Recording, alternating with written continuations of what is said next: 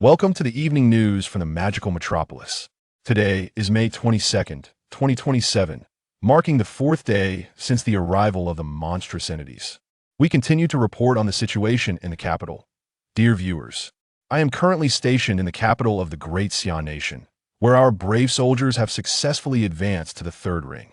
Once we cleanse the city center of the mutated beasts, we shall reclaim our capital. Please, citizens, place your faith in the military and in Great Xia. Do not relinquish hope, strive to survive. For as long as you live, there is hope. I shall continue to provide updates on the battle for the capital. Just in, we have managed to connect with our correspondent stationed in Jinling City, Li1, to gain insights into the situation there. Hello, host. Greetings, Li1. Could you share with us the strategic deployments and rescue efforts of the Jinling military district? Certainly. Following the catastrophe, the garrison in Jinling City reacted swiftly, dispatching numerous elite soldiers to eliminate the monsters and rescue citizens. In just 5 days, we have established 3 safety zones, each accommodating over 10,000 individuals. Behind me is Safety Zone No. 3, located by Xuanwu Lake, where you can see the kitchen brigade distributing relief rations. Although conditions are harsh, at least there is sustenance for survival. Roar. Ah, a monster, flee boom. Stay calm. Evacuate in an orderly manner. The monster has been intercepted. ZZZZ. As the footage concluded, a towering creature, covered in coarse brownish-yellow fur, appeared on screen, its bizarre circular mask zooming in rapidly. It seems Li1 may be encountering some issues. We will reach out to him later. For now, let us return to the capital. This segment of the video had already been replayed several times. The familiar circular mask evoking unsettling memories. How does this resemble the circular figure from a certain game so closely? Back in the day, while playing that game, Gao Neng's account had become utterly useless, often falling prey to wild monsters during his explorations. Turning off the video, Gao Neng began to peruse other information about this world. Gao Neng was a transmigrator, having arrived in this world less than a day ago, still attempting to grasp its circumstances. Eagle women swirling around Big Ben, skeleton legions emerging from beneath the 8-li iron tower, streets of the capital adorned with various fungal carpets. Corpses littered the ground, resembling a hell on earth. With a sigh, Gao Neng quietly lamented, having endured the grind of 996 existence in my past life. Now I find myself thrust into an apocalypse. Did I inadvertently steal the engagement ring of a fortunate girl? In his previous life, he was merely an ordinary worker, toiling for most of his life, yet achieving nothing. Ultimately, he succumbed to a heart attack while striving to save a meager sum for a wedding. Well, it is imperative to focus on surviving. The city where Gao Neng found himself was named Sun City, now fittingly transformed into a verdant hell. Its former inhabitant seemingly could not withstand such pressure and chose to become a gluttonous ghost. Upon his arrival, the doors and windows were tightly secured, with several braziers nearby, one of which held a pot of perfectly prepared hot pot. What a pity there was no food left for me. With a sigh, Gao Neng began to gather information about Sun City. The internet was poor, yet fortunately, the previous occupant had left behind a large capacity power bank with sufficient charge. Information about Sun City was sparse, as the buildings had been ravaged by wildly growing plants from the very first day of the apocalypse, resulting in power outages, water shortages, and loss of internet connectivity being commonplace. Nevertheless, amidst the limited information, Gao Neng managed to uncover several useful tidbits, such as the primary monsters of Sun City goblins. The goblins in the video resembled those from the game, grotesque and frenzied, with some appearing to possess unique traits. However, the videographer was too far from the goblins, resulting in a blurry capture. It seems I must exercise caution. Goblins have a high threat level both in game and in reality. Having understood the situation in Sun City, Gao Neng commenced formulating a survival plan. Considering the current circumstances, and city and MO do appear to be the most favorable destinations, as both are relatively close and seemingly devoid of monsters. Despite this reasoning, the prior occupant's speculation regarding MO do left Gao Neng feeling slightly apprehensive. Gao Neng's gaze shifted to several data cables connected to his computer, extending and disappearing beneath the curtains, seemingly leading to the balcony.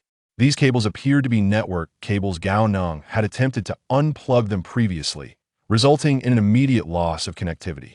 He dared not venture to the balcony for a closer inspection, opting instead to carefully crawl to the floor and peer outside through the gap between the curtains and the ground. Feeling the coldness of the floor, Gao Neng's eyes were fixated outside, brimming with curiosity about this new world. At the end of the data cables was an antenna resembling a cybernetic staff, crudely crafted yet exuding a sense of advanced technology. Crafting such an antenna, the previous occupant must have been quite skilled. Beyond the window lay a vast expanse of forest, with a few tall buildings standing abruptly in the distance, some having collapsed partially, their surfaces entwined with unknown vine-like plants, as if humanity had vanished centuries ago. In reality, however, according to Gao Neng's information, the apocalypse had only erupted a mere 5 or 6 days prior. Several nearby residential buildings barely rose above the treetops, and the penthouse windows were predominantly shattered, allowing glimpses of stained blood through the broken glass. Some buildings even hosted creatures resembling pterosaurs nesting on their rooftops. It appeared that Sun City was far from straightforward. Gao Neng's pupils constricted. Suddenly, the floor-to-ceiling window of a building diagonally opposite exploded. A middle-aged man crashed through the glass, soaring awkwardly as a black and crimson spear pierced through his body, vanishing into the forest below. Blood splattered, painting the setting sun in crimson hues. Gao Neng's pupils constricted further. He hurriedly pressed the power button beside his eye, the blurry image instantly zooming in and sharpening. Remaining battery life, 15%. Please recharge promptly. A line of red text flashed fleetingly at the bottom of his view. Gao Neng paid it no mind. A green-skinned creature, approximately 2 meters tall, approached the edge of the balcony, observing the man as he screamed and fell into the forest, grinning widely to reveal a mouth full of sharp fangs. With a swift motion, it extended its hand, and from the shadows emerged a smaller green-skinned creature, offering a fresh spear. Goblins. Gao Neng's brow furrowed. This tall, green-skinned creature was well-proportioned, and aside from its green skin, its features were strikingly handsome, a stark contrast to the typical goblin's hideousness. Yet, due to its green skin, Gao Neng found naming it troublesome and simply referred to it as the spear goblin. The spear goblin seemed to have heard something, its smile fading as it tilted its head slightly, its lips moving as if communicating with something hidden in the shadows. Lip reading analysis in progress. Unknown language database recorded will automatically match and verify upon internet connection. Gao Neng's eye twitched. Were these glasses available for purchase in a mall? Could have been modified by him as well. Speaking of which, the purpose of creating such an item was. Shaking off those thoughts, Gao Neng redirected his attention to the creature, and upon doing so, a cold sweat broke out. His gaze locked with the crimson eyes of the spear goblin. It was indeed a direct gaze. Gao Neng was certain that the creature was fixated on him. Holding his breath, he stared intently at the spear goblin, completely forgetting the distance of several meters between the two buildings. The spear goblin's expression turned disdainful, its lips moving rapidly. Gao Neng felt an overwhelming urgency. What on earth were these creatures discussing? A chill ran down his spine, and every hair on his body stood on end.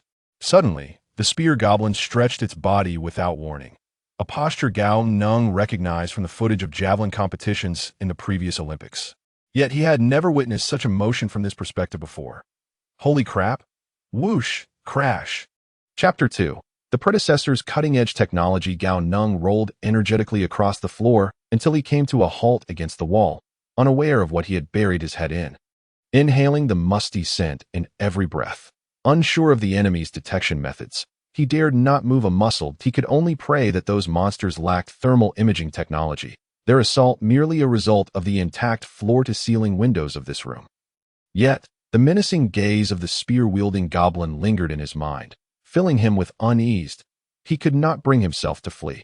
Facing a professional hunter in the jungle would be folly, while hiding might afford him a fleeting chance of survival. A sense of dread burgeoned within him, giving rise to a profound despair. This forest city felt like a verdant hell. The howling wind surged through the shattered windows, causing the living room curtains to flap violently. After an indeterminate time, the tempest subsided. Yet, outside, the harrowing screams of women and the sinister laughter of monsters echoed, and Gao Neng clenched his fists, burying his face deeper into the moldy cushions of the sofa. He struggled to clear his mind, attempting to abandon all thoughts, continuously reassuring himself. This was merely a parallel world, a world completely detached from his existence. All he needed to do was safeguard himself. Sobbing softly, his eyes grew moist, and his body trembled slightly. He lost track of time, drifting into a realm of darkness. Even after traversing into this apocalyptic world, he found it challenging to adapt, as he was merely an ordinary worker before his transition. After gathering information for an entire day and witnessing the harsh realities of a world in ruin, his frayed nerves were pushed to their limits. Overwhelmed by emotion, he wept until he succumbed to sleep. As the moon waned and the sun ascended, the roars of beasts in the jungle gradually faded. Gao Neng's slumber was anything but peaceful. Suddenly, a jolt startled him awake. "Where's my bed?" He stared blankly at the mahogany sofa for a long moment before recalling the events of the previous night. The monstrous howls, the cries of humanity, the hurled spears, culminating in the image of a man wielding a fire axe bursting through the window, impaled by a spear that sent him flying into the forest. Trembling with trepidation, Gao Neng felt a wave of relief wash over him. Thankfully, those monsters had not discovered his presence. He crawled to the edge of the balcony, disregarding the shards of glass strewn across the floor. His gaze fixed on the house diagonally opposite. The sun had yet to fully rise, enveloping the world in a hazy twilight. His high-tech glasses, left on overnight, were now out of power and unusable. Narrowing his eyes, he observed for a considerable time before concluding that the monsters had departed. Once assured of his safety, Gao Neng turned his attention to the balcony, where the signal receiver his predecessor had crafted lay scattered across the ground. Clearly rendered useless, his gaze shifted to the root cause of his predicament.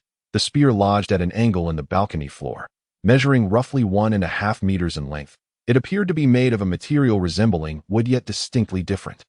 Nearly a third of its shaft was embedded in the ground, and intricate spiral grooves adorned its pointed tip that a shiver ran down Gao Neng's spine. This weapon was undoubtedly not a disposable item. He hesitated to rise, instead crawling over to grasp the spear's midsection, which was wrapped in rough burlap, and attempted to pull it upward. This weapon seemed extraordinary. If he could extract it for his own use, it might save his life in a critical moment. After several futile attempts, he sighed in defeat, deciding to abandon the effort to exert all his strength to extract a spear so precariously lodged in the balcony would be akin to inviting disaster. Should he succeed, the inertia might send him tumbling from the building. No, he could not linger here. He needed to change his position. As he turned to crawl back to the living room, he suddenly realized something was beneath him. A pink rabbit-shaped cushion, which he had inadvertently been resting on, still bore the faint scent of mildew. This must have been what he had bumped into last night. On the blank space of the cushion, a crooked line of small letters was stitched. "Daddy, please take care of yourself while working. Love you lots." Reading those words brought a smile to Gao Neng's face. In his previous life, he had always wished for a daughter. Yet he had never saved enough for her bride price before his untimely demise. It seemed this message was left behind by the previous tenant. With that thought, he placed the cushion on the mahogany sofa and silently wished the father and daughter well, hoping they had found refuge in the bustling metropolis before the apocalypse struck.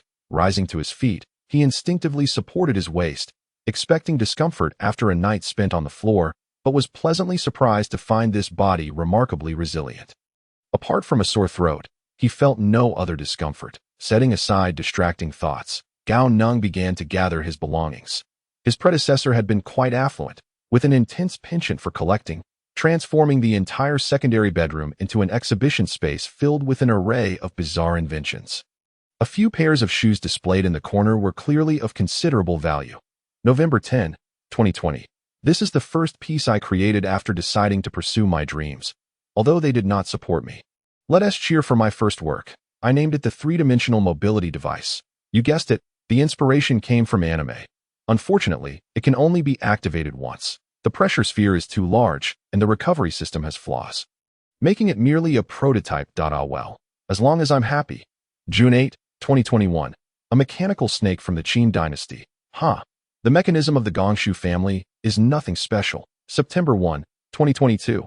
Collaborated with a few good friends to create a mini-winged tiger. The mechanism of the Mo family is passable. August 23, 2026. Smart glasses. Finally, a practical invention. I truly am remarkable. The display cabinet was now empty. Gao Neng pushed his glasses up his nose, confirming their origin. Speaking of which, how does one charge these things? After the smart glasses, there were no more exhibits. It was understandable. Today was May 23rd or 24th, 2027, and it was normal not to have completed this year's project in time. Gao Neng refrained from disturbing the items in the display case, selecting only 2 pairs of shoes, a pair of sneakers and a pair of rubber claw shoes, the latter clearly designed to allow for distinct toe movements. He believed these shoes might prove useful in the jungle. He also discovered a military uniform tucked beneath the wardrobe, resembling something for role-playing, complete with stab-resistant clothing, military attire, bulletproof vests, camouflage paint, and even a weathered military uniform. How extravagant! Gao Neng felt a twinge of envy but wasted no time. Quickly changing into the gear and twirling in front of the mirror, the reflection revealed a youth of around 17 or 18. Slightly plump, with a baby face that gave him an innocent appearance, reminiscent of a young pup. Hey, aside from that chubby visage, he actually looked somewhat presentable. Feeling a surge of positivity, Gao Neng's mood lightened considerably. Igniting his desire to jest, after searching around, he found no small bag to carry his belongings. Reluctantly, he decided to set out with minimal gear. Fortunately, the military uniform had plenty of small pockets, allowing him to store a considerable amount, including essential food supplies. Returning to the coffee table, Gao Neng began to pack the last of his items that a palm-sized computer fit perfectly into the pocket on the outer thigh of his uniform. He grabbed his homemade water filtration nozzle. After all, it deserved to be brought along, considering he had invented smart glasses that he took it. Although it could hold little water, it would serve as a makeshift solution. A disposable pneumatic ame dagger. Was it truly as formidable as claimed?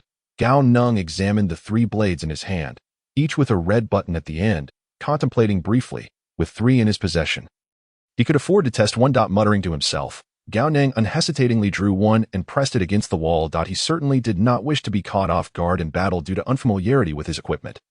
That would be a disgrace for a transmigrator. Click, the sound of the sphere being punctured echoed, and Gao Neng felt a jolt in his wrist, followed by an odd sense of emptiness. The propulsion was so weak. Momentarily stunned, he quickly came to terms with reality. Realizing that such a pressure sphere could not exist in the world as he moved to discard the item. However, something unexpected occurred. Chapter 3. First kill him? Why can't I pull it out? Gao Neng released his grip on the dagger's handle, which seemed inexplicably glued to the wall. Refusing to budge, he tugged at it a couple more times, but it remained stubbornly immobile. At last, he grasped the situation. That slight tremor had embedded the ame dagger into the wall. What a valuable item! Unable to suppress his admiration, Gao Neng swiftly stowed away the 2 unactivated daggers into the pocket, most convenient for retrieval, on his chest. He cast a regretful glance at the ame dagger still embedded in the wall. It pained him to part with such a disposable tool. My apologies, dear dagger. I should have heeded your instructions. Gao Neng opened the door and took one last look at the room he had inhabited for a day.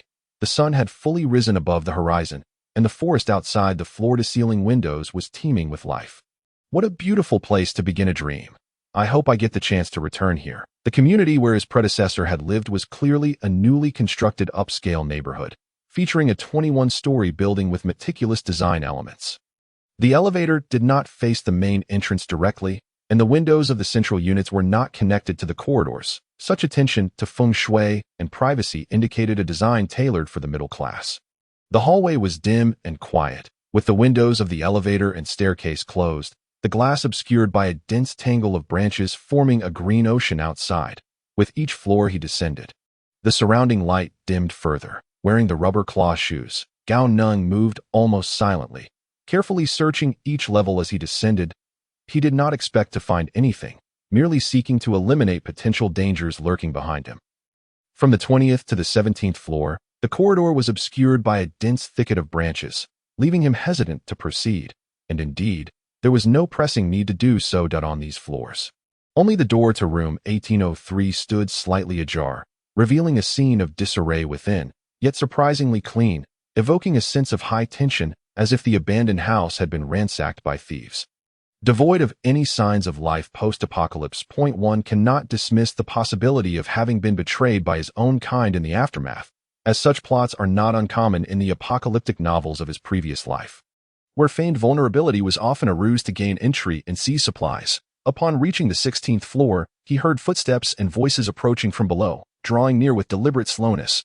High Energy swiftly retrieved his nearly depleted phone, switching it to camera mode and discreetly placing it in an inconspicuous corner of the stairwell. The lighting in the stairwell on the 16th floor was already rather dim, causing the black phone to blend in with the wall.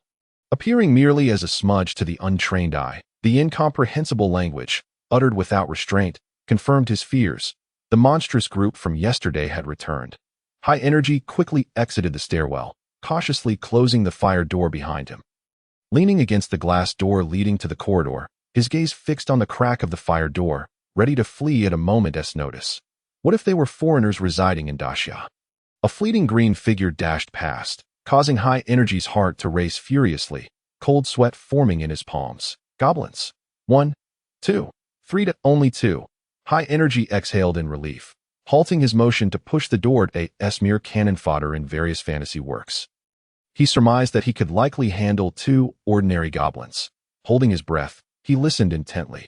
Once he confirmed the 2 goblins had ascended the stairs and that there was no further commotion below, he cautiously approached the fire door, peering through the gap to observe the stairwell. After ensuring no one was ascending from below, he carefully pushed open the security door. It emitted no sound. The hinges seemed freshly oiled. After scanning the stairwell and taking particular note of the ceiling, he deemed it safe, retrieved his phone, and replayed the video. The phone had been set to silent since the apocalypse began, a precaution confirmed by High Energy upon his resurrection. Indeed, there were 2 ordinary goblins, one clutching a blood-stained spear, while the other was empty-handed. They had come to retrieve the spear. A surge of joy coursed through High Energy, a wild gleam flashing in his eyes. These were the very creatures whose screams had haunted his slumber the previous night, the ones that had forced him to sleep on the floor after his rebirth. Damn it, in my past life. I could at least make a bed with chairs at the office. With 2 remaining Amade daggers pressed against his chest, High Energy felt somewhat reassured, deciding to follow them and seize an opportunity.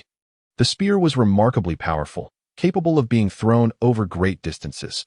These 2 goblins bore no names, as the lowly creatures of their kind were denied such privileges. Humph, impressive. We've been searching for that spear all night. The goblin with the spear scoffed at the thoughts of its companion.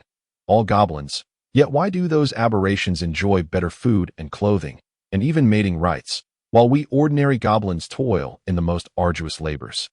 Receiving but a meager portion of food, we are even denied the right to reproduce. If only I could be like Spear Goblin. The empty-handed goblin, simple-minded like most ordinary goblins, failed to grasp his brother's complex musings.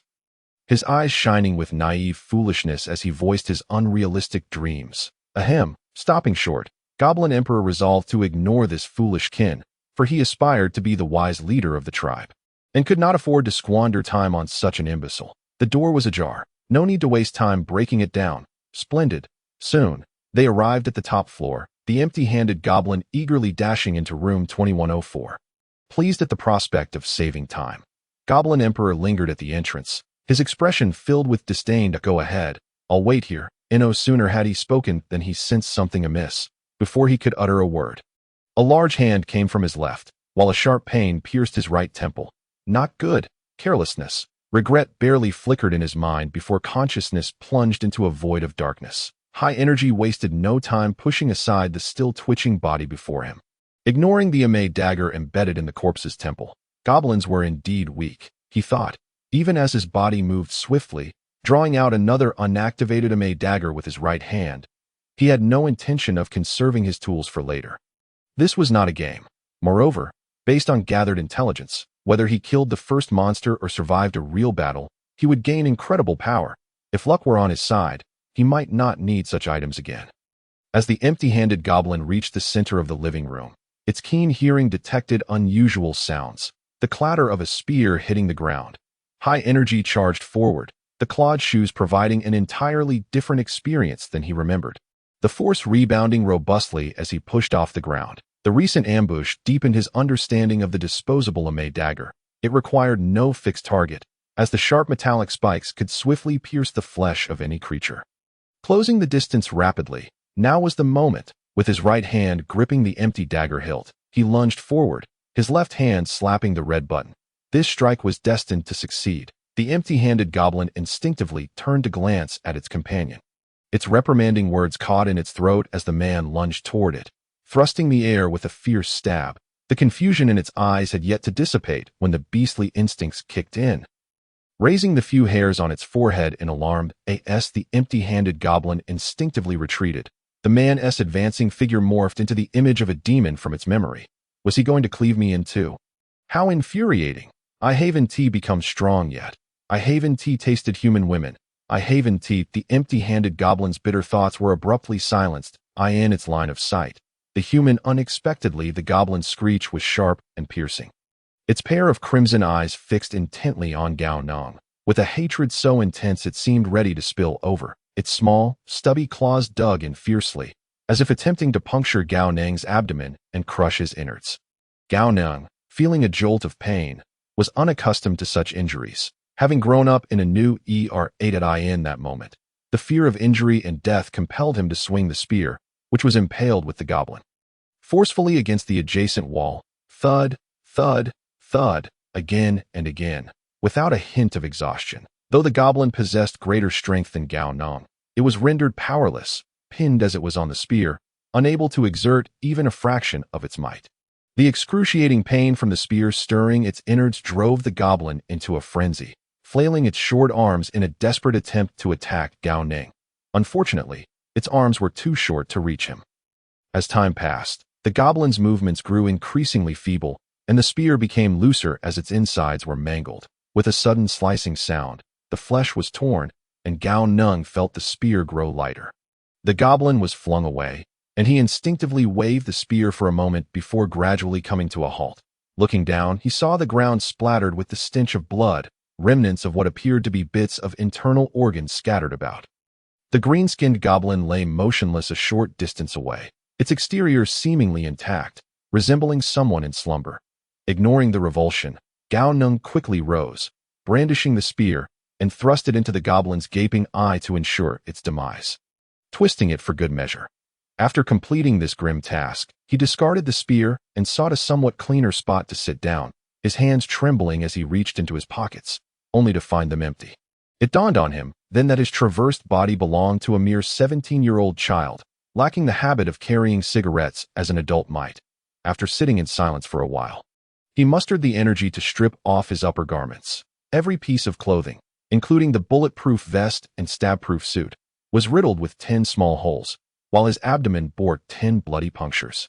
Relieved to see that his skin remained intact, Gao Neng exhaled deeply and dragged a medical kit from beneath the television cabinet to tend to his wounds, not caring much for the conditions. He applied hydrogen peroxide directly to the cuts, watching as an abundance of white foam bubbled forth. Clenching his fists, he bore the pain and continued to cleanse the wounds until he confirmed that no foreign objects remained. Only then did he cut a small piece of gauze to wipe away the foam, layering several more gauze strips doused in Yunnan Baiyao over the wounds and securing them with adhesive tape. Thankfully, this world was a parallel one. Otherwise, he would have no idea what medications could be useful. Once everything was addressed, Gao Neng, concerned about infection, wrapped his abdomen in gauze, hoping it wouldn't become inflamed in the restroom. He used a towel dipped in mineral water to wipe away the bloodstains on his body. He then changed into a clean outfit, donning the bloodied military uniform as an outer layer. He abandoned the bulletproof vest and stab-proof suit, uncertain of their efficacy against monsters. This time, he gathered more supplies, planning to rest in room 1803. Though it had been scavenged, it remained relatively clean overall.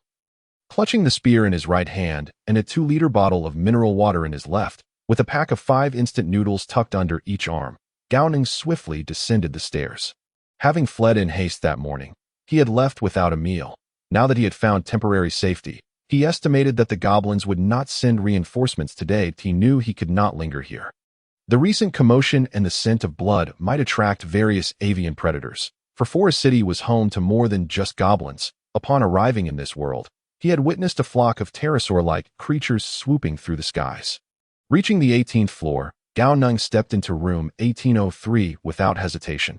Leaving the door ajar, he casually picked up 2 empty cans from the disarrayed floor and stacked them behind the door as a precaution. The floor-to-ceiling window in room 1803 remained intact, and the corridor was a confined space. In such an environment, unless someone pushed the door open, the cans would be unlikely to fall. Out of an abundance of caution, Gao Neng conducted a thorough search of the room to ensure that no one had entered while he dealt with the goblin, posing a potential threat. Confirming that it was safe, he settled onto the single bed in the southern bedroom. Sinking into its embrace, this room lay at the heart of the apartment, with the southern balcony and northern passage providing ample time to react to anyone approaching. The air was thick with the scent of long unoccupied space. But Gao Neng paid it little mind. He casually pushed aside the scattered women's clothing on the bed, sprawling out in a starfish position, with supplies and the spear tossed carelessly aside. The decor was predominantly pink. Yet the clothing colors leaned towards black, suggesting its owner had likely reached high school or college. After all, he was borrowing this girl's room to rest, so he silently wished her well. May you reach the magical metropolis. Chapter 5. Extraordinary power. After resting for a while, Gao Neng finally gathered enough energy to sit up. He tore open a packet of instant noodles without even sprinkling the flavoring, gnawing on the dry noodles alongside the mineral water. Approaching noon, he realized that since the previous night, he had eaten nothing, and after the battle, his body was on the verge of collapse. He devoured 2 blocks of noodle cake, and only then did his previously numb stomach register a sense of fullness. Restoring some of his strength at last, he felt inclined to examine the white booklet floating at the back of his neck. He had glimpsed this white booklet in the mirror while cleaning the blood from his body. In fact, it might have appeared even earlier, as he sensed an inexplicable connection after slaying the first goblin. He had initially thought that defeating the first monster would immediately grant him the status of a professional and bestow extraordinary powers upon him, never considering that he would need to find a safe place to digest his gains. With a thought, the white booklet flew before him and opened with a rustle. Lines of text emerged. Congratulations on surviving a brutal battle, earning yourself a ticket to the extraordinary. Your first skirmish against 2 ordinary goblins has been evaluated as follows. Strategy: 54. Unlike those hot-headed fools, you at least know how to ambush. Speed: 41. With little physical activity, you fall short of the average male adult. Strength: 67. At your level, it's normal to exceed the average male adult. There's no need for pride. Explosiveness: 88. You deserve to be called a true man for 3 seconds. Luck: 50. Your victory was partly due to luck. Technique: 11. You lack technique. Flipping to the next page will allow you to choose your initial profession. Good luck, Gao Neng. That with determination, he swiftly flipped to the next page to draw his profession. Farmer, merchant, soldier, student, craftsman, doctor. Each profession flashed by rapidly. Profession: scholar, now drawing your talent. As the talent was drawn, Gao Neng felt a surge of tension, hurriedly praying to all the gods and deities he could think of. Just give me a talent for survival. My requirements are modest. Something akin to Deadpool will suffice. Based on the information gathered by his former self, each initial profession possessed its own characteristics, categorized into reality-based and fantasy-based. He was unclear on the specific differences, but knew that the initial disparities were minimal. It was the talents that could significantly widen the gap in combat power. Though termed talents, they were akin to supernatural abilities: breathing fire, spitting water, invulnerability, danger perception. Any of these could be drawn. Talent: fantasy workbench. Not asking for a survival talent. You present me with an eternal kaleidoscope. If all else fails, breathing fire or spitting water would do. What on earth is this? A workbench reminiscent of MC. Are you implying that while others tread the void, I am left carrying a sheath? While he grumbled inwardly, Gao Neng had not anticipated drawing a particularly powerful talent. He merely sought extraordinary powers and desired nothing more. Focusing his attention, he began to assess the effects of his talent. Talent: fantasy workbench. Given prior technological knowledge, consume a certain amount of experience points to randomly generate blueprints, or consume specific spirit crystals and materials to directly manufacture blueprints and items. Upon reading this description, Gao Neng was left utterly dumbfounded. This was not quite what he had envisioned for a supernatural ability. You can't be asking a 30-something wage worker to go back to poring over textbooks. That is absolutely out of the question. Initial profession granted. May the wage worker become a pioneer of the extraordinary human race. Loot from the first battle has been stored in your backpack. Thereafter, it is up to the wage worker to collect the drops. After reading this, the text rapidly faded, and the page's writing became neatly organized. The left half of the page displayed Gao Neng's character information, while the right side remained blank, its purpose yet unknown. Name: Gao Neng. Current area: Forest City. Profession: Scholar. Talent: Fantasy. Workbench experience: 310 spirit crystals. 0. With a thought, the page flipped to the backpack section. The left side displayed 50 backpack slots, 3 of which contained faintly visible items, while the rest were empty. What is going on? Why is the right side completely blank? Though puzzled, Gao Neng did not halt his actions and focused on checking the item information. At that moment, words finally appeared on the right side of the page. Name: Goblin Crystal Fragment. Inferior energy source. Use: recycling grants 1 spirit crystal. Description: a crystal formed from the brain of a slain monster, containing a certain amount of energy. Gao Neng had been worried about lacking spirit crystals, and now one had conveniently presented itself. Having learned the source of spirit crystals, he was no longer in a rush to recycle and instead examined the other 2 items. Name: Glowing Pea, Tier 1 grain. Use: edible or plantable. Description: a miraculous fruit discovered by a goblin in the forest. Can it really be eaten? Technique: Frog Leap, non-classified technique. Description: a combat technique derived from a goblin observing frogs leap. Useful for short-distance charges. What the hell? The cultivation method has been revealed. This is indeed a remarkable discovery. Overwhelmed with joy, Gao Neng did not immediately commence his studies. Instead, he began to leaf through the pages, delving into the content. Although the computer contained some extraordinary knowledge accumulated by a predecessor, it was clear that the predecessor had never truly taken that step forward. Some matters must be personally verified to ascertain their authenticity. As he examined the white paper, he discerned that the spiritual crystals served as a form of currency. Aside from the basic functionalities, all other features required the expenditure of spiritual crystals. For instance, utilizing the regional channel consumed 1 crystal per day. Naturally, Gao Neng was not affluent enough for such expenses, leading him to believe that few could afford it. Nevertheless, he exchanged for 2 points of spiritual crystals, reasoning that keeping the crystal shards would yield no progeny. Thus, exchanging them for spiritual crystals would be a prudent precaution. Gao Neng fixed his gaze upon the manual, contemplating how to leverage his talents and profession to extend his survival. His innate ability to create items was indeed advantageous. Had it not been for the disposable lame dart that morning, he would have struggled to dispatch the first goblin with ease, let alone survive long enough to become a professional. Remaining in this vicinity was not an option. The 2 goblins from whom he had retrieved the javelins had gone missing, and the javelin-wielding goblin would undoubtedly send others to investigate, in the worst-case scenario. The javelin-wielding goblin might come personally. If dealing with ordinary goblins proved so arduous, Gao Neng had no confidence in confronting one capable of hurling a javelin into concrete. Influenced by the information gathered by his predecessor, Gao Neng finally began to explore the details of his profession. Scholars, in addition to slaying monsters, can also gain experience points by encountering novel items. That a scholar can spend 100 experience points to purchase a seed of knowledge or accelerate the growth of their knowledge tree for a certain number of experience points. Suddenly, Gao Neng recalled the goblin crystal shards he had just collected, a wave of regret washing over him. Who claimed that the differences between professions were negligible, the methods of experience acquisition were distinctly varied.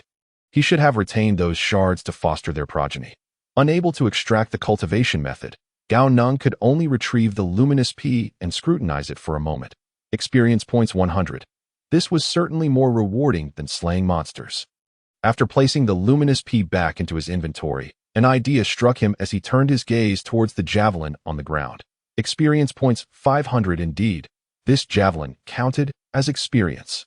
Then, shifting his focus, Gao Neng examined the various articles of clothing scattered around the room. It occurred to him that these items were rather novel to him. Could he? Chapter 6, by Xiaowen. While Gao Neng pondered his escape, the regional channel of Sun City buzzed with activity. Ma Qinggong. Is old Zhang around? I've arrived at the Sun City military district, and there really is a safe zone. The conditions are acceptable. And ran. Wow. Brother Ma has finally reached the safe zone. Lu Miao Miao. You're late. Brother Zhang died yesterday. An ran. What? Wasn't Brother Zhang's family comprised of 3 professionals? Ma Qinggong. How did this happen? Lu Miao Miao. I'm not sure. You can ask the military liaison who has been online. Li Liigua. I'm here. I'm here. Sorry, I was in a meeting. I'll send you a screenshot, Li. Screenshot of chat records from May 23rd, Ma Qinggong, Elite Goblins. Mages and Spear Soldiers, by Xiaowen. Liaigua. I've already rescued Zhang Mingming.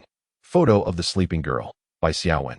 The enemy possesses formidable reconnaissance capabilities, capable of precisely locating occupied rooms and breaking in.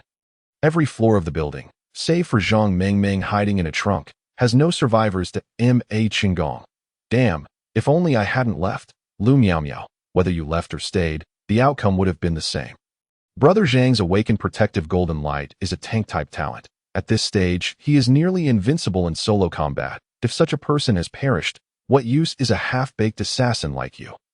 And Ran, Sister Miao Miao, don't say that Brother Ma means well, and besides, his natural affinity talent is not weak either. Liaigua. Alright, everyone, please hold on. I've just received news that a mechanical engineering professor resides in room 2104 of Building 9. By Xiaowen. Have you left? Lu Miao Miao. Wow, a professor. Su Miao. Wow, a professor. And Ran. Wow, a professor. Lu Miao Miao. At this time, do you still have the leisure to repeat yourselves? Su Miao. I sent it out as soon as I thought of it. I couldn't control myself. By Xiaowen. I'm carrying someone and haven't gone FARD. Liaigua. Good. Good. There's no need for you to rescue. Could you check if the professor is still there? By Xiaowen. He is probably not there anymore. I've looked at the community layout, and Building 9 is just diagonally opposite Building 6. The floor-to-ceiling windows on the top floor have already shattered, and there's a pterosaur lurking inside. Ma Qinggong. Speaking of which, shouldn't you have sent a rescue team for a professor-level researcher as soon as possible? If you had dispatched help, most of the residents in our community could have survived. Old Zhang and Ling Mei wouldn't have met such a tragic end. Liaigua. I sincerely apologize. We have done our utmost to dispatch more rescue teams, but Sin City is merely a second-tier city with a limited military presence. Liaigua. As for the rescue of Professor Gao, that is classified military information, and I cannot disclose it. Liaigua. By Xiaowen. I understand the situation over there. We will send a rescue team to assist the nearby civilians. Ma Qinggong. By Xiaowen. Alright. When will your rescue team arrive? Liaigua. The nearest rescue team will arrive by tomorrow morning. Ultimately, Gao Neng did not put his intentions into action. It would be somewhat inappropriate for a man to observe such matters alone. As a scholar, a relatively weaker profession in practical terms, he could exchange for corresponding seeds of knowledge at the scholar's store.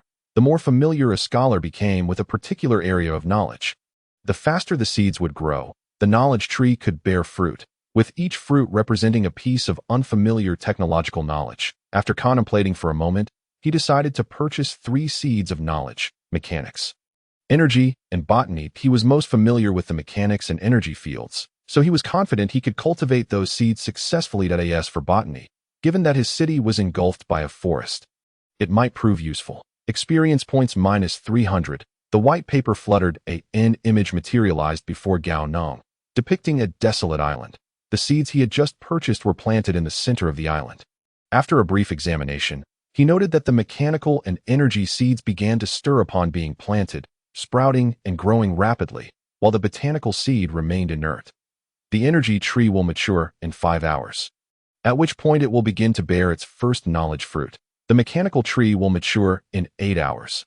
All of this was within his expectations. However, there was no need to panic. Scholars could accelerate the growth of their knowledge seeds using experience points. The scholar lacks foundational knowledge in botany. The botanical knowledge seed lacks the conditions for growth. Spending 100 experience points can help cultivate suitable soil for the botanical seed. Would you like to expend experience points for cultivation?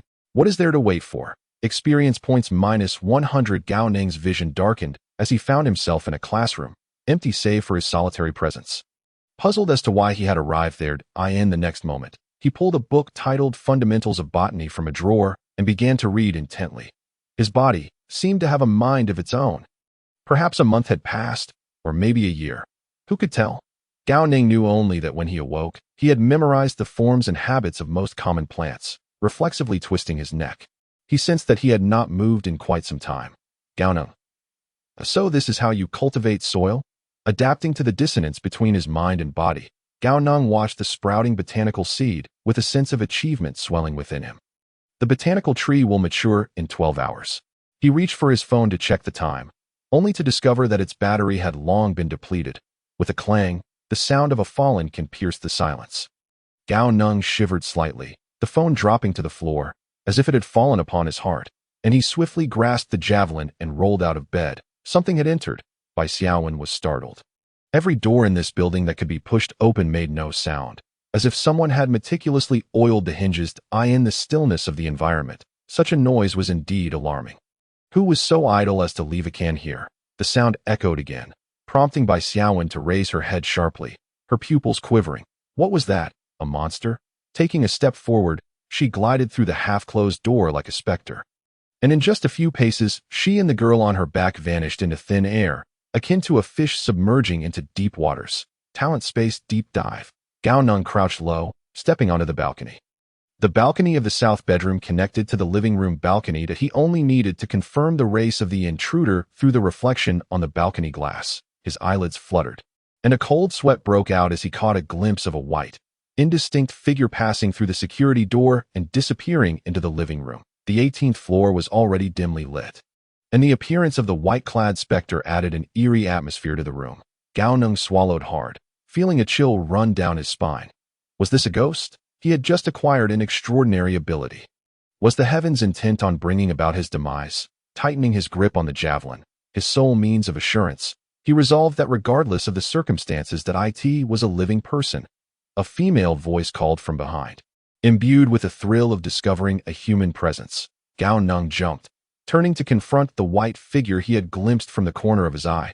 Thrusting the javelin forward, it met only emptiness, devoid of any tangible sensation. Indeed, it was a specter. Quickly retracting the javelin, Gao Neng spun around and fled. Despair gripped his heart. What could he do if he couldn't even strike? Wait, I am also a human.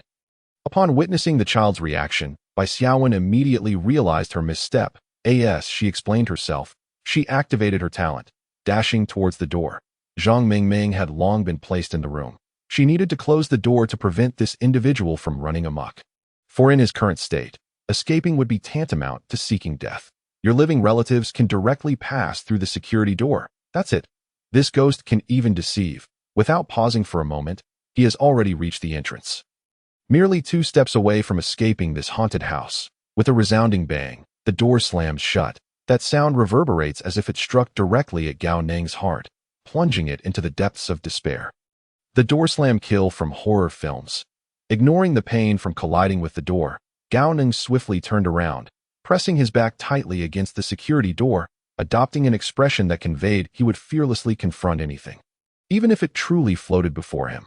After all, goblins exist, so why can't Kayako?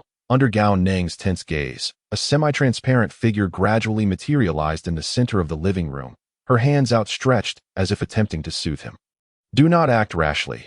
This is a talent effect. Sin City has no ghosts or spirits. Chapter 7. Ziyun Mansion. A woman with a high ponytail, clad in a white tracksuit radiating vitality, would typically captivate Gao Neng's attention if he encountered such a school beauty. However, today he possessed no interest in admiring her beauty, for she was semi-transparent. At this moment, Gao Neng resembled a cat whose fur had been ruffled. Unable to absorb a word that Bai Xiaowen uttered, he flailed his spear aimlessly.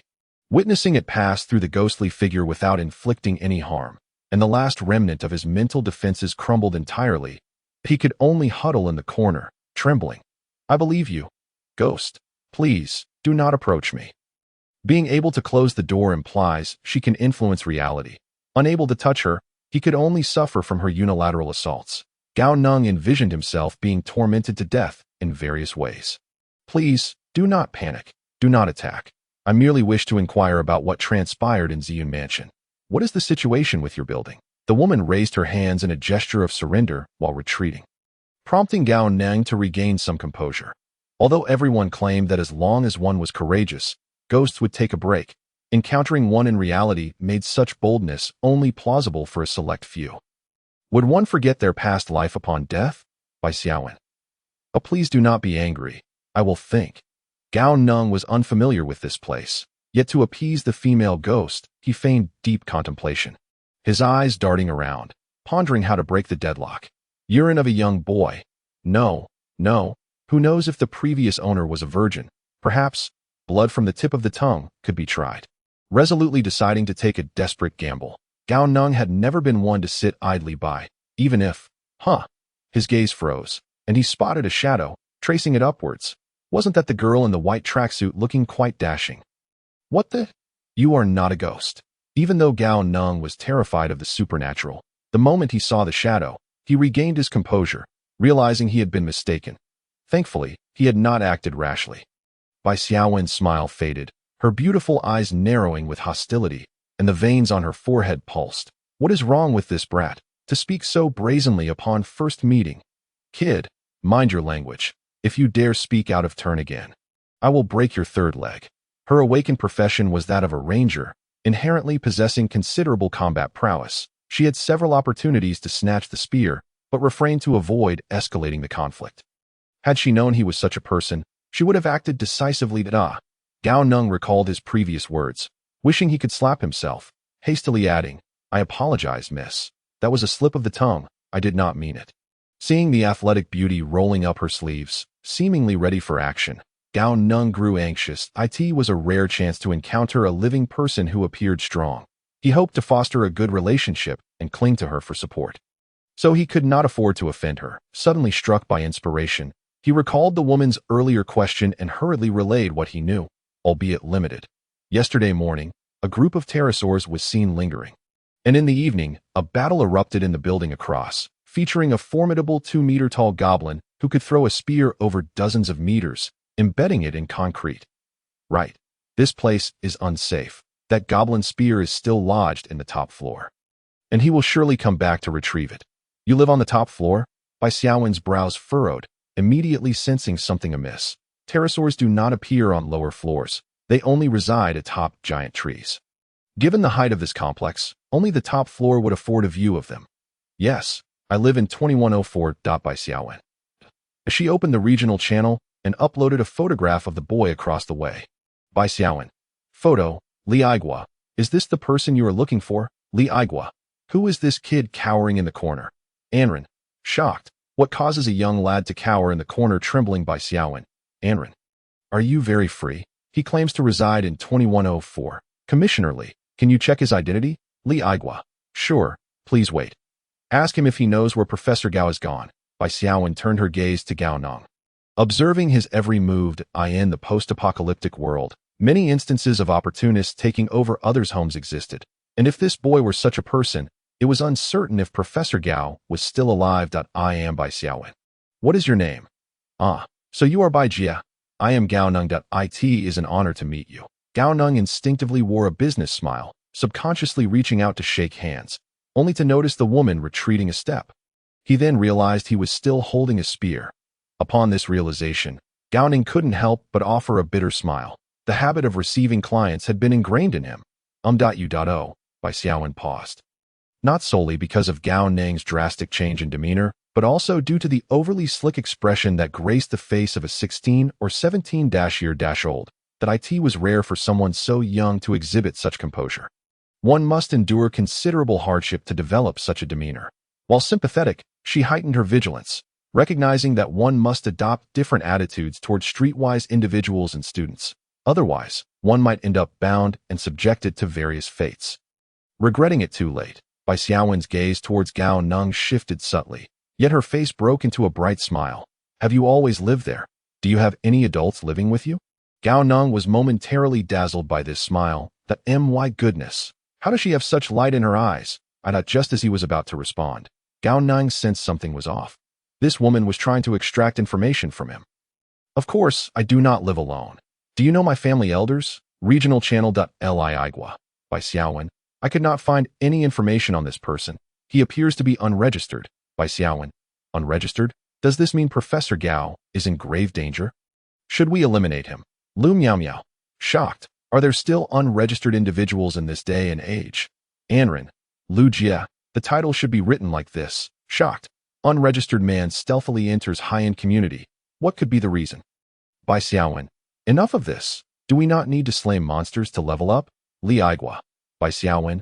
We suspect the individual indeed has a blood relation to Professor Gao. Do not act rashly. Anren. Bai Jia. My profession is real. I can gain experience without slaying monsters. Huh. Li Go. What do you mean by that? Oh my goodness. By Xiaowen. Ma Qinggong. Lu Miao Miao.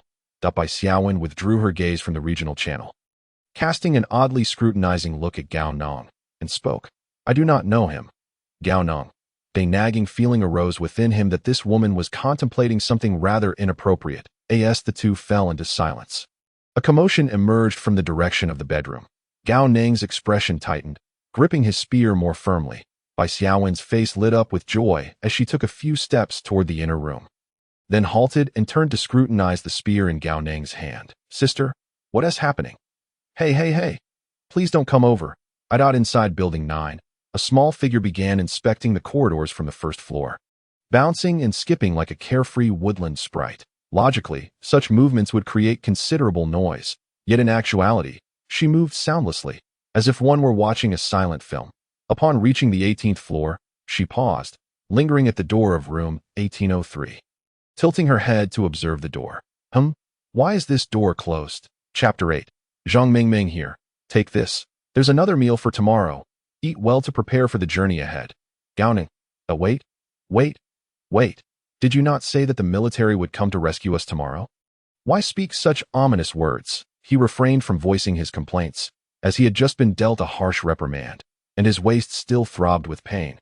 Bai Xiaowen pushed a steaming bowl of chicken noodle soup toward Gao Neng, completed her task, and returned to her single bed, lifting another bowl of instant noodles, eating heartily alongside another girl. Gao Neng silently got up from the ground, crouching in the corner with his noodles, as the spear he had seized from the goblin had been confiscated by the woman, citing concerns about him injuring himself. Injure myself? Damn it. Wasn't it said that the differences between professions weren't significant? What kind of sorcery does this woman possess? Superhuman strength. Silence enveloped the room, save for the slurping of noodles and the quiet sobbing of the girl. Since waking, she had not caused a ruckus but had efficiently tidied the room and prepared the noodles, although tears continued to flow from the corners of her eyes. Sister, where did you get the water? Gao Neng gulped down the last sip of soup and curiously asked a tea that moment. His bottle of mineral water lay untouched beside the bed. You appear to be a professional as well. Did you not know that chefs can exchange ingredients? Water is also an ingredient. Who knows? Bai Xiaowen rolled her eyes, choosing to ignore Gao Neng, having vented her frustrations by giving the boy a beating. She was not one to take a life over a mere word, especially since it was uttered without malice. Sister, what is your profession? Why are you so formidable? Can you return my gun? Without it, I feel an emptiness in my heart. Since being pinned down and disarmed, Gao Neng had begun to let loose. This woman turned out to be quite pleasant. She didn't kill him. It's so noisy. Can't you just be quiet for a moment? After Gao Neng's relentless efforts, Bai Xiaowen, who had been resting against the headboard, finally lost her temper. Sister, fine. As for the weapon, that is out of the question. How about this? This weapon is a 5th rank ordinary soldier. I'll give you 150 spirit crystals. Consider it a purchase. What do you say? Gao Neng's eyes lit up, and he immediately agreed. With the 150 spirit crystals, he could finally put his talent to use for whether it was a loss or not. The weapon was in her hands. What more could he ask for? Deal.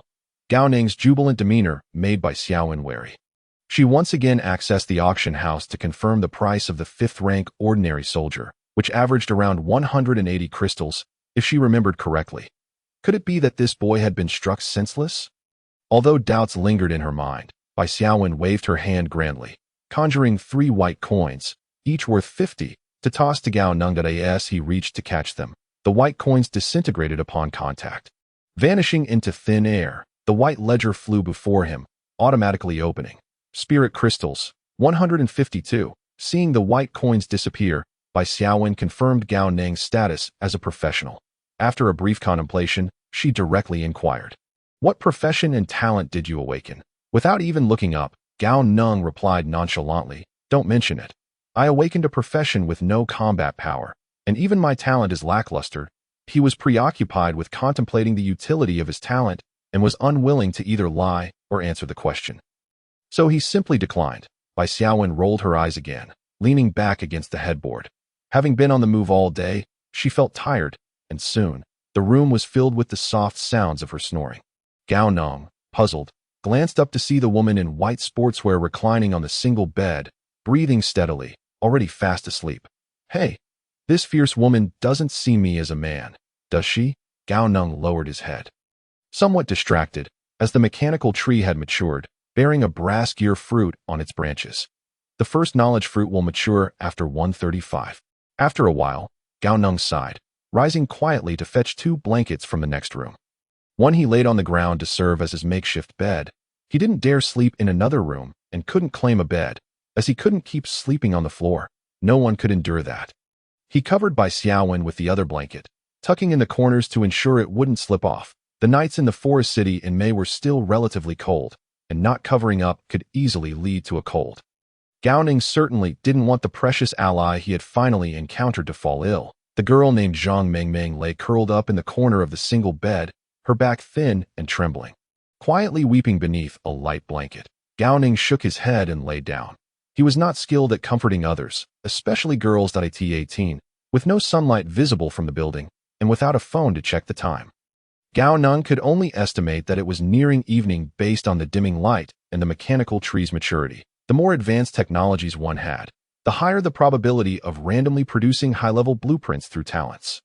Now that he had a formidable ally by his side, there was no need to hastily gamble with his limited experience. Perhaps waiting a bit longer would yield even better results. After a day filled with tension, as soon as Gao Neng lay down, drowsiness washed over him like a tide, and he soon fell asleep. It is well known that when heavier individuals fall asleep, they often snore, and Gao Neng was no exception.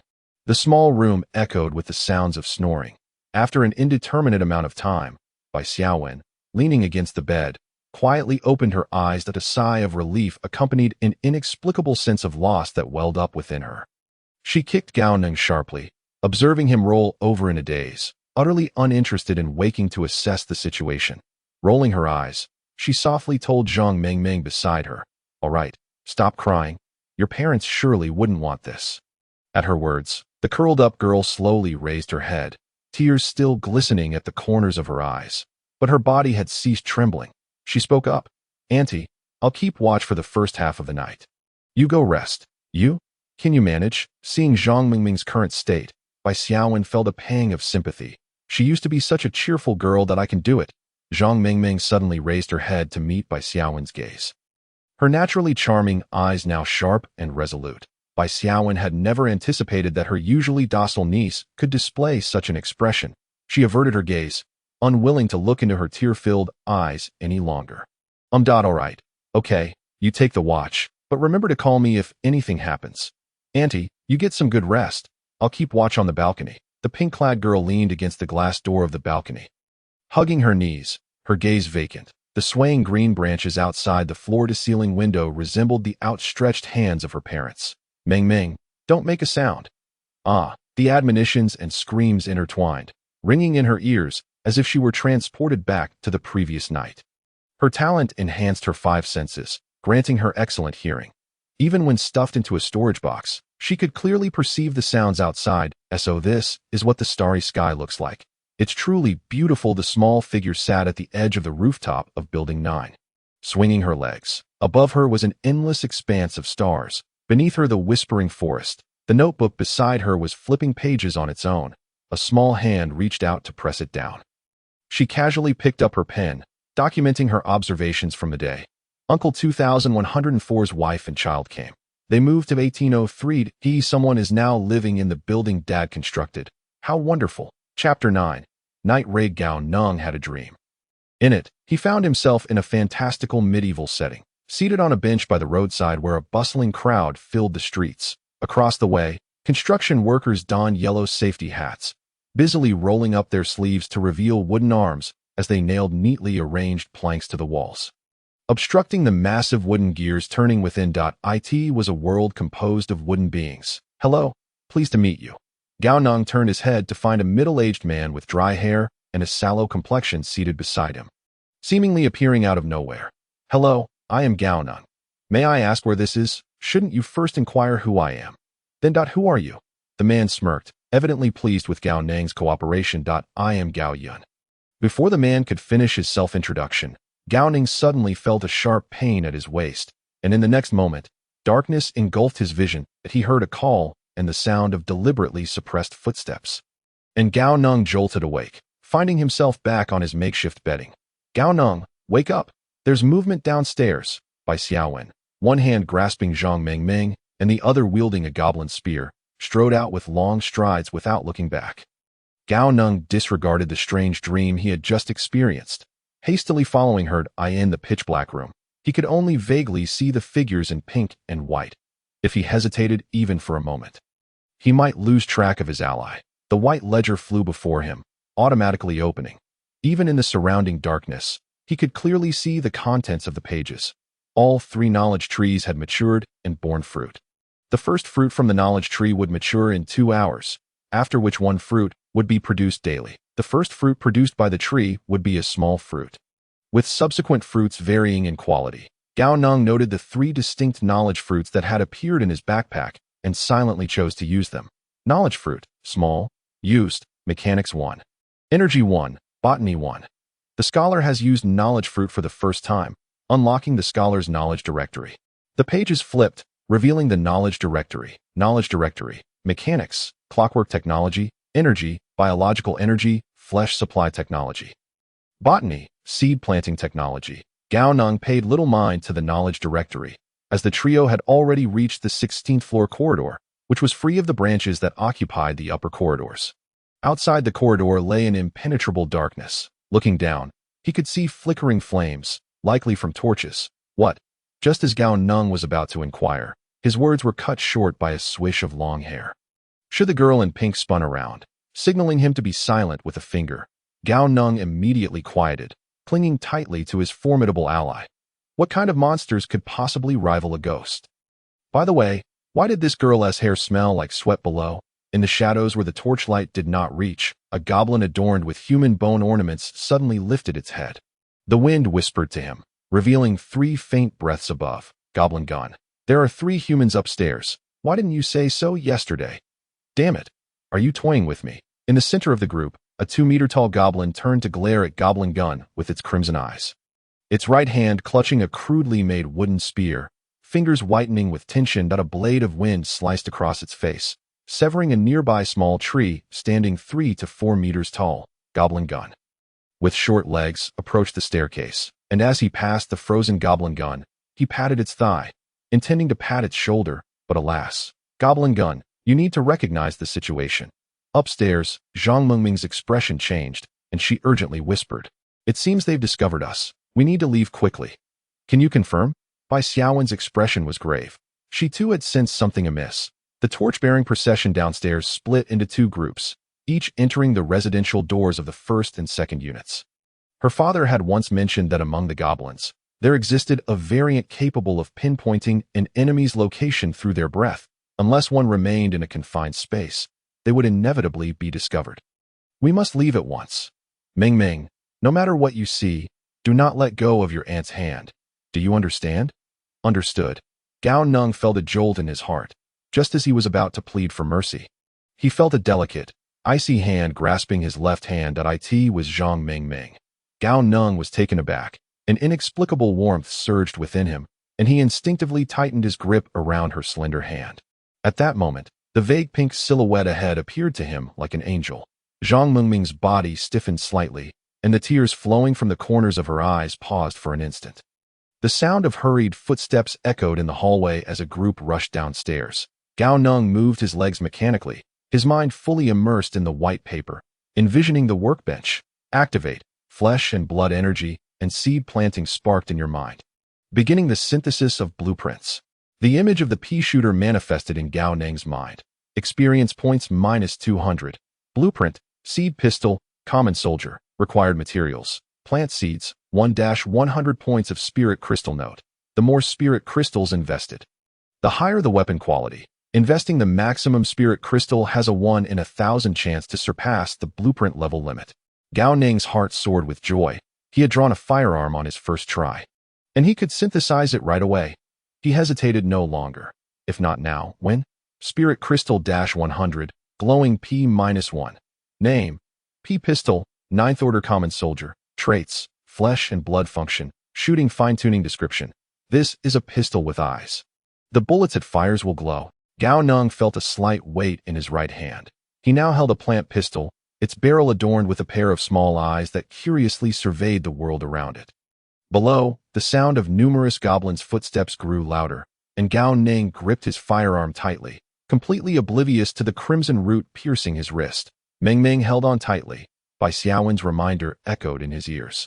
Gao Neng tensed up, instinctively tightening his grip. Suddenly, he felt his left hand empty, and the pink figure ahead vanished. The torchlight cast a crimson hue across Gao Neng's pale face. It was a two-legged sheep.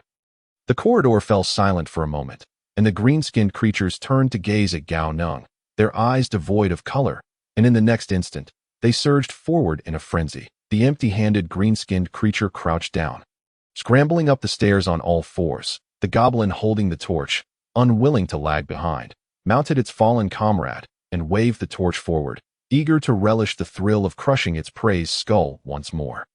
A mass of bodies, a sea of green-skinned dwarfs, filled the view through the gaps in the stair railing, too numerous to count. Even from several flights of stairs away, Gao Neng could smell the pungent stench emanating from the goblins. Chapter 10.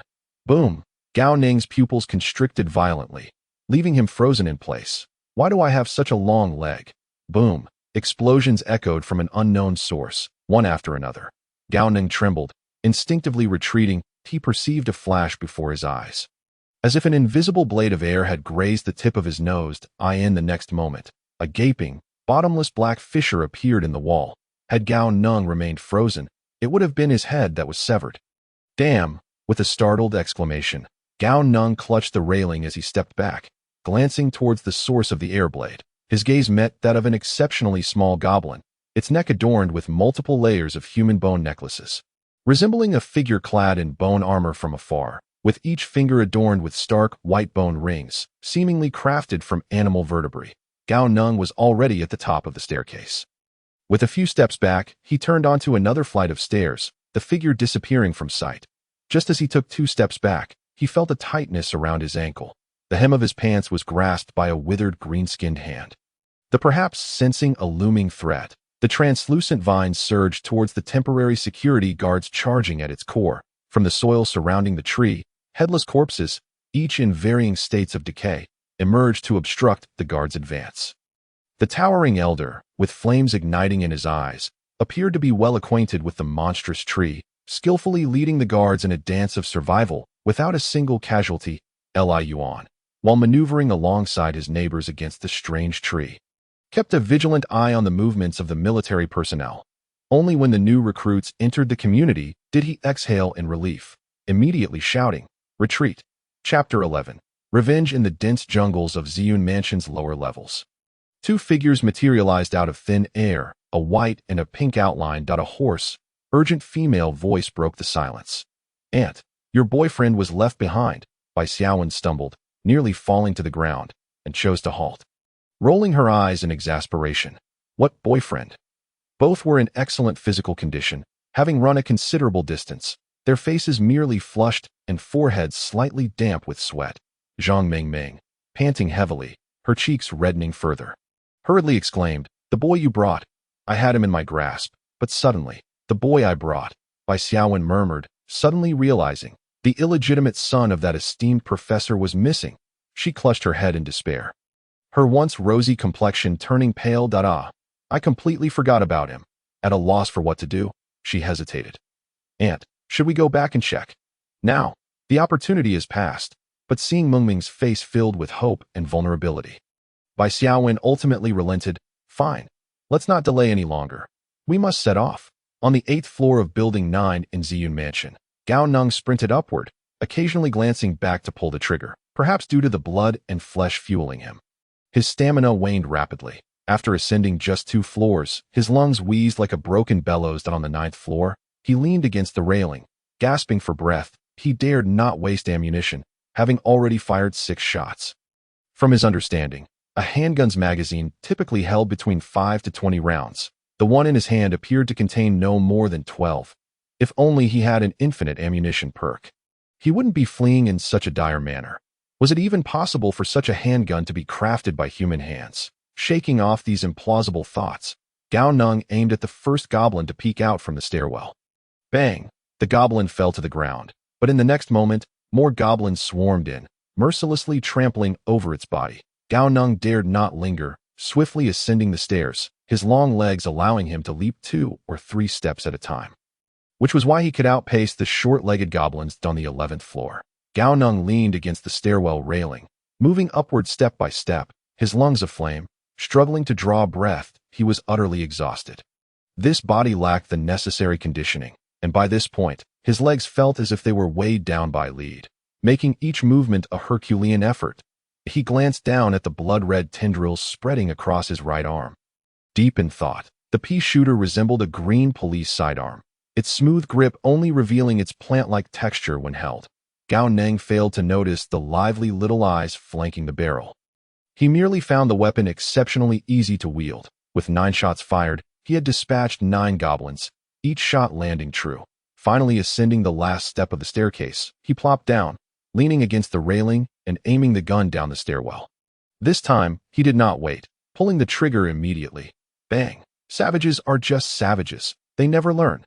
Gao Neng spat at the goblin's corpse below, unhesitatingly continuing to pull the trigger if the gun did not fire. He would have to keep fleeing. If it did fire, he would show these beasts the might of modern weaponry. Bang! Bang! Bang! The crimson glow illuminated the stairwell, casting a red sheen. Gao Neng's mouth gaped open, akin to a patient suffering from asthma, his throat emitting a harsh wheeze as the air rushed in and out of his mouth and nose, visible as white vapor. Even as his breathing became increasingly rapid, his body continued to quicken its pace, edging closer to a state where only inhalation remained, causing his face to turn a shade of purple. The gunfire echoed relentlessly. Thud, thud, thud. His heartbeat quickened, faster and faster. Gradually, Gao Neng felt a wave of dizziness wash over him, his consciousness becoming hazy, yet his index finger obeyed its master's final command, pulling the trigger again and again. Time lost meaning as Gao Neng convulsed. The gunfire ceased. Below, the goblin corpses littered the staircase, forming a small mountain of bodies at the bottom, with at least a dozen goblins meeting their demise there, in Gao Neng's blind spot. The remaining 3 ordinary goblins cowered, too frightened to advance. Thick, viscous blood pooled like a stream, cascading down the steps, until the last torch dropped to the ground, soaked in blood, its already feeble flame extinguished completely. The stairwell was drenched in a sanguine hue, a testament to the bullets Gao Neng had unleashed, their light shining through the bullet holes in the goblin skulls, appearing from a distance like a multitude of scarlet, unblinking eyes. Demons. They are demons. The remaining 3 goblins, ultimately paralyzed by fear, began to scream, attempting to flee downwards. In the next moment, they stumbled upon the blood-spraying corpses of their kin, one tumbling down the staircase. Gobuzhan, with his wrinkled, grotesque face, stepped atop the 3 headless bodies. Climbing higher. Useless fools, you can't even kill a 2-legged sheep. He raised his hands above his head, the rings on his middle fingers glowing with a pale light, waves of energy rippling outward from his hands, forming an energy shield above him. They are a bunch of fools. If they knew they were under attack, wouldn't they use their shields? Gobuzhan, smugly ascending the pile of goblin corpses, planted his foot on one of their heads, preparing to climb further, feeling the 2-legged sheep was near. Damn it. With all this commotion, why hasn't the gun come to check? Off to eat shit. He cursed, moving forward, completely oblivious to the pink, translucent figure stealthily approaching from behind. Zhang Mengmeng gripped a gleaming cleaver, her enchanting peach blossom eyes fixed intently on Gobuzhan, a palpable hatred radiating from her. Bai Xiaowen clung tightly to her waist, the 2 resembling koalas, mirroring each other's movements as they trailed Gobuzhan. Zhang Mengmeng gathered her strength, swinging the cleaver towards Gobuzhan's neck. In that instant, Bai Xiaowen utilized her talent, allowing them to return to the realm of reality. The blade pierced. Gobuzhan felt a sharp pain at the nape of his neck. And in the next moment, 2 breathing figures were behind him. What? Just as he attempted to retaliate, he realized the lower half of his body had lost all sensation. Despicable. Zhang Mengmeng lacked strength, and the blade became stuck after the strike. Remaining calm, she kicked Gobuzhan down while simultaneously stepping on his neck, exerting force to free the cleaver. The blade sliced, the head rolled away, blood splattering. Zhang Mengmeng felt warm liquid spray across her face.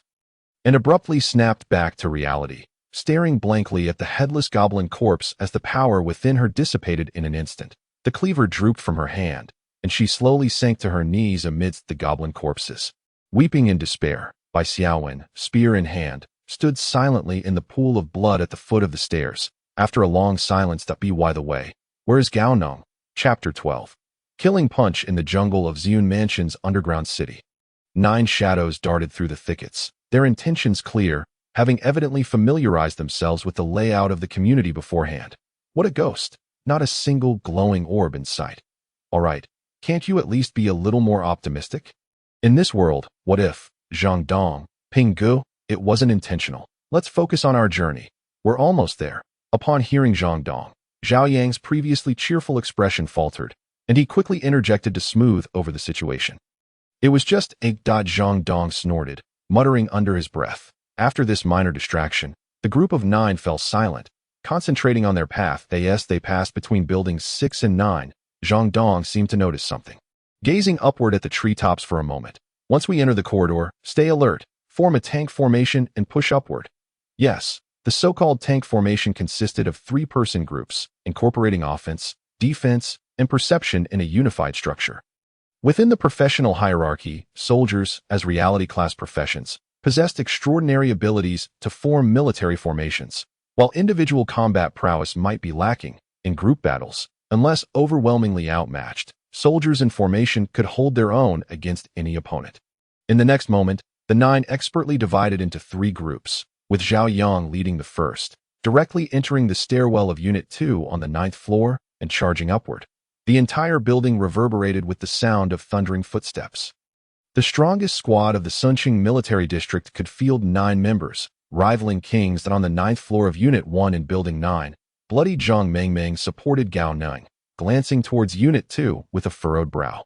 Beside her, the space rippled, and Bai Xiaowen, bloodstained in white, materialized, maintaining a translucent state as she inquired, "What happened? It seems that 3 armored vehicles have entered the building."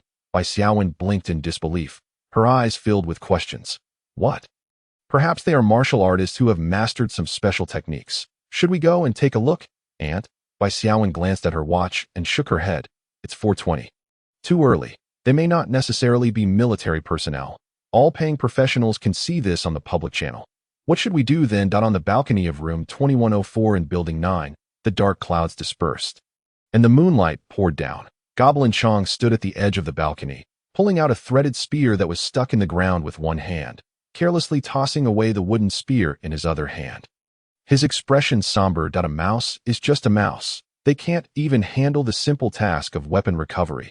Behind him, 2 giant birds, nearly the height of a person, lay in a pool of blood, their bodies still twitching. Goblin Chong walked back into the living room, casually discarding the strange bird's abdomen, extracting 2 still beating hearts, completely unfazed by the pungent smell of blood, and gulping them down with satisfaction.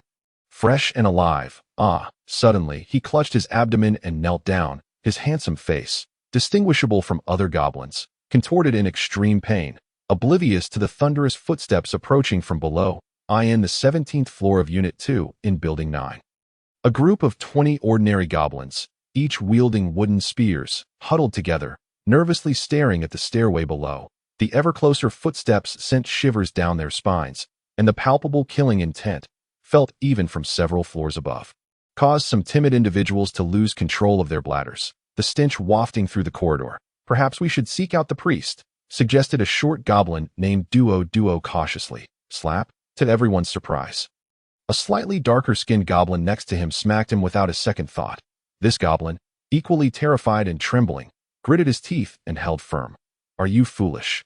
If we go now, Lord Goblin Chong will kill us. Besides, it's clear that the priest has already captured prey. If we go now, we'll end up with our heads severed as a side dish, amidst the fearful gazes of dozens of goblins. 3 figures stepped into the flickering light cast by the torches, the killing intent palpable. The goblins seemed to see countless corpses of their kin strewn across the forest floor. Zhao Yang came to a halt, swallowing hard as he gazed at the densely packed green-skinned goblins above, his whole being paralyzed with dread. He forced a smile and asked his teammates behind him, "Brothers, if each of them stabs me once, I won't be able to withstand it. Step aside." Hearing this, a square-faced youth in the rear stepped forward without hesitation, and the group quickly shifted their formation. Perhaps sensing Zhao Yang's cowardice, the previously trembling goblins steadied themselves, revealing bloodthirsty expressions as they screeched and charged downwards. Kill the ducks. In this world, humanity has no strong warriors. Their momentum was formidable. Upon seeing us, they shrank back. Ha! The square-faced youth grinned widely, seemingly unable to contain the murderous intent surging within him. Laughing maniacally, they've come just right. Watch me unleash the military martial arts killing fist machine gun fist. He calmly assumed a horse stance, his fists drawing patterns in the air, his eyes glowing with a fierce red light. A flurry of blood-red fist shadows erupted, like a relentless barrage of bullets. The corridor transformed into a meat grinder, goblin guts splattering everywhere. After the storm of fists subsided, the corridor fell into a deafening silence. Drip, a drop of blood mixed with remnants splattered onto the ground, landing on the military boots of the recently arrived Zhangdong's team. Gulp, someone swallowed nervously. It was the first time they had witnessed such a gruesome scene since the apocalypse began. Perhaps such sights are common on the front lines, but they were merely a search and rescue team. Let us press on. The squad leader was the first to regain his senses, casting a meaningful glance at the square-faced youth with glowing eyes, secretly contemplating. After returning, he could arrange for him to join the front lines. He is a promising talent. The rumbling of tanks continued. The square-faced youth showed no intention of changing formation, charging ahead boldly. On the 20th floor, a ping suddenly spoke up. How about we let Zhao Yang lead the way? I have a bad feeling. Don't worry, I'll. Before he could finish, a pitch-black spiral spear pierced through the floor, directly impaling the square-faced youth's head. The next moment, it swiftly retracted, causing him to stumble 2 steps forward and collapse onto the stairs. Enemy him, a ping's pupils constricted to pinpricks, his hair standing on end as he felt a sharp pain in his skull. Instinctively crouching down, the next second, a blood-stained spear thrust out again, almost instantaneously catching up with Ma Ping, leaving a smear of crimson above him before retracting rapidly. Ma Ping remained frozen, trembling violently, his eyes wide in terror. What a pity! A crimson eye emerged through the hole in the floor, gazing at the shivering Ma Ping below, extending a long tongue to lick the dried blood at the corner of its mouth. The onlookers in the corridor froze in place, chilled to the bone. Chapter 13. King Level. It is a king-level creature. Golden Bell Formation. Zhao Yang roared angrily, grabbing Ma Ping while simultaneously kicking off the ground. The two of them rolling down the stairs. The next moment, debris began to rain down from the spot they had just occupied, a cloud of dust filling the air, bathed in the hazy moonlight. The second team at the corner of the staircase witnessed the monster above tearing apart rebar with its bare hands, creating an opening just large enough for a person to pass through. Leaping down from it, they quickly helped the two who had rolled down from above to their feet, seamlessly shifting their formation, a golden bell phantom materializing to envelop them all. This was not an old building from over a decade ago. The fact that this high-rise still stood in the current forest city indicated that it was certainly not a shoddy construction.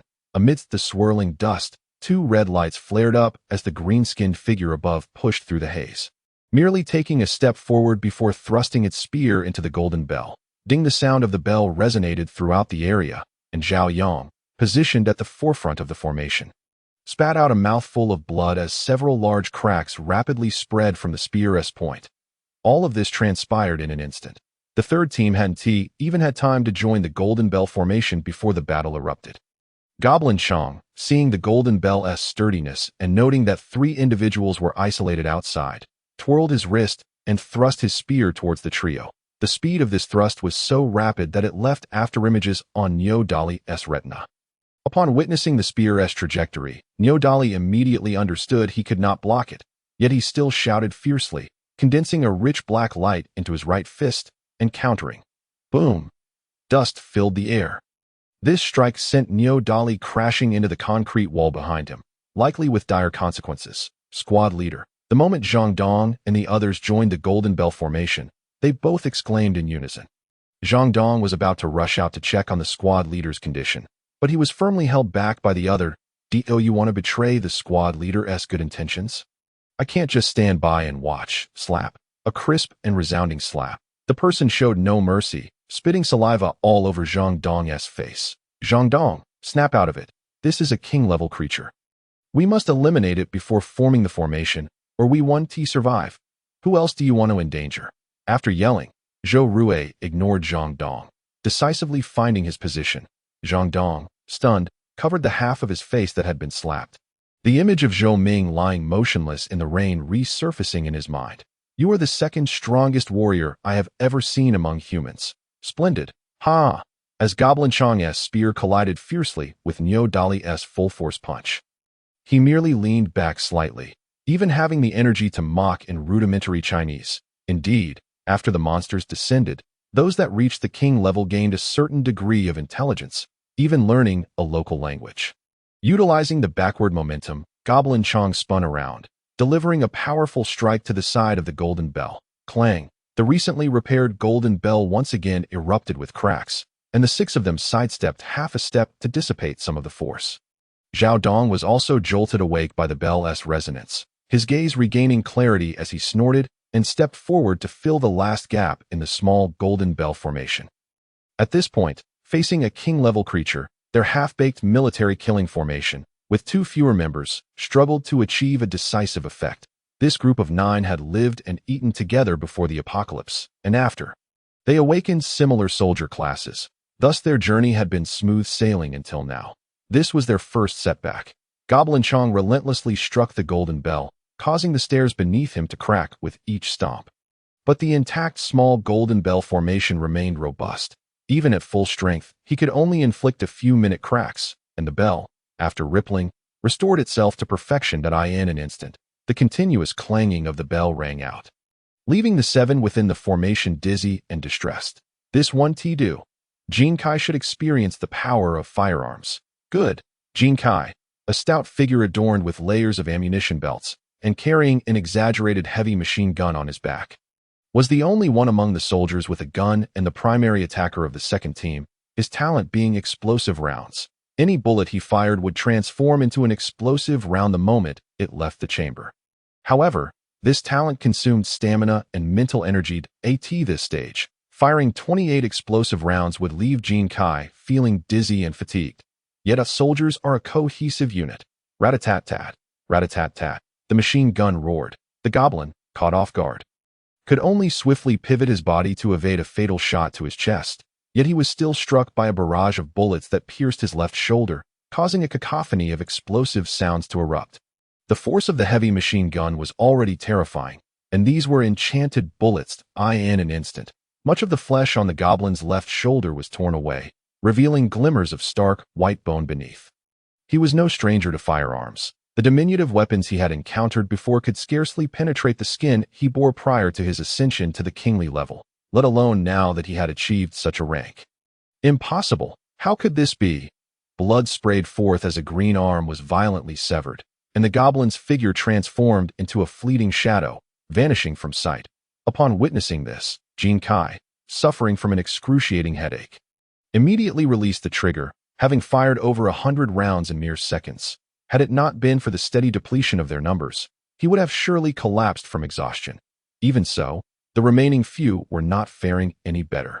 Their legs felt weak, their heads throbbed painfully, and the golden aura surrounding them had become almost ephemeral. Where did he run off to? He ascended the building. Zhou Dong responded without hesitation. Pursue him. The moment they reached the 21st floor, they came to a gradual halt. Through the security door of room 2103, which had been smashed open, they caught a glimpse of a solitary figure leaping down from the shattered floor-to-ceiling window. After a moment's hesitation, Jin Kai scratched his head and awkwardly inquired, "Did he just jump to his death in a panic? Don't be ridiculous. He is a king-level creature, and besides that right now, the ground below isn't even asphalt." Zhang Dong retorted instinctively. With the immediate crisis averted, they wasted no time, splitting into 2 groups, for headed to room 2104 to assess the situation, while the other 3 hastened downstairs to rescue the wounded. Before long, the sun began to rise, painting the horizon with a faint blush of dawn. Zhang Dong supported Niu Dali as they stood before the shattered window of room 2104, using the morning light to scrutinize the note in his hand. "I am delighted that someone has come here to read my farewell letter. Of course, I hope that the one who receives this letter is a human and can comprehend Chinese. That I apologize.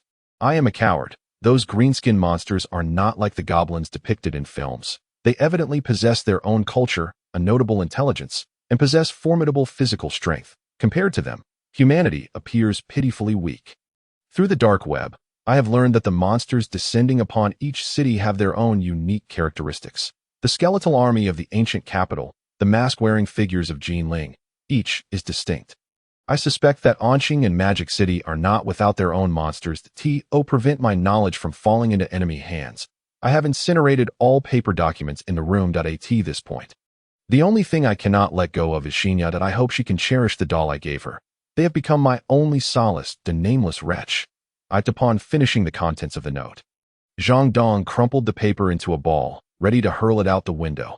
Niu Dali, despite feeling utterly drained, suddenly found the strength to seize Zhang Dong's hand, exclaiming, "What are you doing?" Chapter 14. The cannibals. We exerted ourselves to rescue him. And yet the military had previously speculated that Professor Gao suffered from mild depression and severe tendencies towards isolation. Then why did they send us? When Zheng is dead, Niu Dali pressed down Zhang Dong's hand. Still raised in the air, this area is adjacent to Sunqing University of Technology, where there are likely thousands of trapped faculty and students. Even if Ziyun Mansion has no survivors, this is still a crucial search and rescue zone. Sacrifices are unavoidable, but we are only 9.8 people. We simply cannot, as long as we relay that there are still survivors there. Modern composite battalions will come to our aid, Zhou Dong retorted, casting a sideways glance. Still somewhat unconvinced that a king-level goblin has appeared here. By the time we return to the communication zone after a day's travel, it will be too late. Niu Dali grinned, casually pushing Zhou Dong aside, stretching lazily as the sound of cracking bones echoed throughout his body. Class leader, you.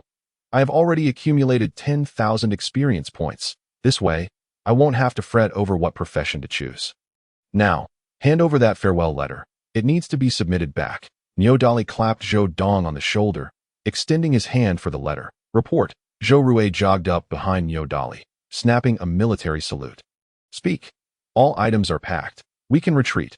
Well done. Just remember to keep your voice down in the wild. Understood. Class leader.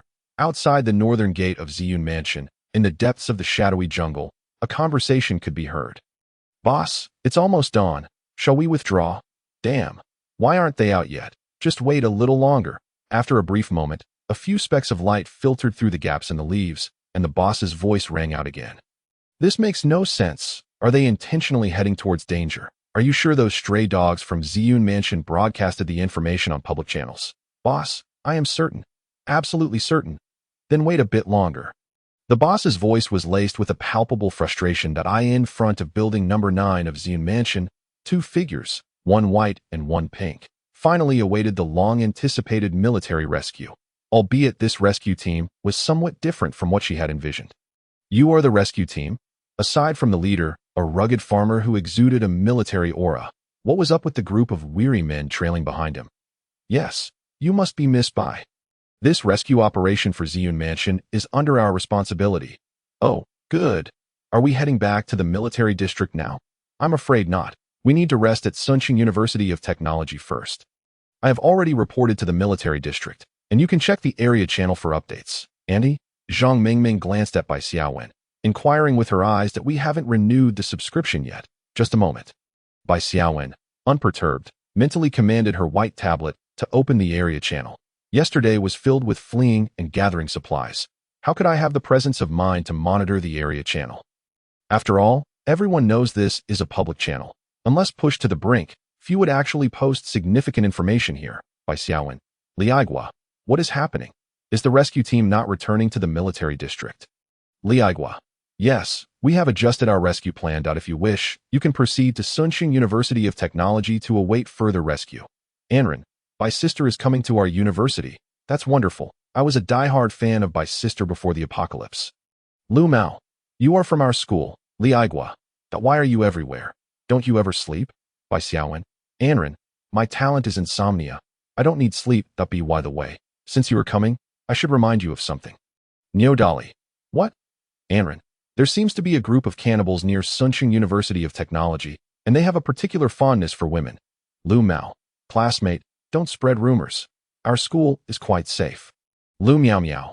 What does that mean? A new monster. Anren, they are not monsters. They are humans. They are absolutely human. Liagua. What? Are you certain? Anren. Certain.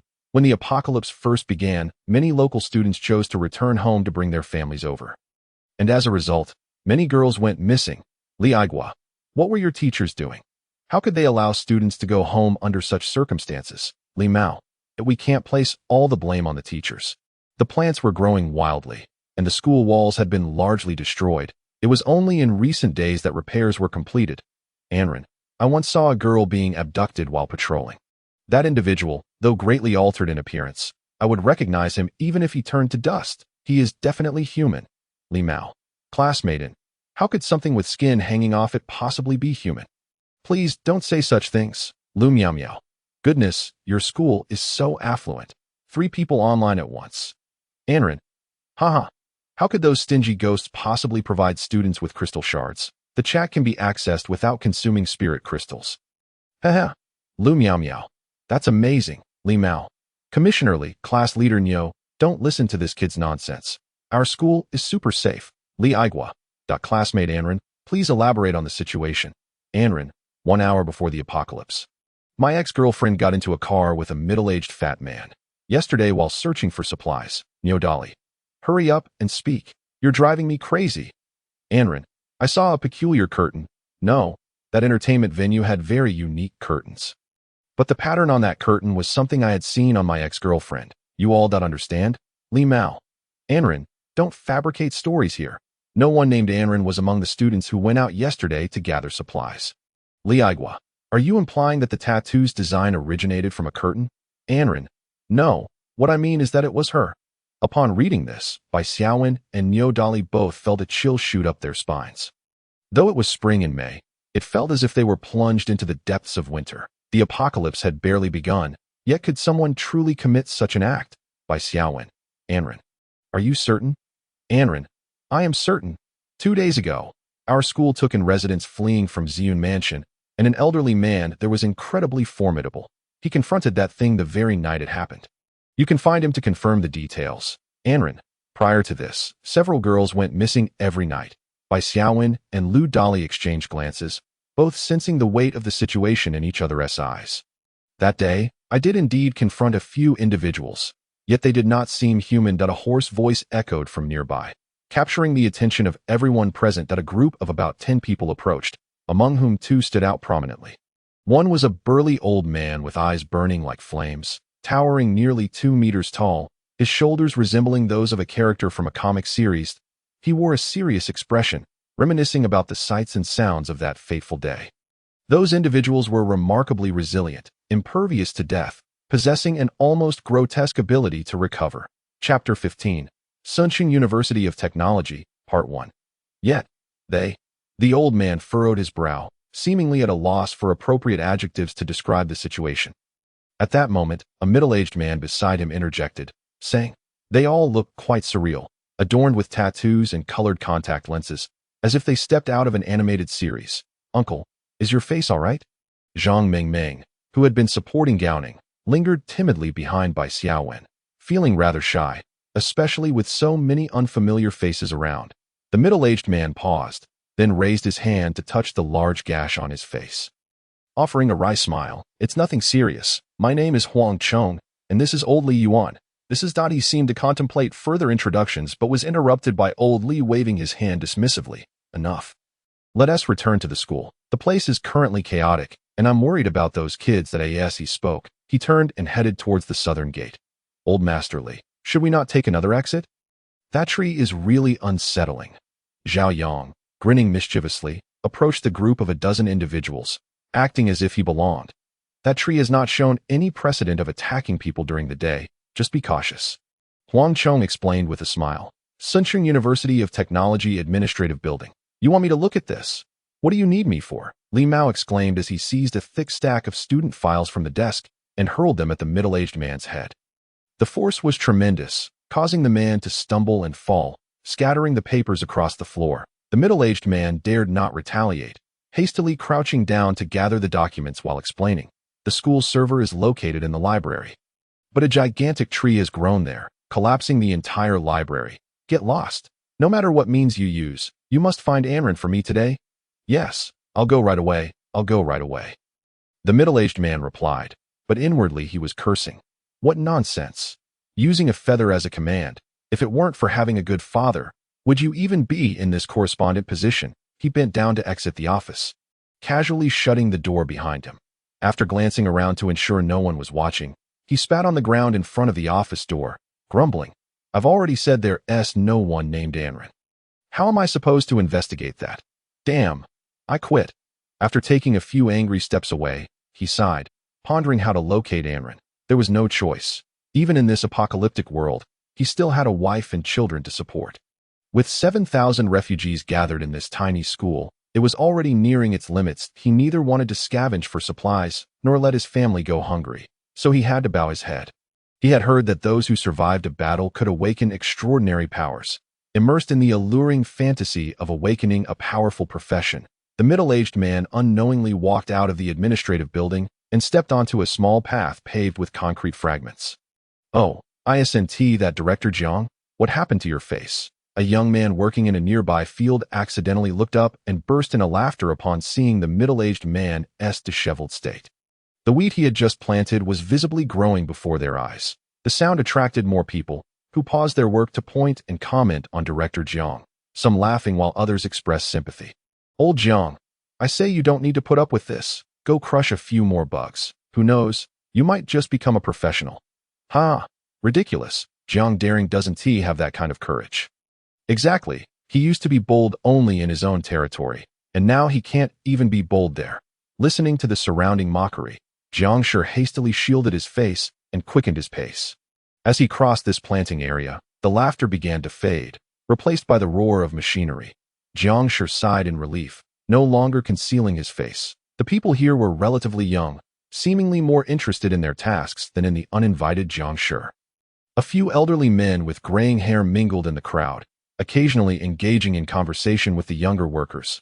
Jiang Shi's gaze swept across the crowd, quickly locking onto an elderly man. Just as he took a couple of steps towards him, he was blocked by two tall students. Stop. What are you doing at our Institute of Technology? The two men, each dragging a log several meters long and as thick as a person's embrace, confronted Jiang Shi with disdain. The students gathered here still retained the youthful arrogance and vigor, looking down upon those who sought favor from the powers that be. Jiang Shi cleared his throat, striving to adopt the authoritative demeanor he once had as a leader. Gentlemen, I'm here to see Dean Yang about something. Please let me pass. Ha, don't come here to put on airs. Just leave, we don't welcome you. Seeing his companion's rudeness, another bespectacled young man spoke up indignantly. Get lost, you lot are living off us, eating our food, staying in our place, and now you want to come and take someone? Why don't you go out and ask the monsters for help? Jiang Shi was clearly taken aback by the treatment he received, his expression darkening, just as he was about to explode with anger. He saw the bespectacled student effortlessly lift the log, instantly extinguishing the flames of his rage. You? What do you mean by you? Hurry up and leave. No one here has time for you. The other student lifted his log, spitting on the ground dismissively before turning to follow his companion. They intended to take the logs to the students, awakening the craftsman profession for cutting, then transport the processed materials to the only turning alchemist for further handling, ultimately constructing a new perimeter wall around the school. The old, dilapidated wall was merely for show, providing no real defense. They left, yet Jiang Shi did not heed their advice to depart. Instead, he gathered his resolve and charged towards the elderly man, brimming with the intent to demand answers. If he could not manage those brash youths, could he not handle these old ingrates? Just look at who is currently using the administrative building. However, before he could take 2 steps, he felt a sharp pain at the back of his neck, and everything went dark as he lost consciousness. Told you to leave, but you wouldn't. Now I have to help you out. The bespectacled student retracted his fist, disdainfully grasping Jiang Shi by the nape and dragging him outside. The onlookers resumed their tasks, with some log carriers even adjusting their positions to block the professor's view. While Sunshine University of Technology might not be entirely pure, the Institute of Technology Alliance certainly had no cowards. Luo, you didn't knock him out, did you? No, I know my limits. That's good. Those civil servants are too caught up in bureaucracy and do nothing practical. At that moment, a squint-eyed student overheard their conversation, lifting his head from the blueprints to chime in. "SNT that the truth. I heard there is someone named Li Mao, who has been harassing the girls from the literature department. It is utterly insane." Chapter 16, Sunshine University of Technology, Part 2, by Xiaowen and the others were escorted by Old Li as they exited the southern gate of Ziyun Mansion. "What about that tree from last night?" Zhang Dong furrowed his brow, staring at a patch of ordinary woods. His enhanced vision allowed him to see clearly, even in the limited visibility of the lower levels of Sunshine. A sharp-eyed young man. Old Li marveled at Zhang Dong, praising him before explaining. "That tree is extremely averse to light. It retreats underground during the day. Unless you urinate on it, you can pass right under it without issue. Many plant-type monsters near Sunshine University are like that. Are there many plant-type monsters around here?" Zhou Rui, who had been following Niu Dali, inquired. "Indeed, there are two in the community, one in Building 1 and another in Building 12. But those two are different from this one." The hooded young man, who had been silently following Zhou Rui, suddenly spoke up. "Who are you? How did you end up in our group?" Zhou Rui exclaimed, startled as the hooded youth removed his hood, revealing a round face with a hint of baby fat. "Hello, my name is Ying Qi, and I'm an assassin." Zhou Rui's eyelids twitched, quickening his pace to distance himself, only to find that no matter how fast he went, the round-faced boy maintained a meter's distance. Old Li, with a resigned glance towards them, remarked, "The young man means no harm. Chen Ziwen has just watched too many animated shows." "I noticed that, but can someone help pull him away from me?" Niu Dali took a few strides to walk alongside Old Li, breaking away from the circle created by the two. "What is the story with those two trees?" Old Li gazed ahead, his pupils ablaze with memories. Outside the western gate of Ziyun Mansion, there was a small goblin camp. Those two trees initially only attacked goblins, and thanks to them, Ziyun Mansion produced a dozen professionals on the first day of the cataclysm, barely able to contend with the goblin tribe. Later, someone, for reasons unknown, took advantage of the professionals' rest period to chop down the trees. The flames of wrath surged in Old Li's eyes. That person deserved to go to hell. Niu Dali suddenly understood. So the current plight of Ziyun Mansion is a form of retribution from the trees. Not at all. Huang Chang's voice came from the back of the group.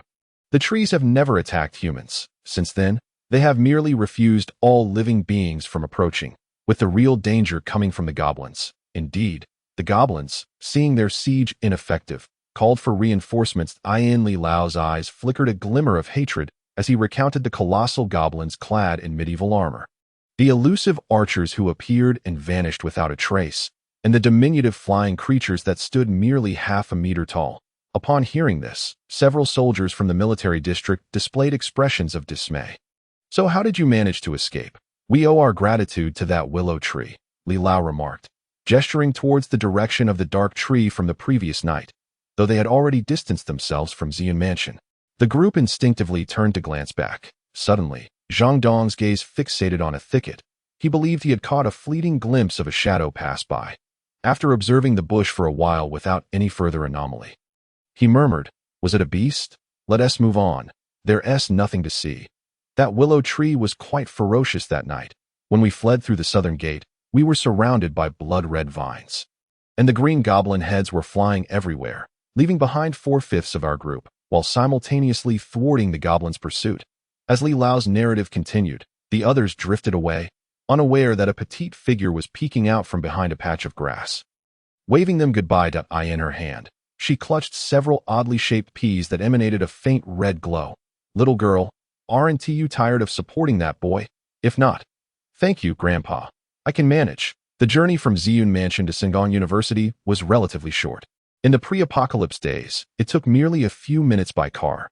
Now, as they walked and talked, it took them an hour at a leisurely pace. This Sengong University?" Niu Dali exclaimed in astonishment.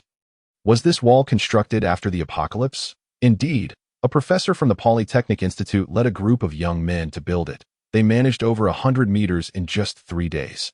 Impressive, isn't it? Li Lao, how was the harvest this time?"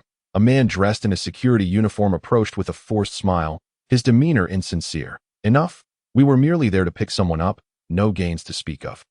One of the young men in Li Lao's group waved dismissively, even brandishing a long gun and pointing it at the ground.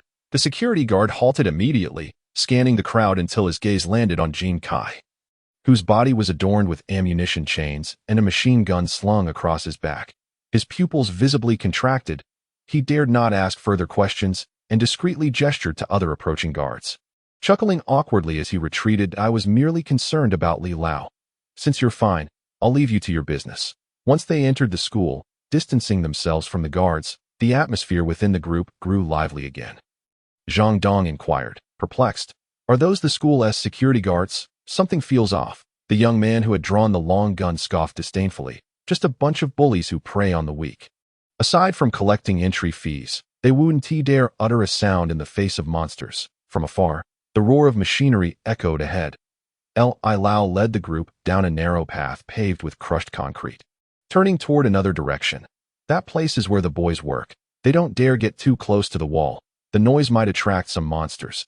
Our residence is at the art center, where many residents have been assigned. There's no rent here, but each person must contribute 1 spirit crystal for meals daily. If you can't afford that, you'll need to fend for yourself.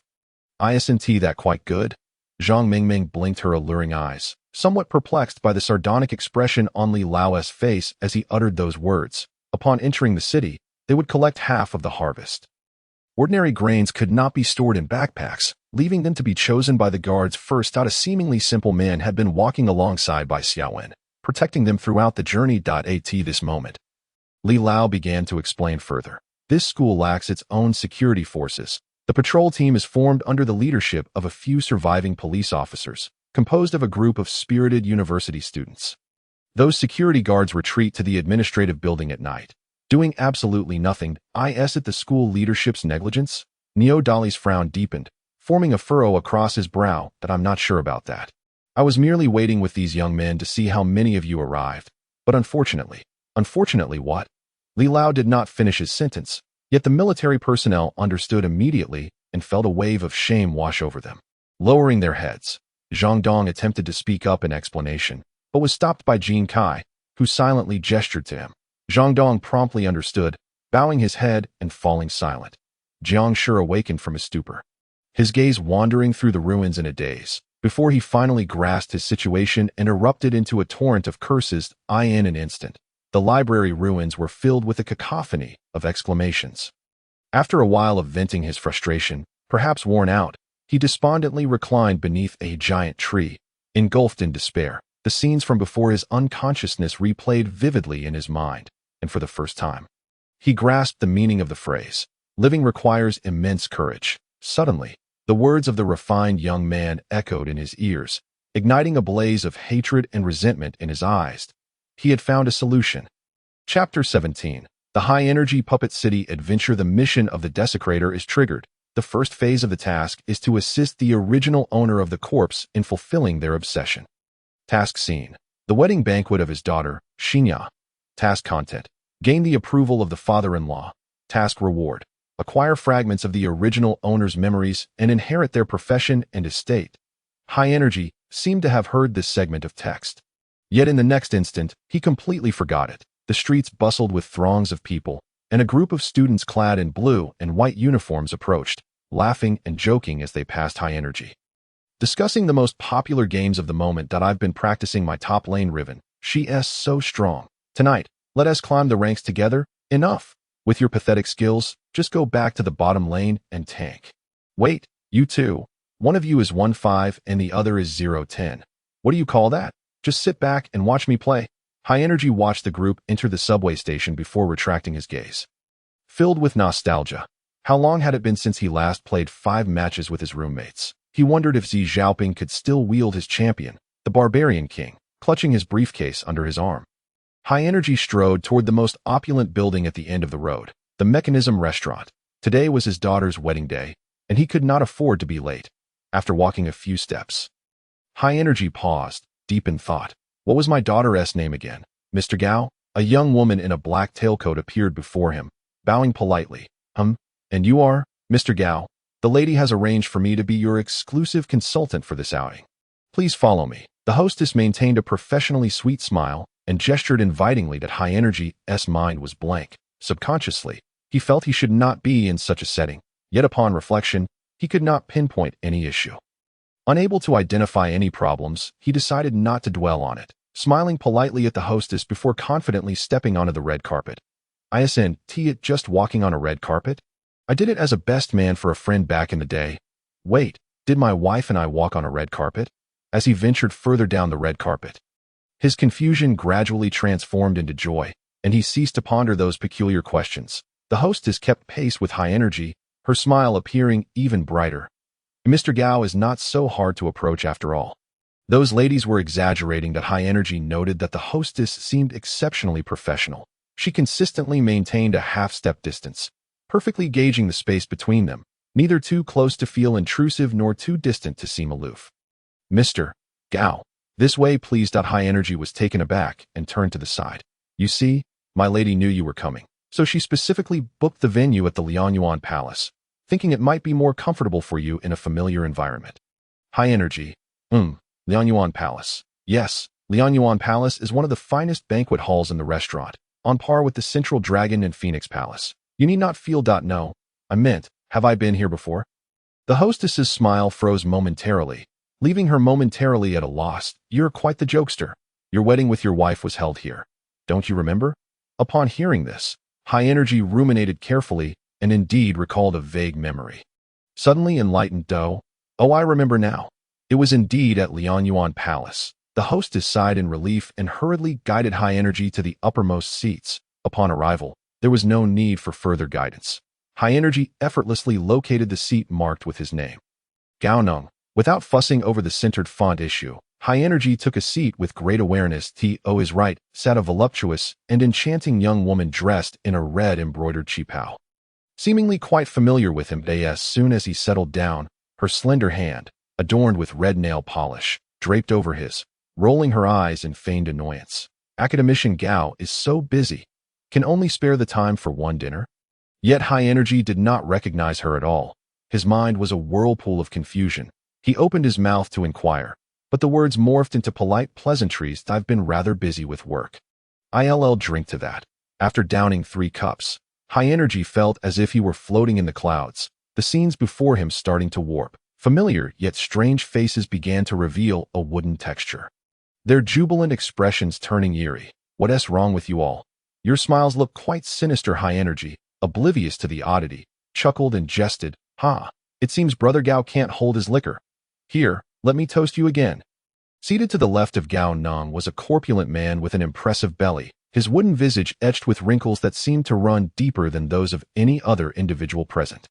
To his left sat a woman adorned in opulent jewels, her eyes not merely described by the term jewelry, but rather, they appeared to be crafted directly from gemstones, embedded into her wooden face by a master artisan. She too raised her glass, her smile radiant as she addressed Qing Jiayi, saying, "I toast to you. May you take good care of our Yutang in the times to come." After exchanging pleasantries for quite some time, Gao Neng had barely taken a couple of bites when the woman in the Cheongsam thrust a bottle of white liquor into his hands, while she herself held a glass, seemingly intent on toasting acquaintances. This behavior was familiar to Gao Neng. It reminded him of when his great-uncle brought his wife to toast relatives at his son's wedding. "Haida, could you pour me some wine?" Gao Neng was taken aback. Why is the order reversed? The growing unease within him intensified as he observed the Cheongsam woman drinking, a surge of protectiveness welling up inside him. How could a man allow a woman to stand in front? This sentiment momentarily shattered the sense of entitlement that had lingered in Gao Neng's heart. He swiftly pulled the woman behind him, thrusting the bottle into her hand, snatching the glass from her grasp, and commanded in an authoritative tone, "You pour the wine. I shall drink." Turning to face the table of guests, he disregarded their peculiar wooden gazes and raised the glass that the woman had just drunk from, proclaiming with a slurred tongue, "Today is my daughter's momentous day. I toast to all of you present." "Bravo! Gao, you finally showed some backbone. I was beginning to think my daughter had married a spineless fool." The atmosphere at the table fell silent for a moment before an elderly man with a robust physique sprang to his feet, seizing a disposable cup and downing the white liquor in one go. Seeing this, Gao Neng did not hesitate, draining the remaining liquor in his glass as others at the table followed suit. He then handed the glass back to the woman in the Cheongsam, signaling for her to refill it. Strangely, after finishing this drink, Gao Neng noticed that the Cheongsam woman had reverted to her enchanting self, and the majority of the attendees had regained their human appearances. with only a few still resembling wooden figures. The woman's eyes twitched in exasperation at the display of bravado from the two men, wanting to retort, "You're already 3 sheets to the wind. What are you trying to prove?" However, under the melting gaze of Gao Neng, she ultimately said nothing and silently filled his glass to the brim. Meanwhile, an elderly lady seated beside the old man began to murmur, "You say your heart isn't well, yet you still drink. And you, shout out, why are you trying to show off?" Receiving the glass, Gao Neng strode towards the next table, determined to toast each one. But the woman in the cheongsam grasped his arm, saying something he failed to comprehend, and he waved her off dismissively. "No worries. My name, Gao Haoyang, is earned at the banquet table. Come, let me toast to everyone. Let us all drink."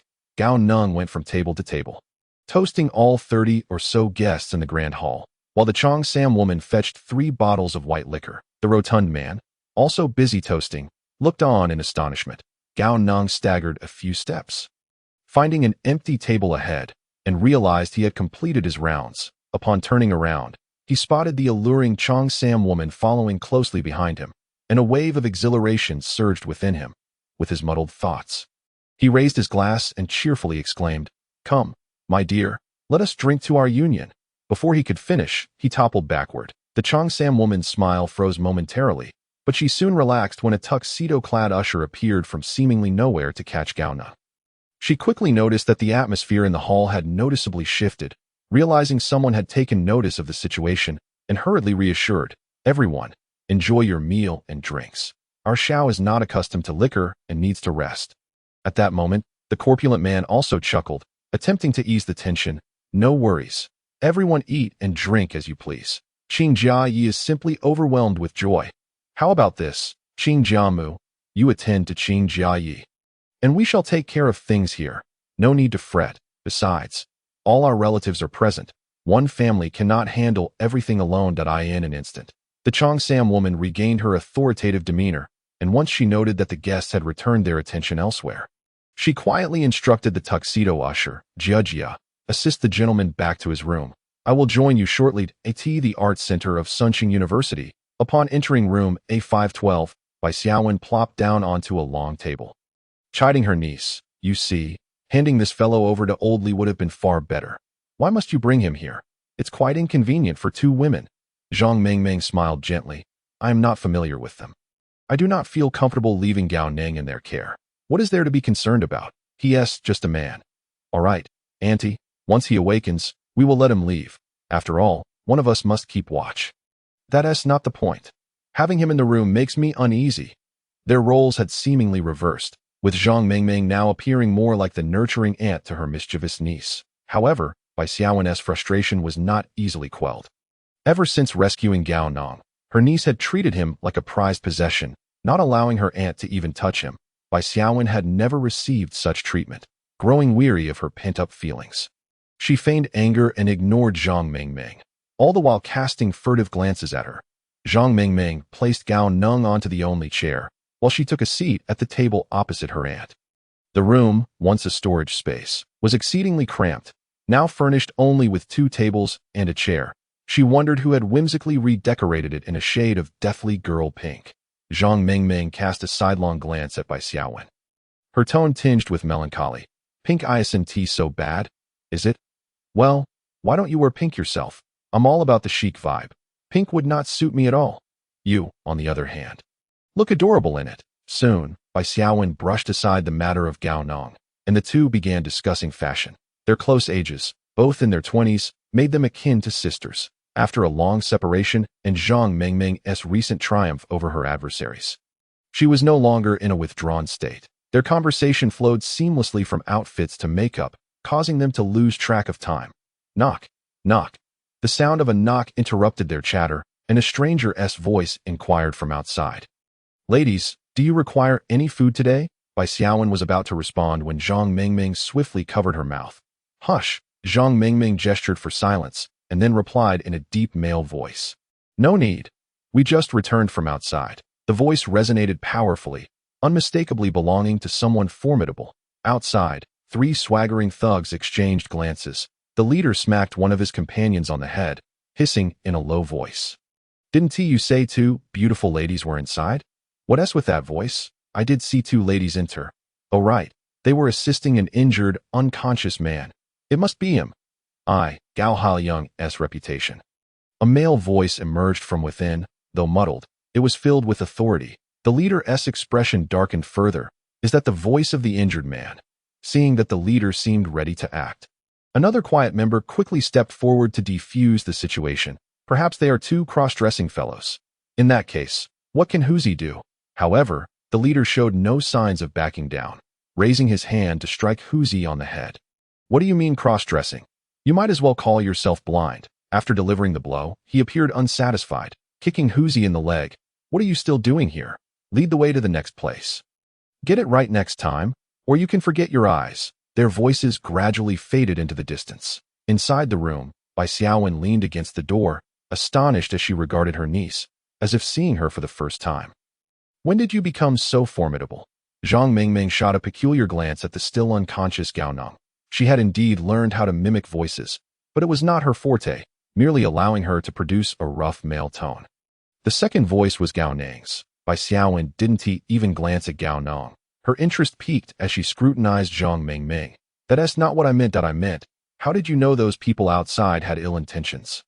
Zhang Mingming rolled her eyes, opting not to answer her aunt, instead rummaging through her backpack for food. The ingredients, having been processed by a chef, could be stored in the backpack space without spoiling. Hey, what's with that look of yours? At the administrative building, two security guards dragged Jiang Shi out like a dead dog, tossing him onto the ground outside the building. They spat on him and turned back inside. Hey, Li Xiao told you to stay out for a day. Why are you back early? You're just asking for trouble.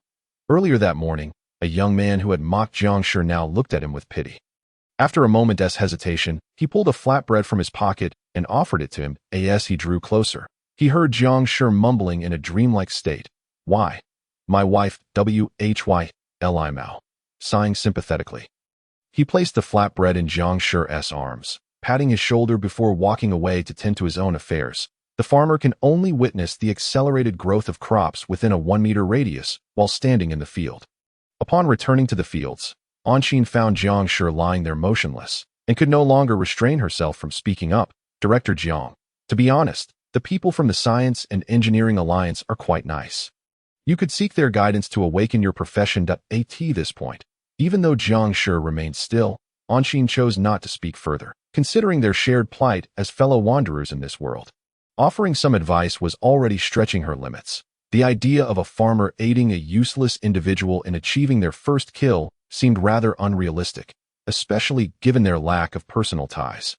After a prolonged silence, Jiang Shi finally rose, casting a resentful glance at the administrative building, gnawing on a biscuit as he limped away. Anqin inadvertently locked eyes with Jiang Shi and was startled. There seemed to be flames dancing within those eyes. Chapter 18. Secondary Profession. Merchant. The peace community is situated in the heart of the magical city, truly a place where every inch is worth its weight in gold. Mom, it's almost noon. I'm late for school. In a daze, Mu Yunxiang heard her daughter's voice, feeling frozen at the elevator door, unable to move forward or retreat. Her daughter was merely 12. How could she possibly be getting married now? With a reluctant blink, she opened her eyes to the familiar ceiling. Her beautiful daughter, who had inherited all her virtues, was already ready, standing by the bed with her backpack. As Mu Yunxiang blinked, she felt increasingly uneasy about the events of the past few days. Ever since the lockdown was lifted, she had been plagued by bizarre dreams of her daughter's wedding. Initially, the venue was just a makeshift shelter with members resembling crude wooden figures, but now the wedding scene eerily mirrored her own marriage to her ex-husband. Whatever, at least this dream allowed her to experience the feeling of being protected by a husband. But why did that fellow appear as if he was dressed up like a high school student? Did I truly have a fondness for this style? Her cheeks flushed. Mu Yunxiang shook off the thoughts and got up to prepare to take her daughter to school. 8 days prior, a dense fog suddenly enveloped the sea, causing numerous merchant vessels to be stranded at the port. Before these merchants could react, the garrison of the magical city arrived, seizing all supplies and declaring a state of war. That noon, Mu Yunxiang received a long-awaited email from her ex-husband. Initially, she felt relieved, thinking he had finally gained some insight. However, upon opening the email, she found a chaotic mess of ramblings, with the most frequent advice being to stock up on food. Beware of monsters and avoid venturing outside. Disappointed yet again, Mu Yunxiang decided to give him the benefit of the doubt. After all, it was the first time in years that he had actively reached out to her. So she owed him a courtesy. She promptly responded to the email, immediately bringing back 20 pounds of rice, followed by a trip to the supermarket to purchase a substantial amount of vegetables and meat until the refrigerator was filled to the brim. Just as she completed her errands, the military took control of all transportation routes, supermarkets were shut down, and schools were closed. Even her daughter, Gao Neng, was escorted home by 2 soldiers, along with a 5-pound bag of rice, a bucket of soybean oil, and a chicken. The air was filled with the blaring sounds of emergency sirens. An unidentified force had attacked within the Great Xia territory, and a state of war had been declared. This was no mere play acting. Today marked the 3rd day of the lockdown being lifted, and the first Monday after the reopening. The area had resumed its usual appearance. As noon approached, soldiers patrolled the streets, and a few hurried pedestrians could be seen, creating a tense atmosphere that hinted at an impending conflict. As Mu Yunxiang walked hand in hand with her daughter, she once again felt the gravity of the situation and began to waver in her resolve. Was sending Xingya to school truly the right decision? She had been keeping up with the news over the past few days, which were filled with images of the capital clearing out monsters. If such creatures were to emerge in the magical city, would it really be safe for Xingya to remain at school? Upon reaching the school gate, she still hadn't made up her mind. After all, this concerned her daughter's future. She decided to discuss it with her daughter. Mu Yunxiang bent down, gently brushing aside her daughter's hair, cradling her tender face, and smiled softly. Xingya, how about we skip school today? Gao Neng blinked her large, watery eyes and innocently asked, if we don't go to school, where will we go? How about we go to the gym like we did a couple of days ago? As soon as she mentioned the gym, tears welled up in Gao Neng's big eyes, threatening to overflow any moment. No, I don't like that, uncle. I'm not going. Though still young, children nowadays tend to mature quickly. At her tender age, Gao Neng already understood much. It was clear to everyone what that uncle meant to her mother. Although her mother had never expressed any intention of finding a new partner since the divorce, the wisdom of avoiding wolves was well understood. Just recently, her dear friend had experienced it firsthand. She certainly didn't want to unwittingly gain a stepfather. Dad, considering you send gifts to Xingya every year, I'll help protect mom this time. All right, then let us stay home, and I'll teach you lessons, okay? Okay. With a firm decision made, Mu Yunxiang wasted no time. She went to the principal's office to complete the withdrawal procedures and took her daughter home. Mu Yunxiang owned a foreign trade company, and 8 days ago, her goods had been detained at the port. She had also received news that her company was requisitioned. Now, without work to attend to, she could spend quality time with her daughter at home. As they passed by the bus stop, they saw many buses halted there, with numerous people queuing up. A soldier stood at the bus entrance, checking names on a roster. Each man called forward presented their identification documents, which were carefully matched by the soldier before they were permitted to board. Mu Yunxiang stood there for a while, when suddenly a familiar young man approached her with a greeting. Oh, Mu, what a coincidence to run into you here. Mu Yunxiang looked at the face, pondering for a moment before realizing that it belonged to the security guard from her company. Xiaochen, what brings you here? Oh, Xiaochen paused, then quickly realized that Xiao Mu was different from them. She must have a better arrangement. With envy in his eyes, he explained with a smile, our company has been summoned by the government. This bus is taking us to work. I heard they provide meals and accommodation, and you only need to work 8 hours a day, plus it offers a job position. That sounds wonderful. What kind of work? I am not sure yet. They said it's a confidential project. Chen Tao. It was Xiao Chen's turn. He didn't want to delay, so he bid farewell and hurriedly left. It's my turn. CEO Mu, I'm off. Mu Yunxiang nodded and continued on her way home with her daughter. As they passed a trash bin, Gao Neng suddenly spoke up. Mom, since we're not going to that gym anymore, let us throw away their membership card. Sure, you little clever one. As a mother, Mu Yunxiang instantly recognized her daughter's intentions. With a smile, she pinched her daughter's little nose and without hesitation pulled out the gym card from her bag to toss it into the nearby trash can. Suddenly, Mu Yunxiang felt a stirring in her heart, and in the next moment, a white parchment appeared before her, opening automatically. Congratulations, you have successfully shed the identity of prey and earned the opportunity to obtain extraordinary powers. You have escaped the fate of becoming a delectable meal. Your actions are now under comprehensive evaluation. Holding her daughter's hand, Mu Yunsheng continued walking forward, her heart feeling cold. The words of Yunsheng were indeed true. Mom, you're going the wrong way. Startled, Mu Yunsheng caught a glimpse of a shop opening ahead, and so she led her daughter over. It's all right. Let us go buy something. Congratulations, you have obtained the profession, swordsman. Talent extraction in progress.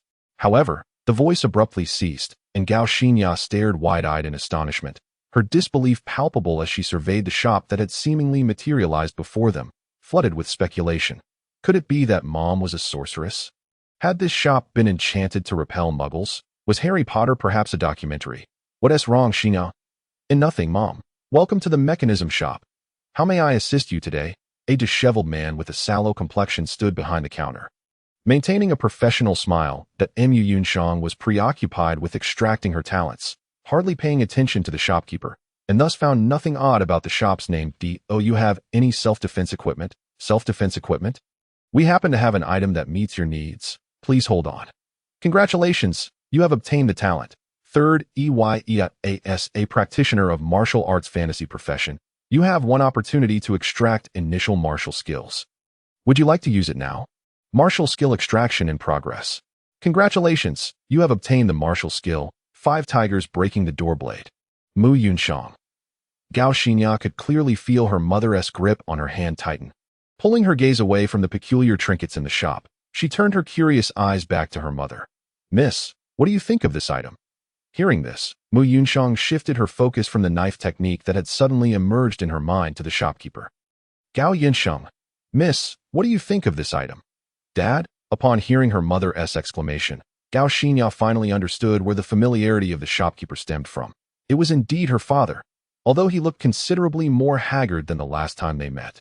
She could still barely recognize him. Gao Yunsheng was equally perplexed. He had not anticipated that the first customers after taking over the previous identity and memories would be his ex-wife and daughter. Who could tell him how to navigate this bizarre situation? Beside the formidable Gao Neng, a black leather-bound tome, invisible to others, lay open in silence, its first line boldly proclaiming, "Congratulations, you have fulfilled Gao Yunsheng's obsession and acquired his profession along with fragments of his memories." The secondary profession system is now activated, concealed behind a mask. Gao Neng felt his lips twitch involuntarily. He was far from prepared to confront the ex-wife of his predecessor and could only feign the role of an NPC. Hoping she would not interpret the situation maliciously, "Madam, what do you think of this item?" Under Gao Neng's gaze, Mu Yunsheng unexpectedly smiled, her lips curving into a radiant and enchanting grin, and with a swift motion, she reached out towards his face. "Why do you wear a mask that resembles my ex-husband, you mysterious sir?" Gao Neng. What the hell? This sudden encounter startled Gao Neng to the core, causing him to abandon the equipment displayed on the counter and abruptly close the transaction. Ding! Transaction completed. Experience gained. 0. Transaction evaluation. Baiting is an essential skill for any fisherman, yet merchants skilled in utilizing quality bait are a rare find. The next trading opportunity will be in 7 days. Please prepare your merchandise. The grasp that was meant to ensnare fell empty, as Mu Yunsheng stood frozen, staring at her empty palm for an extended moment. Had that man truly vanished before her eyes? "Mommy, is this gift from Daddy? It's so beautiful." Feeling a tug at her clothing, Mu Yunsheng snapped back to reality, her gaze landing on the counter. There, a beautifully crafted spring knife lay quietly, its hilt intricately adorned with a dragon and phoenix design, inlaid with red and blue gemstones. In the arts building of Sunqing University of Technology, Gao Neng suddenly opened his eyes wide, clutching his head in frustration. His abrupt movement startled Zhang Mengmeng, who was beside him sprinkling salt into a pot. Causing her to tremble and pour an entire spoonful of salt into the mixture. She patted her chest in relief, grateful that she did not have the habit of holding the salt bag while seasoning. He had slept like a log for 10 hours yesterday and another 6 this morning, and now it was almost lunchtime. Bai Xiaowen sat at the table by the door, idly kicking the stool beneath Gao Neng with an air of disdain. Gao Neng did not hold a grudge against his savior. During the time he waited in the shop, he had fully digested the memories of his predecessor and deduced the reason for his continued existence. In such a scenario, his survival could only be attributed to one of 2 possibilities. Either he had vanquished all the goblins, or this sister had returned to rescue him. The likelihood of the former seemed slim. especially considering that when he lost consciousness, many goblins were still charging at him. Sis, what would you do if you woke up to find you had a daughter? I would first castrate that man. Bai Xiaowen clenched her fist, looking at Gao Neng with the disdain reserved for trash, silently raising her guard. What schemes does this brat have? At that moment, Zhang Mingming, who had just taken a sip of soup to test its saltiness, began to cough violently, clearly choking. Gao Neng opened his mouth wide, taking a long moment to regain his composure. Sis, that's not what I meant. Let me explain that I have a friend who lost his memory for a time, believing he was single and childless. But one day he suddenly remembered he had a wife and a child who could already fetch soy sauce. What do you think he should do? Bai Xiaowen jumped off the table and circled Gao Neng, her tone filled with curiosity. Creating friendships out of thin air, Zhang Mingming, seemingly focused on stirring the meat soup, was actually straining to eavesdrop on their conversation.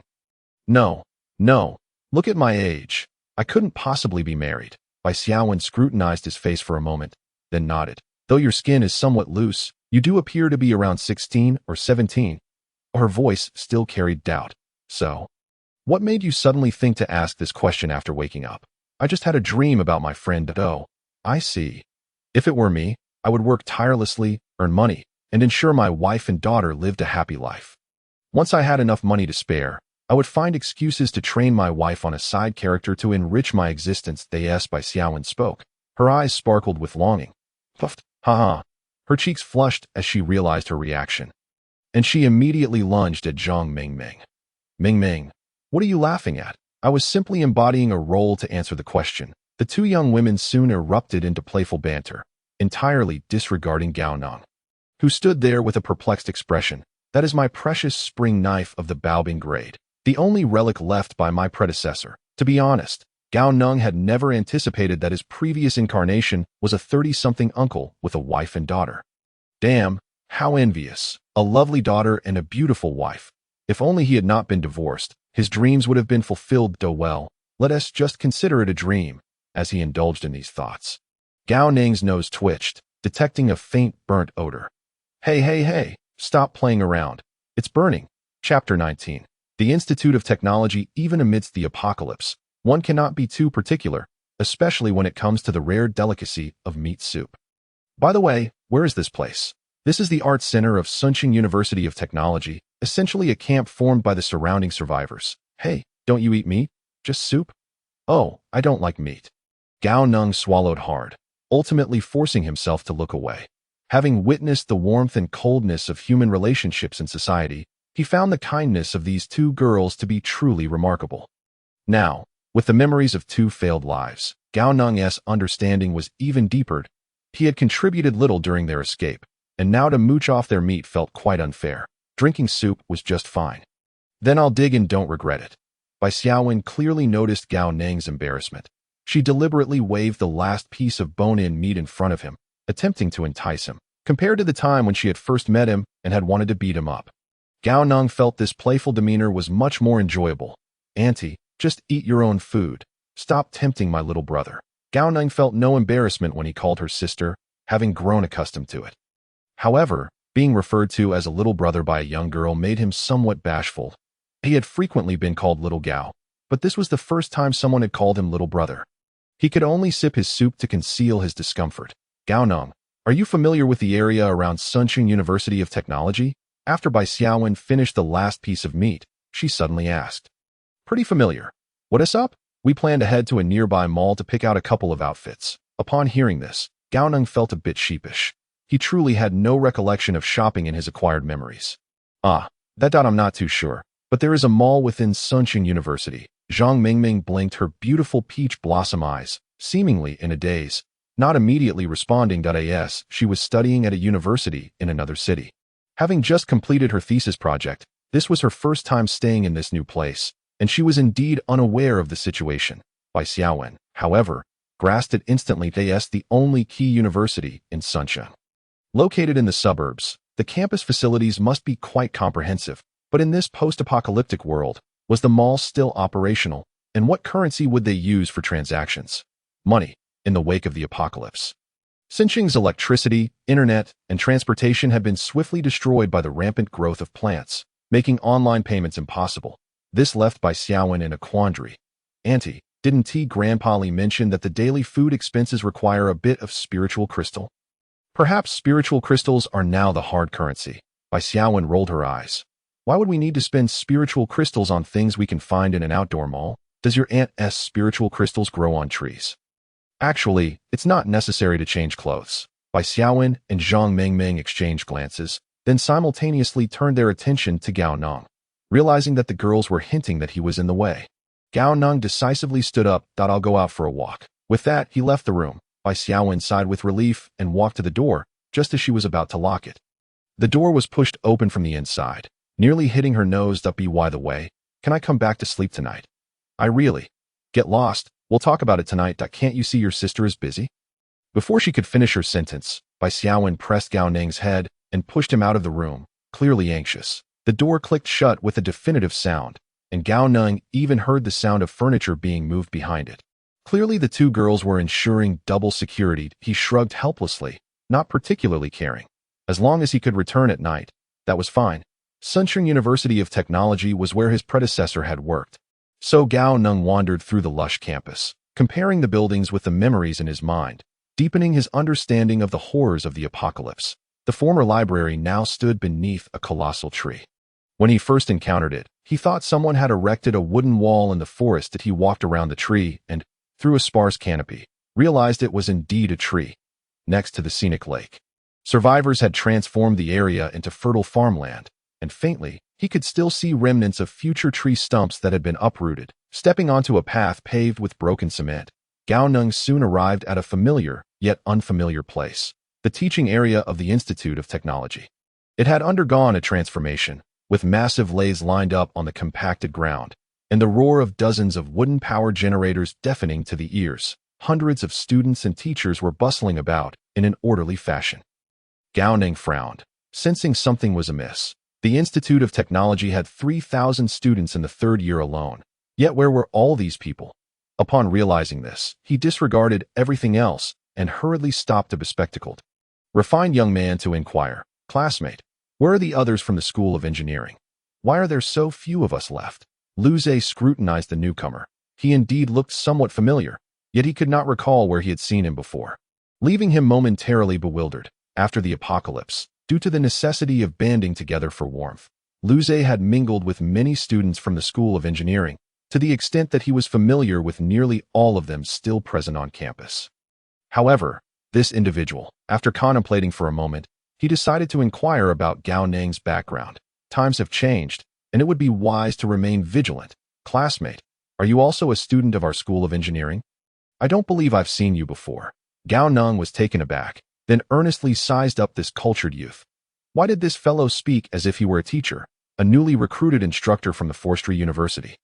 Perhaps, upon closer inspection, he indeed appeared somewhat familiar. After a brief hesitation, Gao Neng ultimately refrained from using his previous name. After all, his former self had been rather pedantic, and his relations with colleagues and students had not been amicable. Furthermore, he had rejuvenated significantly. It would be prudent to adopt his own name to avoid any potential complications. I am Gao Neng, from the 24th Mechanical and Electrical Department. I just returned to campus today. What about you? Lu Zhe flared his nostrils slightly, detecting no hint of deception from Gao Neng, which allowed him to breathe a sigh of relief. He casually draped an arm over Gao Neng's shoulder and strolled toward the construction site. "Since you are a fellow student of our School of Engineering, we are like family now. My name is Lu Zhe. Feel free to reach out to me if you need anything." After completing his self-introduction, he paused momentarily, seemingly pondering how to respond to Gao Neng's question. Currently, there are fewer than 1,000 faculty and students from our School of Engineering left on campus. Many have returned home. Unable to part from their families, Gao Neng blinked, momentarily bewildered by this statement. Return home? On foot across provinces? This should not be the case. The telecommunications professor set up an antenna, and occasionally we can receive signals from other cities. It seems that other locations have not been affected as severely as our Sun City. At least communication and the internet have not been disrupted as long as one follows the railway from the North Station to other cities. There should be accessible means of transportation. Chapter 20. Tales of the Engineering University. Lu Zhe led Gao Neng around the construction site, during which many individuals greeted him, and he responded with a smile. indicating that Lu Zhe had a commendable reputation among the students of the School of Engineering.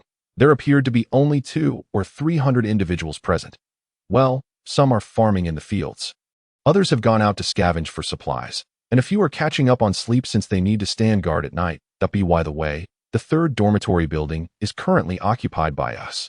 Do you have a place to stay? No need for accommodation. I have brought some other friends with me to go. I see Liu Zhe made no attempt to persuade him otherwise if Gao Neng were alone. It would be entirely reasonable for him to reside there as a classmate, but having outsiders would indeed pose complications. Let me tell you about the current situation at the school and recommend a few places for you to stay overnight. How does that sound? I couldn't ask for more. Gao Neng was delighted. He was eager to gather information about the school, and it was surprising that Liu Zhe was so accommodating. The school is no longer what it once was. Gao Neng, you must remain cautious. If you encounter any trouble, make your way to the dormitory area. Buildings 1 to 4 are still under our control, and if you mention your affiliation with the School of Engineering, the other colleges will not allow you to suffer. Just as he was internally lamenting the courage of the students in this school, a twist occurred. However, do try to keep your distance from the shopping mall and administration building. It seems those living in the mall are a rowdy bunch. Their methods are exceedingly unscrupulous. If you encounter anyone attempting to sell you food, do not open the door. They are undoubtedly those individuals. As Liu Zhe spoke, his expression grew serious, and a coldness enveloped him. How so? Our school has hardly been beset by any monsters. We can consider it a safe zone. Those ruffians were among the first to arrive. They taught us a harsh lesson. They came the day after the apocalypse began, and several school leaders organized students to vacate Building 9, thinking it was a refugee situation, and we moved to Building 3. Later, we learned that on their first night, several female classmates went missing. The next day, a shoe belonging to one of them was discovered beneath that building. A few veterans sought answers and were beaten, one of whom had his leg broken. After that, those people grew even bolder, brazenly breaking into Building 6, which housed a few dozen of our female students. That night, one of our classmates who had sneaked out to meet his girlfriend returned with this news. Initially, everyone might have just expressed their indignation, for it was rare for someone to risk their life to win the affection of a goddess. Gao Neng nodded in agreement. Those who chose the path of engineering typically possessed a straightforward and earnest disposition. Among 20 individuals, having even 2 social butterflies was a rarity. Most were single, naturally unwilling to jeopardize their lives for someone else's girlfriend. The twist came with a young man named Yang Ran, whose major I was uncertain of, either civil engineering or engineering in general. He left a strong impression on me due to his eloquence. In just a few sentences, he incited everyone in Building 3. Armed with fruit knives and chair legs, over 2,000 of us marched toward Building 9. Gao Neng's eyes widened in disbelief. In no way. Was that the legendary shield immortal? At the entrance of Building 9. The ruffians were indeed intimidated by our imposing presence. They numbered only a few hundred, and even with weapons in hand, they were fearful. Consequently, a hefty fellow emerged to negotiate with us, and naturally, it was Yang Ran who responded. His rhetoric was so persuasive that the fat man quickly agreed to let the captives go to no confrontation. Gao Neng was astonished. Liu Zhe scoffed. How could that be? Those ruffians were true desperados, confident that we, as students, would not dare to act. The fat man feigned agreement, while secretly waiting for Yang Ran to let down his guard before striking. He even threatened us, stating that if we did not leave, we would suffer the same fate. At that time, we had never witnessed such a scene, and many were immediately cowed. Upon hearing this, Gao Neng felt a tinge of disappointment, yet everything seemed reasonable given that they were merely students. Just as we were about to retreat, a scream echoed from behind us. Naturally, upon hearing the shriek, everyone turned to see what was happening, but with over 2,000 individuals, it was impossible to discern anything clearly. The two had now traversed the construction site and arrived at an area strewn with tree stumps. Liu Zhe produced a pack of cigarettes from his pocket and offered one to Gao Neng, who skillfully accepted it and placed it between his lips. Liu Zhe lit his own cigarette before extending the flame towards Gao Neng. There, Gao Neng leaned in to light his cigarette, but just as he was about to take a satisfying drag, he hesitated, recalling the beauty of his wife from his dreams. Ultimately, he merely held the cigarette, but between his teeth, chewing on it. This body had no smoking habit. It would be best to refrain from developing one in the future. Liu Zhe inhaled deeply, his eyes reflecting the glimmer of blades and blood from that fateful night. Someone shouted, Monsters are coming. Others yelled, they want to exterminate us. Do not believe them. There was a cacophony of cries. Those at the front of the line, already impulsive, turned crimson at the mention of extermination. Wielding their weapons, they charged toward the desperate ruffians, and in an instant, the air was filled with the sounds of battle. No one thought to question why. Fueled by youthful vigor, the pressure from the apocalypse transformed into a thirst for blood. What was that scream about? Gao Neng could not help but inquire. That was when the goblins attacked. Likely drawn in by the students who had departed earlier. That day, we stormed Building 9, driving those ruffians to flee in terror, and we even dragged out a few school leaders. The ruffians had threatened us with the lives of female students. And many were blinded by rage, ignoring the pleas of the captives, forcing them to leap from the windows. Liu's eloquence lacked the vividness that Yang Ran might have brought to the tale. But alas, little did they know, in their frantic leap, they landed right in the midst of a horde of goblins. Exactly 100 goblins were below, driving our classmates at the rear of the line. Liu chuckled heartily. They say that evil begets evil. It is not that retribution is delayed, but rather that it has finally arrived. Those villains met their just deserts. Later, we clashed with that 100-strong goblin horde, eliminating 300 ruffians, while we only sustained over 100 injuries, with merely dozens dead. Against the 100 goblins, we lost nearly 100 men. Gao Neng's pupils constricted. Goblins are that difficult to kill? Are they some kind of aberration? I know what you are thinking. Those were just ordinary goblins. However, the classmates at the end of our line had seen bloodshed, which is why this incident unfolded as it did. Let us leave it at that. As Liu spoke, he glanced at his watch. It is currently 2 in the afternoon. I will take you to the dormitory to fetch some bedding, and you can find a place to stay in either the gymnasium or the cultural arts center.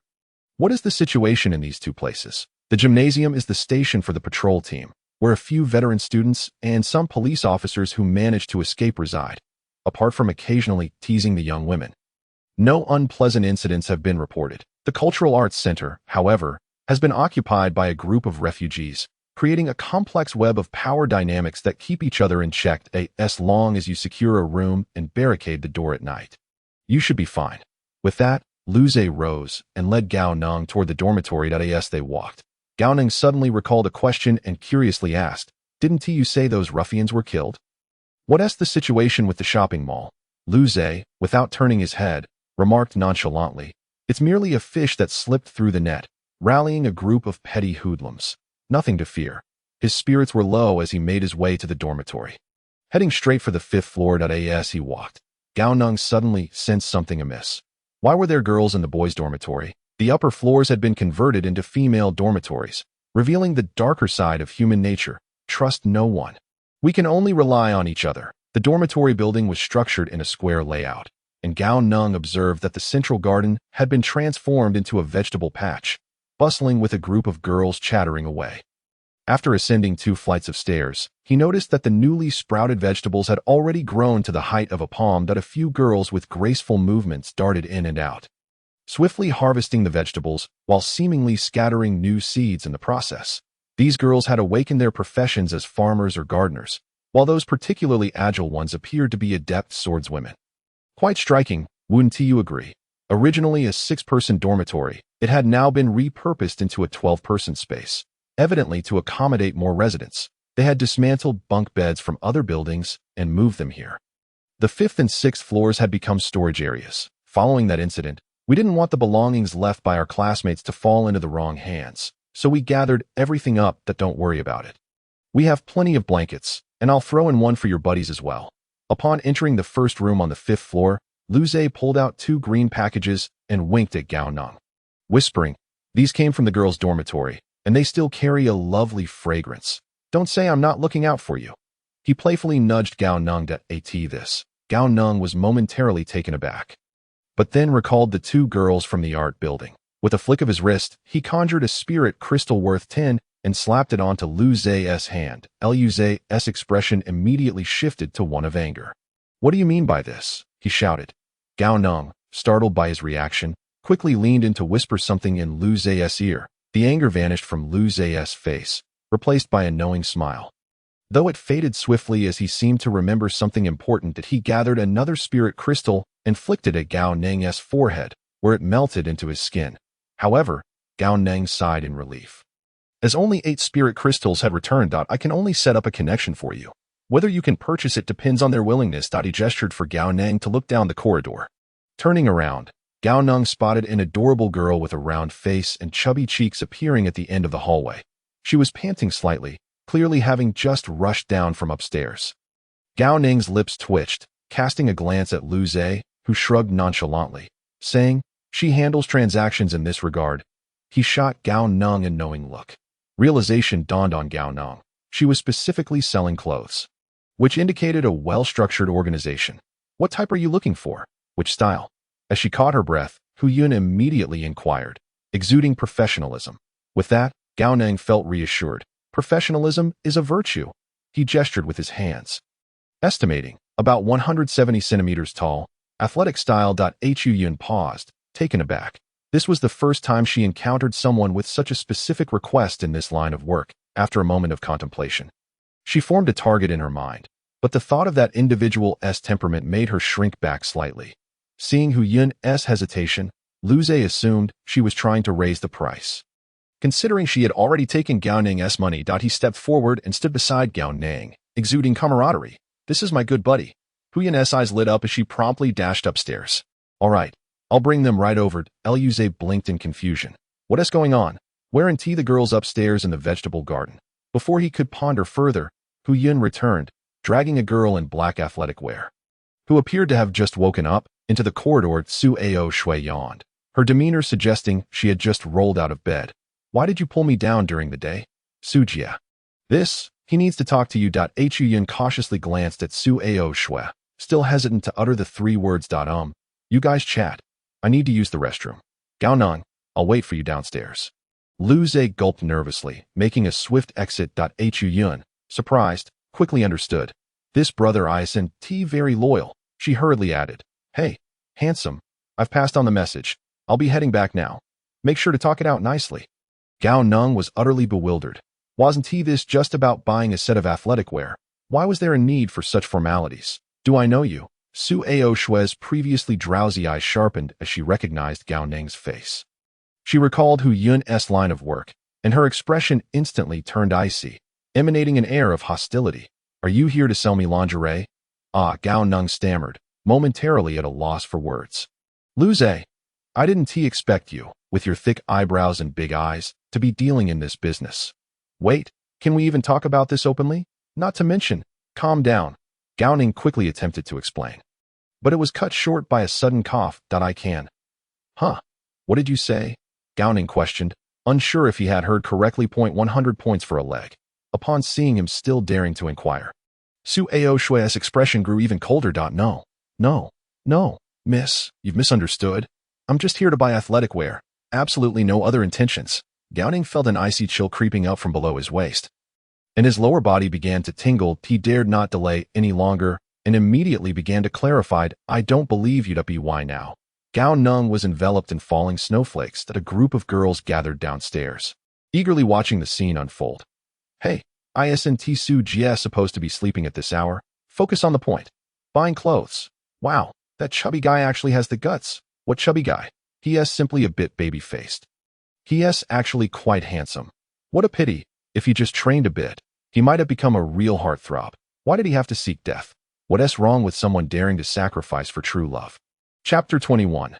"No, you must listen to my defense." "No, sister, you must hear my defense." "No, let me explain." Gao Neng waved his hands frantically, desperately trying to clarify amidst his panic. The coldness was spreading, and Lu Zhe, hiding downstairs, nervously rubbed his hands together before shouting, "Su Ao Shui, we're all classmates, so please show some mercy." Su Ao Shui had no intention of striking. Her intimidating demeanor was merely for show, meant to deter the others, lest she be hounded by that group of perverts in the future. She coldly spat out 2 words. "Explain. I just arrived here, and I heard from Brother Lu that you have plenty of supplies. I wanted to buy a couple of sets of athletic wear for girls. I truly have no other intentions. For what purpose? To alternate wearing." "You wear?" The previously menacing gaze softened imperceptibly. She had seen many boys in skirts, but one wanting to wear female athletic wear was indeed rare. That must not be the case. I have 2 companions who need it. I'm new here and unfamiliar with the surroundings. Sodatsu Ao Shui remained skeptical, but if the clothes were washed, she could consider it. Coincidentally, she had her eye on a weapon at the auction house and needed more spirit crystals. Her roommate had mentioned that selling second-hand clothes could be quite profitable. With that thought, her eyes brightened, but she still cautioned, "My prices are high that I really huh." Gao Neng was momentarily stunned by her statement, but quickly regained his composure, waving his hands that it's fine. It's fine. I'll just buy 2 sets of long-sleeve pants. They shouldn't hinder my movements. Like this? Su Ao Shui pointed at her own athletic wear. Yes. 30 points, but a stiff smile froze on Gao Neng's face. What? A ripoff? Seeing Gao Neng's reaction, Su Ao Shui contemplated whether she should lower the price. She still needed 27 points for that weapon. Lowering the price slightly wouldn't hurt. No. 30 points. Just 30 points. Though reluctant, Gao Neng dared not haggle, fearing she might retort with something like, "No spirit crystals? Then you can pay with your legs." After all, these spirit crystals were pilfered from Miss Bai, who seemed quite wealthy. Selling the clothes to her should recover some losses. Good. Su Ao Shui's eyes crinkled into a smile as she headed upstairs to retrieve the clothes. Suddenly, Gao Neng was struck by a thought. What if that woman noticed they were used clothes and tried to haggle? No way. That would be a loss of 30 goblins. Seeing Su Ao Shui about to disappear around the corner, he hurriedly called out, "Do you have new ones? You know, the kind that has been washed once before being sold." Su Ao Shui paused, her eyes narrowing with suspicion. This guy wouldn't be trying to haggle. Would he? After hesitating, she responded, "Yes." Gao Neng's face brightened. "That's perfect. Just those. Price remains unchanged." Absolutely. Gao Neng wasn't a pervert. He genuinely came to buy clothes. Before long, Su Ao Shui returned downstairs, handing Gao Neng a package of clothes. He glanced at them, noting they were identical to what she was wearing. Good heavens, you're bald-headed Chong. With that thought, Gao Neng conjured a 30-point spirit crystal, completing the transaction with Su Ao Shui. He quickly made his way downstairs. He didn't want to linger here for even a second. Reuniting with Lu Zhe, he couldn't help but notice Lu Zhe's strange gaze fixed on him. What's with that look? Lu Zhe handed him 2 large bags, hesitating before asking, "Brother, are you buying clothes for survival, or do you genuinely want them?" "Of course it's for buying clothes. I, Gao Yun, am a married man." Oh, Lu Zhe looked incredulous and gently reminded.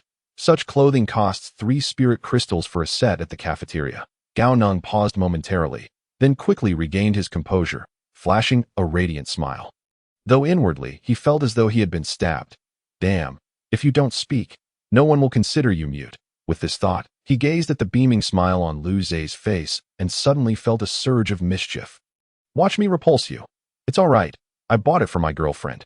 It's safe to purchase here among classmates. Lu Zhe's smile froze on his face, blinking in disbelief. Aren't we brothers? Who buys women's clothing for their brothers? So this guy is cohabiting with his girlfriend. Instantly, Lu Zhe's composure shattered as he pushed Gao Neng out. Get lost, you traitor. Exiting Building 3, Gao Neng hurried towards the arts center, realizing he needed to rush back as it would be time for dinner upon arriving home. Bang, bang, bang. I'm back. Gao Neng, laden with bags, stood at A512, waiting for quite a while, yet no one came to the door. Passers-by occasionally glanced at him with indifference, more interested in the bags he carried. Bang, bang, bang. Open the door. It's me, Gao Neng. With no response, Gao Neng grew anxious. Without Bai Xiaowen's protection, how could a weakling like him survive in this apocalyptic world? It's inappropriate for a man to live in the same room as us. Why not find an empty room? Bai Xiaowen's voice rang out. Gao Neng felt a surge of joy. He wasn't afraid of no one opening the door. Just of no one responding. Sister, I bought you all some clean clothes. No reply came from within. Gao Neng's heart sank, quickly adding, Sister, I also bought blankets. Please let me in.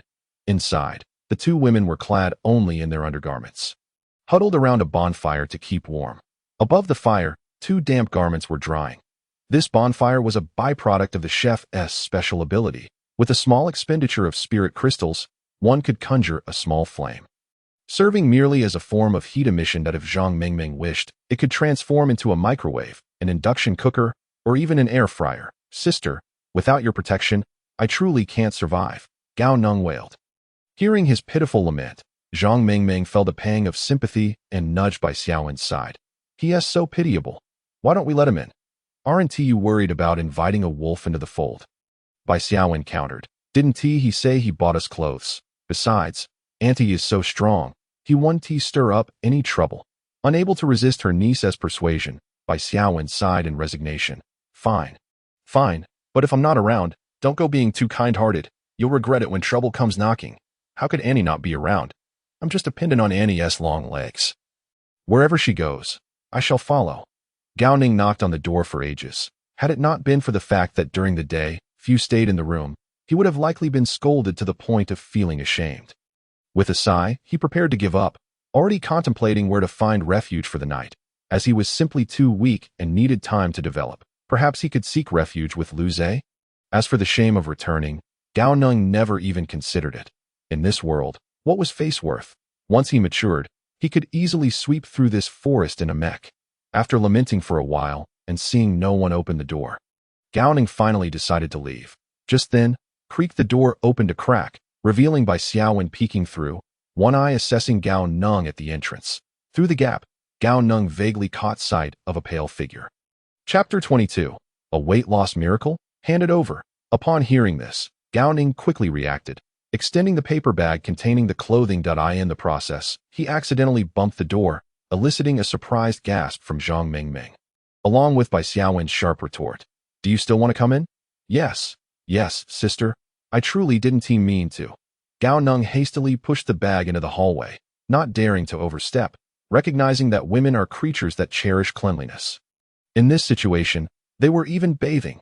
He glanced down at his own attire, which was covered in dust and bloodstains, even missing a section of camouflage pants, feeling somewhat regretful. Had he known, he would have bought one for himself as well. Dressed and ready, Bai Xiaowen opened the door just in time to hear Gao Neng's comment, and a wave of guilt washed over her. This boy thought of them while he was outside. Yet she had been contemplating how to drive him away. What are you dawdling for? Hurry up and come in. All right, sister. Gao Neng quickly entered, anxious to avoid being locked out again. These 2 blankets and the mattress are for you. Upon hearing this, Bai Xiaowen's guilt intensified. You can sleep on one, and tonight, Ming and I will keep watch. One is sufficient. Aren't we keeping watch? As soon as the words left his mouth, Gao Neng realized he had asked a foolish question. They were clearly guarding against him. No need. Sleep soundly, you're young and full of vigor. We wouldn't dare let you keep watch. Gao Neng's mouth twitched. Was such directness truly appropriate? Lowering his head, he silently made his way to the corner to set up his bed. Bai Xiaowen, carrying another bundle of blankets, took a few steps and noticed Ming sniffing the collar of her clothing. Puzzled, she asked, Ming, is there a problem with the clothes? No, there's no problem. Zhang Mingming quickly shook her head. I just think it smells nice. Really? Bai Xiaowen leaned closer to sniff the collar, but only caught a whiff of laundry detergent, feeling somewhat confused. Indeed, it does have a refreshing scent. Gao Neng, why does this sound a bit off? I bought it from a female classmate at Sungong University. It will inevitably have a bit of a smell. I see. Zhang Mingming blinked her alluring eyes, and as Gao Neng finished setting up his mattress, before he could sit down, she yanked him aside. I just bathed. Mind if I sit on your bed while cooking? Gao Neng glanced towards Bai Xiaowen, who indeed hadn't finished setting up. Bai Xiaowen was moving quite clumsily, clearly unaccustomed to such tasks. Of course, I don't mind. I'll help you, sister. Look at her clumsy movements. Clearly someone who has never lifted a finger. Boy, are you asking for trouble? Who are you calling clumsy? In this small room, coupled with Gao Neng's volume, Bai Xiaowen's murderous glare was instantly directed at him. No. I'm just concerned for my sister. How could I let her do such work? Bai Xiaowen coughed in exasperation. Can't you act normally? Where did you learn to speak like this? Why does it sound so pretentious? While Gao Neng and Bai Xiaowen were making the bed, Zhang Mingming sat cross-legged on Gao Neng's bed, summoned an induction cooker, and began to make soup. This small room was unsuitable for frying. No one could endure the lingering smell of cooking oil. As she stirred the pot, she hugged a pillow to her chest for comfort. But after a while, feeling it inadequate, she set the pillow aside and grabbed a blanket instead. Having helped Bai Xiaowen set the bedding, Gao Neng witnessed this scene and thought nothing of it. It was quite normal for a girl to seek comfort in a pillow. Dinner consisted of pork rib soup over noodles. Gao Neng initially had no intention of eating meat, yet he was unsure what had gotten into Bai Xiaowen.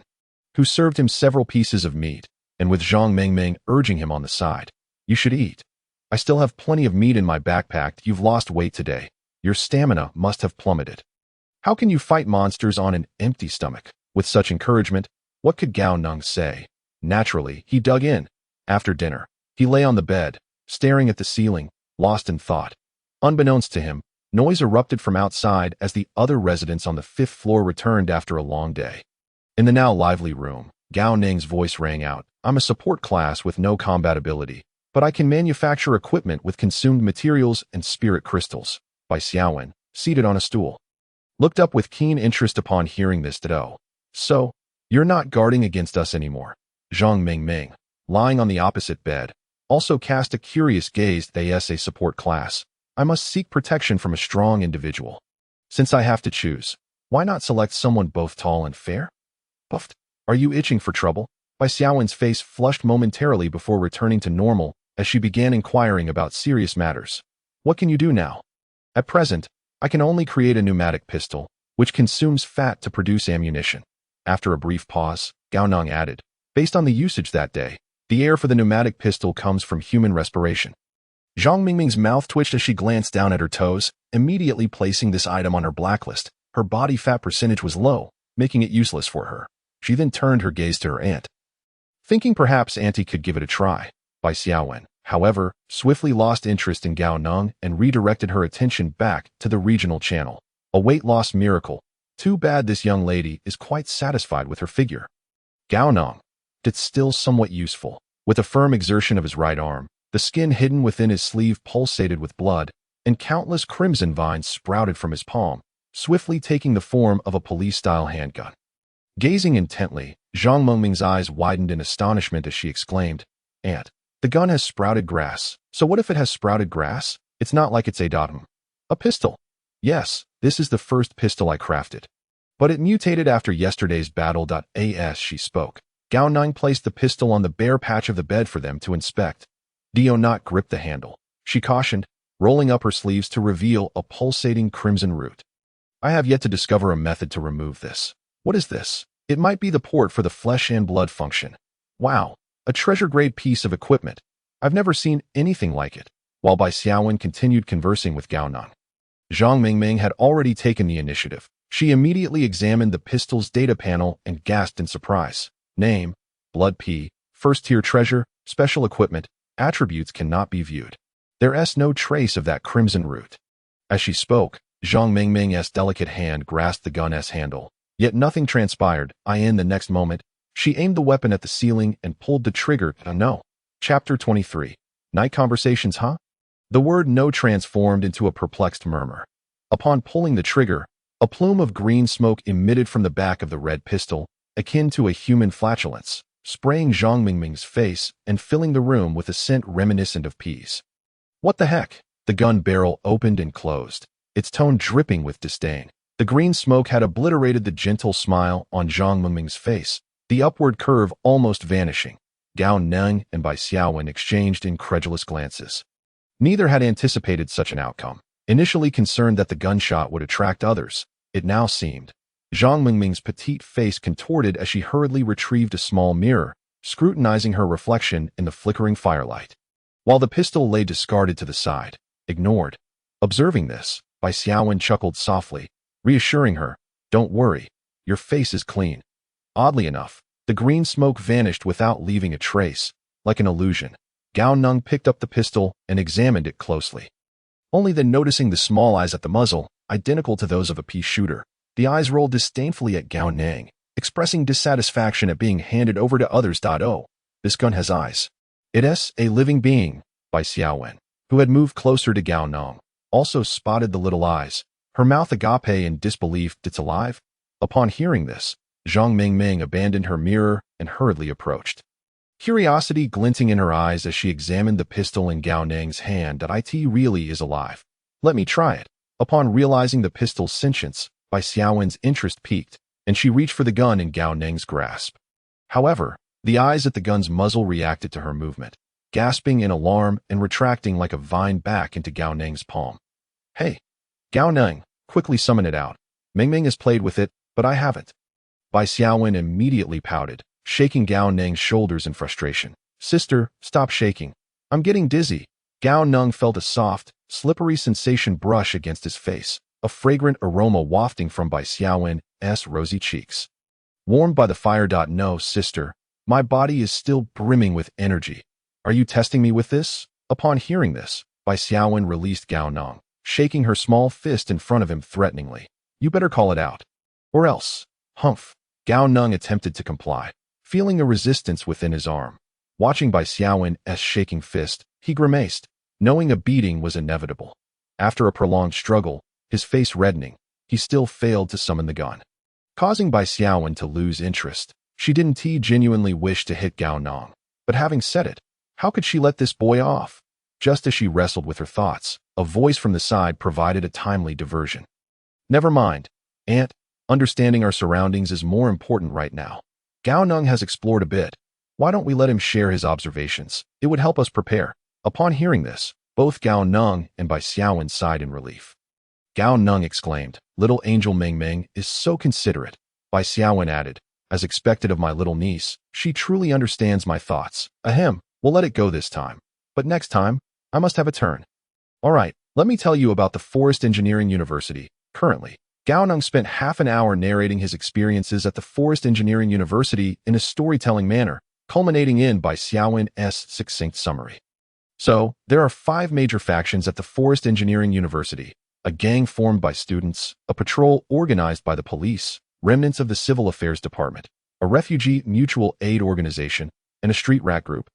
Correct. Among them, it's advisable to keep your distance from the Civil Affairs Department remnants and the street rat group's marketplace, and to also steer clear of the patrols. Gao Neng reflected for a moment and suddenly remembered Lu Zhe's initial warning, casually adding, "If you encounter anyone actively selling food, don't engage with them. They aren't good people though. What happens if you do?" Bai Xiaowen recalled the salespeople from earlier that morning. "Just act as you see fit.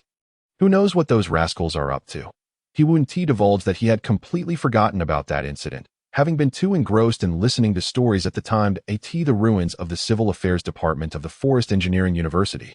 A simple yet imposing 2-story office building lay concealed within the forest. As night fell, goblins gradually ignited the torches arranged around the structure. In this forest, remnants of steel and concrete were strewn about, as most human constructions could not withstand the relentless growth of vegetation, either collapsing or cracking apart.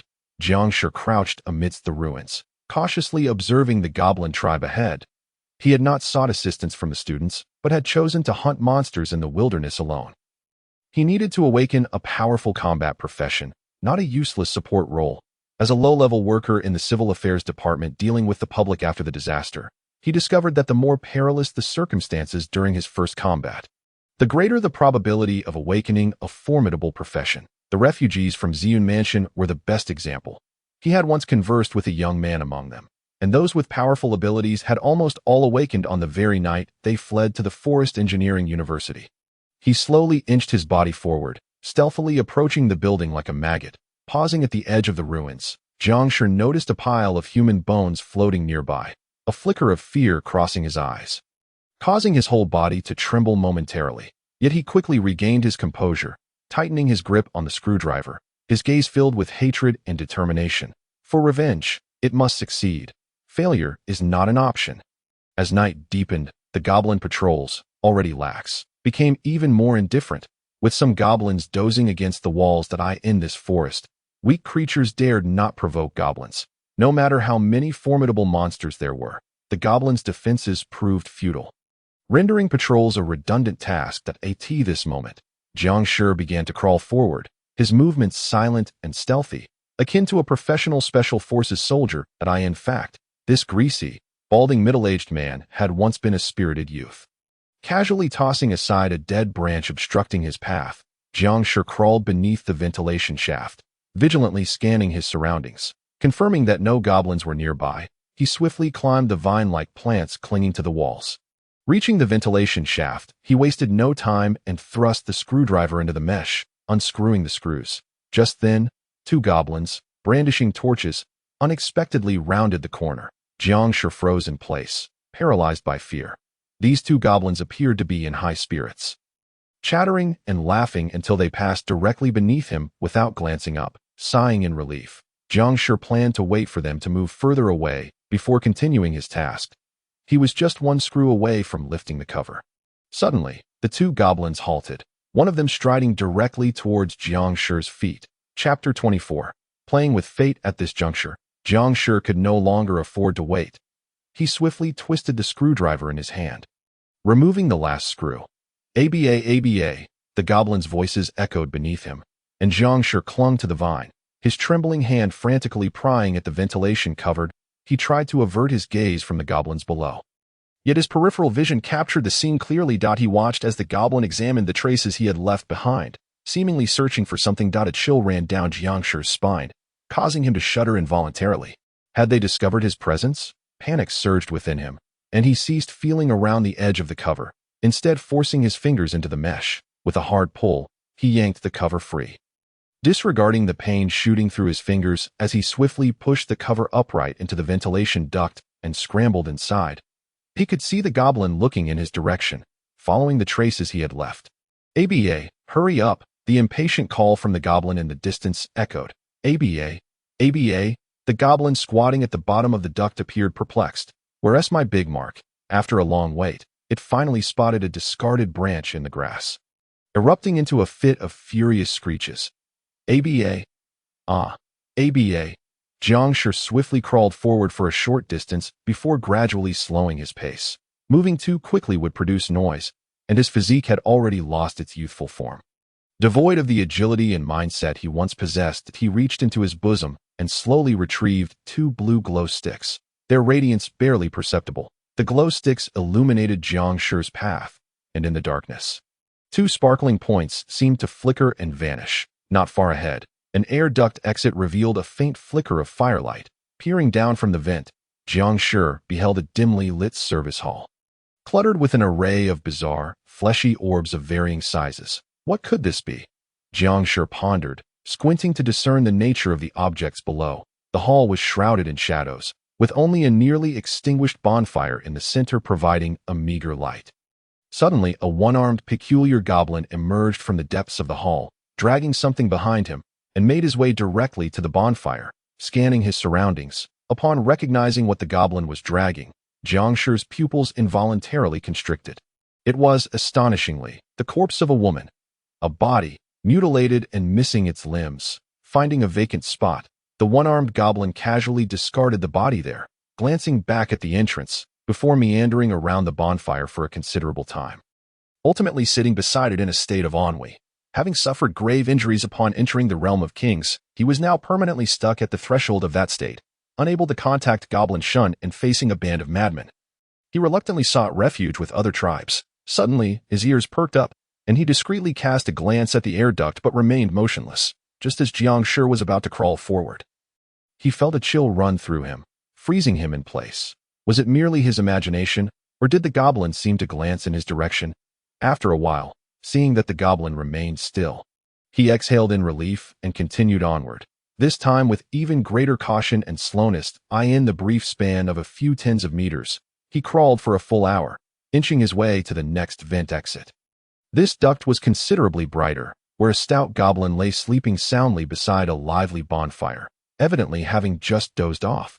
Jiang Shi shifted his gaze towards the office guarded by the stout goblin, which had once been used by Li Miao. Distantly, he could hear hoarse cries emanating from within. Gripping his screwdriver tightly, Jiang Shi forced himself to suppress his murderous intent, continuing to crawl forward with deliberate slowness. The closer he got to success, the more cautious he needed to be. In the heart of the capital city, Zhao Kongqing stood atop a crumbling skyscraper, furrowing his brow as he gazed at the writhing mass of flesh before him. This had once been the symbol of the great Xia, Zijing city. Now, it had transformed into a grotesque amalgamation of twisted flesh, from which countless monstrous forms emerged, ceaselessly crawling from every building, an unending cycle of slaughter. The station troops had been fighting here for an entire day, yet the mother nest showed no signs of fatigue. Was there no solution from the command center? If not, I shall just plunge in and have a look around. As he spoke, Zhao Kongqing brandished a pitch-black blade, glancing at the liaison behind him. Based on the intelligence gathered thus far, results. How many soldiers will perish while you waste time with idle chatter? Damn it, Who sent you here, Gilded? I'll have their head when I return. The liaison trembled, refraining from further commentary as long as the general enters the mother nest and locates the core. He can pierce through the secret realm. Before he could finish, Zhao Kongcheng leapt down, shouting midair, "Enough with the nonsense. Just say to pierce through." Facing the howling wind, a suit of black-scaled armor adorned Zhao Kongcheng, who seemed to tread the air, creating circles of white airwaves as he charged towards the grand palace at the center of Zijing. While running, he swung his blade, unleashing massive black crescent slashes upon the flesh structures below. The thunderous explosions echoed continuously as the flesh buildings were cleaved open, only to have the wounds sprout clusters of flesh buds, healing in an instant. Nevertheless, these attacks evidently inflicted damage upon the mother nest. As the rate of flesh mutation slowed significantly, amidst the chattering of young girls, Gao Neng gradually drifted into slumber. He found himself once again on the outskirts of Mechanism City, which had now transformed into a futuristic metropolis. Winged mechanical tigers whisked past, carrying tourists indistinguishable from real people. Unlike his previous experiences, Gao Neng's consciousness felt particularly lucid this time. Glancing down at himself, he was unsurprised to find he resembled Gao Yunsheng. His backpack contained an item, a crudely crafted wooden mask, which, when donned, allowed him to perfectly transform into Gao Yunsheng's likeness before his demise.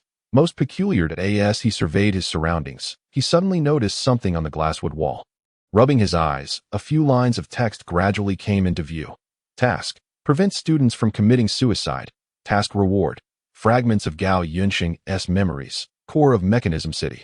Upon seeing this task prompt, Gao Neng felt as though he had missed some vital novice guidance. How could he fulfill the task without any prior knowledge?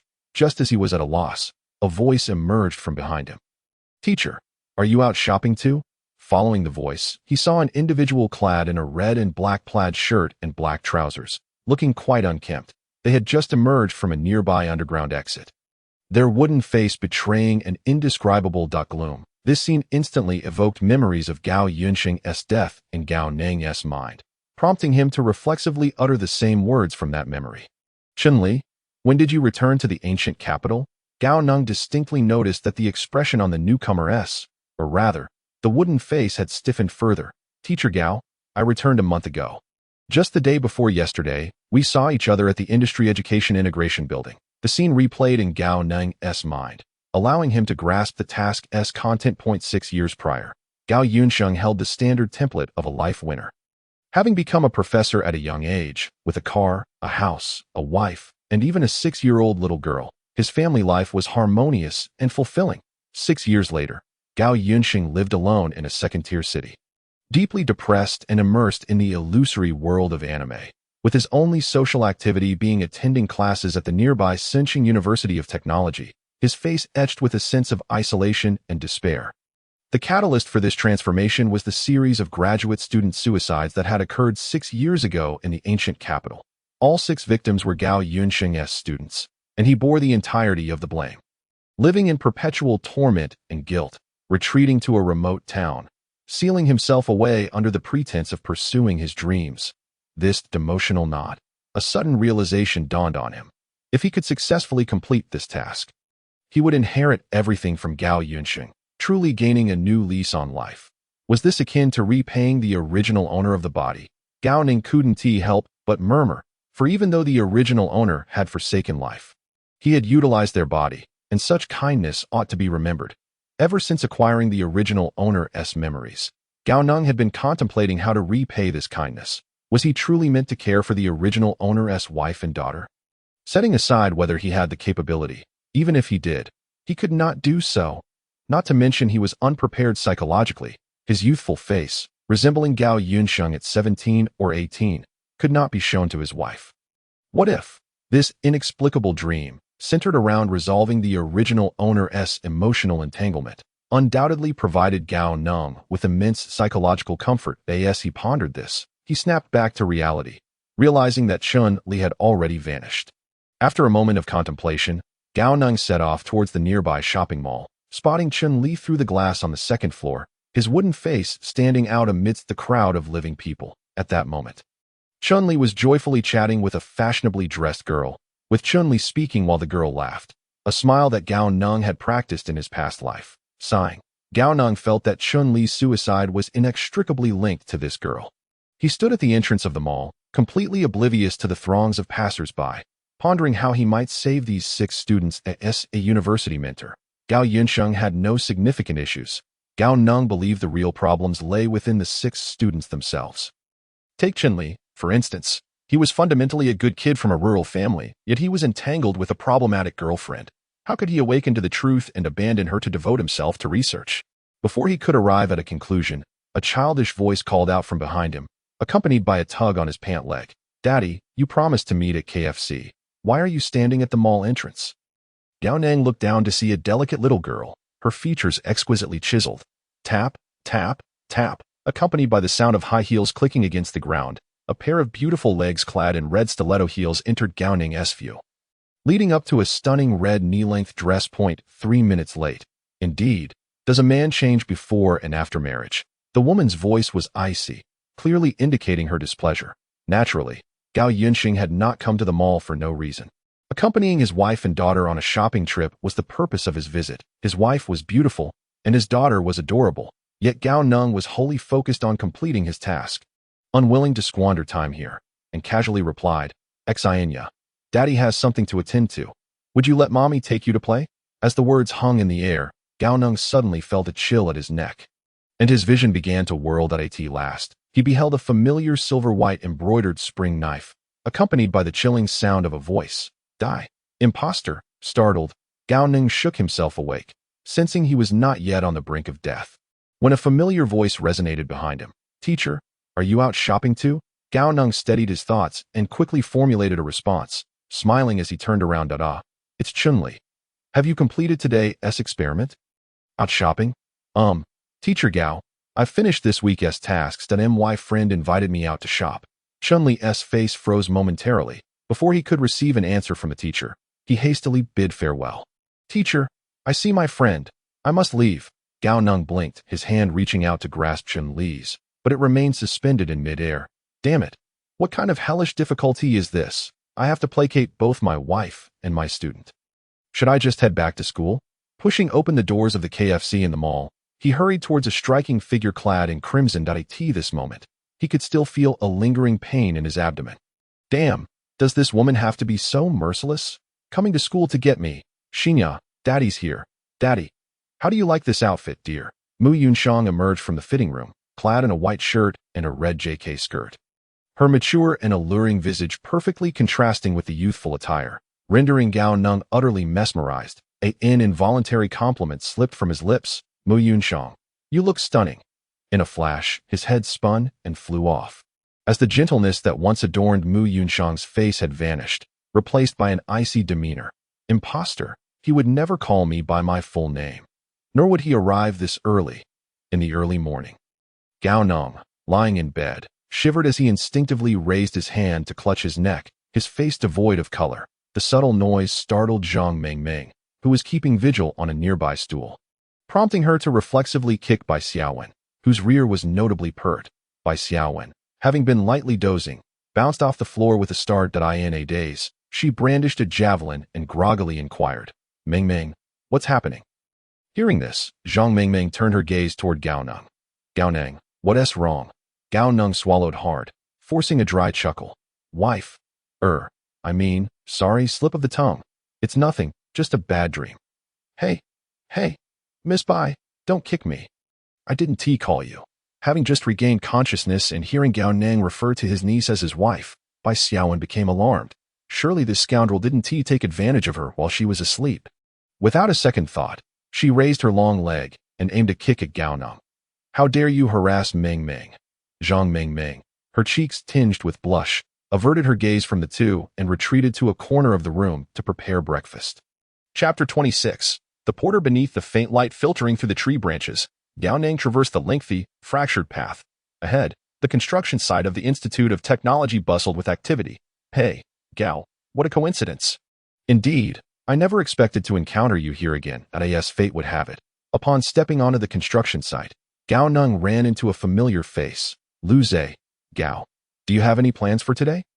Gao Neng awkwardly scratched his head, feeling somewhat out of place amidst the flamboyant atmosphere. Luz, you seem different from yesterday. I just came to see if you needed any assistance. Don't you need to go hunting? I am a support class. I lack that kind of capability. Luz was taken aback. You're actually a support class. The previous day, this fellow had nonchalantly spent 32 points of spiritual crystal. And now it turned out he was a support class. Yes. Is there any work available that can earn me some money? I can't keep bumming meals off friends. I want to pry into where your spiritual crystals came from. Luz said, shifting his focus to contemplate opportunities for Gao Neng to earn some income. By the way, what are your skills? Gao Neng pondered for a moment and replied, I'm a level 4 machinist. You didn't clarify. I meant your talents and profession. What are you proficient in? Being a machinist isn't useless, but Luz gestured towards a nearby makeshift wooden table, where a petite girl skillfully wielded various tools, transforming raw logs into refined products with astonishing speed. See that?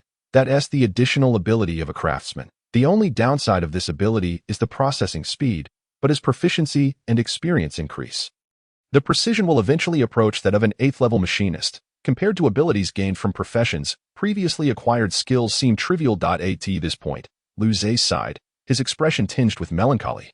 Gao Neng, just noticing for the first time, observed that the students on this construction site displayed a myriad of talents. Some could carry logs as thick as a person, others could mark lines on wood with their bare hands.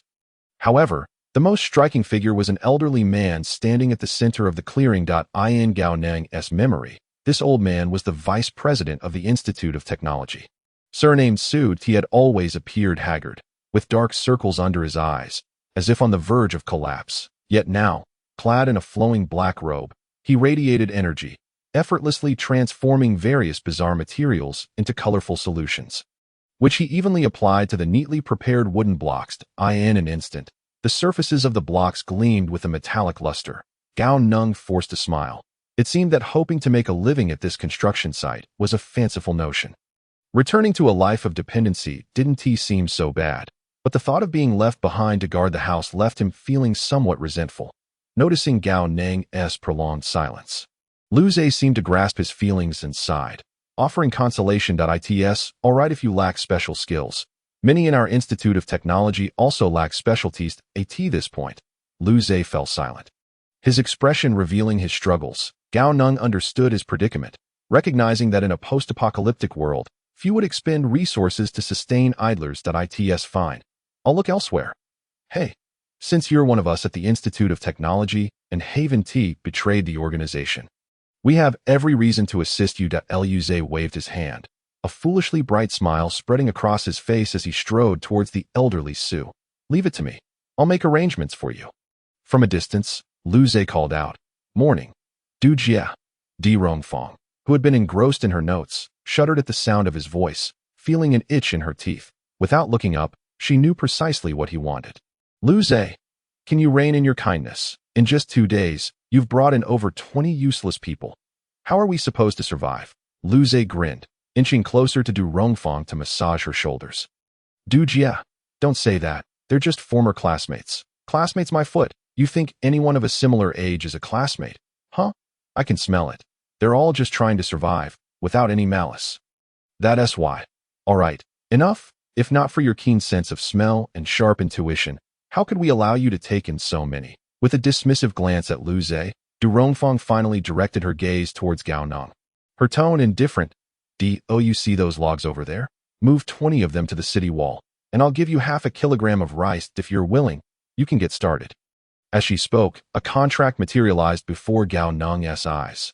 Contract. The Institute of Technology hereby employs Gao Neng as a temporary porter, tasked with transporting finished wooden blocks from the workshop to the city wall construction site. Payment is as follows: 20 small logs for half a kilogram of rice, 20 medium logs for 1 kilogram. Gao Neng's heart leaped with joy as he promptly agreed. Half a kilogram of rice was quite substantial, enough for an adult to sustain for a day. After signing, he glanced at the wooden blocks Du Rongfang had indicated, letting out a sigh of relief. They were manageable, roughly the size of a backpack. How about it, Gao? No problem, right? Rest assured. It's no trouble at all. Gao Neng reassured Luz, patting his chest. All right, just follow me. I'll take you to the construction site, and you can remember the route. After Gao Neng signed the contract, Lu Zhe immediately released Du Rongfeng's shoulders and dashed off to lift a log taller than himself. Swiftly disappearing into the distance, Du Rongfeng gritted her teeth in frustration. Lu Zhe, if you're so capable, stop bringing people here. Heh, the city wall is a priority. Du Jie, I must take my leave. Gao Neng, hurry and catch up. Coming. What the hell? Why is this so heavy? In Gao Neng's memory, solid wood was typically quite light, yet carrying this log felt akin to lugging 50 volumes of advanced mathematics. Lu Zhe, why is this solid wood so heavy? Oh, that's because it's enchanted wood. The two quickly exited the workshop area and stepped onto a solid dirt path. From Gao Neng's vantage point, he could see the end of the road, where a line of porters was forming. And some agile figures were returning from their first trip with logs. Just follow these folks. If any danger arises, shout out. Many of the porters are strong combat classes. All right, you go first, merely stepping out of the workshop for a mere 100 meters or so. Gao Neng immediately felt a wave of fatigue wash over him. His back aching and beads of sweat rolling down his face like pearls. His physical condition was undeniably poor. The moment Gao Neng lifted the wooden block, Lu Zhe discerned that this fellow would undoubtedly struggle to keep pace with him. As one of the strongest members of the engineering alliance, he wished to contribute more, and remaining here to accompany Gao Neng seemed a rather wasteful endeavor. Chapter 27. The daily grind. When Gao Neng, drenched in sweat, finally transported the first wooden block to its destination, Lu Zhe had already made his second trip. Not bad, Gao. At this pace, you could move at least 25 blocks in a day. Lu Zhe chirped cheerfully, taking a seat beside Gao Neng and lighting a cigarette for himself. Not a chance. 20 blocks is my limit. Moving 25 would leave me unable to rise the next day. Gao Neng replied, a hint of exhaustion in his voice. Lu Zhe erupted into hearty laughter, patting Gao Neng on the shoulder with a confident grin. But my expertise in understanding the human body is unparalleled. I assure you, your limits are merely in your mind. He gestured towards a makeshift wall built from cement rubble about 5 meters away, standing roughly 2 meters tall. That is the first wall we constructed. Though it serves little practical purpose, we completed it in just 3 days, back when most of us were still just ordinary folks. After a brief pause, Lu Zhe continued, here's the deal. If you manage to move 30 blocks today, I will personally see to your muscles, ensuring you wake up fresh and invigorated the next day. How does that sound? Gao Neng's eyes brightened at this prospect. He had sensed that tomorrow he might struggle to rise. But with Lu Zhe's assurance of relief, fatigue faded away. That he sprang up and dashed back towards the workshop. All right, it's a deal. The distance from the workshop to the construction site was approximately 800 meters. And each trip took Gao Neng over 20 minutes. Determined to enjoy Lu Zhe's promised relief, he exerted himself to the fullest, barely pausing for rest, only loosening his muscles slightly on the return trips, striving to adapt to the laborious task. Thus, he continued to transport wooden blocks, one after another. Lu Ju stretched lazily, rising from a nearby wooden stump, hefting a wooden block as he prepared to move forward. He noticed the boy in tattered camouflage, hair damp, passing by him once more, and a flicker of pride sparked within him. This fellow was clearly a temporary worker, laboring diligently. The smirk crept onto Lu Ju's lips as he taunted. Hey, why are you working so hard? Are you joining us for lunch later? Lunch? Sister Du didn't mention anything about providing meals, Gao Neng replied, glancing sideways at Lu Ju. The seasoned Lu Ju immediately recognized the boy's thoughts, but remained silent, clutching his wooden block and quickening his pace. Feeling ignored, Lu Ju's irritation grew. How dare a mere temporary worker disregard him? He resolved to teach him a lesson, reminding him that he was not in a peaceful society anymore. Gao Neng continued to feel the strain in his arms, each step becoming increasingly burdensome, as if weights were tied to his legs. The brief respite on the return trip to the workshop was far from sufficient. After 5 trips, by the 6th, he felt as though he might collapse. Just as he contemplated taking a break on the return journey after completing the 6th trip, a sudden tingling sensation coursed through his body, akin to tiny serpents writhing within his muscles. In mere moments, the pain vanished, replaced by a surge of newfound strength. Is this what it feels like to break through one's limits? Gao Neng pondered. He stretched his limbs, feeling as if he were floating.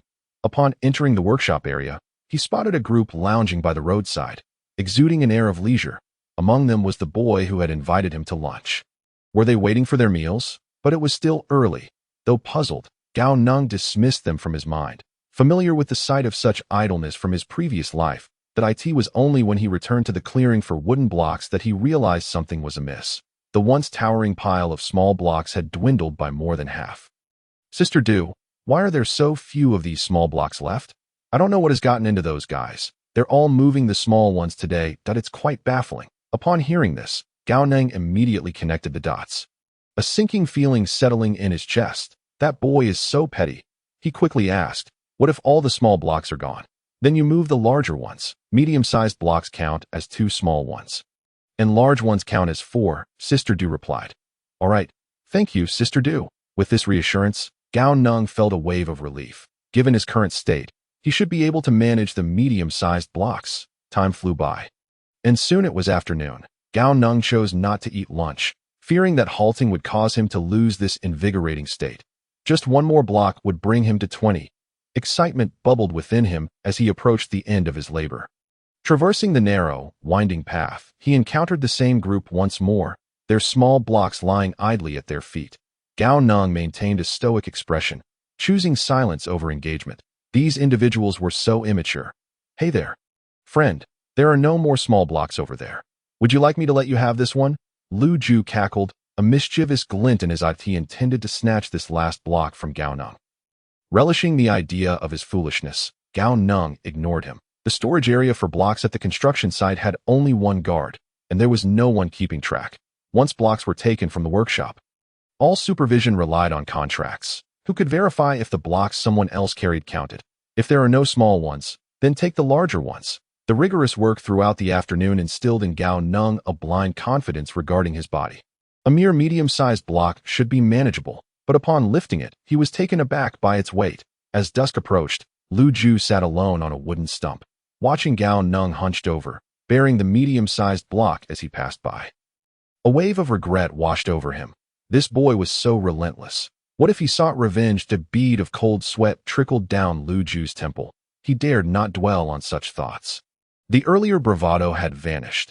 Gao Neng, now carrying his 5th medium-sized block, left a trail of sweat-soaked footprints with each step. The scene before him blurred as he reached the limits of his endurance. Alas, it seemed he would miss out on Lu Zhe's massage. Just then, as Gao Neng set down the block, Lu Zhe emerged from a hidden corner. Gao, you actually managed to lift a medium-sized block. This is truly surprising. It's only 6 o'clock. Impressive indeed. I never anticipated you would be so swift. All right, Lu Zhe, enough of the flattery. Let us go. I'll treat you to a bath. Lu Zhe threw an arm around Gao Neng, unconcerned about the latter's damp attire, and they made their way toward the dormitory. Before leaving, Lu Zhe cast a meaningful glance in a certain direction, an unmistakable warning flickering in his eyes. Once the two had gone, Lu Ju hurriedly approached from that very direction. The guard at the construction site, seeing Lu Ju approach from an unusual angle, raised an eyebrow in confusion. Lu Ju, why are you coming from that way? Had to relieve myself. Came straight over afterward. All right, enough of that. Drop the block and hurry to grab some food. The guard expressed mild disdain, then noticed the knife handle at Lu Ju's waist, offering a word of caution. Lu Ju, it's unsafe to have the blade facing that way. You should shift it. Lu Ju, upon hearing this, instinctively reached for the knife at his waist to change its orientation, realizing the danger of having the blade pointed inward. Sometime later, in the public bathroom of the number 3 dormitory, a series of ecstatic moans echoed. Gao, how's my technique? Absolutely divine. Lu Zhe, I dare say I've never experienced such exquisite pleasure in either of my lifetimes. The volume of their voices drew the attention of several nearby cooks, their faces turning crimson. Sister Yun, is he being serious about this bath? How could he not be serious? Your brother Lu isn't that kind of person. But Sister Yun, I've heard that brother Lu has no female friends, only male ones. Do you think Now that you mention it, it does sound plausible. Hu Yun pondered for a moment, finding her companion's analysis compelling. And soon they were animatedly discussing the implications. Could it be that he is trying to mask that particular inclination? Goodness, you might be onto something. The girl's lively chatter continued, oblivious to the girl in the corner. Her face pale as she scrubbed a military uniform in the basin, her hands trembling. Though she didn't believe it, a flicker of aversion towards this Gao Neng began to take root within her. Lu Zhe could never be that kind of person. Her voice was barely audible, unnoticed by anyone around. Gao Neng, wrapped in a white towel, emerged from the bathroom, a look of bliss on his face. Lu Zhe, your massage technique is truly exceptional. I am in awe. Not at all. I still need more practice. Lu Zhe replied, parting the plastic curtain to follow him out. I've asked E to help wash your clothes. This time it should. Wait. What are you doing here? The girl stood blushing in the changing room, holding the work clothes that Lu Zhe had worn during the day. She timidly said, Lu Ge. This is your clothing. I just took it to wash, and I'm returning it to you now. There's no need to go through such trouble. I have clean clothes and can wash them myself. You really don't need to bother. It's fine. It's not a bother at all. I'm just glad to help Lu Ge. Upon seeing this girl, Lu Zhe seemed to transform into a different person, abruptly shifting from a hot-blooded fool to a bashful boy. Gao Neng, being perceptive, took his own clothes from the nearby bench and retreated back into the bathroom. By the time Gao Neng emerged, having changed, only Lu Zhe remained in the changing room, wrapped in a towel around his waist. Gazing vacantly at the exit, as if his soul had been captured, it was only when Gao Neng lifted the curtain that he was jolted back to reality. Brother Gao, I'm truly sorry for the embarrassment. It's nothing. That girl your girlfriend? Not yet, but it's getting close. Lu Zhe's lips curled into a smile, his eyes sparkling with happiness. By the way, here are the things from your pocket. Please check if they're all there. It's fine. I trust Brother Lu. Gao Neng walked over to the locker, placing each item back into his pocket. In truth, there wasn't much, just a few compressed biscuits, a palm-sized computer, and a pair of glasses that he had no idea how to charge. Brother Gao, let me take you to collect some rice. That would be much appreciated, Brother Lu. Gao Neng didn't stand on ceremony and agreed directly. Having already considered Lu Zhe a friend and feeling no need for formality, after they collected the rice, Gao Neng bid farewell. Brother Lu, I'll be heading back. All right, let us not miss each other at the construction site tomorrow. Absolutely. As he walked along the gravel path of Sengong University, Gao Neng couldn't help but marvel at the wonders of this forest. Even though night had fallen, the lower levels of Sun City remained bright. Bioluminescent plants, predominantly white, adorned the forest, creating a dreamlike atmosphere. Immersed in this enchanting ambience, Gao Neng was utterly oblivious to the approaching figure behind him until, hello, startled, Gao Neng jolted awake, a wave of fear washing over him. How could he afford to be so relaxed in this post-apocalyptic world? Was he courting death? Turning around, he found himself facing the person with whom he had clashed earlier that day. What was this fellow up to? You'd a small gift as a token of goodwill. I hope you won't take today's incident to heart. Lu Ju bowed at a 90-degree angle, offering a plastic bag identical to the one in Gao Neng's hand. A bittersweet feeling stirring within him. There's no need for such formality. I truly didn't think much of it. Please take it back. You must accept it. Otherwise, I'll feel quite uneasy. Though his words were cordial, Lu Ju was internally cursing. You little rascal, you're involved with Lu Zhe. Why didn't you say so? If you had, who would dare to mess with you? Damn it. I've saved up contribution points for 2 days.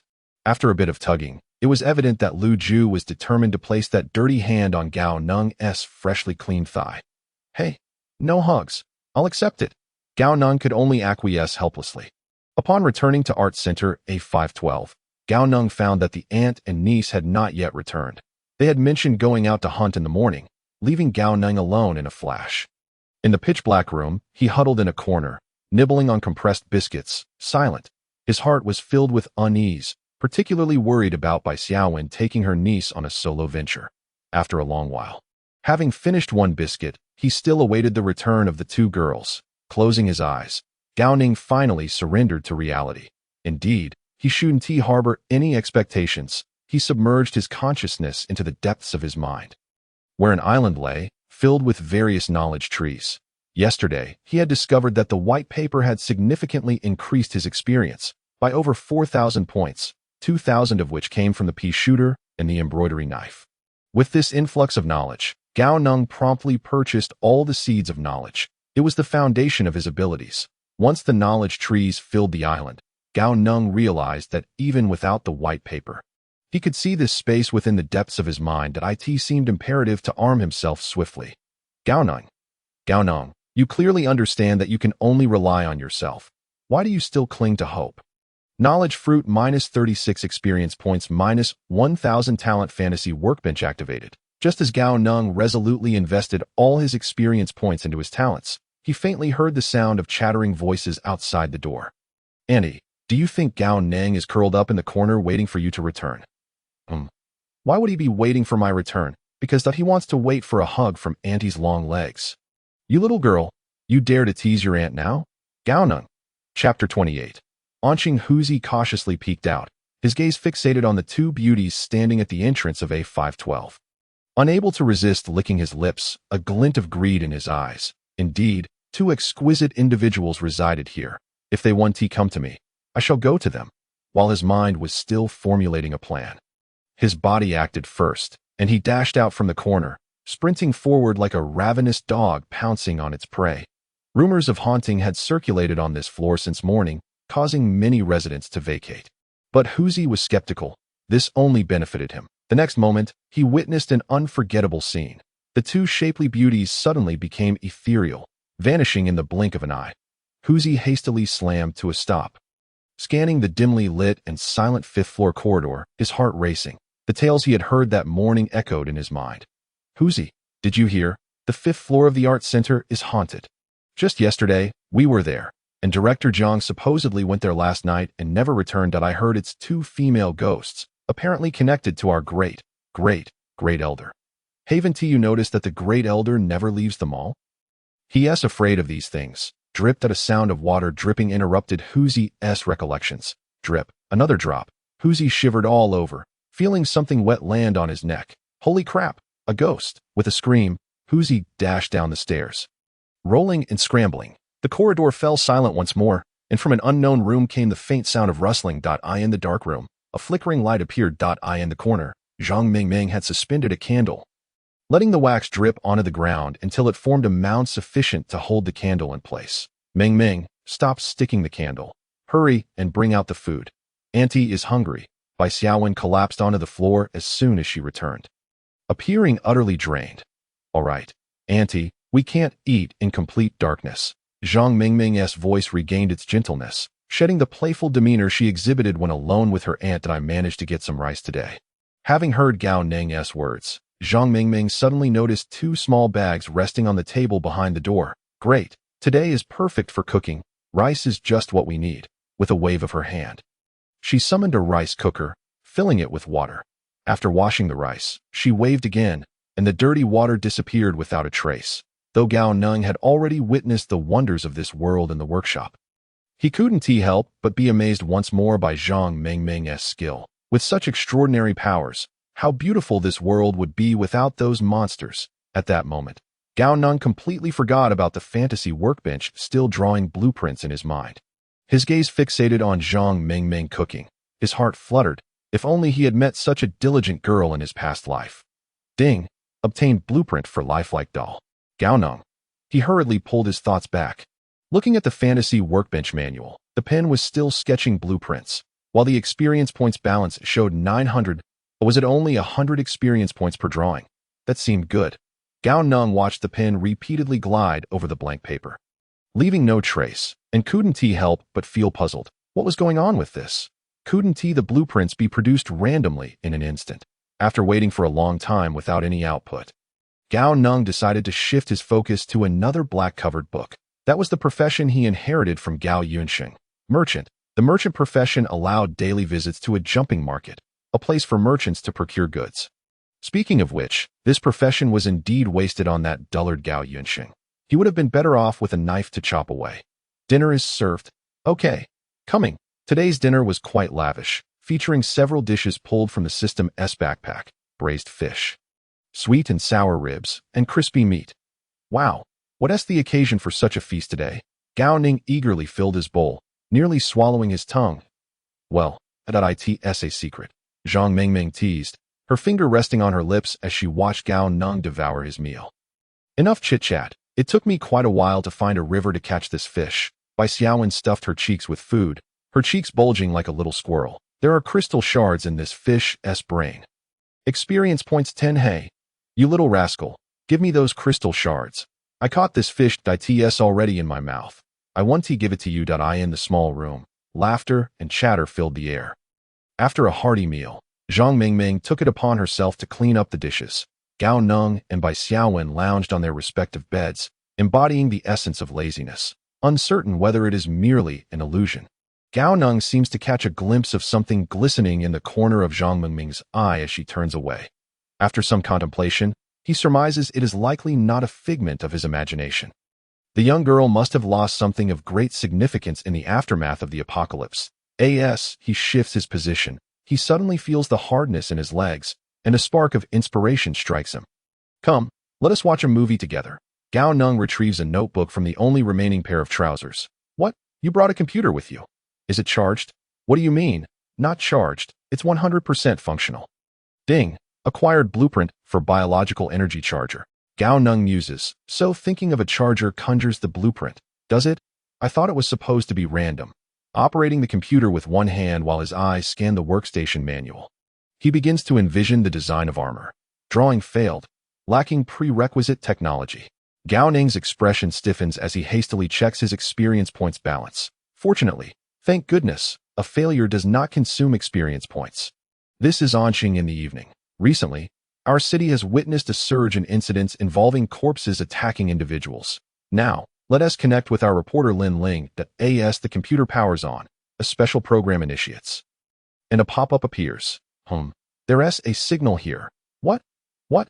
In the next instant, two little heads lean in, one on each side of Gao Neng. On the screen appears a woman clad in a white suit. Standing before a military vehicle at a street corner. In the desolate street, several well-equipped soldiers are struggling against an elderly man in a burial suit, who dances about. In the distance, the outlines of giant trees can be discerned. Greetings, everyone. This is Jinling. I am currently in the eastern part of Anqing's Senwood district. As you can see, the zombies are no match for our troops, retreating under our formidable firepower. This the monster that has descended upon Anqing. It seems they are maintaining order quite well over there. Gao Neng reflects pensively. Well, I'm not optimistic about them. Bai Xiaowen interjects unexpectedly. Chapter 29. Good news? How so? Look, they aren't even engaging the zombies directly. They are merely holding their breath in turns to deal with the zombie. This indicates they lack effective means of inflicting damage. Upon closer inspection, Gao Neng realizes that while the zombie appears disheveled, it has not sustained any real harm, merely a few tattered garments. The most critical point is that these soldiers seem to be ordinary people. Gao Neng furrows his brow in confusion. That shouldn't be the case. They seem too proficient for it to be their first time. I have long harbored a theory. The prerequisite for awakening a profession is not necessarily monster slaying. Gao Neng's interest peaks at this statement. What do you mean? I believe the condition for awakening a profession may involve surviving a life-threatening situation. First, you must encounter a danger that threatens your life and successfully survive. Gao Neng blinks. As if seeing Bai Xiaowen in a new light, I can't believe she could articulate such a thought. I had assumed she lacked wit. Bai Xiaowen, not noticing Gao Neng's response, instinctively ruffles his hair. What are you pondering? Nothing. Bai Jia, watch the news. Something's happening. The screen shifts back to the studio, where a female host in a blue suit beams with joy. We interrupt this program for breaking news. Just moments ago, the capital's recovery operation concluded flawlessly. After 9 days, the troops led by General Zhao Kongsheng have steadily advanced from outside the sixth ring, successfully clearing the monsters that descended upon the capital. Now let us connect with our battlefield reporter in the capital. Why is there no sound? Gao Neng expresses his confusion. It's been a while, and the host's radiant smile remains on the screen. No signal. I suppose? Well, since the capital has been reclaimed, we should be next. Do you have any television dramas in here? Ming and I haven't watched anything in a while. There seems to be one called Qingming Shanghe 2.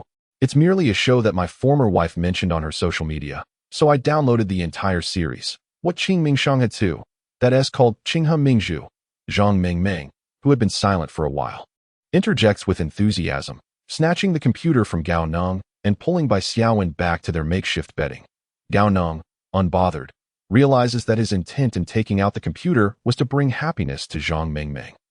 Reclining on his bed, Gao Neng opens the black book, intending to use the opportunity from today's market trip. Just as he is about to make his move, he suddenly halts, casting his gaze at the two engrossed in their show. Bai Jia, could I borrow some spiritual crystals? None. You haven't even exchanged for the crystals from my fish. Bai Xiaowen glances at Gao Neng before quickly turning her head away, dismissing him. Not like that. Sister, is it necessary to remember this for so long? Zhang Mingming giggles, covering her mouth, and softly adds, "How much do you need? If it's not much, I can lend you some." Gao Neng's eyes light up. Indeed, Mingming is the best. Just as he is about to speak, he hesitates, realizing that, like him, Zhang Mingming possesses little combat power and likely has few spiritual crystals. After pondering for a moment, considering he has 5 opportunities left before the next merchant skill activation, he decides to forego borrowing and first check out the market. I haven't made up my mind yet. I'll borrow tomorrow once I've thought it through. Alright, that's fine.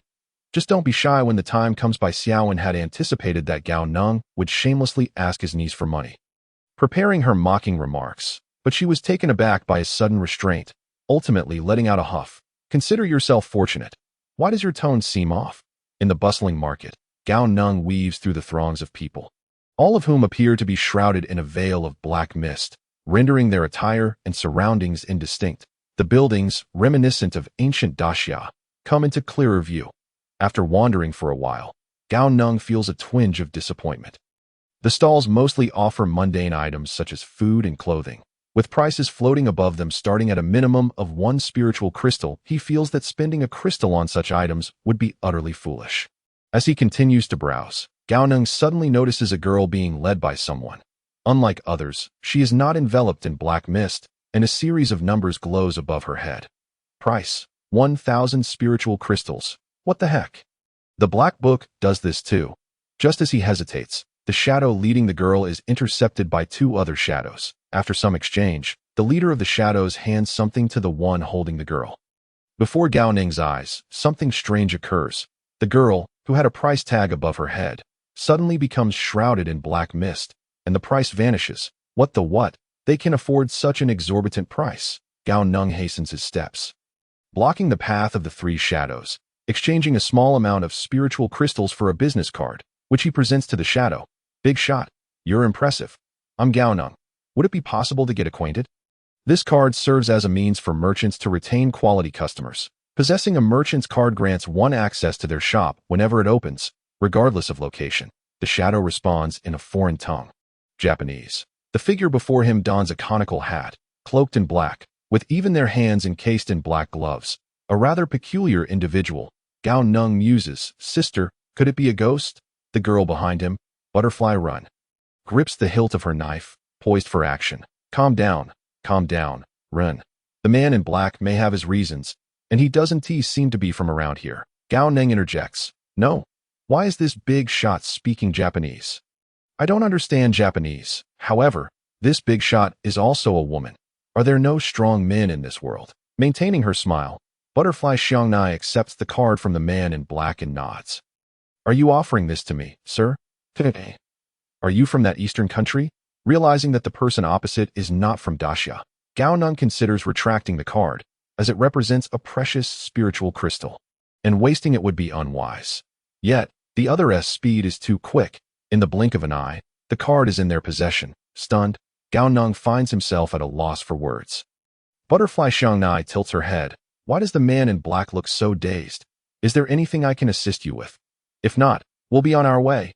As the big shot seems poised to leave, Gao Neng grows anxious. Why is this big shot so oblivious? I've already given my contact. Surely, you could at least reciprocate. He quickly blocks the path of the big shot, using body language to express his desire to exchange contact information. "Are you attempting to pressure me?"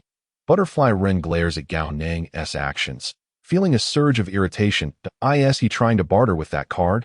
Run. The man in black must have encountered some difficulties. Everyone faces challenges. Why not extend a helping hand? As she speaks, Butterfly Xiangnai retrieves a package of rice balls wrapped in oil paper from her bosom and hands it to Gao Neng. "Sister, those are yours." It's nothing. As Butterfly Xiangnai waved her hand, intending to depart, she abruptly halted, seemingly recalling something, and retreated to stand before Gao Neng once more. From her waist, she unfastened a violet sachet and placed it atop the oiled paper package. "There are man-eating fiends lurking about at night here. Mr. Black Attire, do take care," she cautioned. Sensing that Gao Neng might not comprehend her words, she raised her hands above her head, forming claws, and struck a fierce pose. Gao Neng stood there, momentarily stunned. From his perspective, the formidable figure had taken 2 steps back toward him, suddenly adopting an absurdly cute raccoon-like gesture. even letting out an adorable squeak before nonchalantly departing as if nothing had transpired. He felt utterly disoriented. What was peculiar about this individual? Chapter 30. Warmth. Gao Neng continued to meander through the town, engaging with several merchants along the way. Unfortunately, none spoke Chinese, which left him quite disheartened. What is this, a Japanese server? He lamented as the hourglass neared its end. He despairingly closed his eyes. When he opened them again, Gao Neng found himself back on the ground mat, the shopkeeper's chattering still echoing in his mind. Rolling over, he caught a glimpse of his aunt and niece huddled together, engrossed in a television drama. The scene before him gradually melded with the memories of Gao Yunsheng, that a wave of bliss washed over him as he recalled the vivid imagery. Outside the window, the sun shone brightly, and a few seagulls circled the sea, emitting their crisp cries on the bay window's soft cushion. A mother clad in a red nightgown cradled a small child. Narrating a tale from the book, Gao Neng sat at his desk, gazing at this idyllic scene, his pen poised above the paper, unmoving. Such a beautiful life. Uncontrollably, he rose and moved beside his wife, wrapping his arms around her slender waist, enveloping himself in a sense of happiness. Wife, I miss you and Xinya so much that I in the real world. Bai Xiaowen's body stiffened, her delicate oval face flushed crimson. The unexpected embrace left her momentarily at a loss. The room fell into a profound silence, save for the sound of the female lead's exclamation from Zhang Mingming's computer. Rogue, where do you think you're touching? Then came the male lead's flustered response. Seeing Gao Neng's disheveled state, muttering wife while leaning toward her, Bai Xiaowen snapped back to reality and forcefully pushed Gao Neng away as she leapt up. Her fist was already swinging. You little rascal. Feeling frisky, are you? One moment you're borrowing money, the next you're trying to take advantage. The tender scene abruptly shifted. The moment she regained her senses, a fair fist was thrust toward Gao Neng, without affording him a chance to evade. Bai Xiaowen's punch sent him sprawling, and she promptly positioned herself atop his abdomen, delivering 2 swift strikes to his considerably lean face. Sister, I'm sorry. Please don't hit my face. Though Gao Neng's mind was clouded, his body instinctively reacted, shouting apologies while shielding his face. After a few more punches, Bai Xiaowen's anger subsided, and she looked down at him, her expression fierce yet softened. Dare you take advantage of your sister again? Truth be told, even when a beautiful girl feigned ferocity, she remained endearingly charming. Bai Xiaowen was no exception. As Gao Neng eased the pain in his arms, he suddenly became aware of the pressure on his abdomen, and a rush of heat surged through him. Panic set in. He had been intentionally maintaining distance from the 2 girls, fearing this very scenario. And no matter how virtuous he aimed to be, this body belonged to a vigorous young man. Enough. Please get off me, sister. At this rate, I won't be able to hold back. Bai Xiaowen frowned, twisting slightly. Can't handle it. Am I really that heavy? Not. Gao Neng's face reddened, and he was unable to finish his explanation as a languid voice chimed in from the side. Aunt, if you don't get up soon, Gao Neng is going to pitch a tent. Zhang Mingming had been completely absorbed in the drama, glancing over only to recoil as if she had seen something unsightly. Her cheeks tinged with a faint blush. Why would he pitch a tent? I wouldn't out with a startled gasp. Bai Xiaowen sprang up, distancing herself from Gao Neng. What filthy thoughts are you harboring? It was a reflex. Gao Neng countered, his face aflame, hastily retreating to his mat. Ugh, an explanation is merely a cover-up? Huh. Gao Neng felt stifled, incredulous at her statement. Just then, the usually demure Zhang Mingming chimed in. Covering up is the beginning of an affair.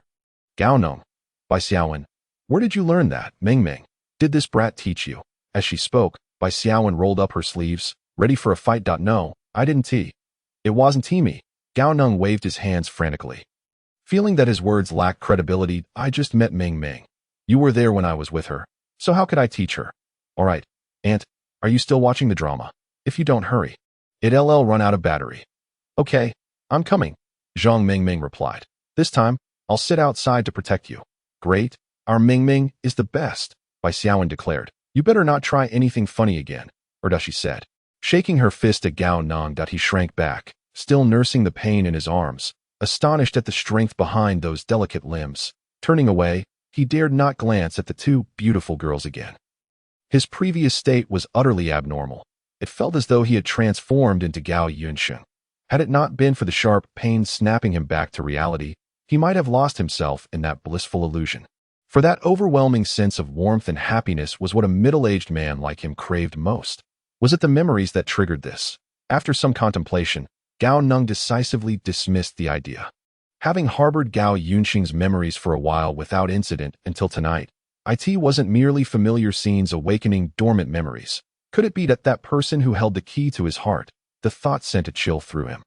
In that instant of realization, the black-skinned professional manual fluttered before him, pages flipping open. Obsession wanes, yet the heart's knot remains. Hidden hint.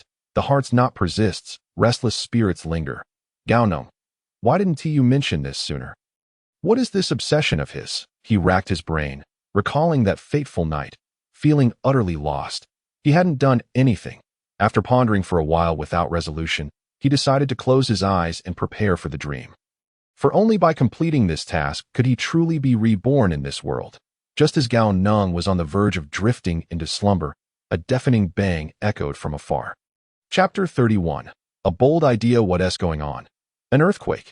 Gao Neng shot up, exchanging bewildered glances with the other two in the room. His earlier drowsiness completely vanished after a moment of silence.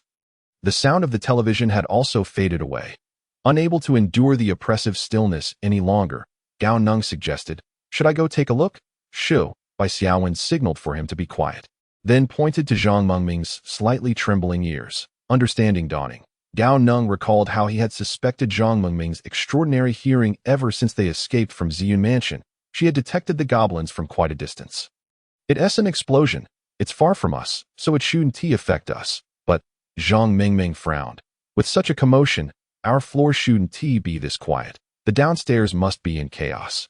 Gao Neng was about to inquire further when Zhang Mengming raised a finger to her lips, her delicate ears now quivering even more.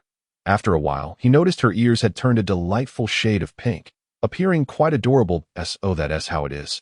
Ears change color with time." "Could you stop staring at my ears?" Gao Neng was taken aback, snapping back to reality to find Zhang Mengming glaring at him, her face a mix of embarrassment and anger. "That I wasn't sister. Weren't you listening for sounds outside?"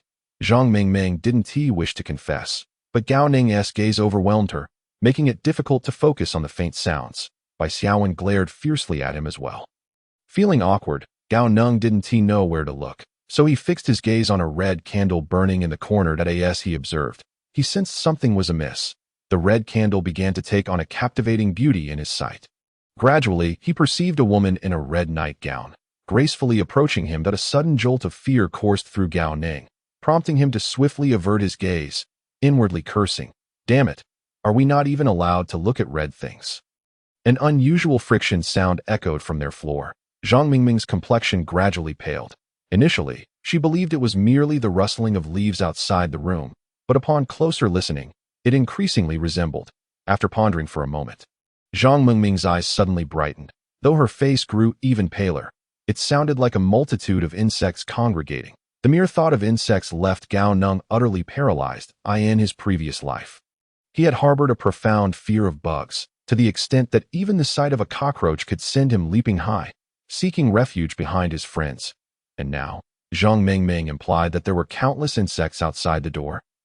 "Just insects? What did I think it was?" Bai Xiaowen displayed disdain, wearing a nonchalant expression. The other two individuals in the room, however, bore ashen faces, and Gao Neng's voice trembled with fear. "Sister Bai, why don't you escort us out first, and then confront the insects alone?" The two pale-faced individuals exchanged glances, sharing a moment of mutual understanding.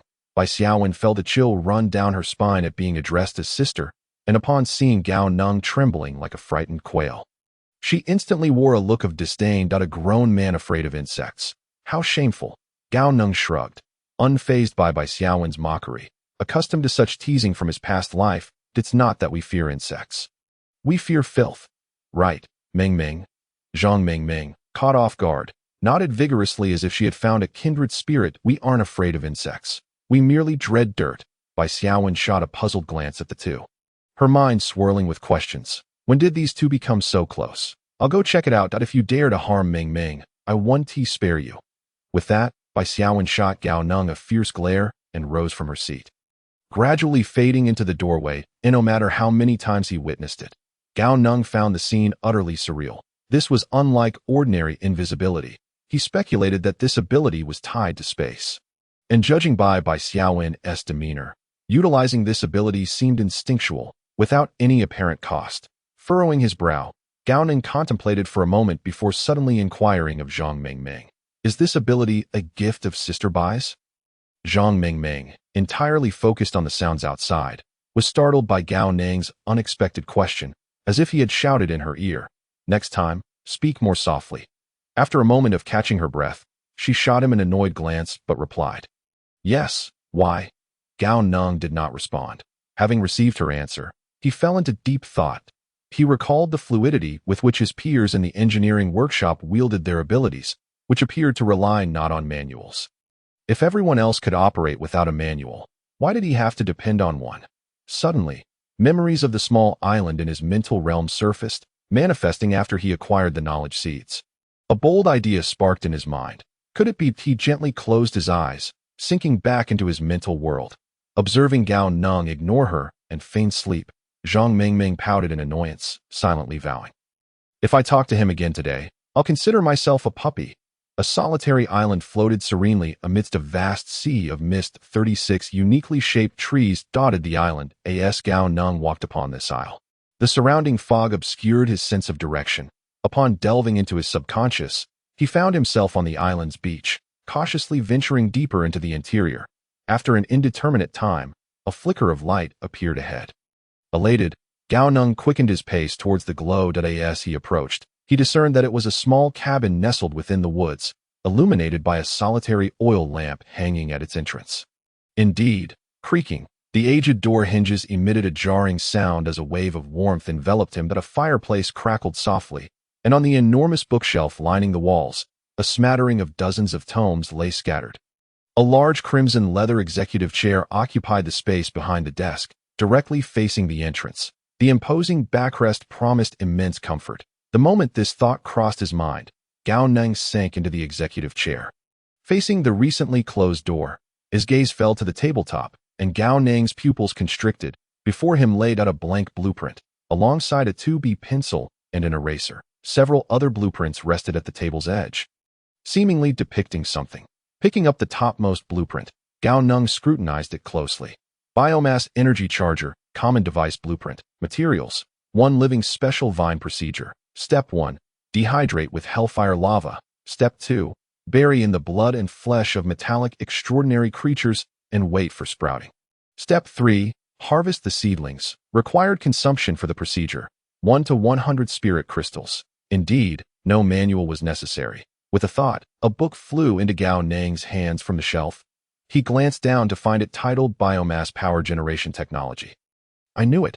After consuming the knowledge fruit, I had to gain any knowledge because it was all here. Upon seeing this book, Gao Neng recalled the blueprint for the biomass charger, instantly piquing his interest. And he began to study the book intently. After a while, Gao Neng's expression darkened, and in frustration, he slammed the booklet onto the table, grumbling, "What is this? Isn't it just boiling water? It's akin to biogas power generation.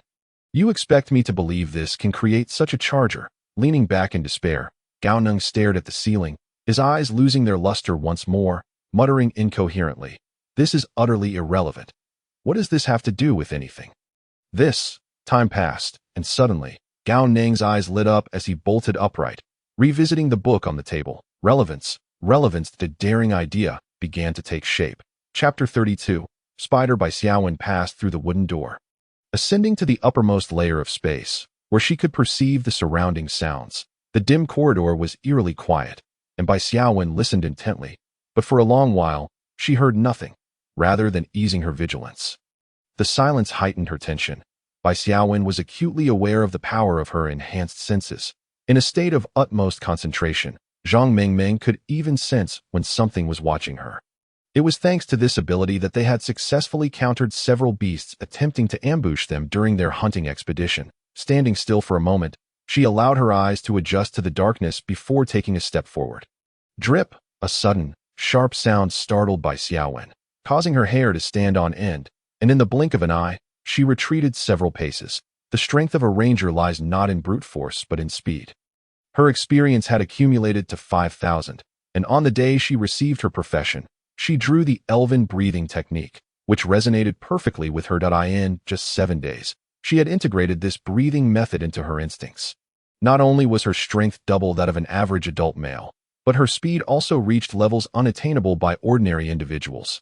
Her only shortcoming remained her stamina, naturally somewhat afraid of the dark. The abrupt sound startled her, compelling her to instinctively search for its source. Glancing around, she raised her gaze to inspect the ceiling. After a while, confirming that no monsters lurked nearby, Bai Xiaowen redirected her attention forward. Following the sound of dripping water, the sound seemed to originate from the staircase. The art center boasted a ceiling height of 3.5 meters, making it entirely plausible for a creature to lie in wait above for an ambush. If only she could glance back, she might discover a white cocoon quietly suspended before door A512, hidden from her line of sight. As Bai Xiaowen moved forward, she caught a faint, sweet scent wafting through the air, subtle, almost like an illusion, but she remained acutely aware, trapped in the crevice of space. Drawing a spear from her backpack, she felt a fondness for this weapon, sharp and sturdy, a fifth-tier common weapon now priced at 250 spirit crystals. With no availability in the market, most of her attention remained fixated on the ceiling, eager to uncover the source of the dripping liquid. This short distance felt interminable, as she struggled to detect anything unusual in the darkness. How could this be? There was nothing amiss. Standing at the stairway leading to the fourth floor, Bai Xiaowen could already hear the chatter of people below. The recent explosion had drawn nearly everyone in the art building to the first floor. Drip! Bai Xiaowen abruptly turned around, gazing down another corridor. The art building's passage was shaped like a square, with staircases at each corner. Narrowing her eyes, Bai Xiaowen discerned that the sound came from a room at the end of the hall, a double-door screening room. If memory served her correctly, a group of construction workers resided there, huddling together for warmth. That morning, she and her niece had even exchanged glances with them. They were a group of morally grounded, simple folk. Discovering the source of the dripping sound, Bai Xiaowen could no longer contain her impatience and fear. Striding purposefully towards that room, she was determined to uncover what was truly happening, like a valiant warrior charging into the gaping maw of a monster. She stepped boldly into the darkened room. The corridor still bore faint moonlight, yet this vast screening hall was so dark that she could barely see her own hand. As she stepped through the doorway, it was as if she had disturbed a hornet's nest. A cacophony of shrill cries erupted from all directions, countless pairs of crimson little eyes igniting in the shadows. That a wave of dread washed over Bai Xiaowen, sending chills down her spine. Instinctively, she activated her innate ability to conceal herself deep within the recesses of space, simultaneously retreating swiftly to escape the room, retracing her steps out of the screening hall. It was only when she reached the corridor that she dared to re-emerge into the shallow layers of space to assess the situation. Through the grand entrance of the screening room, she beheld a multitude of moving scarlet dots, which she surmised to be the eyes of the monsters. Those crimson points pursued the edge of the shadows but did not dare to advance. As if fearing the moonlight, reluctant to cross that threshold, Bai Xiaowen tentatively took a step forward, attempting to lure the creatures out to observe their forms. However, after several tentative steps forward, nearing the brink of darkness once more, the red eyes still showed no intention of revealing themselves. Were they afraid of light? Bai Xiaowen pondered, bewildered by how these entities, so terrified of illumination, had infiltrated the art center. Yet, she did not dwell on the thought for long. Instead, she brandished her spear, randomly selecting one of the red eyes on the ground to jab at it. Why not? I'll bring one back to show those two cowards. Heh, as she retracted her spear. The tip was adorned with a large, pitch-black, furry spider, likely deceased from a sudden demise, its 8 long legs twitching reflexively. In that moment, the red eyes in the room suddenly froze, and in the next instant, a swarm of black spiders of varying sizes surged forth from the screening hall. Some of the spiders near the entrance even leapt directly towards Bai Xiaowen. With a shriek, Bai Xiaowen quickly retreated, plunging back into the depths of space. This was her greatest trump card. Ever since she had acquired this power, the apocalypse had become a mere easy mode for her, escaping and launching ambushes with unerring success. Yet, to her astonishment, she spotted a third color, red. 8 fist-sized eyes concealed behind the door of the screening room silently observed her, as if they had been watching for a long time. In an instant, Bai Xiaowen felt as if she had plunged into an icy abyss. Escape. She must escape. I cannot bring danger to Meng Meng. Before this thought fully formed, She had already set her feet in motion towards the staircase. The next moment, with a crash, Bai Xiaowen distinctly heard the sound of shattering glass from the depths of space. Hastily turning back, she saw a strand of webbing, as strong as steel, effortlessly piercing through the glass of the screening room door. Adhering to the treetops outside, that very spot was where she had just stood. Fear etched across Bai Xiaowen's face as she pushed herself to the utmost limits of speed, dashing down the staircase in mere strides. Hiss! A silent ripple echoed in the monochromatic depths of space. The originally scattered little spiders in the real world seemed to have received a command, all rushing towards the lower level. The swarm of tiny spiders that had been advancing towards the entrance of A512 suddenly changed direction, leaving behind a heap of spiders crushed into thin layers at the door. As the tide of monsters receded, the human cocoon collapsed before A512, once again regaining its tranquility, though the white cocoon visibly appeared more shriveled. Showing signs of withering, Bai Xiaowen executed a sharp drift, rounding the next corner of the staircase. In the next moment, a white thread brushed against her backside, sticking to the wall of the staircase. And then, a massive, pitch-black silhouette of a spider shot through the air. This colossal spider had unleashed an astonishing speed, propelled by the incredible tension of the retracted webbing. Wait. Can spiders really retract their silk? Even with limited knowledge of arachnids, Bai Xiaowen was aware that spiders could not recover their silk. This defied all logic. As she fled, she couldn't help but voice her frustrations, but in the depths of this space, no one could hear her cries. Chapter 33. Battle with Spiders. Zhang Mengmeng furrowed her brows tightly. Ever since she heard her aunt scream, she had not heard any other sounds. This room felt as though it were isolated from the outside world. Apart from a steady breathing sound, she could hear nothing else. She glared at the sleeping Gao Neng, marveling at how he could still be asleep in such a situation. It was truly a talent. Where was her aunt? After a long wait, with no sign of her aunt returning, impatience began to bubble within Zhang Mengmeng. The innocence in her peach blossom eyes gradually morphed into madness, and the rhythmic sound of breathing became intolerably grating. Ultimately, she could no longer contain her inner turmoil, veins throbbing at her temples. Gao Neng, wake up! It's unbelievable that you can still be asleep. In the realm of the mind, a towering stack of books had accumulated on the desk, and a slightly plump youth of 17 or 18 sat behind it. The blueprints, nearly worn to tatters, gradually revealed the shape of a grenade. The boy promptly pulled the top book from the pile and placed it beside the drawings. Rubbing his hands together in anticipation, another book from the stack seemed to fly out on its own, as if possessing a will of its own, landing on the opposite side of the blueprints. Clockwork Mechanism Guide to Fireworks. Ding! Blueprint for Clockwork Bomb acquired. Clockwork Bomb, common grade consumable, materials, shrapnel materials steps. Use the fantasy workbench for creation. Required consumption. 1 to 100 spirit crystals. Note: the power of consumables depends on the materials and spirit crystal input. Each synthesis produces 1 to 10 clockwork bombs.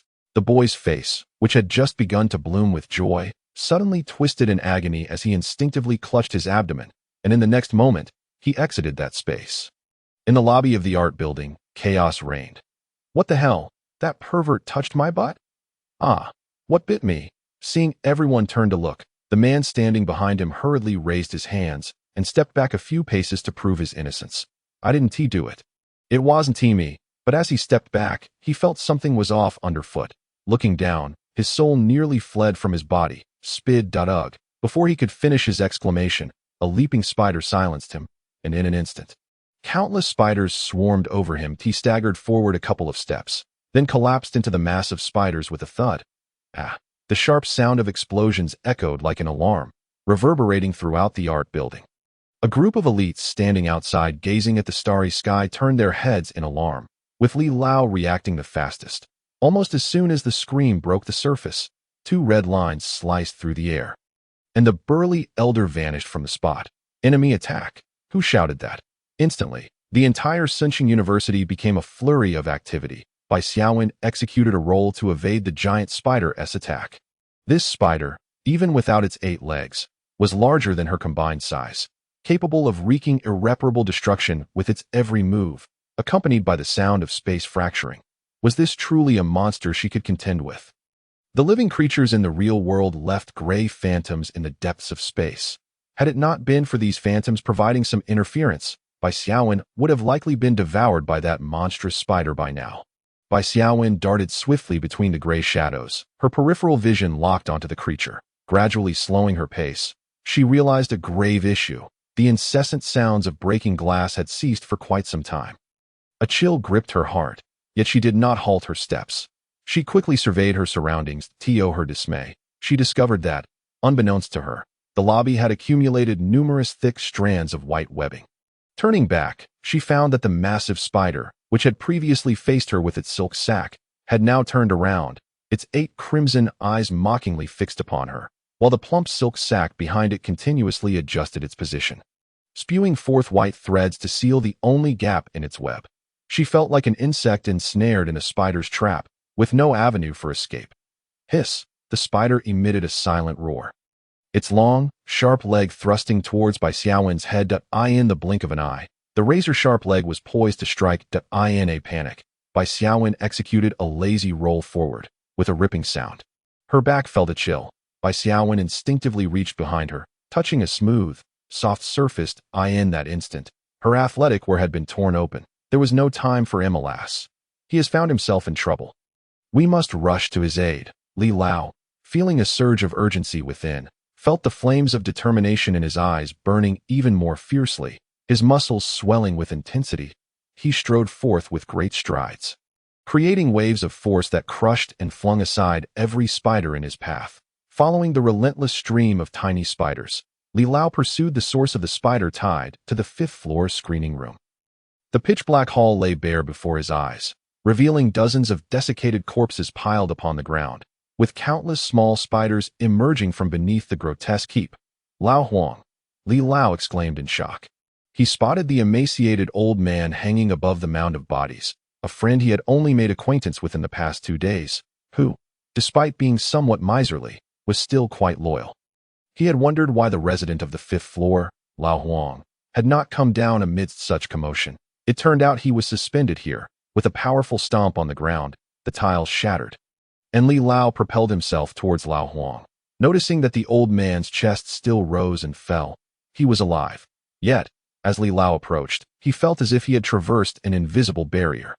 The surrounding scene abruptly shifted to monochrome, the flames in his pupils flaring brightly. In a hurry, he twisted his body, executing a flip in midair, narrowly halting before a massive white web. A trap. Li Lao paused, touching his throat, and instantly comprehended that this place resembled a soundproof barrier. Ignoring the strange sounds emanating from afar, he anxiously scanned his surroundings, realizing that Chen Ziwen, that overly dramatic lad, must have also fallen victim. Indeed, not far from him, Chen Ziwen was ensnared in the web, only half of his face visible, struggling to breathe. Chen lad, I shall rescue you at once. Li Lao grasped the web, exerting force to tear it apart. But the stickiness and resilience of the web exceeded his expectations. Not only did he fail to free Chen Ziwen, but he also found himself ensnared. The glimmer of hope in Chen Ziwen's eyes dimmed, replaced by a gaze of disbelief as he looked at Li Lao. No, Grandpa Li, please don't sacrifice yourself. Realizing that even with his arms fully outstretched, he could not tear the web, which had now adhered to him like a second skin. Li Lao quickly retreated to gain distance from the web. Only when he reached the entrance of the screening room did the web show signs of loosening its grip. Witnessing this, Li Lao understood that the web's resilience was formidable, far beyond what his current strength could overcome. This won't do. I must contact Xia Yu and employ fire as a weapon. Chen Ziwen, perhaps understanding Li Lao's unspoken words, began to panic and struggle. Chen lad, remain still. Every barrier has its limits. Wait for me to summon help. With that, Li Lao stepped back a few paces, completely freeing himself from the web's clutches. Chen Ziwen, having been tugged towards the entrance, was abruptly yanked back into the web, landing with a thud against the movie screen. Without a moment's delay, Li Lao rushed downstairs. Chapter 34. The spider web let us go. Just moments ago, Li Lao had cleared a path. Hurry, hurry. The last call from my aunt came from that direction. 2 figures stealthily concealed themselves beside the wall, and the girl crouched behind nudged the boy in front, urging him to charge forward. However, before Gao Neng could refuse, Zhang Mingming kicked him squarely in the backside. Coward, if you want to go, I will. Her voice was a blend of anger and urgency as she leaped over the prostrate Gao Neng. recklessly dashing towards the source of the spider tide. Gao Neng lay there, watching as Zhang Mengmeng sprinted away, leaving behind a trail of shimmering fragments, remaining silent for a while. Damn it. Acting like a coward at work. And now in the apocalypse, Gao Neng spat, pushing himself up. If he didn't save the thigh, how could he hold his head high? Although the aunt and niece often bullied him, overall, they treated him well. After surviving this long, Gao Neng could discern who had been kind to him. Shaking off the remnants of spiders clinging to him, he made his way towards the screening room. Tendrils glowing with a soft red light crawled up his cheek. An inexhaustible power surged from deep within, and Gao Neng even felt as though he could explode the earth with a single punch. Name: Blood Bowl, Tier 1 treasure. Characteristics: low-level intelligence. Flesh and blood function description. It awakened true intelligence after experiencing life and death with its master. It is no longer just a simple handgun, but your companion. Tears streamed uncontrollably from his eyes. The continuous sound of severed limbs grating against one another only heightened her agitation. With a fierce stomp, she crushed a spider that dared to approach, her mood slightly improving. Damn Gao Neng, I've treated him so well. And when my aunt is in danger, he still has the luxury of sleeping. How could I? Quickly dismissing such unrealistic thoughts, Zhang Mengmeng continued deeper into the screening room. There, she caught a whiff of the black and white ambience. Certain that she would find her aunt in that space. Mengmeng. Wait. I'm coming. Zhang Mengmeng halted abruptly, turning to see a figure with faint red markings approaching against the light. He moved with remarkable speed. And before Zhang Mengmeng could comprehend what was happening, a warm hand enveloped her small one. Thump thump. Her heart raced uncontrollably, a warm current flowing through her, adding a touch of color to her pale face. Being led deeper into the screening room by this boy, usually shy and withdrawn, she found an unexpected sense of security. However, before this feeling could take root in her heart, Gao Neng stumbled in the darkness, nearly losing his balance and dragging Zhang Mengmeng with him. An unfortunate fall amidst the swarm of tiny spiders would surely have dire consequences. Zhang Mengmeng covered her face, hastily sprinting ahead to pull Gao Neng along. Surprisingly feeling a sense of safety from this foolish boy. Watch out for the steps, Zhang Mengmeng cautioned. Just as her words fell, their figures suddenly vanished, leaving dozens of spiders bewildered as they fell from the air. Spider? What? Where did that large chunk of food go? Gao Neng felt the darkness around him suddenly brighten. What the hell? There's a person. Gao Neng pointed toward the screen, but no sound escaped his lips. Covered in white spider silk, Chun Zimo struggled to wriggle free, terrified at the prospect of Li Lao bringing 2 more people with him. Would they truly set the web ablaze? No. That would ruin my appearance. Zhang Mengmeng leaned closer to the web, scrutinizing the half-exposed face in the AIR.IT was Ying Qi, the highly skilled and flamboyant figure she remembered well. The sparkle in her peach blossom eyes flickered. And with a flick of her wrist, Zhang Mengmeng produced a meat cleaver, gesturing dramatically toward Ying Qi. Chun Zuin's expression shifted to one of sheer terror, tears brimming at the corners of his eyes. Whoa! Gao Neng was oblivious to Zhang Mengmeng's actions. Instead, he was focused on examining the vast spider web. He poked at the web with his index finger, discovering its remarkable softness. A slight push created a dent that easily brushed against the screen behind. Such a loose web, yet it could ensnare people? That person must be truly foolish. Glancing aside, he noticed the individual trapped in the web glaring at him intensely. Hey, why is this kid staring at me? It's not like I tied him up. Gao Neng turned back to continue his investigation of the web, ignoring the boy. With hope extinguished, Chen Zimo closed his eyes in despair, ceasing his struggles. Was this how he, a genius martial artist with the legacy of Wu Youqi, was destined to perish at the hands of this psychotic woman? Truly, the heavens were unfair. When he first encountered Zhang Mengmeng at Ziyun Mansion, Chun Ziwen had sensed her psychotic tendencies. He never imagined he would end up in her clutches. Thud! He fell to the ground. Huh? Chun Ziwen opened his eyes to find himself staring at the pitch-black floor. I am not dead. He quickly sprang up, feeling his skin. No wounds. Marvelous. Wait. Why am I not wearing any clothes? Chun Ziwen looked down to realize he was left with nothing but a pair of black boxers. The rest of him completely bared. He suddenly recalled his brother's earnest warning from before. Ziwen, women are man-eating tigers. Boys must protect themselves when out in the world. A chill ran down Chun Ziwen's spine. And he quickly crossed his arms over his chest, adopting a posture that screamed, "Stay away from me." Zhang Mingming's expression stiffened. Was this kid out of his mind?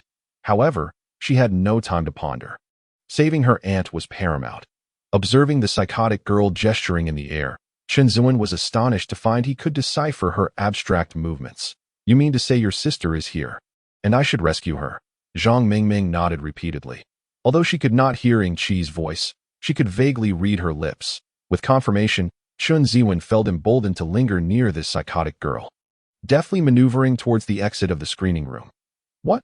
You say the psychotic girl didn't tell him where his sister is?" "Heh, need I say more?" The astute Ying Qi had already seen through everything. The source of the sound of shattering glass would surely lead them to her sister. As Zhang Mingming prepared to follow, she felt a hand gripping her tightly. Turning around, she saw Gao Neng half ensnared in white spider silk. Gazing at her with hopeful eyes, the corners of her mouth twitched. Even with someone trapped in the web, this idiot still managed to get caught. He truly was a talent. With swift strokes, she severed the spider silk clinging to Gao Neng. Panting slightly, using the peak memory of her culinary skills, beef-cutting technique had taken a toll on her. Experience in handling ingredients 1.1. To her surprise, this spiderweb could be considered an ingredient. Casting a deep glance at the enormous web, she mused that if she could process it all, her experience would surely reach 10,000. According to her father, once experience hits 10,000, one could consume it to change professions.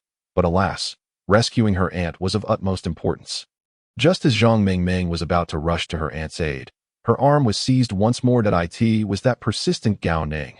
With his eyes gleaming with excitement, his eager demeanor sent a shiver down Zhang Mingming's spine. Chapter 35. A favor from Sister Ming. I would like to ask Ming Ming for a favor. Gao Neng, with a glint of enthusiasm in his eyes and a sycophantic demeanor, sidled up to Zhang Mingming, completely unfazed by her disdainful gaze. About half an hour later, Zhang Mingming, panting heavily, slumped into a seat, too exhausted to lift even a finger. Gao Neng stood nearby, a smug smile plastered across his face. Backpack 250 spider silk, 9th tier common material, 39 martial arts skill book, frog leap, subpar technique. Using this spider silk as material for projectiles, the resulting bombs would undoubtedly be fascinating.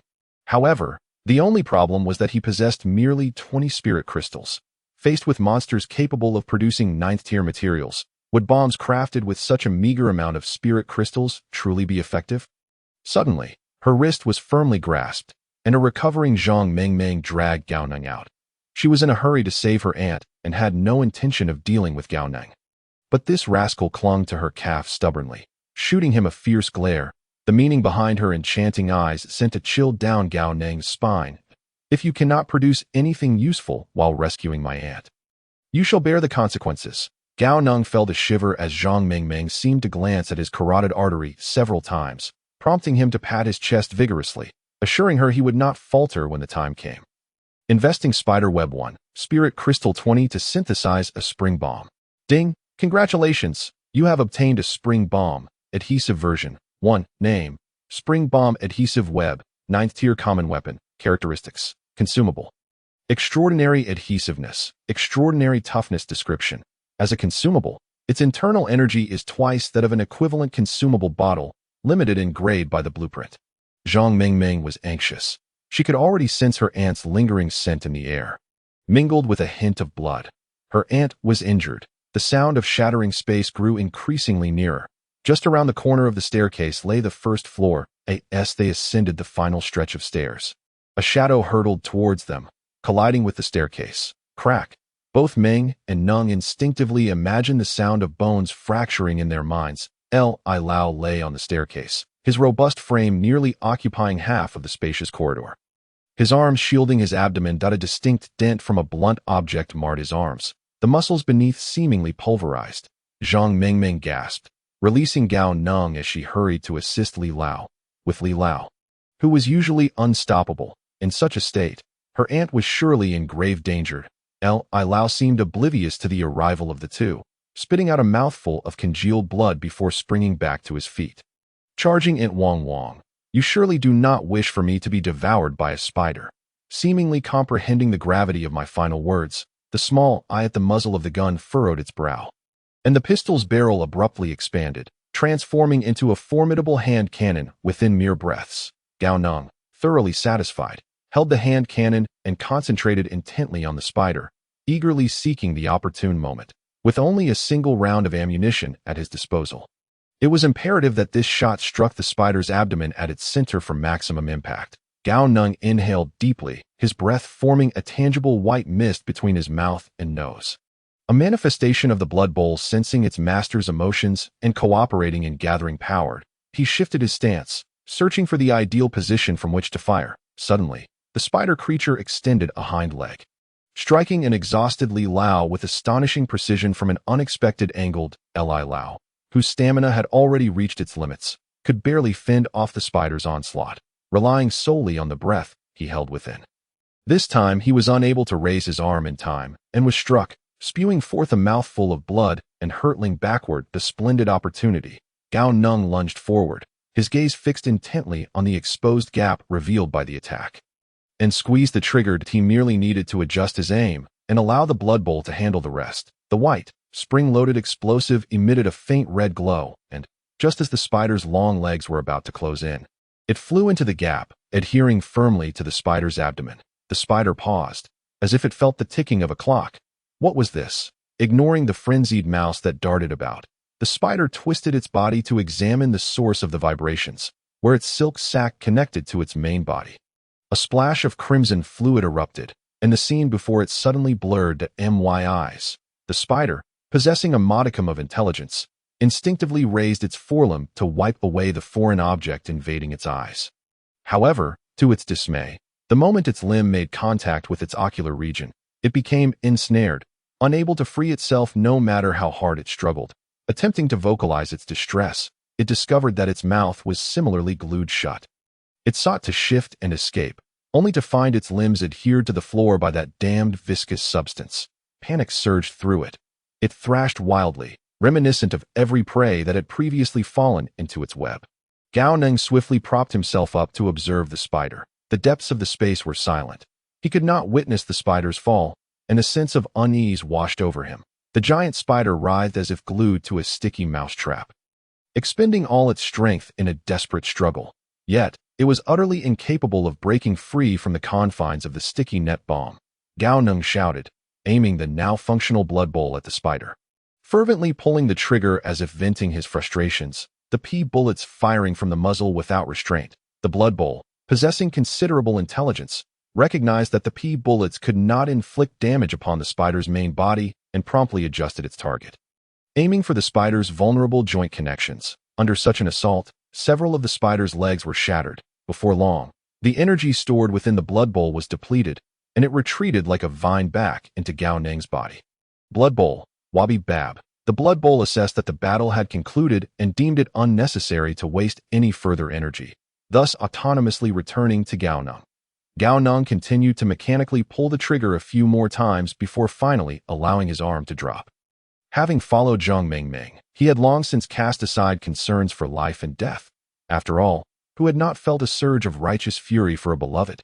Yet, as the fervor subsided and he beheld the enormous spider, a sense of dread crept in. Those long legs dwarfed even a human's. Should one of them land? Gao Neng shook his head vigorously, dispelling such thoughts, and began to console himself. What good was size if it could only lay prostrate on the ground? Patting himself on the back, a swell of pride and satisfaction arose within him. If only his phone were still functional, he would undoubtedly capture this moment to share on social media. In this apocalyptic world, the omnipresent specter of life and death bore heavily upon his heart, and the pressure he had endured in recent days felt like the culmination of a lifetime. What did mortgages and car loans matter in the face of such existential threats? No, he must head to the magic city, to the capital. Once he had developed his strength, he would emerge to wreak havoc. Gao Neng resolutely vowed in his heart that a heavy hand clapped down on his shoulder, prompting Gao Neng to instinctively turn his head. A robust old man with white hair chuckled heartily, his mouth moving in animated speech. Though no sound emerged, Gao Neng could almost hear a compliment. Ha ha ha. Good lad. Well done. This old man's luck was extraordinary. Throughout this battle, he had been kicked about dozens of times, yet had somehow never collided with the spider's web. Truly remarkable, he pondered. Gao Neng felt a sudden vertigo. The old man's square face morphing into various shapes, Li Lao watched, wide-eyed, as the young man rolled his eyes and collapsed to the ground, instinctively raising his hands to explain. I only tapped him twice. It wasn't he, realizing halfway through his sentence that the lad had truly fainted and was not merely faking. He quickly crouched down to check his pulse. After a long while, Li Lao breathed a sigh of relief. Retrieving a pill from his bag and placing it in Gao Neng's mouth. Fortunately, it was merely low blood sugar, not a serious ailment, before Li Lao could attend to his own serious injuries. He felt a tug on his sleeve. Turning his head, he saw a tearful little girl, her face a picture of distress. Li Lao recognized her as old Zhang's daughter, a shy and introverted child. What could be troubling her? Following her gaze, he spotted a bloodied figure sprawled in a pool of crimson not far away. Chen Ziwen deftly avoided the spider's silk along the way, retrieving a spear that lay in the corner and quickly maneuvering around to the spider's rear. The half-exposed face, twisted in a grimace, uttered gritted threats from its partially open mouth. You like to spin silk, do you? Let me see you spin another. He skillfully avoided the spider's tough exoskeleton, repeatedly stabbing into the silk sac at its rear, releasing torrents of green blood while also extracting the organ responsible for silk production. A grotesque sight indeed, an acrid stench permeated the hall. Yet Chen Ziwen remained unfazed. Suddenly, he felt a soft and delicate hand grasping his arm. Stiffening, he quickly abandoned thoughts of the spider and, while freeing himself from that small hand, retreated to the corner of the hall. Zhang Mengmeng, momentarily taken aback, contemplated. Was this how boys treated girls? Paying no heed to the wary Chen Ziwen huddled in the corner, she eagerly brandished a meat-cleaving knife and approached the spider creature. With Li Lao tending to her aunt, she resolved to take care of this monster herself. First, she would remove those 8 bothersome legs. The acrid green blood splattered across her face, but Zhang Mengmeng pie all right. Xinya, it's time for you to go to bed. Watching my daughter scamper back to her room, Mu Yunshang finally rose to return to her own quarters. The scattered lights of the peaceful neighborhood gradually extinguished, leaving the deserted streets illuminated only by the dim glow of the sentry posts guarding the main thoroughfares. This was the last flicker of hope for those lost lambs that eye in the silent darkness. A fleeting red silhouette darted across the pitch-black street, using the unlit streetlights, left off to conserve energy, as her stepping stones that eye in the shadowy alley. 2 figures were locked in a game of chase. Song Shu felt as though he had fallen victim to a series of unfortunate events. Not only had he been dumped by his ex-girlfriend, but his newly acquainted current girlfriend turned out to be a monster. What he had anticipated to be a night of passion had instead devolved into a night of terror. Brother Shu, why are you running away? Didn't we agree to be together forever? If this were a different setting, with a soft girl speaking so pathetically to him, he would have surrendered long ago, but not now. This girl was demanding his life, not just his heart. Meyer, I beg you. Spare me. I haven't done anything. You just didn't get the chance, right? You've already taken off your coat. That was because the Red Romance private room was too hot. I swear, I truly didn't mean for anything to happen. I didn't even touch my ex-girlfriend after 3 years, let alone after just 2 days of knowing you. A man's words are but deceitful lies. What good could possibly come from the Red Romance? The tone of the girl shifted abruptly, her voice transforming from a sweet lilt to one filled with resentment and fury. A piercing sound sliced through the air, and Song Shu, startled, felt his legs give way as he collapsed to the ground. A blue tongue of flame swept past his head, sending his disheveled hair dancing in the air.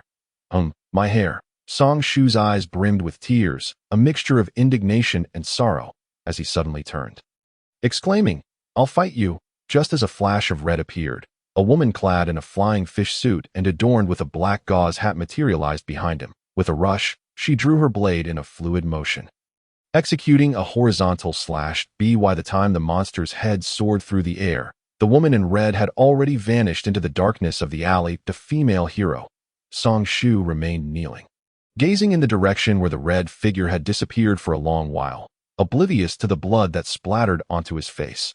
The public information regarding items categorizes them into 3 tiers: common, precious, and spiritual, with each tier further divided into 9 ranks. Common items are recognized for their durability. Precious items possess their own emotions, while spiritual items can communicate with humans. The 3 tiers of monsters are slave, Aberrant and king.slave-level monsters are slightly stronger than average adult males. Aberrant monsters possess extraordinary abilities, and king-level monsters can speak human language. The intelligence of monsters is determined by their species. For instance, the goblin civilization encountered by the protagonist is at a tribal stage. Hence its higher intelligence. Any species that reaches the king level will possess a certain degree of wisdom that a slave-level monster yields approximately 100 experience points and produces a crystal fragment worth 1 spiritual crystal. An aberrant monster provides around 1,000 experience points and produces a crystal core worth 100 spiritual crystals. A king-level monster gives about 10,000 experience points and produces a crystal stone worth 1,000 spiritual crystals. Special items for real-world professions. 1.blank ability book. This item is exchangeable by students using experience points to extract a skill from a corpse that can be learned posthumously. Once extracted, the martial arts book can be utilized by students, allowing them to learn the skill for a short duration. Each student has only one opportunity for this exchange point. 2.blank textbook. This item can be exchanged by teachers using experience points. And with the skill owner's consent, it can record that skill. Teachers using the recorded textbook can repeatedly teach that skill that a teacher may only record skills from the same series. 3. Seed of knowledge. This item is exchangeable by scholars using experience points. Once grown into a tree of knowledge, it produces a knowledge fruit each day, providing scholars with new technical knowledge that a scholar may exchange for a maximum of 36 seeds of knowledge. 4. Chef's toolbox.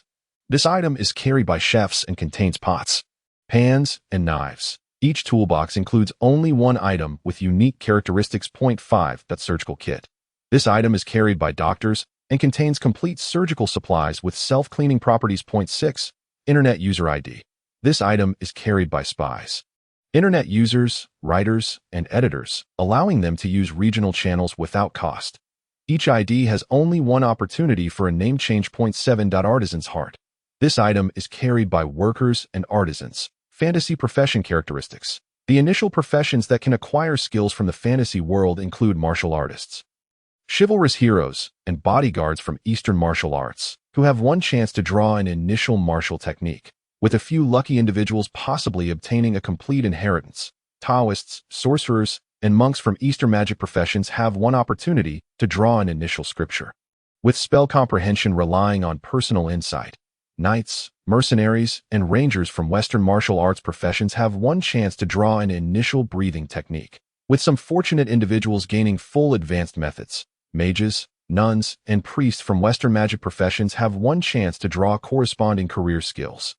Priests, physicians, and mystics from medical professions can acquire foundational knowledge from a random faction of their corresponding profession. Merchant-type professions, such as traders, can access opportunities to procure goods from other worlds, with each merchant having 3 chances to anchor worlds.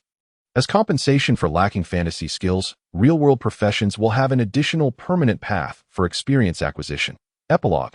Brothers Neo and Ma from Parallel Worlds. Note: this epilogue is not closely related to the main storyline. The protagonists appearing here are characters introduced much later in the narrative, so feel free to skip if uninterested, but those curious may read on. A sleek black BMW came to a halt in front of the Gold Coin Entertainment Club. 2 men stepped out of the vehicle. The one from the passenger seat was clad in a black suit and trousers, adorned with a hefty gold chain around his neck, his appearance slick and ostentatious as he strutted confidently like a big boss. The other man, emerging from the back seat, wore an identical suit, his hair perfectly coiffed, evidently having undergone a deliberate grooming that he fidgeted with his tie, seemingly uncomfortable no matter how he adjusted it. The man with the gold chain shifted his shoulders, revealing a Rolex watch on his wrist, and called back, "Ma Wenqing, stop fussing with that shabby suit of yours. Let us go. I'll take you to show off." With that, he led the way into the hall. Ma Cheng had no choice but to quicken his pace to keep up. Upon entering, a waiter dressed in a suit and bow tie approached them. "Sir, this way please." The waiter, keeping his head down, accompanied the man with the gold chain, clearly anxious, leading them toward a semicircular staircase. "Oh, you have a reservation for a private room, sir? Our manager, just." The man with the gold chain waved his hand dismissively. "I am here for the appointment made by Boss Jiang." After saying this, he began to joke with Ma Cheng, appearing quite pleased. Ma Cheng also seemed excited, though his words were tinged with unfamiliarity, like old friends reuniting after a long separation. "Mind your step, The private room arranged by Boss Jiang is just here. The two were led to the first private room on the left. The most luxurious 1.0. ISNT this the left and right guardians? Quite a rare guest. As soon as they stepped inside, a young man with yellow hair dressed in a white suit approached. Seemingly ignoring Ma Cheng as he pulled the man with the gold chain toward the poolside, where the club's most successful businessmen had gathered. The rest of the group in the room showed no inclination to include Ma Cheng. Their gazes mostly filled with mockery. ISNT that the son of Ma. Why ISNT brother been trying to curry favor with him? Don't you know? His father messed up and got kicked out. What? ISNT he the dot. Oh, that's no longer the case. The incident with Ma has made the news. Haven't you seen it? Rumor has it that Ma offended someone formidable. Really? Then we should keep our distance. The whispers were not loud, but those seated in the private room could vaguely hear. The man with the gold chain, typically careless, didn't he notice Ma Cheng's awkwardness amid the warm reception and didn't he refuse? Only hastily leaving behind a remark. Cheng, relax and enjoy. We're all high school classmates. There's nothing to be embarrassed about. Ma Cheng, unperturbed, smiled in response and casually closed the private room's door. He caught sight of a sofa that looked rather deserted, where a figure leaned back in the shadows, appearing to be a boy, short-haired and not very tall. Kongyu, dressed in a black trench coat.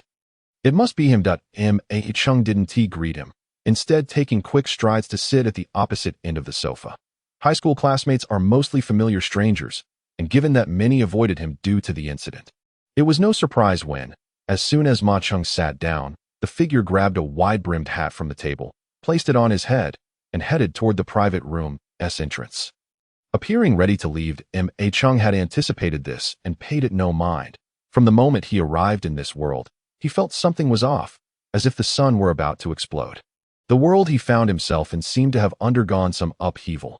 History before the 21st century mirrored his previous life, but post-21st century, the disputes among nations seemed to vanish overnight, as countries united to promote economic growth. Relentlessly advancing technology, resulting in global peace and prosperity, Ma Cheng unlocked his phone and instinctively began to scroll through Douyin, his mood remarkably buoyant. The Tiananmen project proposed by the Huangyan nation had been approved by the United Nations, with 36 countries participating collectively. Soon, pay attention to the man in the video. As he continued to scroll, the screen suddenly went black and became unresponsive. His smile froze. What was happening? Ma Cheng pressed the power button twice. Yet the screen remained dark. Could he really be this unlucky? Anxiety tinged his expression, a faint flush creeping onto his face. Refusing to give up, he attempted to power it on again. After all, there wasn't much data left to retrieve. And if the phone broke, he wouldn't even be able to earn money coding. But the phone vibrated, finally responding. Fortunately, just as the smile began to blossom on his face, he noticed that the screen displayed not the familiar startup interface, but instead a series of white subtitles. Greetings to the humans receiving this message. Humanity is currently facing an existential crisis. Disaster has struck, and the monsters of fantasy now walk the earth to combat these creatures. Humanity must grow stronger. The Illusory Land project has been urgently initiated, and we welcome you to join.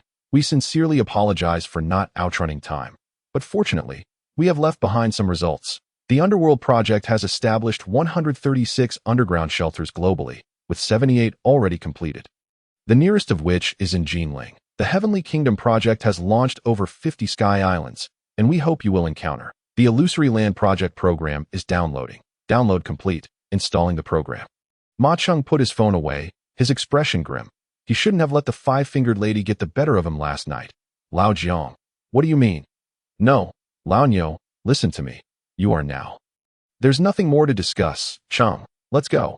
While Ma Cheng mourned his phone, Jin Lian was embroiled in a dispute with a group of people for reasons unknown. After a few heated exchanges, he turned to leave towards the private room door, shouting back at Ma Cheng. The hall fell silent due to the commotion. Boss Jiang swirled his wine glass, noticing that Niu Fugue had indeed taken Ma Cheng away. And he sneered, draining his glass of red wine in one go. Truly ignorant. Dressed in a white suit, Brother Bin approached. Brother Jiang, that bumpkin Niu Fugue really doesn't know his place. Should we? No need. Boss Jiang waved his hand dismissively, standing up with a smile to address the crowd. Everyone, no need to concern yourselves. Eat, drink, and be merry. Boss Neo and young Master Ma are just a bit out of sync. Yes, everyone, carry on, Brother Bin quickly chimed in to smooth things over. Soon, the private room returned to its lively state, with no one caring about the few who had left in the midst of the festivities. Brother Bin surveyed the room, shaking his head and grinning. Everyone knew he was Boss Zhang's right-hand man. Brother Bin's attire was quite impressive. He must have spent a fortune on it. Brother Bin, let's raise a glass to you. With talents like you, Brother Zhang's business will surely enter the international market next year. As he continued his rounds, Brother Bin suddenly spotted a strangely dressed man sitting in a corner, fiddling with an odd spherical Rubik's Cube, deeply engrossed. Frowning, "Brother, where has the time gone? Even the golden fingers cannot make sense of it.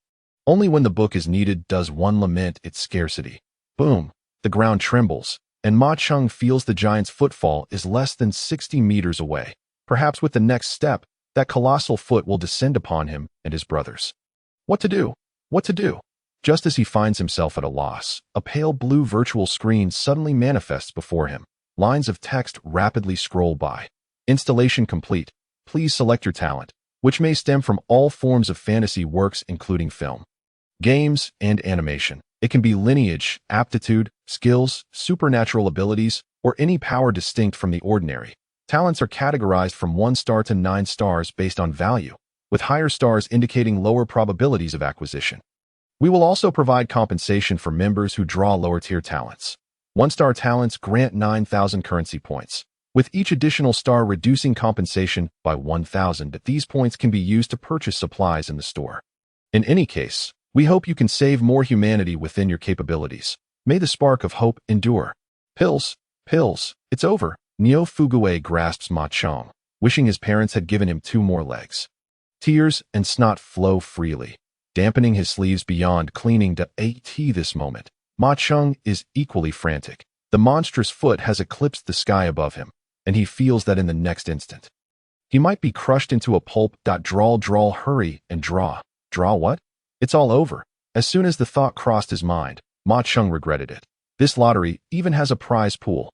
In a state of anxious confusion, he clicked the lottery button just as the text vanished. The lottery wheel has begun to spin, and only then does he notice the prominent word talent on the wheel, flanked by 2 smaller illusory wheels. Damn it, he has buried his own hopes with his own hands, causing Ma Cheng's gaze to momentarily dull. Nevertheless, he swiftly suppresses the despair within, adjusting his mindset. He can die. This body was destined for death. But Fugue cannot. In his 2 lifetimes, he has never encountered a friend as good as him, and he absolutely cannot let Fugue come to harm. The golden talent will come to a rapid halt. Seemingly aware of Ma Cheng's urgency, the pointer lands on the image of a blue-haired girl with braided hair, wielding a graffiti-decorated hex deck cannon, her eyes sparkling with madness. I am Jinx. Ah! In that moment, Ma Cheng seems to hear the girl's frenzied laughter echoing in his ears. It's over. A marksman talent. No hope left. Congratulations on obtaining a 4-star talent. Rampage. This talent comes from Jinx of Arcane. Boom boom. Where genius and madness are often separated by a mere thread. Ding, 5,000 currency points compensation has been issued. With no time to digest the flood of inspiration in his mind, Ma Cheng's eyes brighten as he quickly browses the store. Fake horse talisman price. 100 effect. Affixed to the leg. Moves as swiftly as a galloping horse. Duration 1 hour. Buy 2. No, 4. Slap, slap. He swiftly affixes 2 to Neo Fugue's legs. What the hell, Cheng? What are you doing? You little rascal. Boom, beep, beep. Run. Ma Cheng quickly applies 2 to his own legs, and their speed instantly increases significantly, allowing them to escape from under the giant's foot. Boom. The giant's foot slams to the ground. The resulting shockwave nearly topples the 2 of them. Ma Cheng feels a heat and coolness in his calves, and looking down, he sees that the fabric of his pants has burned away completely. That fire is no ordinary flame. In an instant, it reduced his pants to ash, and if it hadn't lost its strength, Ma Cheng fears he would have been reduced to dust. Why didn't you take this good stuff out sooner? Just as they escape the shadow of the giant's foot, Neo Fugue glances at his thigh, his eyes lighting up at the sight of the 2 talismans, his gaze spinning in its sockets before returning to the front. Seeing that look in this kid's eyes, Ma Cheng instinctively understands what he is thinking and retorts. Just bought them, and you're already thinking of doing business. Your life is hanging by a thread. Hee hee, that's just a professional habit. Hey, Neo Fugue's heart has yet to settle when he feels the shadow above him once again. That colossal foot is directly aimed at them, intent on crushing them. What is happening? Ma Cheng panics, even fearing that his identity as a time traveler has been exposed, that the giant is targeting him specifically. When I laughed just now, it seemed to glance my way. No way. It can hear us from that height. Neo Fugue cries out, his voice tinged with tears. Ma Cheng reassures himself, relaxing. He just fears that the monster is indeed coming for him, but if it's not. That's good. He quickly browses the store, searching for something useful. Charging sneakers, no time to change, useless. Magic carpet, too slow, useless. Minor teleportation talisman, too expensive, can't afford it. Stopwatch, just waiting to die. Give up, skyrocket. This seems to wait. He scrolls back to the explanation of the stopwatch. Stopwatch price, 1000 effect. Shatter to gain 5 seconds of invulnerability, during which most damage is negated, but movement is not possible. Ma Cheng looks up at the giant foot filled with lava cracks above him and instantly makes a decision. I'll risk it. In the next second, a stopwatch appears in the palm of Ma Cheng's hand, and he gazes at the descending foot with an inexplicable confidence of hitting the mark. Without hesitation, he swiftly tosses the stopwatch, which lands perfectly within the lava crevice between the giant's toes. The moment of contact, the stopwatch disintegrates into ash, leaving no residue, while the temporal power sealed within surges forth, enveloping the giant in golden light. Taking advantage of this opportunity, Ma Cheng and Neo Fugue escape the range of the foot. In the cosmos, at the Tianjin satellite city. Report, target successfully locked, requesting annihilation. Annihilation, 100-meter long. 8-sided Han's sword, inscribed with countless intricate runes, is launched from the cannon. This sword is specifically designed for ancient gods, its surface engraved with runes targeting them. Even the timing of its launch has been meticulously controlled. Adhering strictly to the orders of the leader of Jinling Dao, 5 seconds to impact. On the ground, Ma Cheng runs for his life, wishing he could transform into a centaur, sticking all 4 legs with the fake horse talismans. 5 seconds. He doesn't dare to look back, running 200 to 300 meters before daring to glance back. Eye in the sky, circles of supersonic cloud rings expand outward from the giant's head. As the 8-sided Han's sword descends, just as the golden light dissipates, the sword plunges into the giant's crown, embedding itself within, leaving only the hilt visible. Like a celestial being asserting dominance, it nails the slaughtering fiend to the ground.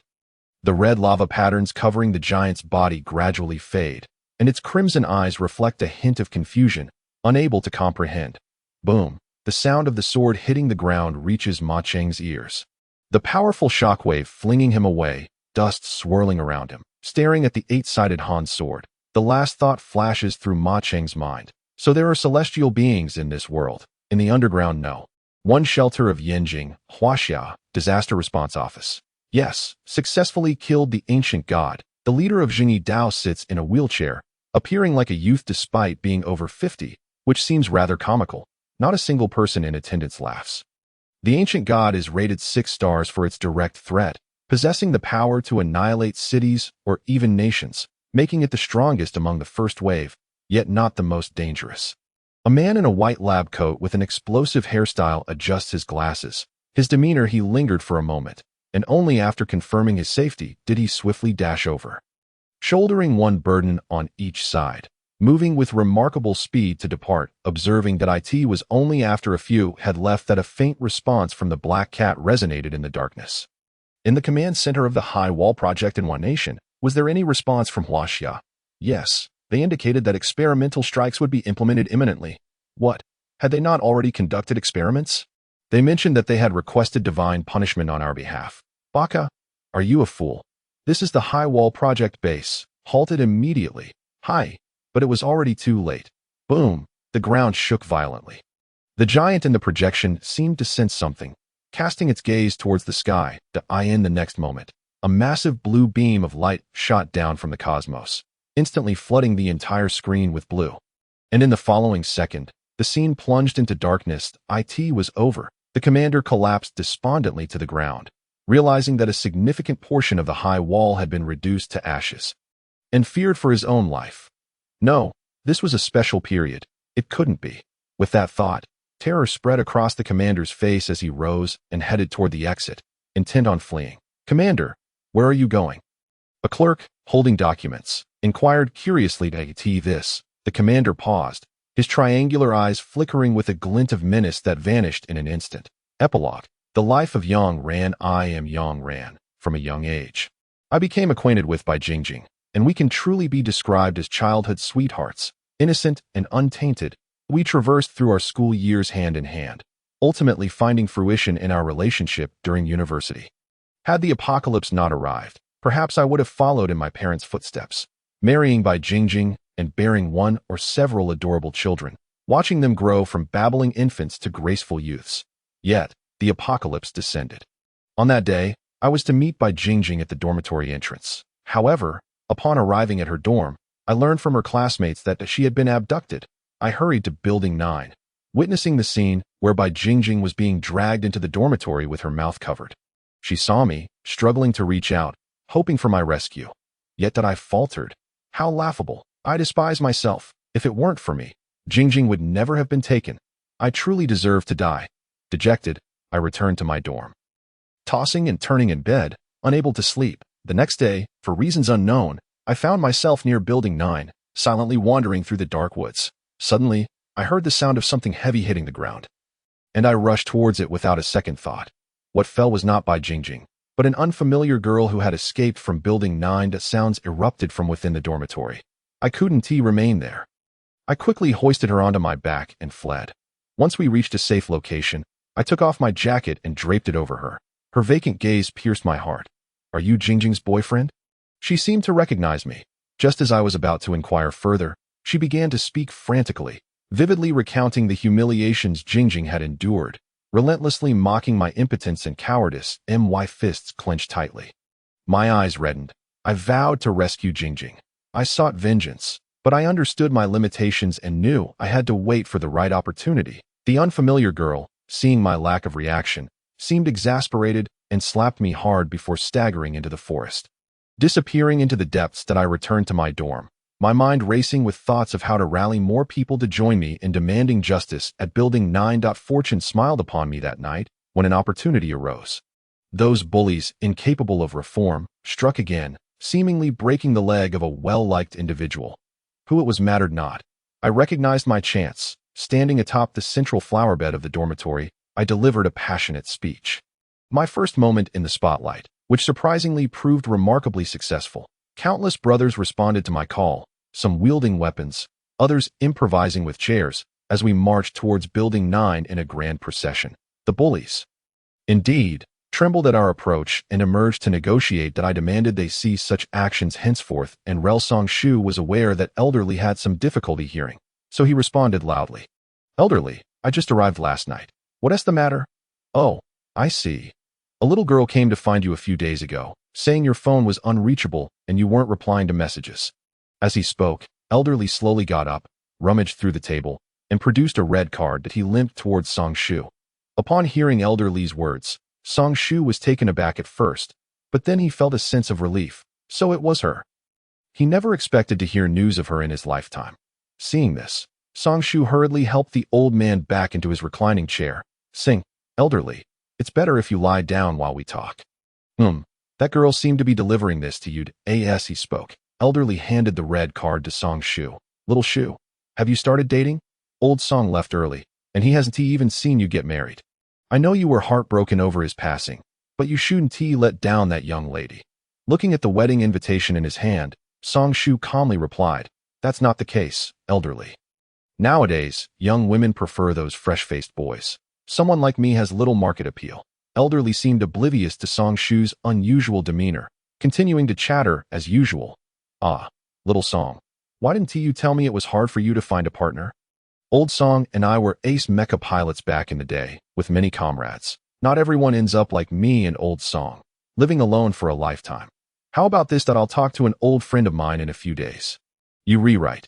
Accepting the reality of his ex-girlfriend's impending marriage, Songshu no longer felt conflicted, having mentally prepared himself for this a month ago. That he merely maintained a smile in response to the old man.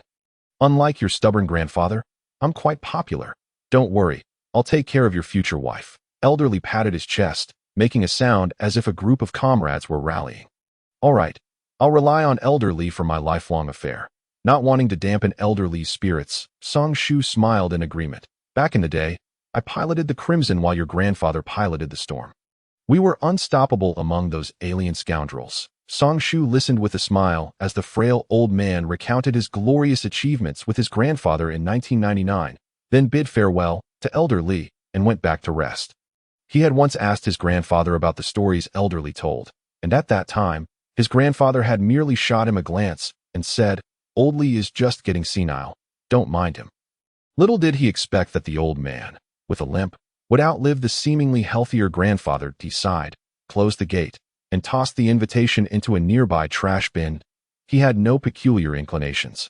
Not to mention going, he had no interest in even glancing at the invitation. He found his smart tablet on the coffee table, plopped onto the old sofa, plugged it in to power it on, and bit into a hamburger as he turned on the television to see what significant events had occurred in recent days. Lying on the sofa, he idly fiddled with his phone when suddenly the dark screen lit up abruptly. It powered on? No, that's odd. Why is it glowing red? Upon closer inspection, a line of crimson text appeared on the phone screen. "Welcome to the secular game," with a gentle tap on the screen.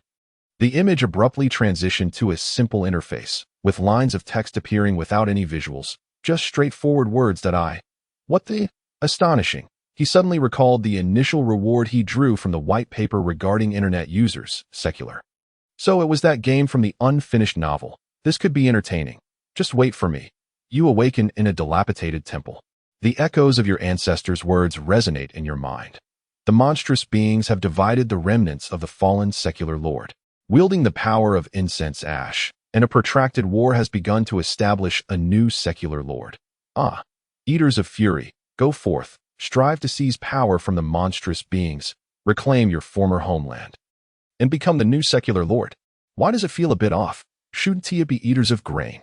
Why eaters of fury? Whatever, as long as I can play. Click push open the temple door to step into the secular world. After a moment's thought, Song Shu decisively clicked to push open the temple door and continued the game. You step out of the temple and into the secular world. You inhale the first breath of the secular world, and the blood within you begins to boil. Your bloodline resonates with the friends of your homeland, awakening your latent talents. Why does it feel increasingly off? The words seem to hint at something significant. You recall the scene from your childhood during your first month, when you grasped the surrounding objects. Grasping scene randomizing. Grasping scene randomized. Please choose one of the 3 items to obtain. Reincarnation of the Arhat. You are inherently connected to the Buddha, possessing the visage of the wrathful Vajra. Talent effect. Enhanced affinity with Buddhist teachings and martial arts cultivation. Fisherman. You possess an innate talent for fishing. Steady as a mountain with a fishing rod. Talent effect. Fishermen never go empty-handed. Gain increased insight while fishing. Day-night person. You inherently possess duality, dispensing justice by day and absorbing impurities by night. Talent effect. Day and night grant you 2 distinct personalities, clearly defining good and evil. Please note, miselecting a talent will affect subsequent developments and cannot be chosen again. Choose carefully. As a seasoned gamer, Song Shu naturally knew the implications of this selection, especially since he realized it could impact reality. He quickly ruled out the reincarnation of the Arhat, as he couldn't allow the Song lineage to die out. Without hesitation, he chose the fisherman, not wanting to become split in personality. That it was a pity he didn't have the cook talent. Otherwise, he could have been a romantic hero. You have obtained the fisherman grasping item. Rare. Eater of fury, you have awakened your talent. This will be your title in the secular world. Go forth, become the secular lord, and let the lands of the secular world sing your praises. Fisherman. The game lacked visuals. But upon reading this line, an image involuntarily formed in Song Shu's mind that a man in a suit stood on a high platform, raising his hands against the light. Let us chant the name of our new lord, Fisherman. Below, a dense crowd echoed, chanting, Fisherman. Jinling shivered. Just imagining it made Song Shu feel an overwhelming sense of shame. Shaking off the absurd thoughts, he pondered carefully and suddenly felt something in his hand. It was a Q-like figure of an old man clad in a raincoat and conical hat, sitting cross-legged and fishing. After a brief appraisal, Song Shu found it rather endearing and decided to use the grasping item as a keychain. He had anticipated the appearance of the grasping item, yet its arrival served as a reminder that the secular game was not an ordinary game. It was a text-based game connected to this world of shadows. He vaguely recalled that the monsters in this game could potentially cross over into reality, which he could not accept. His own demise was inconsequential, but he couldn't allow those creatures to wreak havoc in this already battered world. Song Shu began to scroll through the game log, sensing something peculiar about the game text. After a brief contemplation, feeling utterly lost, he abandoned his thoughts, reasoning that he would learn more through continued play. The secular game initiated. Eater of Fury, you have exited the dilapidated temple, awakened your talent, feeling an influx of power, and your ambition swelling. However, being inherently cautious, you decide to silently accumulate strength first. Before you lies a bifurcated path. The left path leads up the mountain, shrouded in mist and overgrown with wild grass, seemingly untouched for ages, yet it may harbor a recluse. Perhaps you could seek an apprenticeship. The right path descends the mountain, where a bustling village can be glimpsed in the distance. Though too far away to discern clearly, you can see a vibrant street at its center, illuminated by lights. Eater of Fury, where do you wish to go to acquire your first source of strength, left or right? Or perhaps you wish to forge a new path. 3 options are available, left, right, or forge a new path. Song Shu mused. Can I return to the temple to rest? Or perhaps you intend to return to the temple for a rest. An additional option appeared. Slightly taken aback, Song Shu realized it could be an expanded operational space. After contemplating this idea, he felt it had great potential and resolutely chose to return to the temple for a rest. The future Great Eater of Fury, born cautious, faced with the grandeur of the world, hesitated, and thus returned to the dilapidated temple to take a nap. Is there nothing in the temple? Can I search around? You searched the dilapidated temple but found nothing. It has likely been scoured by countless wanderers, and you couldn't even find a broken mat. Damn, what is this? I remember the protagonist having initial gear. Why don't I have any?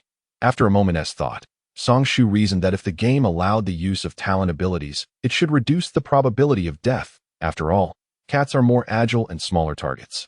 A peculiar power seems to stir within you. You attempt to awaken this power. Your vision begins to lower, and eventually aligns with the threshold of the dilapidated temple. You have transformed into a pure white wildcat. That's a Maine Coon. Alright, what wildcat? I have a home. As you, a cat, gracefully land, a familiar scent of mouse wafts through the air, leading you to discover a small opening behind a dilapidated statue. You ascertain that this aperture is sufficiently large for your passage. Will you choose to enter it or retreat in cowardice? What is there to fear from a mere rodent? I am a cat. After all, destiny favors me, and without hesitation, I click to enter the hole. Stepping into the inky darkness, your feline eyes adjust to the dim surroundings, allowing you to discern the conditions within the cave. You cautiously navigate around several unidentified animal remains, continuing onward. Upon reaching the end of the cave, a sudden illumination reveals a hidden chamber. There, you spot the remains of a long-deceased being, seated cross-legged upon a stone bed. Its garments long since decayed on the stone table before the skeleton. 2 tomes catch your eye. Fortunately, these texts are predominantly illustrated, and with a bit of conjecture, you manage to glean their meanings. You delve into one of the books and discover it contains the teachings of an internal martial art known as the Greenwood Classic. You have acquired the internal skill, Greenwood Classic, Green. Simultaneously, as your game character attains the Greenwood Classic, Song Shu feels a vibrant energy manifest within him, circulating along a specific path before converging in his liver, resulting in a clearer vision. The Greenwood Classic. This was once one of the primary cultivation methods of the Greenwood Hall within the 5 Elements sect, utilizing the energy of greenwood to nourish the liver, enhancing longevity and stamina to advanced levels. It can even accelerate the healing of injuries and improve detoxification. You are wholly engrossed in studying the tome, oblivious to the silent mouse that stealthily approaches from behind. After all, you are a formidable cat. Such trivial rodents are hardly a cause for alarm. Suddenly, the mouse pins you to the ground. You have been bitten to death by the mouse. Meow? What is this? How could a mere mouse kill a cat like me? TSK. What a terrible game. Song Shu mutters curses as he continues to play. You find yourself dead, your spirit drifting aimlessly until you arrive at the edge of a ferry, where countless souls board a vessel destined for the realm of the deceased.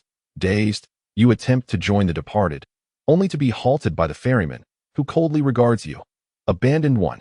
You have no right to tread upon death.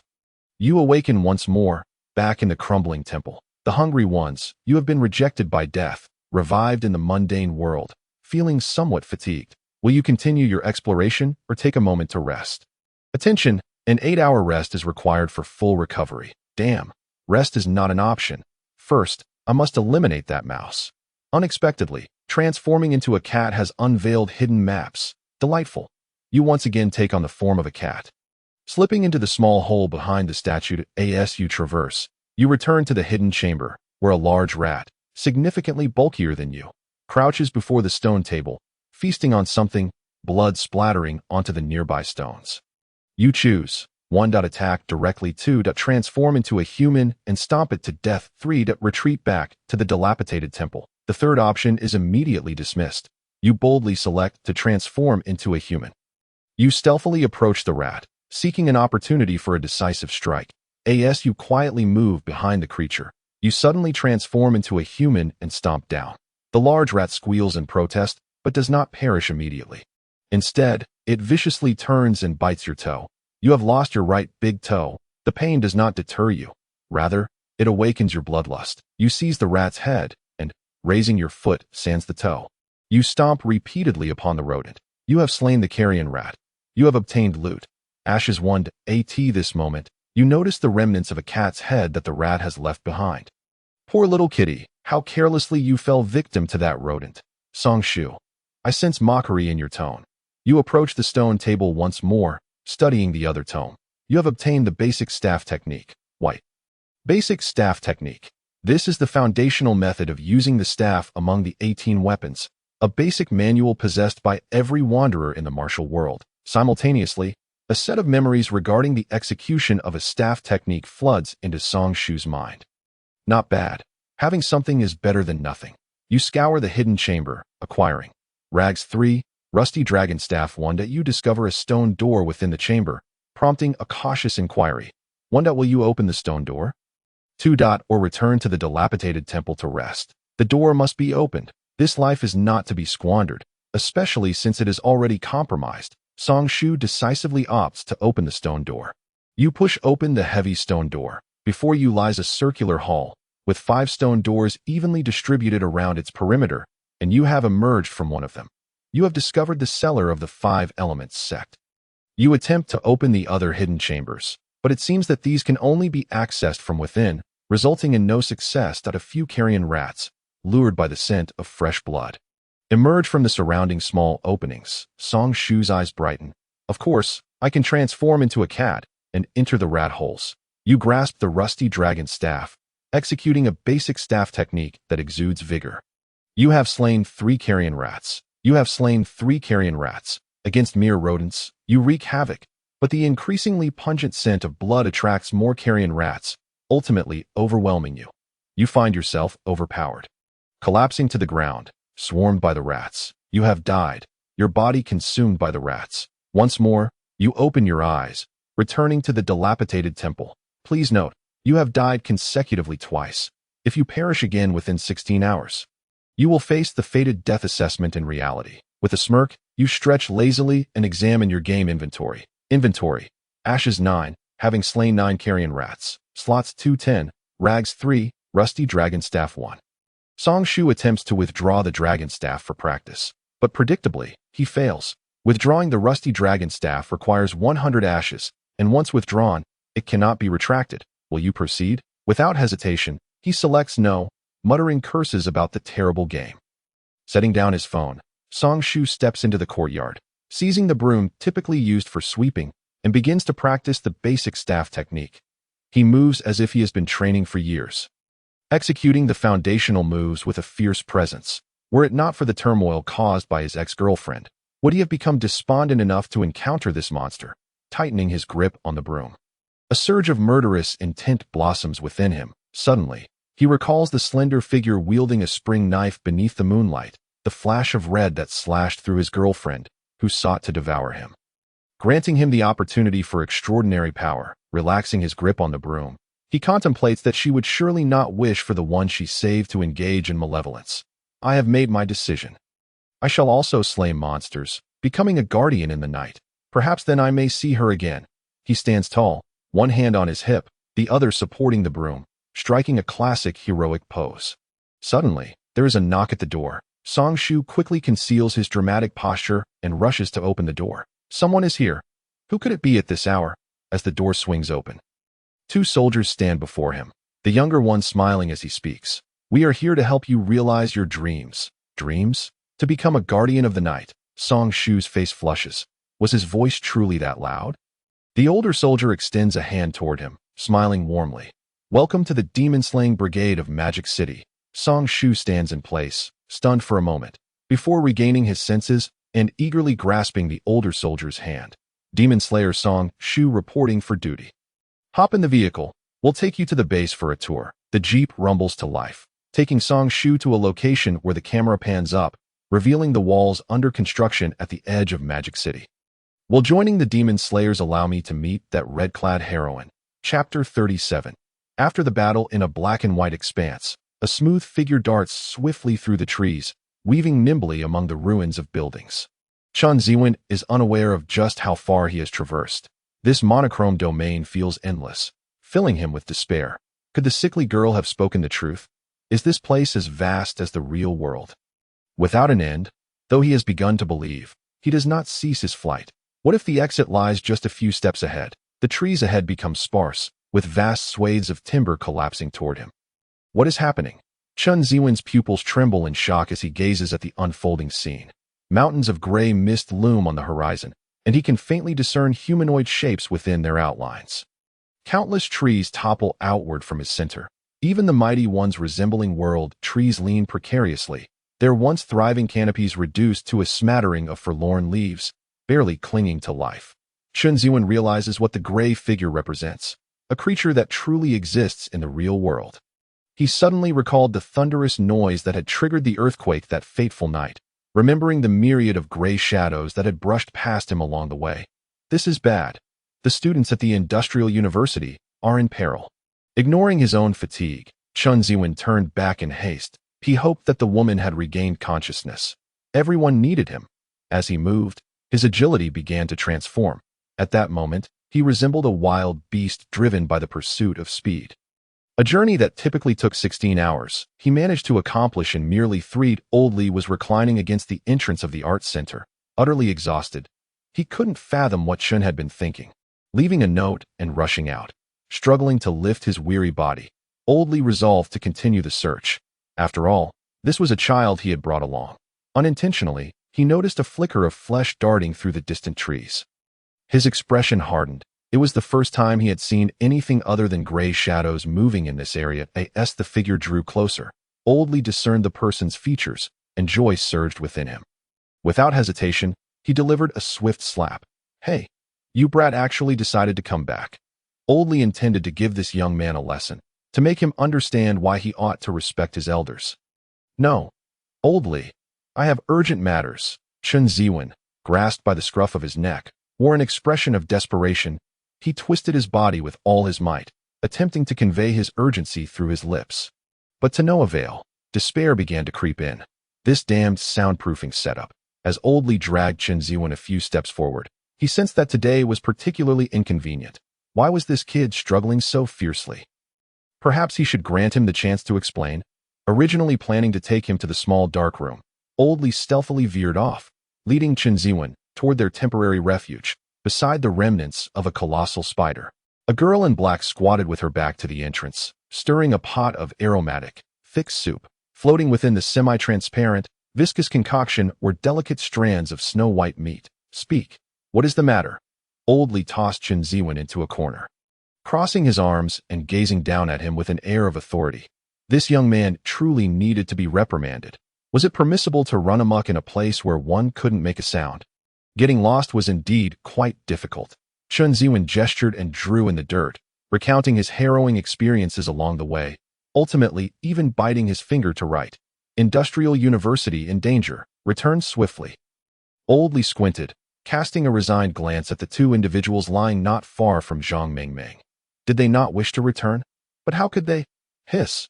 While he could understand that the girl had not awakened, how could the young man still be unconscious despite his low blood sugar? Grandma Chen, This way, please. Your grandson resides in this room. Thank you. Teacher Gao, I appreciate your assistance. The figure, barely resembling a human puppet, bent over and gratefully shook hands with Gao Neng. It's nothing. It's nothing. It's my duty. By the way, here are some local specialties from our home. Just a small token of appreciation from her enormous snakeskin bag. Grandma Chun produced a small red pouch, insisting on handing it to Gao Neng. Grandma Chun, I really can't accept this. If I take your gift, it will bring me trouble. What trouble could there be? Just accept it. All right. I must be off now. Grandma, do have fun. Saying this, Gao Neng hurriedly escaped towards the door. Each encounter with the rough puppet bearing the title Grandma Chun and the expression of gratitude on its face left Gao Neng feeling somewhat uneasy. Teacher Gao, is there really an event happening at the school? I haven't seen any promotional banners. Rest assured, Grandma Chun, all expenses for your visit to the ancient capital will be covered by our research team. I still need to pick up other parents, so I won't intrude on your reunion. As Grandma Chun watched Teacher Gao disappear around the corner, tears unexpectedly flowed from her dark eye sockets. What a wonderful teacher. After a long while, she wiped away her tears and began knocking on the door before her. After a lengthy period, no one responded. Has this child gone out? Breathless, Gao Neng leaned against the wall of the dormitory building, panting heavily. Finally, he had managed to deal with Chun-Li. Next, there were still 5 more troublesome children to attend to. Gao Neng pulled out his phone and unpinned the chat with Chun-Li. Their last message had been sent the previous evening. Yesterday, 21:01 art. Chun-Li, your grandmother is coming to see you tomorrow. However, this message had yet to receive a reply. Having played this scenario numerous times, Gao Neng had become quite familiar with Chun-Li's whereabouts. Last night, while on his way back from purchasing a gift for his girlfriend, Chun-Li had witnessed her entering a hotel with another man. After confirming this multiple times, he had gone to a bar to drown his sorrows. By 21:00, he had already passed out in a small alley. He would not have seen this message. According to the original storyline, Chun-Li would jump off the rooftop of the dormitory the next day, and his grandmother would embark on a journey from her rural hometown, taking a green train to the ancient capital to seek an explanation. Gao Neng couldn't recall how many times he had to remind himself of Chun-Li's loving grandmother that a figure, resembling a zombie, traversed the tree-lined path, standing beneath the dormitory building.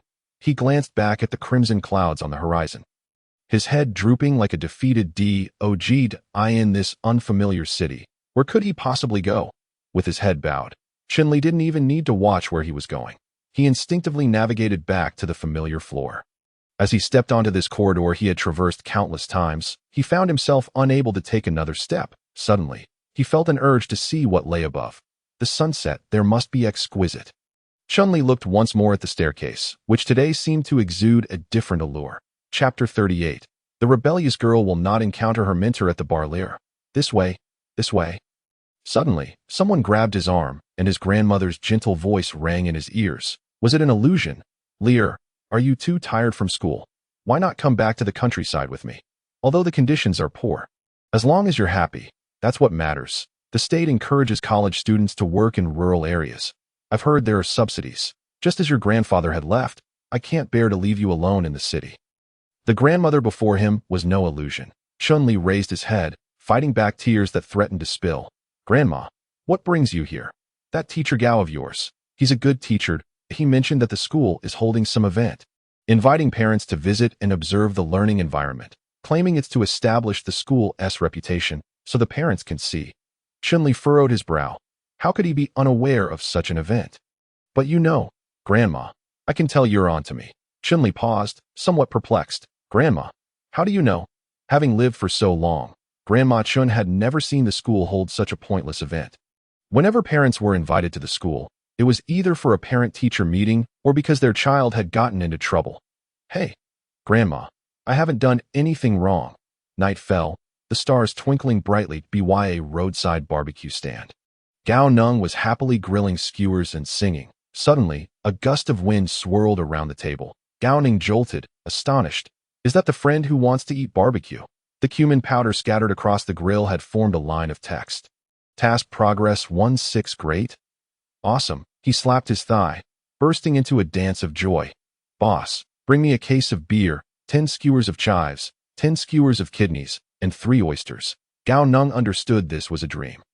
It was precisely because it was a dream that he dared to indulge. Delicious. He couldn't deny that the taste was just as good as the real thing. It was truly delightful.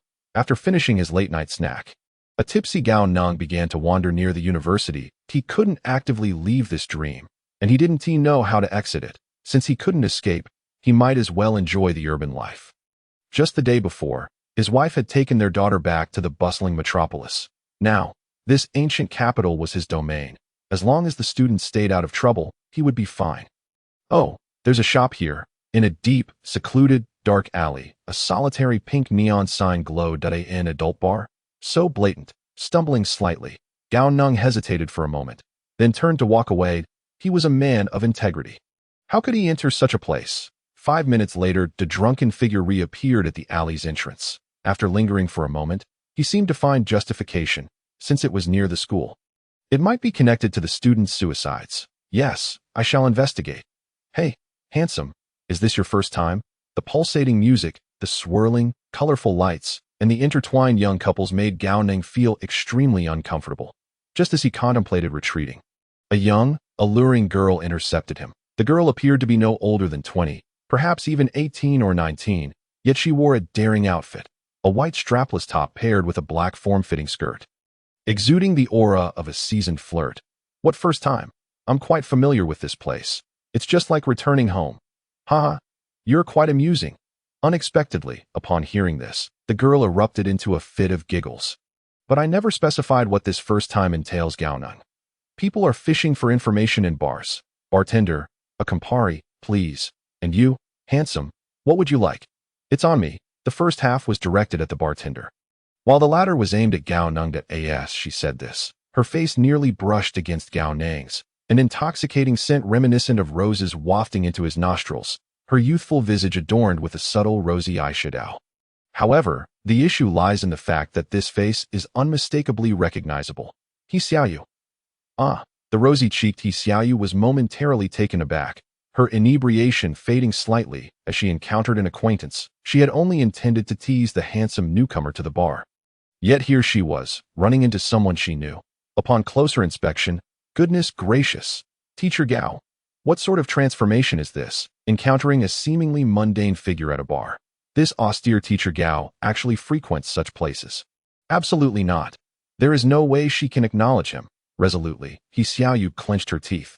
Teacher Gao had always been perceived as stern, and many believed him to be unapproachable. But He Xiaoyu understood that this was merely his shyness.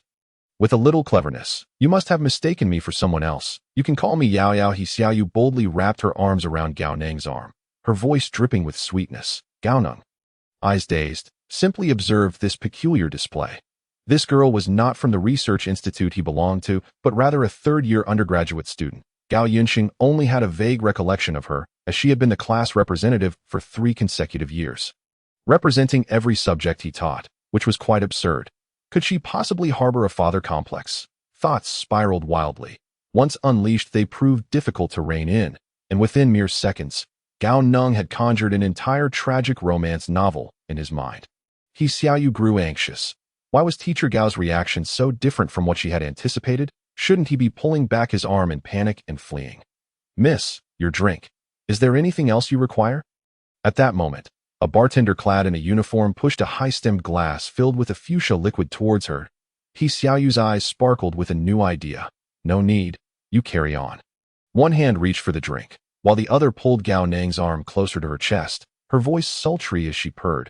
Handsome, let's drink this together, and then we can have some fun next door. Oomph. Unless Teacher Gao truly was a beast in human guise, otherwise that she offered the glass to Gao Neng. He Xiaoyu deliberately turned it so that the side bearing her lip imprint faced him. He reached out. What to do? Teacher Gao truly was a beast in human guise. It's over. Social suicide awaits. He Xiaoyu merely wished to play around, never intending for anything serious to transpire. If she were to hide her identity under such a ludicrous pretext and accompany her teacher to a room next door, she would surely despise herself. Gao Neng's gaze was fixed on the staircase in the bar's corner, brushing aside the obstructive He Xiaoyu with a serious expression. Truth be told, he had felt a flicker of attraction moments ago. After all, He Xiaoyu was quite striking, easily a class beauty. Moreover, in the realm of dreams, He felt no psychological burden whatsoever. Yet, just then, he witnessed a wooden figure in a green floral dress being dragged upstairs by several men. Such an abstract figure was rarely seen in this dream. It seemed to hold significant importance. Chapter 39. Qingyu. Gao Neng pushed past He Xiaoyu, his focus entirely on that staircase. The entrance was shrouded in darkness, the bar's vibrant lights completely avoiding that area. An unmistakable sign of danger. Intriguing.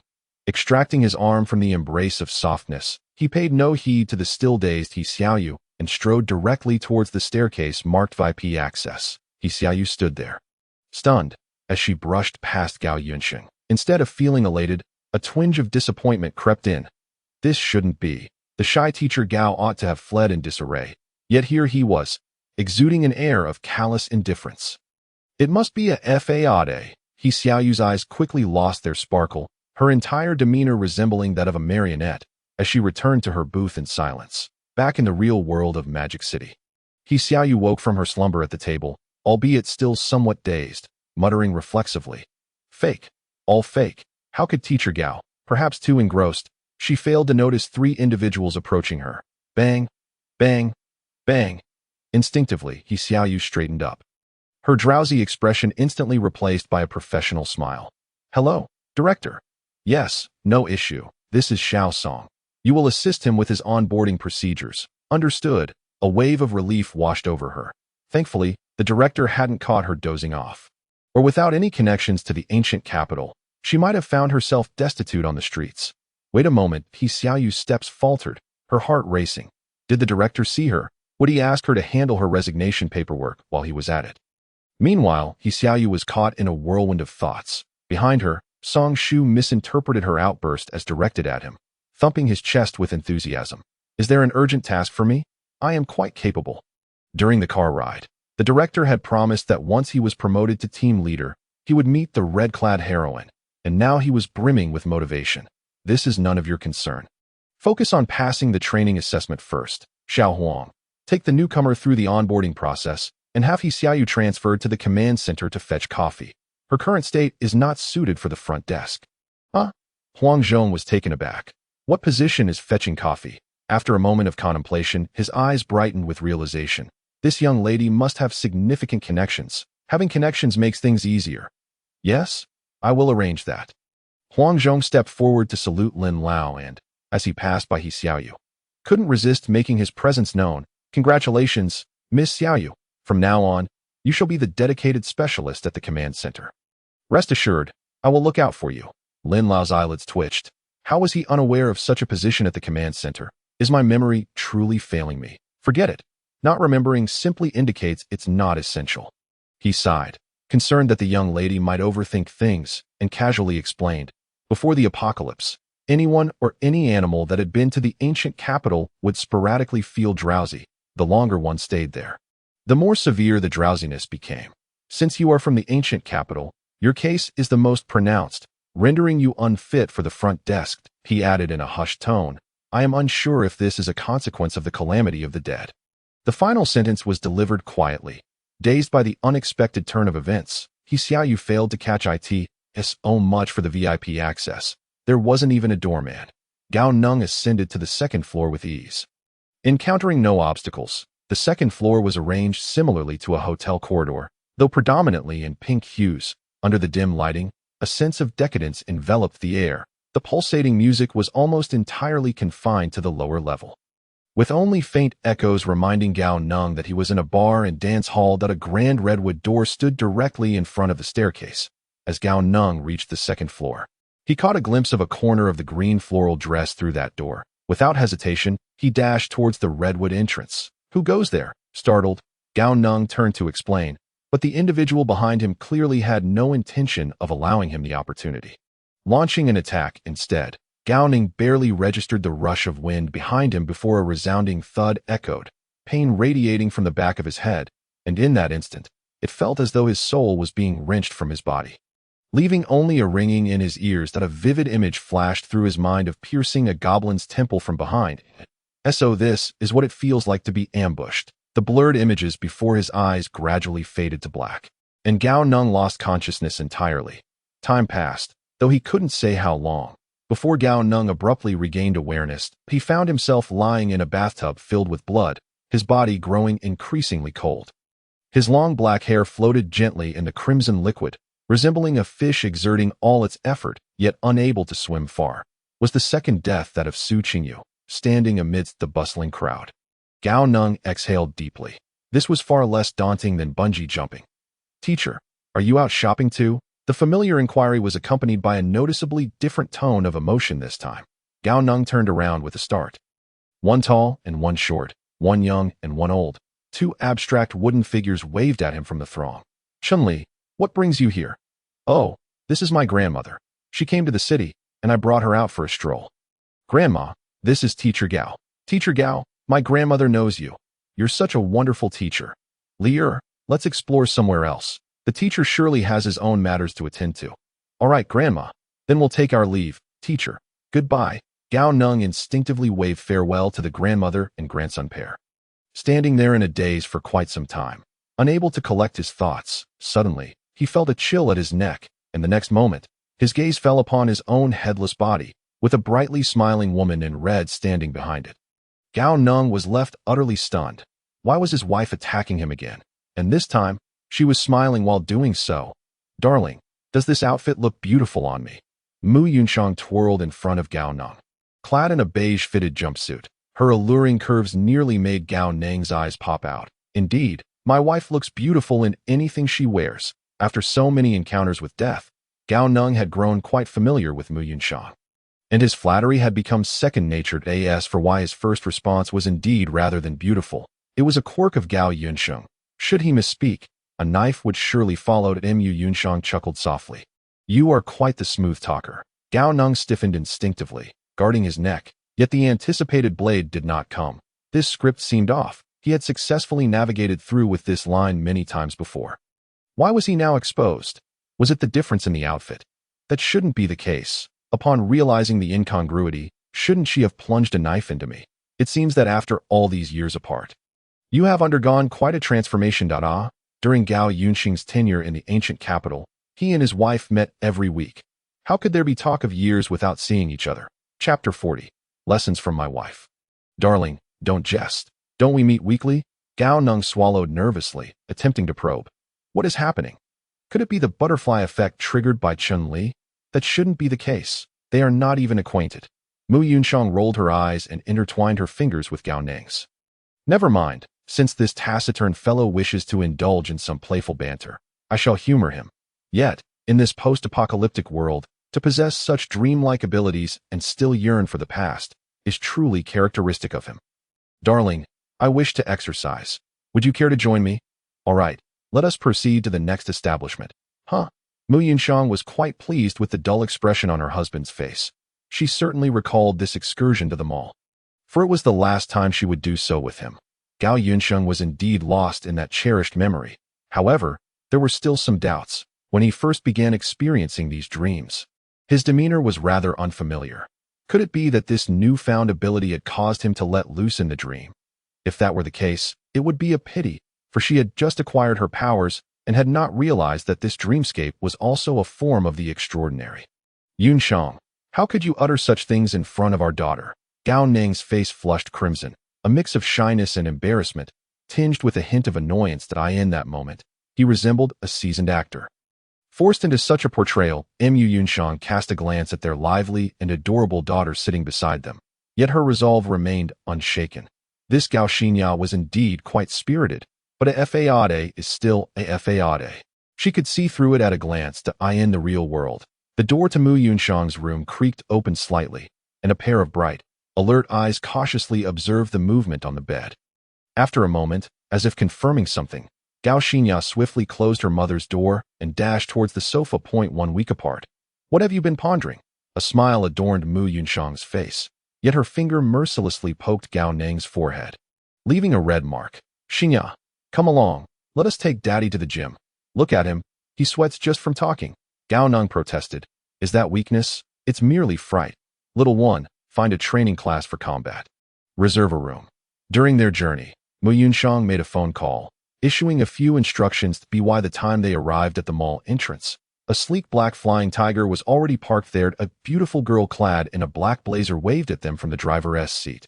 President Mu. Over here. This was Mu Yunxiang's first ride in the flying tiger, a creation that existed solely in her husband's fantasies, and it was surprisingly smooth. President Mu. This combat training center has been remodeled from the former youth center. It is fully equipped with swords, spears, halberds, axes, and all manner of weapons. However, training will only cover knives, swords, and staffs. We need instructors. No need. Just fetch 2 wooden swords, and you shall guard the entrance. No one is to enter without my permission. Understood, President Mu. Ever since Mu Yunxiang had dragged him along, Gao Neng felt a sense of foreboding, yet he dared not flee or act out, fearful that his head might roll at any moment. Upon entering the private room, Mu Yunxiang seemed to transform entirely, shifting from a gentle and virtuous wife into a commanding woman wielding a wooden sword. She tossed a wooden sword to Gao Neng and coldly commanded, "Take it. Darling, what are you planning to do? Take it." "All right, I'll hold it. No need to be so fierce." Mu Yunxiang shot a disdainful glance at Gao Yunxiang, feeling exasperated that he could squander such a remarkable talent by wallowing in past comforts. The 5 tigers breaking the door technique is a traditional swordplay from our great Xia, renowned for its ferocity and imposing presence, comprising 5 forms that are easy to learn but difficult to master. Pay attention, this is the first form. The fierce tiger emerges from the mountain. The first form of this swordplay is fierce, emphasizing power and speed. It is both the initiation and conclusion of the strike. Mastering it well allows one to strike down an opponent in a single blow, just like this. As her words fell, Mu Yunxiang leaped forward, executing a horizontal slash that spanned over 2 meters towards Gao Neng's neck. Gao Neng's eyes widened in terror. "Look at you, so cowardly. Are you not a man?" With a swift retraction of her sword, Mu Yunxiang gracefully returned to her original position. No man could endure such ridicule, especially not one who had suffered so many beheadings that it did not matter if she were an ex-wife or a current one. While the 5 tigers breaking the door technique is known for its might, it is not without flexibility. The retraction of the sword I just demonstrated is an integral part of the 5th form. The azure dragon swings its tail. Burning with determination, Gao Neng focused intently on Mu Yunxiang's instruction.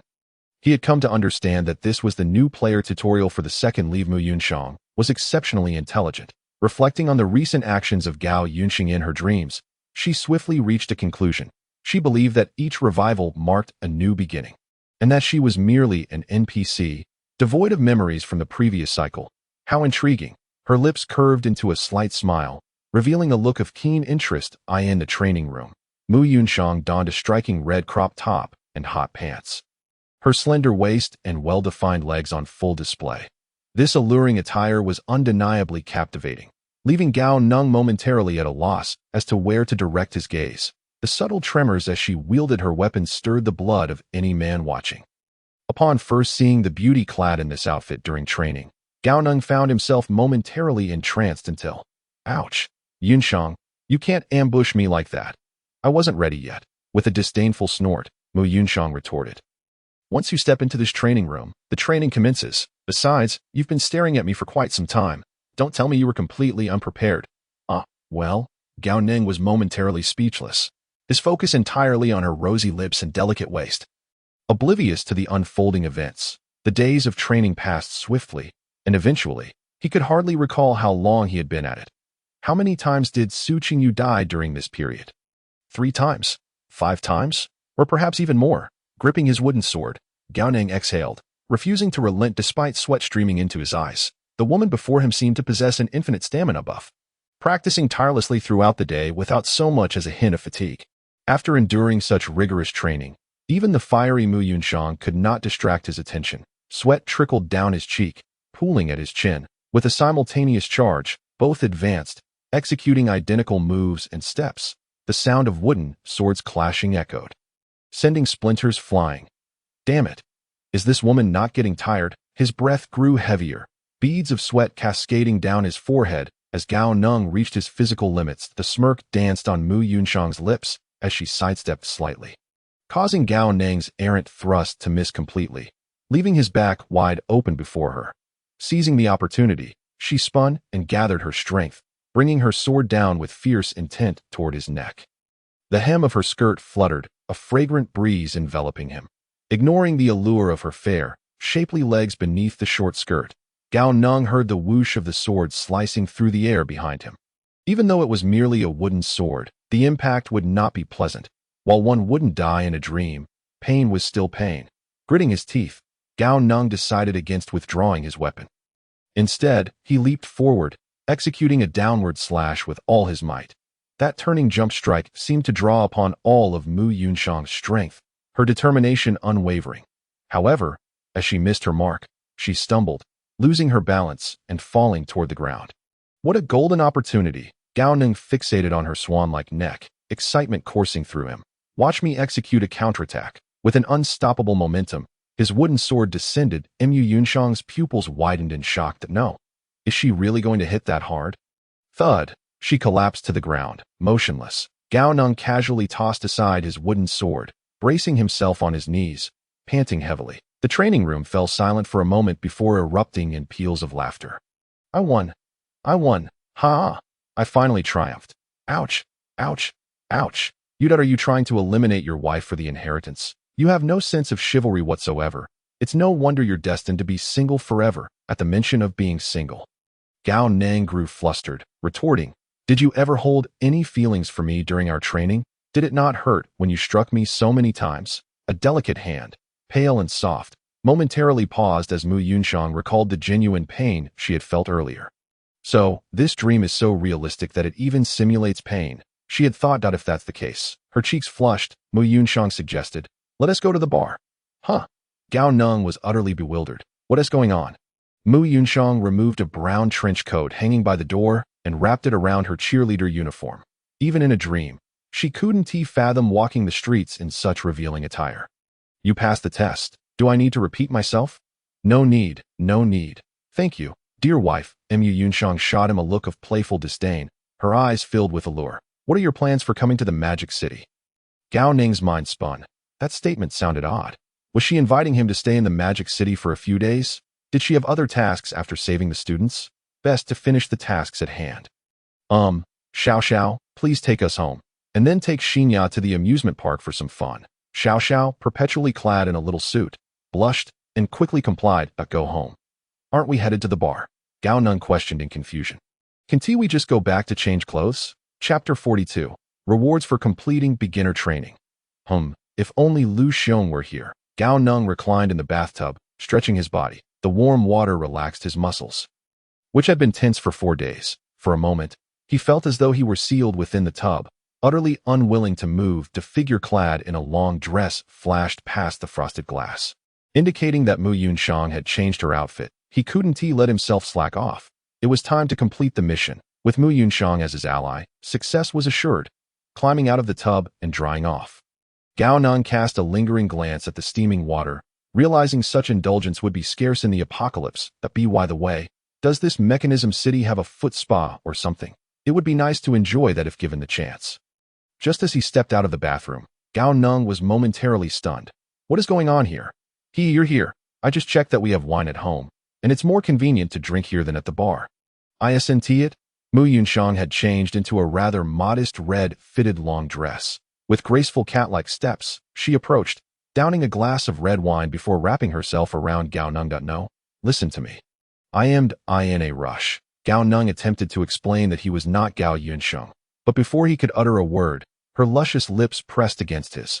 The sweet nectar flooded his senses, and he found himself utterly captivated. The wine glass was carelessly tossed onto the sofa, and the room was soon filled with a vibrant atmosphere.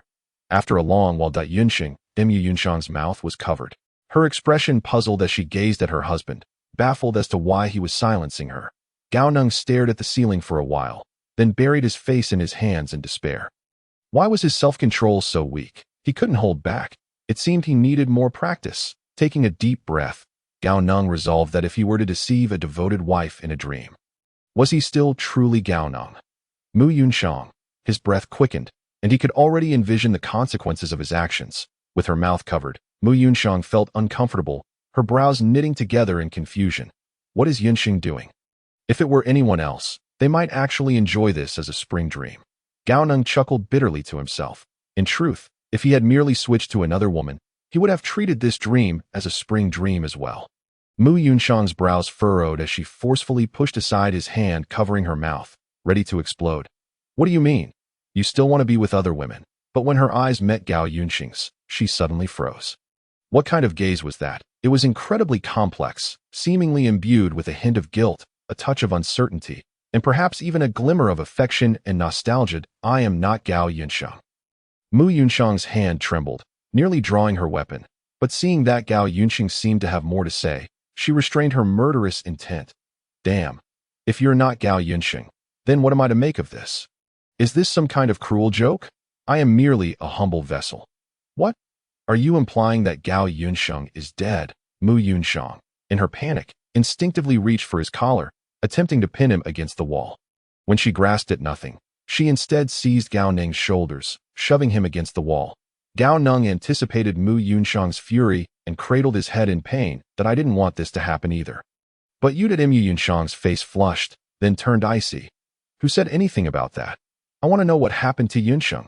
Understanding that he was in a dream and not wishing to deceive an NPC, Gao Neng decided to reveal everything, knowing that after 6 a.m., everything would reset. Besides his identity as a time traveler, he disclosed everything to Mu Yunshang. The apocalypse in Sun City, Gao Yunxing's suicide, and his own circumstances. Mu Yunshang furrowed her brow, detecting inconsistencies in Gao Neng's account. No, you mentioned working in Jinling before, but your description of the apocalypse aligns with Sun City. Describe to me the outbreak in Jinling. I didn't survive to see the outbreak. How would I know? Mu Yunshang pondered for a moment before suddenly looking up and locking eyes with Gao Neng. When did we meet for our blind date? Huh. We never had a blind date. We were in a relationship during university. When did we meet?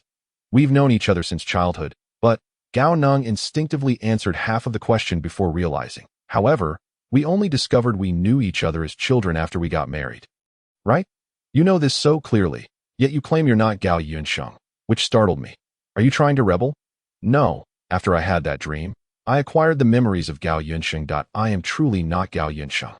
My name is Gao Neng, with Gao symbolizing continuous ascent and Neng embodying righteous vigor. Continuous ascent and righteous vigor? Mu Yunsheng paused mid-motion, her mind momentarily failing to grasp the implications. Indeed.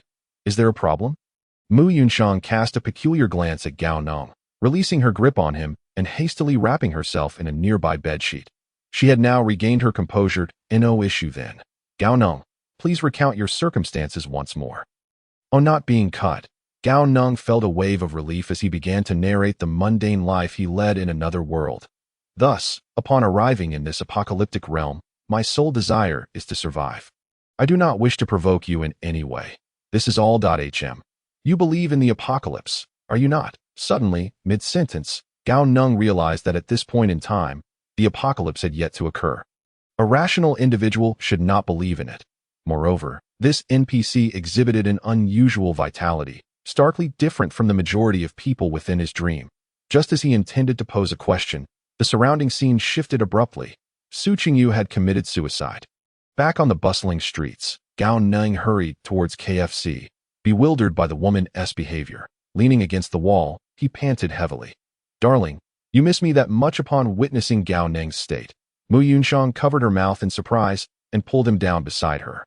After spending some time with her, it seemed she was completely oblivious to the events of the previous night, showing no signs of distress, nor did she mention anything about the knife training. Could it truly have been a reward from the novice training? The thought filled Gao Neng with regret as he pondered the time he had wasted, a sense of remorse only deepening. Smack. Hey, why are you hitting yourself? There was a mosquito. In the magical city, peace community. Mom, it's noon. The sun's shining on my bottom. The call of her daughter pulled Mu Yunshang back to reality. She lay on her bed, staring blankly at the ceiling, contemplating the words of Gao Neng, who had introduced himself as Gao Yunsheng in her dream, her heart in turmoil. Mom, Xinya is starving. Sob. Mu Yunshang turned to look at her daughter, who was clutching her arm, and suddenly recalled the shopkeeper who had gifted her the embroidered knife that day. Although the shopkeeper bore a striking resemblance to her husband, in her mind's eye, he appeared as her husband had in his youth. Could it be? Xinya, after we finish eating, I will step out for a bit. Is that all right? Okay, Xinya will be good. Don't worry, Mom. Him an hour and a half later. At the Magic City Mental Hospital. This is the situation. What do you think? Indeed, Mrs. Gao. Did your husband visit our hospital 6 years ago? Yes. Based on the medical records left from that time, I suspect this is a self-split subpersonality. The experiences of this subpersonality entirely mirror those of an ordinary person, likely a fabrication of the primary personality. So, is he still my husband? Biologically speaking, there is no doubt he is your husband. Moreover, he has inherited the memories of the primary personality. In a certain sense, he is indeed your husband. Chapter 43. Monday meeting. Darling, Xinya and I are heading back to the Magic City. You must take good care of yourself alone, all right? But don't overexert yourself. Releasing Mu Yunxiang, Gao Neng stepped back, watching the mother and daughter pass through security and enter the waiting hall, not leaving until their figures were out of sight. To be honest, he felt somewhat conquered by Mu Yunxiang, who wouldn't admire a beautiful and gentle wealthy sister, provided she doesn't wield a knife, of course. Well, as long as she acts like Yunxiang, she never threatens me. Shaking off his slight disappointment, Gao Neng hurriedly made his way to the university's Industry Education Integration Building. It was Sunday evening at 8. Su Qingyu's suicide occurred around 6 that Wednesday morning. The girl he met at the adult bar was undoubtedly connected to Su Qingyu's death. Virum, the old CNC machine, began to operate. This moment, the advantages of his professorial identity became apparent. Professor, as per your request, we've moved a machine, a hydraulic press, and even prepared a furnace for you. Thank you, teacher's son. You should head home early to rest. Gao Neng smiled and nodded. However, there was a certain stiffness in his expression. All right, I'll take my leave. Watching the short, hunched figure disappear at the workshop entrance, Gao Neng could not help but exhale in relief. Just then, the sensor light at the workshop door flickered on, casting a ghastly red glow over an abstract wooden head, creating a sinister atmosphere. Gao Neng shivered, dropping the steel plate he held with a loud clang back onto the material pile. Professor, are you sure you don't need to preheat the high-precision machine? No need, no need. Teacher's son, please hurry back. Oh, okay. Teacher's son appeared somewhat embarrassed, seemingly having startled the professor. Once teacher's son departed, Gao Neng did not immediately start working. Instead, he strolled through the corridor, confirming that the Industry Education Integration Building was indeed empty before returning to the workshop and shutting the safety door. After all, this was a school. Being seen forging a knife could jeopardize his subsequent actions. Clang. Gao Neng frowned, as he thought he heard the sound of metal fracturing once more. Was quenching truly this difficult? He retrieved the knife from the sink, meticulously inspecting the edge. Indeed, the blade had developed numerous cracks. If only he could access Gao Yunxing's knowledge, he could concoct some fire oil. Viewing Gao Yunxing's memories felt akin to watching a film. Although the first-person perspective was intense, it lacked any genuine sensation, which was quite regrettable. Utilizing 2 discarded blades as molds, Gao Neng casually tossed the scrap into the furnace. He refrained from making futile efforts. He knew nothing about material processing and could only create something that merely resembled a knife. It would be better to cast a basic knife handle. Having something knife-like would suffice. In the morning, Gao Neng, sporting dark circles under his eyes, stealthily exited the Industry Education Integration Building, cradling a long object wrapped in black cloth. He treaded carefully, fearful of encountering acquaintances. Fortunately, it was still early, and few people occupied the campus paths. This allowed him to reach the office without incident. Breathing a sigh of relief, Gao Neng eagerly pushed open the office door and rushed inside. Professor, good morning. The mumbled voice came from someone seemingly brushing their teeth. What are you four doing sleeping in my office?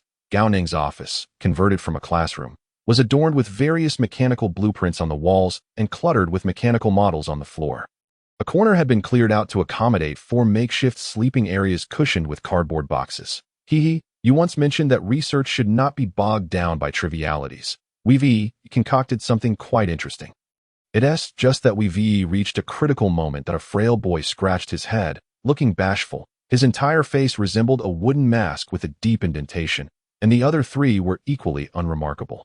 This was Gao Neng's first time in the office. Gao Yunxing seldom spent time there, and in the final month of his tenure, he hadn't even entered. He was entirely unaware that these 4 had taken up residence.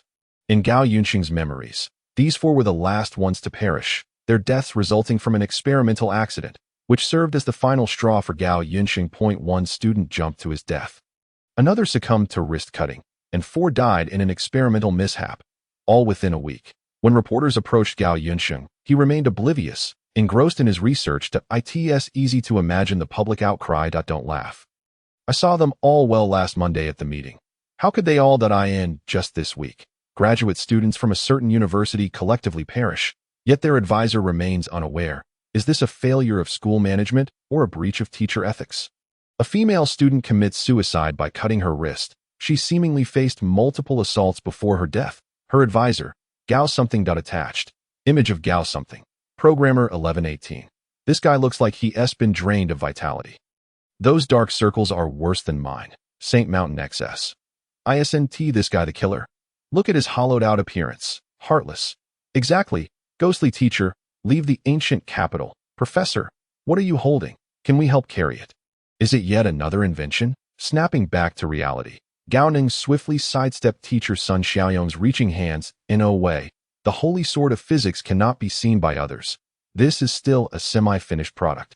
I'll show it to you once it's complete. By the way, what are you all working on? We're also still at the semi-finished stage. We'll surprise you once it's done. Alright, prepare for today's meeting to report your research success. Competing with the advisor? Young man, you're still too naive. Huh? Aren't you usually the one? Enough about usual. Let Suqing you know as well. Same time, same place. Understood? The office erupted in despair as it was currently 7, and the meeting was at 8, leaving no time to prepare. Leaving his ultimatum, Gao Neng dashed out of the office, clutching the knife handle as he raced towards the meeting room. What he sought was authenticity. There was no way he would allow them time to prepare. Every Monday's meeting serves as a designated time for students to pose their inquiries to Gao Yunxing, a privilege that Gao Neng does not possess. Ahem. Gao Neng feigned a light cough to capture the attention of the 5 individuals seated before him. Since everyone was present, let us commence the meeting. Teacher, Chunli has yet to arrive. In the front row. Suqing Yu donned a form-fitting, light green long dress, exuding an air of scholarly elegance merely by her presence. Such a pity, though. Her abstract demeanor detracted from her beauty. Chunli is unable to attend due to personal matters, so let us not wait for him. Sun Xiaoyong, you may begin. All right. Unexpectedly, Sun Xiaoyong appeared eager, as if he had been preparing for this moment for quite some time. Chapter 44. The pressure sphere. My original research topic was mechanical coating technology, a derivative technique based on a model released by my mentor a few years ago. Sun Xiaoyong spoke eloquently on stage, while Gao Neng nodded frequently from below, feigning understanding. In truth, he grasped not a single word beyond the introduction. However, due to an unforeseen incident, I discovered a new type of composite material, which is quite intriguing. When synthesized, it exists in a liquid state, but upon exposure to air for a period, it gradually solidifies. The resultant substance possesses high hardness yet low toughness. Gao Neng appeared contemplative, though his eyes betrayed a sense of confusion. What practical applications does this material have? He mused internally, though he refrained from voicing such a question. Instead, he imitated Gao Yunxing's mannerisms, nodding in praise. Very impressive.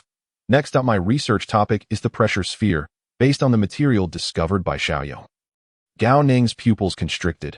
In that instant, it seemed he grasped something significant. He was no stranger to the pressure sphere. It served as the power source for the pneumatic amaze spike. Upon acquiring Gao Yunxing's memories, Gao Neng had swiftly familiarized himself with this concept. He recalled that this invention belonged to Sun Laosher. Could it be Sun Laosher that, if memory serves, the hunched old man with a sycophantic grin from yesterday also bore the surname Sun? Gao Neng pondered, connecting the dots, realizing the resemblance in their wooden expressions. Yet, something felt amiss. Other antagonists were undoubtedly distinct from ordinary individuals. So why was he also wooden-faced? Hey, Gao Laosher, do you know my uncle? Gao Neng turned, and it was none other than Sun Xiaoyong speaking. Gao Neng furrowed his brow. Your uncle? Yes, my uncle is Sun Laosher from the Industry Education Integration Center. That I owe my discovery of this material's applications in part to him. As the ancients say, an elder in the family is like a treasure. Truly, it is no deception. Gao Neng contemplated this revelation, feeling a sense of unease at the name Sun Laoshi. My research topic is to reduce the size of the pressure spheres. My research focuses on the mass production of pressure spheres, Gao Neng remarked. Goodness, You four seem to be quite the versatile bunch. Truly, good friends. However, Gao Neng was unconcerned. He was simply gathering clues. Having original ideas is commendable. But I am not particularly skilled in this area. It's all right. Teach me. I was previously at Goethe University and have a decent relationship with Teacher Sun, who teaches fluid dynamics. The speaker was a robust student researching the pressure sphere. Known affectionately as Lele due to his jovial demeanor, Gao Neng was unaware of his actual name. Gao Neng's brow furrowed, as if he had grasped something. What is his name? I actually forgot. After a moment of silence, Gao Neng said, Su Qingyu, please present your research findings first, Lele. Afterward, you shall take me to Teacher Sun's office. Okay. Lele nodded repeatedly, his face betraying an unmistakable embarrassment. Gao Neng covered his forehead and turned away. Chun-Li, Sun Xiaoyong, and Su Qingyu, though abstract, at least possessed distinct features. Unlike this Lele.my topic is. Unlike the previous four who spoke fluently, Su Qingyu took the stage but faltered, struggling to articulate her thoughts. Gao Neng assumed her nervousness and did not rush her, for he had ample time. As moments passed, the four young men grew increasingly restless. Their obsession with research was evident from their previous slumber in Gao Neng's office. They were unwilling to waste time here with Su Qingyu. Qingyu, if you have no research findings, just say, so that don't waste everyone's time, Sun Xiaoyong bluntly interjected, for his nature was direct and unyielding. Nonsense, I do have. Do you even have anything at all? I've never seen you in the Industry Education Integration Building. The speaker was the burly individual researching mass production methods that I've never seen you in the laboratory either. The library.su Qingyu's eyes, framed by their wooden contours, gradually reddened, indicating that she was on the verge of tears. Gao Neng, unwilling to let her break down, swiftly intervened. Stop. It is entirely normal not to encounter someone in a building that large. Qingyu poses highly technical questions each time she comes. How could she lack research? Little did Gao Neng know that his words acted as the final straw, causing Su Qingyu to flee in tears. As he pursued her into the corridor, he found it empty, her presence long vanished. What transpired? Wasn't Su Qingyu perceived as a diligent student in Gao Yunxing's recollection? Upon returning to the meeting room, Gao Neng felt a wave of inexplicable frustration. Damn it, this Su Qingyu was merely a facade of a good student. Never mind. You all return to your research topics. Fatty. Lele, lead me to Teacher Sun's office. Certainly, Lele appeared genuinely familiar with Teacher Sun, navigating effortlessly through the building without glancing at room numbers or signs. Minter, it seems Teacher Sun is not no matter. You. Gao Neng said nothing further. He had already found what he sought. Sun Laosher graduated in 1999. Gulu Gulu Lele's rotund belly emitted a sound reminiscent of a drum, effectively drowning out Gao Neng's follow-up remark about continuing research. What did you say, Minter? You should focus on your studies. Gulu teacher. You. Gao Neng waved his hand, interrupting. Come, I shall treat you to lunch. Casting a peculiar glance at Lele's ample belly, Gao Neng felt a wave of confusion. Could this fellow possess some extraordinary ability? I'd suddenly have something to attend to. You go back. Gulu confirmed. This fellow was indeed being deliberate. Nothing, let us hurry along. Thank you, teacher. Meal card, 88 yuan, among which 10 was for his fast food and 78 was for Lele's buffet. Observing the mountain of meat on Lele's plate, Gao Neng wore an expression of utter disillusionment. He had considered ordering a buffet himself, but with only 88 yuan left on his card, after treating Lele, he would have a mere 10 left. You really aren't shy, are you? Thank you for the treat. Teacher, Lele mumbled through a mouthful of food. Gao Neng ate quickly, displaying no intention of lingering for Lele, and rose to depart. That I shall take my leave now. You enjoy your meal. All right. Teacher, take care. Gao Neng exited the cafeteria with a scowl. This fellow was truly insufferable. Wandering around the school, he found himself with ample time until the next evening. After meandering for a while, Gao Neng suddenly felt as though he had forgotten something. That he stared at his empty hands, and after a moment, he smacked his thigh in realization. Where's my big stick? Ignoring the odd glances from those around him, Gao Neng made a beeline for the meeting room. He had reserved that classroom for the day, and it should still be available. What are you all up to? It's not as if I owe you anything. Just as Gao Neng was about to step into the lecture hall, a familiar voice halted him in his tracks. Chapter 45.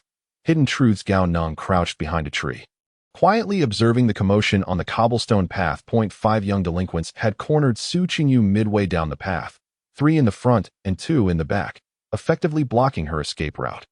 However, aside from the leader with bleached hair, the rest seemed unusually restrained. The blonde youth swaggered around Su Qingyu, his gaze appraising her as if she were a mere object. That's not our concern. Your father ran away. After all, get lost. Where am I supposed to find the money? That's not my issue. If you can't gather the money by tomorrow, then you shall bear the consequences. The blonde youth sneered. With your looks, you might as well come work for me. Within a year, you could clear all your debts and perhaps even earn quite a bit. Huh. Stick with the big brother. And I guarantee you'll enjoy the good life? Yeah. You might earn more than you would by graduating from that worthless university. The group of delinquents mocked Su Qingyu mercilessly. Gao Neng could no longer bear to watch. Merely witnessing this scene ignited a surge of indignation within him that it was scum like these that forced good girls into undesirable situations, making them so rare that he revealed himself, glaring at the 5 ruffians. His eyes wide as saucers. Hey, what are you all doing? Loud disturbances are prohibited on campus. I will call security. Despite his anger and the martial arts he had practiced, Gao Neng's fury lacked the lethal edge it needed. The blonde youth seemed taken aback by the unexpected presence in such a secluded area, momentarily flustered. He owes money to my father, and we are here to collect. It is a matter of principle. Gao Neng scoffed. He was no Navi youth unfamiliar with the world, which law states that a son must repay his father's debts. There is no such law, and this school is not your playground. Father's debts must be repaid. It is only just. Her father dashed away. Seeing this young man repeatedly uttering the phrase only natural, he couldn't help but unleash a torrent of profanity. To hell with your so-called natural. If you've run, won't you seek the court? A few burly men clung to a young girl without letting go. Damn it, what a disgraceful act. It seems you're just seeking death by lighting a lantern in the restroom. Go at him, teach him a lesson. For ruffians approached with mocking laughter, spouting vile language. 2 of them had their hands stuffed in their pockets, clearly gripping weapons like switchblades. Gao Neng swallowed hard, his mind racing. What to do? What to do? Damn it, this was reckless. I should have gone upstairs to fetch a weapon. By the way, are the campus security always this slow? It's been 7 or 8 minutes already. Weren't they supposed to arrive in 5? Gao Neng exchanged glances with Su Qingyu, who was also quick-witted and immediately understood, turning to flee. The blonde thug, unable to intercept her in time, had no choice but to abandon Su Qingyu and furiously charged at Gao Neng. You bastard. Seeking death. In just a few strides, he overtook his companions, brandishing a gleaming fruit knife aimed directly at Gao Neng. The blonde thug seemed to have lost his mind, relentlessly pursuing him with the knife. His 3 companions were taken aback, exchanging bewildered glances. Today's task was merely intimidation. What was he trying to do by escalating things? What's going on over there? A booming voice came from afar. A dark-skinned man clad in a security uniform rounded the corner just in time to witness the blonde pulling out a knife. His already dark face deepened with anger. There were indeed thugs in the school, and they were wielding knives. If someone were truly harmed, his position as head of security would surely be jeopardized. You brat, stop this at once. Gao Neng. The blonde thug. Upon seeing the security officer, the 4 ruffians reacted like mice spotting a cat, instinctively turning to flee. 1 of them, seemingly close to the blonde, grabbed him and urged, "Don't lose your head. Let's get out of here." The blonde's bloodshot eyes glared at Gao Neng, filled with the rage of betrayal. Just a little more, just a fraction. The knife's tip had grazed the edge of his clothing. Let go. Damn it. I was so close. The blonde thrashed violently, but the thug holding him was no match for his stronger companion. If you don't let go, I swear I'll dock your pay when we get back. The thug hesitated for a moment, but then quickened his pace. In that instant, he truly felt the urge to abandon this useless man. But, young master, your pay isn't your concern. I'm leading this time. A group was chasing and fleeing within the school, attracting a number of students who paused to watch, many pulling out their phones to record videos. Look, that blonde has a knife. Oh my, he really does. How did these thugs get into the school? Is the gatekeeper incompetent? Aren't students supposed to show their IDs to enter? Nonsense. Those 4 look to be in their 30s.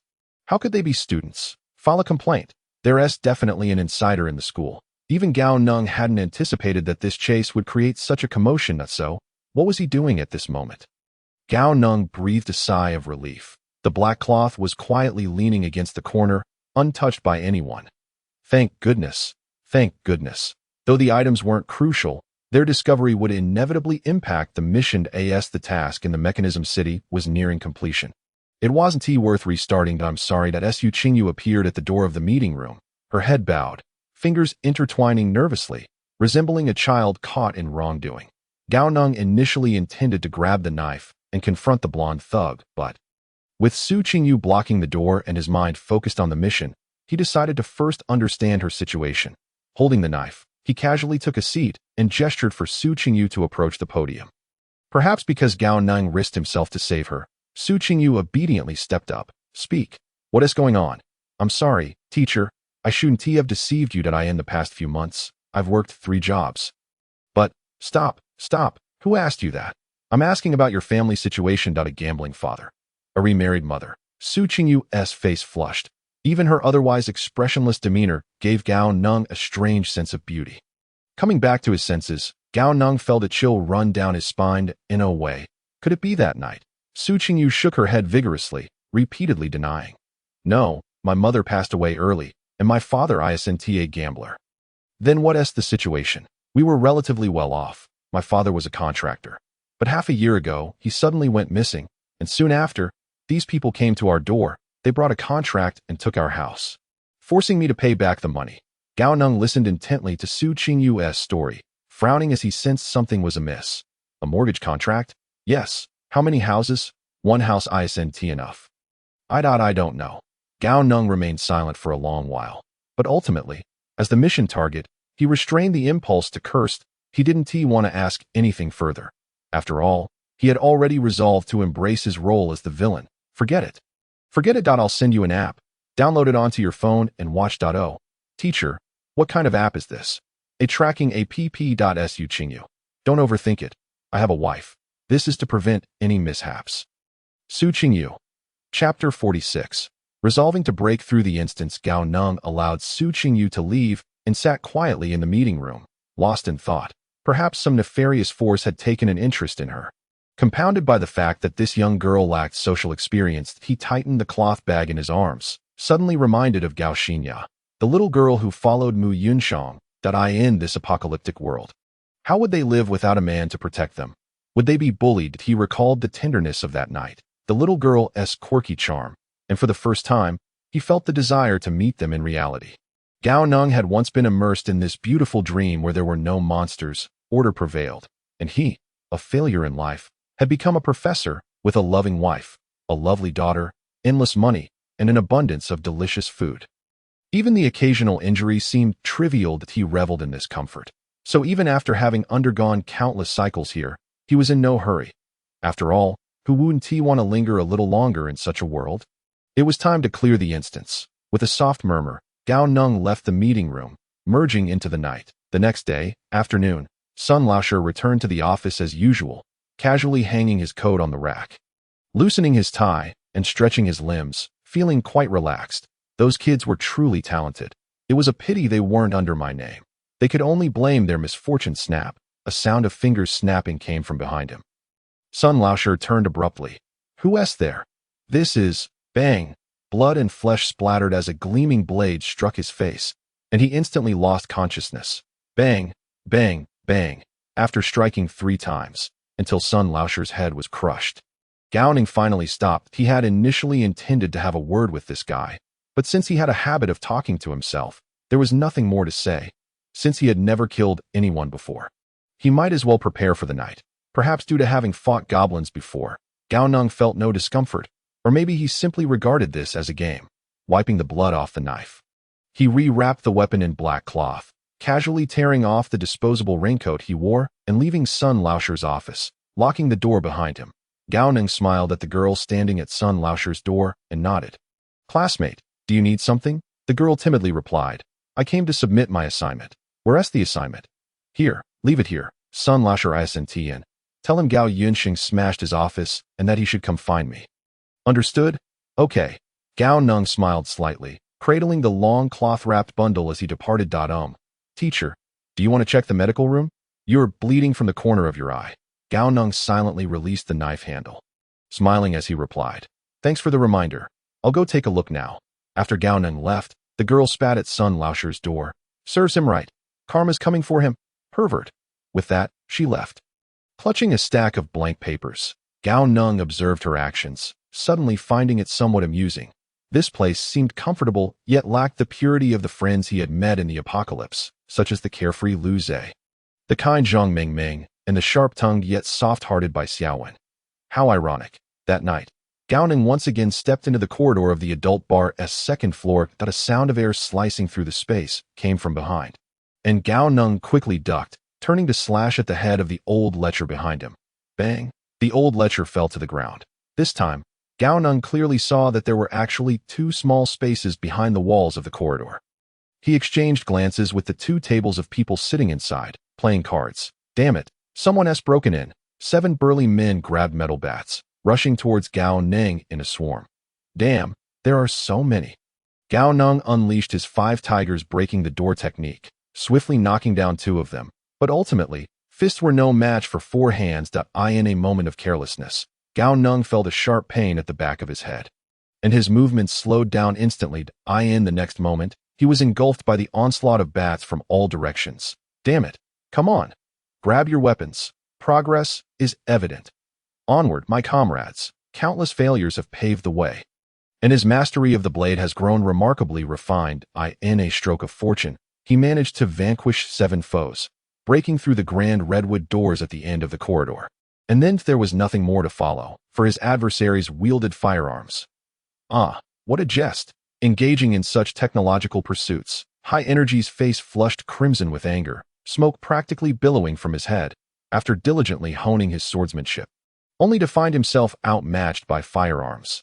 Damn it! Having seen off Mu Yunshang, High Energy made a beeline for the laboratory. While he lacked many skills, he was well versed in gunpowder, potassium nitrate, charcoal, sulfur. After concocting a bundle of explosives, he procured numerous steel balls from the industrial education building to serve as shrapnel. This time, he did not wait for Su Qingyu to be apprehended. Instead, he rushed straight to the adult bar. What a farce! If Su Qingyu were captured, how could he utilize the explosives? First, let me blow you sky high. Igniting the fuse, High Energy summoned all his strength to hurl the yellowed-brown paper-wrapped explosives into the air. Damn it! You can't even handle a little girl, and I must intervene personally. The redwood doors were kicked open, and a drunken blonde staggered out with a bottle of snowflake beer just as an oil paper package soared up from below, bouncing twice on the ground before landing in the middle of the corridor. What is that? The blonde, swaying unsteadily, took a couple of steps forward, finally discerning what lay before him, his spirit plummeting. My heavens! Explosives! Before he could flee, the fuse reached its end. Boom! The steel balls ricocheted in the corridor, a cacophony of thunderous sounds erupting. In an instant, the blonde was reduced to a mere sieve, blood splattering across the walls. Young master, High Energy ascended to the second floor once more, this time unimpeded by ambushes, for they had already been gravely injured by the flying shrapnel, lying in corners and wailing, even if unscathed. Who would dare confront such a madman? Stepping over the fallen bodies, High Energy stood at the entrance of the redwood door, smiled at the stunned onlookers within, ignited another slightly smaller explosive, and tossed it inside. He also took the liberty of shutting the door behind him. A muffled explosion reverberated, shaking the redwood door. It was over. High Energy exhaled deeply, drawing a hammer from his waist, and began to finish off the remaining foes. Concealment for a day is a day well spent. He intended to reside in this city for a while. Descending to the first floor, there was no sign of the chaos above. The music remained pulsating, and the crowd was still in high spirits. High Energy pressed against the wall, evading the infatuated and jilted, feeling utterly out of place. Handsome, care for a drink. My treat. Ignoring the advances of He Xiaoyu, High Energy swiftly departed. 3 days later, in the laboratory. Teacher Gao, rest assured, we will be cautious during the experiment to prevent any mishaps. Sun Xiaoyong grinned, adding, besides, my uncle is overseeing things. Nothing will go awry. Very well. High Energy nodded slightly, rising to leave the laboratory as he caught sight of a silhouette through the frosted glass. Professor Gao, we suspect your involvement in the recent explosion and disappearance incidents. Please accompany us for a moment. How fortuitous. Just as High Energy was escorted out of the laboratory, he happened to brush past Su Qingyu, clad in a white lab coat. Su Qingyu stared blankly at her mentor being ushered into a police car. A nagging feeling of forgetfulness creeping in that fleeting moment of being shoved into the police vehicle. High energy felt a darkness envelop him, and he lost consciousness. Time passed, and when he opened his eyes once more, he found himself seated in a screening room. The large screen displayed a montage of his every action within the Mechanism City, tailing Chun-Li, meandering through campus, indulging in skewers by the roadside. Hey, that's enough, this ISNT allowed. Finally, you have arrived.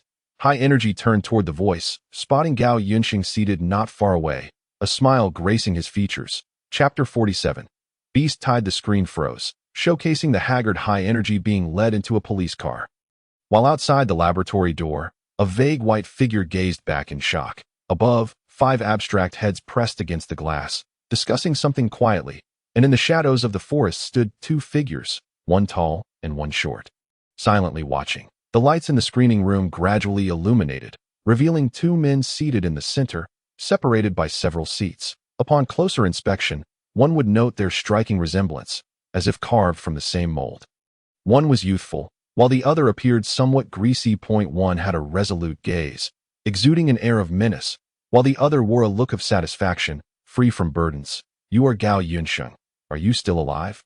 High Energy inquired, bewildered. No, I have already departed. Gao Yunsheng replied with a faint smile. Rest assured then you. Gao Yunsheng waved his hand, interrupting. She is merely my ex-wife. I do not care, and I find solace in her recognition of you. High Energy. I never mentioned that. I was referring to. Gao Yunsheng once more waved his hand, cutting him off. You are a man of deep affection. I trust you will take good care of my daughter. High Energy. Wait for me to. In truth. You are me. I have nothing I cannot let go of. Wait for what? The 2 locked eyes for a moment, and Gao Yunsheng, with a resigned gesture, said, Very well. I shall await your explanation. I wish to know, were the experiences of those students derived from your mind? What leads you to ask such a question? Gao Yunsheng replied, perplexed. This is a dream, yet it seems you have not investigated these matters. Oh, this is no dream. Gao Yunsheng regarded High Energy with a meaningful glance. Each individual within Mechanism City is very much real. High Energy, confused, retorted, but they are dead, are they not? They are indeed deceased. But well, time is of the essence. High Energy stared in astonishment. Gao Yunsheng abruptly shaped his hand into a blade and pierced it into his own chest. Pain flickered across his features as he continued to probe within. High Energy raised an eyebrow, exclaiming, Good heavens, is this the audacity of one willing to commit suicide? Found it. Gao Yunsheng forcefully extracted a heart from his chest, his face alight with excitement that it was a mechanism heart. Still pulsating. Brother, this. High Energy stammered, taken aback by the spectacle. This is my gift, the heart of mechanism, a part of your mission reward. As he spoke, Gao Yunsheng pressed his finger to his forehead, and 2 ethereal strands, one pink and one blue, floated forth. The pink strand was slender yet lengthy, exuding a fragrant allure. The blue strand was expansive and vast, akin to a great lake, speckled with twinkling stars, shrouded in mystery. Gao Yunsheng beckoned with his fingers, and the blue strand enveloped the mechanical heart, transforming into a liquid that seeped inward. This embodies the knowledge I have accumulated throughout my life. When fused with my gift, it becomes the core of Mechanism City, quite beneficial for you, and capable of alleviating your immediate concerns. Gao Yunsheng paused, gazing at the pink strand for a moment before teasingly glancing at High Energy. This represents the memories you have yet to acquire. Unlike the memories you have copied, this is the original. Cherish it well. What does that mean? Just as High Energy began to inquire, the pink strand wrapped around him, enveloping him in an instant. The screening room fell into a profound silence as Gao Yunsheng cast one last glance at the pink thread before his form gradually dissipated. In the next moment, a hook radiating with a greenish aura of death emerged from the void, dragging a lengthy chain that ensnared Gao Yunsheng, rendering him a mere bundle. The chain retracted, pulling Gao Yunsheng's soul into the abyss. In the pitch-black void, an abstract monkey doodle sketched in fluorescent ink flickered momentarily, and in that instant, a pale face with a scheming smile glided through the darkness. It was Gao Yunsheng's visage. The doodle etched upon his face. The screening room began to collapse, with the pink cocoon and blue wrapping plummeting downward. With a thud, the pink cocoon landed in the roiling sea of consciousness, while the blue wrapping rolled twice upon the sandy shore of an island, transforming completely into a spherical shape. The mechanism's sphere quivered, and the blue energy coursed across its surface. Suddenly, her mechanical legs sprouted, and it scampered across the island, its jagged mouth, lined with saw-like teeth, gnashing at trees and stones, reveling in its newfound freedom that I in the real world. Within the forest of Sungong City, a retreating procession of several hundred people traversed the remnants of a crumbling stone path. At the rear of the line, Zhang Mingming stepped over a fallen body, carrying Bai Xiaowen on her back. "Are you feeling any better, Aunt?" No response came from behind. Bai Xiaowen appeared to have fallen asleep again. "Hurry up, or you'll fall behind," Li Lao urged, swatting away a wooden spear. "All right." Zhang Mingming gritted her teeth, quickening her pace that a shadow flitted past as Chen Ziwen, bearing high energy on his back, appeared beside Li Lao. "The Institute of Science and Technology has retaken the first city wall. We merely need to deal with the intruders who took advantage of the chaos that I must say, the merchants have impressed me this time. They fight fearlessly, even when their legs are broken." "The merchants? Those ruffians?" Li Lao gripped a wooden spear that had been shot his way, snapping it with force before tossing it back. With a thud, 2 half-meter-tall juvenile goblins were pierced through and pinned to the ground. "Indeed, were it not for them, we might not have held our ground." "Well said. A prodigal returns, and gold is unexchanged." Li Lao laughed heartily, declaring that they need not flee any longer. "Arm yourselves. Let these green-skinned little ones see our might." "Good, slay." In an instant, the warriors encircling the formation responded in unison, while those sheltered in the center displayed expressions of concern. Yet those who had survived to reach this point, regardless of their character, were not foolish individuals. "Xiaoyu, your abilities are not suited for this place. Lead the team to continue escorting the support personnel to the dormitory." "All right, those combatants on the 3rd floor, follow me. Our target is the dormitory area." A group of over 30 individuals split off from the main force, trailing behind Li Lao to intercept the goblins. Noticing the small number of soldiers remaining, Li Lao furrowed his brow, but chose to remain silent. He carefully scanned the faces of each soldier who stayed behind, memorizing them. If they survived, each of them had the potential to become a formidable warrior. "Ziwen, go take him back to the dormitory and return." "Will 5 minutes be sufficient?" "Yes." No sooner had the words left his mouth than Chen Ziwen's figure vanished from sight. Zhang Mingming gritted her teeth and continued to run, with her aunt gravely injured. She could not afford to gamble with her life. "Little girl, you look exhausted carrying that. Would you like the uncles to help you?" Just as Li Lao departed, a group of ruffians began to stir, and 2 or 3 slick young men approached the 2 beauties, brazenly referring to themselves as uncles. One of them even reached out, attempting to touch Bai Xiaowen's pert backside. After all, with that stubborn old man holding off the monsters, a brief delay was of little consequence. Chapter 48. Awakening. Zhang Mingming accelerated once more, seizing the moment before the encirclement fully formed, crashing into the crowd ahead. Seeing the duck they had almost caught fly away, the men were filled with frustration, pushing through the crowd in pursuit. Oh no! Most of those at the back were the elderly and women and children. As they were jostled, some unsteady elders nearly fell, causing a commotion. Xiaoyu noticed the disturbance behind and frowned. "What is happening back there? Are there a few young punks causing trouble? Should we deal with them?" A dwarf woman beside her revealed a fierce expression. Indeed, the dwarf woman kicked off the ground and swiftly climbed to the treetops. Just as she prepared to rush to the back of the team, she froze in place. What is that, concealed beneath the dense canopy? A white figure was advancing, and upon closer inspection, the dwarf woman realized it was a person encased in a cocoon. Before she could examine it further, a spear suddenly shot from the side, piercing through her chest. What? The dwarf woman widened her eyes in disbelief, and her body went limp, falling from the treetop. Although the cocoon had no eyes, it could clearly sense the external world.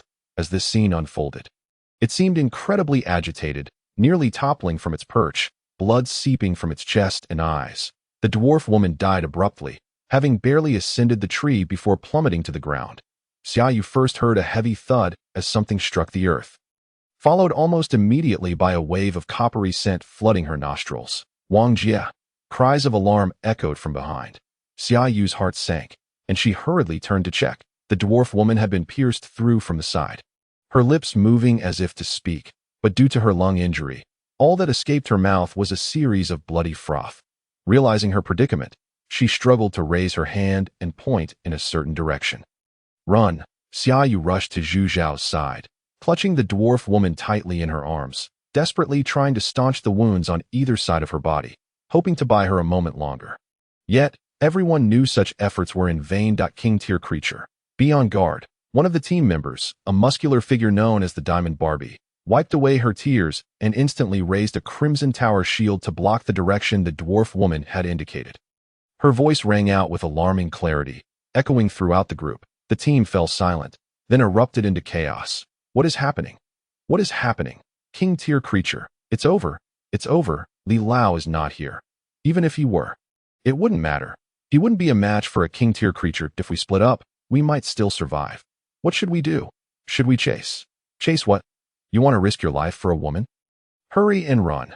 The three men who had been relentlessly pursuing Zhang Mengmeng saw the situation and immediately panicked, blindly choosing the path with the most people and fleeing. Xiaoyu did not run. Neither did her other four companions. The three of them surrounded the dwarf woman, their faces filled with sorrow, while Diamond Barbie, Zhu Li stood vigilant, shield raised at Yu Jie. Stay calm. With such injuries, Wang Jie is doomed. We do not have a professional doctor. Even if we did, with these injuries, enough. Zhu Li no more. The stout woman sighed, her spirit waning, mourning yet another sister lost. Faced with a king-tier creature, we may not all survive. What good is your crying? Around them, screams filled the air, and occasionally, a fleeing individual was pinned to the ground by a spear. With no exceptions to the rule of death, the attacker seemed to revel in the chaos. A hoarse, maniacal laughter reverberating through the forest, yet refusing to reveal itself. Zhang Mengmeng, staggering under by Xiaowen's weight, ducked behind the tower shield, while Xiaoyu and the others merely cast her a glance. Not shooing her away, the dwarf woman, lying on the ground, suddenly opened her eyes wide and coughed up 2 large clots of blood. Run. After uttering her final word, her gaze fixated on the sky. Her body limped in the direction she was staring. A cocooned figure bowed repeatedly, as if offering an apology. The gust of wind brushed over the dwarf woman's unblinking eyes as Xiaoyu retrieved a bottle of Mulan mountain liquor from her backpack. Taking a swift gulp, her cheeks puffed as she remained alert. Yu Jie, the forest, the tall, slender woman began to speak, only to be silenced by the stout woman's glare. Enough of this. We are all going to die. Why bother worrying about such things? Quickly locate the target. The target is an assassin archer, the very bane of our all-magic team. Oh, the slender woman nodded, her body instantly going limp, but the stout woman was prepared. Opening her arms to catch her. What is she doing? Zhang Mengmeng hesitated, words escaping her. The stout woman's expression turned stern. Stay low and do not ask too many questions. She naturally did not trust someone she had just met. Zhang Mengmeng promptly sealed her lips, understanding her precarious situation. Name: Zhang Mengmeng. Occupation: chef. Experience: 11,400. Possible career changes: 1. First-tier chef. Randomly selects a cuisine upon promotion. Level 2 occupation promotion condition. Frequent cooking 2. Maid. Randomly selects a maid skill upon promotion. Level 1 occupation promotion condition. Serving others 3. Hunter. Randomly selects a hunting skill upon promotion. Level 1 occupation promotion condition. Hunting game. Processing game. Zhang Mengmeng shook her head. Opting not to change careers, the probability of drawing powerful skills was far too low. She desired combat strength, not to remain a support role. Before long, the slender woman shivered and regained consciousness that it was a one-armed goblin. It was chasing those who fled and did not pay us any mind. Upon hearing this, Xiaoyu swallowed the liquor in her mouth and asked urgently, which direction? Towards the dormitory area. Most of our people have gone that way. Should we pursue? Pursue? To save them? Not for those people. Jia Jia would not have died otherwise. Xiaoyu snorted coldly, disregarding them. We're going back to find Li Lao. The remaining members nodded in agreement. If it were not for those scoundrels causing trouble, Wang Jie would not have perished. Zhang Mengmeng, having no say in the matter, could only follow the others as they slowly retreated. The cocoon dangled from the tree, swaying back and forth, glancing at the dormitory area, then at Zhang Mengmeng. After much internal conflict, it seemed to have finally made up its mind, bowing deeply in the direction of Li Lao before swaying off toward the dormitory area. The cocoon, though appearing sluggish as it leapt from branch to branch, moved with surprising speed, swiftly catching up to the fleeing crowd ahead. Its blood-red eyes quickly locked onto a green-skinned figure, its body trembling as strands of crimson aura seeped from the cocoon. Shooting skyward, Lao casually crushed a short goblin beneath his foot. Sensing something amiss, he turned sharply. Lao Zhang Dong, stationed at the gym's defensive line, abruptly spun around, recognizing the aura of the cocoon suspended in midair above the Ziyun mansion. How did it end up here? Zhang Dong. Be careful. Such a transformation is remarkable. I truly thought I was seeing a ghost. The goblin, sensing danger instinctively, hurled a spear towards the source of its apprehension. In the next moment, a golden-red silhouette coalesced around the cocoon, the spear colliding with it, disintegrating into dust. Clang! The melodious sound of a bell resonated throughout the campus. Chapter 49, Spirit Butterfly Technique. The goblin squinted, retreating while looking for the right moment to strike at the golden figure. These were ordinary wooden spears carried by the goblin from the bamboo tower. The signature spiral-patterned spear remained tucked at its waist. Untouched, the timing of its attacks was exceedingly cunning, always striking when the cocoon was airborne and without leverage. For a moment, the cocoon found itself unable to close the distance, remaining 50 meters from the goblin. Monster, come and meet your demise. The voice was unusually deep, emanating from the cocoon as it forced air from its chest to speak. Although the goblin had lost an arm, the cocoon recognized it at once. The one that relished tormenting it. Clang, clang, clang. The dark forest echoed with the sounds of the bell tolling. One cocoon, one green figure, one in pursuit, the other fleeing. For the moment, neither could gain the upper hand. The goblin relied on its agility to maneuver around the cocoon within the woods, unwilling to step a foot outside. It was acutely aware of the advantages its green skin held within the forest. And since losing an arm, it had become exceedingly cautious, reluctant to leave the cover of the trees. Damn it! Why won't this guy let me go? The goblin threw another wooden spear at the cocoon, its eyes reddening with frustration. These spears were painstakingly crafted by it, yet more than half had been wasted on this cocooned figure. Don't run. The cocoon, filled with rage, yearned to break free and confront its wife's murderer. Another swing, and it sensed a peculiar building ahead. The entire building's windows are encased in ice. It seems to be a means of protection. Could it be my friend? Would you be able to stop it? I assure you, Zhang Zhiga will reward you handsomely. The human cocoon pursues for a moment, surrounded by silence. Disappointment wells within, yet he understands that remaining aloof is the norm in this apocalyptic world. Gritting his teeth, he channels all his strength into the Lingdai technique, accelerating once more.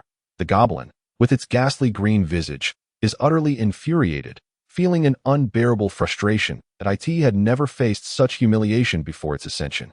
This kind of flight is no different from that of mere bipeds. The more it contemplates, the more its indignation grows, and just then, it spots a group of bipeds attempting to escape its range. The goblin finally erupts. Humans, you have gone too far. Whoosh, whoosh, whoosh. 3 javelins are launched, aimed directly at the fleeing bipeds. The last runner, already in a state of panic, had part of their attention on the goblin. And in a moment of desperation, they shoved a companion ahead of them that a cacophony of screams and curses erupted. Witnessing this scene, the goblin's lips curled into a satisfied smirk as it discarded its empty backpack and halted its pursuit. Ha ha ha. Look at that. What difference is there between humans and us goblins? Why persist in chasing me? I am merely taking down a few slaves. You do not remember me. You actually do not remember me. Once she had finished her tasks, the dark-faced woman noticed her 2 companions staring at her instead of keeping watch, prompting her to ask in confusion, "Why are you not on guard while I work?" "Oh, it's nothing, nothing at all," the red-faced one quickly deflected, but after a moment's hesitation, her curiosity got the better of her, and she asked, "Hey, dark face, you seem quite skilled at this. What made you take it up?" The dark face replied. The green-faced one cleared her throat twice and interjected, "Focus on your watch. It's almost time for the shift change." The trio fell silent, attentively guarding the entrance, although they were earnest in their vigilance.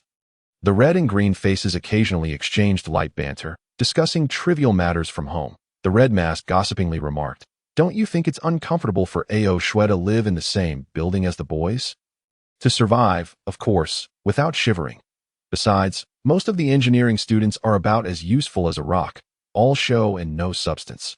Perfect for a partnership. The green face shrugged off the comment, finding the arrangement quite agreeable. Then why shouldn't we? The green face rolled her eyes. And what about the sisters on this floor? Do you want them to become mere playthings? Have you forgotten what happened at Building 9? The dark face had significant objections to the red face's thoughts, retorting directly, "We took risks to gain power. Didn't we do it for self-preservation? If I needed a boy to protect me, I wouldn't risk venturing out." Relax, relax, I would never live in the same building as those awful men that I only sought power. You all are overthinking it, she added. The green face covered the red face's mouth, signaling the dark face to be quiet. Show. It's time for the shift change. The three immediately straightened their postures, serious about keeping watch. Indeed, before long, three other figures in black robes approached to take over the watch, similarly donning masks in black. Red and green. A301 here. We're here to change shifts, announced the green mask of the incoming group. Are you A201? A501, came the response. Then this is yours now. Wait, send your male pets back, the green mask from A501 said coldly. No men are allowed in Building 2. What are you standing there for? Just look at what you've done to him. The red mask of A301 was about to explain, but was interrupted by the dark face, who understood that the more they elaborated, the worse it would become. This person was sent over from the gym for treatment. To prevent any tricks, we tied him up. In that case, could you call a doctor from 102 on your way back? Once he's healed, hurry him back to the front lines. Chapter 51. Where is my thigh? The protagonist awakens. A surge of heightened consciousness gradually floated to the surface, and the body's perception of the outside world became clearer. Faintly, voices seemed to drift by, reminiscent of crows cawing, which was rather peculiar. Images of tumultuous waves and stormy clouds lingered in his mind. After reflecting for a moment, a sense of admiration arose within him for his predecessor. With this memory, it felt as though he had truly experienced a sweet romance and had a lovely daughter. Sighing softly, he thought to himself, "You really went to great lengths to ensure I would wholeheartedly protect my daughter." But who could blame him for being so susceptible to such sentiments? Moreover, he had nothing to lose. The cawing grew increasingly distinct, as if they were indeed speaking Chinese. White mask? Are you A or B? Ameda, can you manage? I can. He has expended too much energy and is suffering from low blood sugar. My intervention is just right. After a pause, this crow spoke again. His abdominal wound is slightly inflamed. I will treat it and give him 2 pills of Wuji White Phoenix Pill. He felt delicate hands tending to his abdomen. Wuji White Phoenix Pill? Isn't that he seems to be somewhat anemic. His mouth was pried open, and 3 pills the size of longan were stuffed inside, followed by a stream of clear water that forced the pills down. Damn, my throat feels like it's going to split. All right then, will you settle the medical fee? Why not go ask A301? He was left here by them. After a moment, he felt his body regain some sensation that he tried to move, and a sudden jolt of realization struck him. He was in a very weak state, akin to just being wheeled out of surgery. The effects of full anesthesia still lingering, leaving him utterly powerless, unable even to open his eyes. Now, discovering that he was bound and immobile, coupled with the crow-like dialogue he had heard, led him to a troubling conclusion. No wonder he was snatched away by the crow monster right after escaping the spider's clutches. A talking crow monster must be formidable indeed. Fearing detection from the crow creature, he refrained from making any large movements, quietly flexing his wrists and ankles to ease his numb body. After a while, feeling somewhat revitalized, he managed to pry his eyelids open just enough to observe his surroundings. The layout resembled the lobby of the first floor of Building 3. With torches lit at each corner, casting a warm orange glow, lying on the ground, he couldn't see much more, but it certainly did not appear to be a monster's lair. The sound of hurried footsteps drew near, unmistakably belonging to someone quite enraged. I'm so furious. They refused to pay. It was the most talkative of the crow monsters. He could discern not only the difference in their voices, but also the underlying grievance in their words. Damn, how can I understand this? Well, when he wakes up, just ask him for it. Those combat personnel won't lack spirit crystals. The white mask chimed in. Not a problem. We'd prefer to have another person on watch. After listening to the conversation among the crow people, he breathed a sigh of relief, realizing he had misjudged the situation. However, regarding the spirit crystals, he felt a twitch at the corner of his mouth as he checked his balance, which was embarrassingly zeroed. After a moment's hesitation, He resolutely closed his eyes and feigned sleep, yet his ears perked up, eavesdropping on their dialogue. After listening for a while, he began to speculate about the identities of these crow people. Sensing that they were likely female, this was easy to discern, as their discussions revolved around scavenging cosmetics, skincare products, and designer handbags from a certain ruin. Growing bored of their chatter, he pondered how to resolve his pressing situation. He remembered that he had a book on low-tier martial arts and some materials in his backpack. Although he couldn't take out the martial arts book, he could certainly put it up for auction. He had previously browsed the auction house, knowing that items related to martial arts skills fetched high prices. Even a low-tier technique could sell for 200 to 300 spirit crystals, though they were often in demand. This was precisely why he had kept this low-tier martial arts book for such emergencies. Clearing his throat, he coughed a couple of times, feigning a recent awakening, turning over as if just realizing he was bound. With a look of sheer terror, he exclaimed, "Damn, who lacks martial ethics like this? What do you want from me?" The moment he spoke, the lobby plunged into silence, seizing the opportunity while the four crow people were momentarily stunned. He finally got a good look at their faces. 4 figures in black robes, each wearing simple masks devoid of any adornment, save for 2 neatly cut round eye holes. Nothing else was visible. The white-masked figure spoke first. "I treated your injuries. 2 Wuji white phoenix pills and 1 strength pill come to 20 spirit crystals that I won't charge you for the medicine for your abdomen. What do you think?" He felt a twitch at the corner of his mouth. "Strength pill? Do I even need that? I'm out of spirit crystals, but I have some materials. Could you see if they might offset the debt?" After a moment of deliberation, the white mask reluctantly agreed. After all, what could she do? She was just a doctor. After all, show me the materials. She was determined to accept whatever was not too shabby, even if it meant taking a loss. "Could you at least untie me first?" "Not a chance. Just show me what you've got." The white mask helped him sit up against the wall, standing closely behind him. He couldn't help but think how it seemed she was more frightened than he was.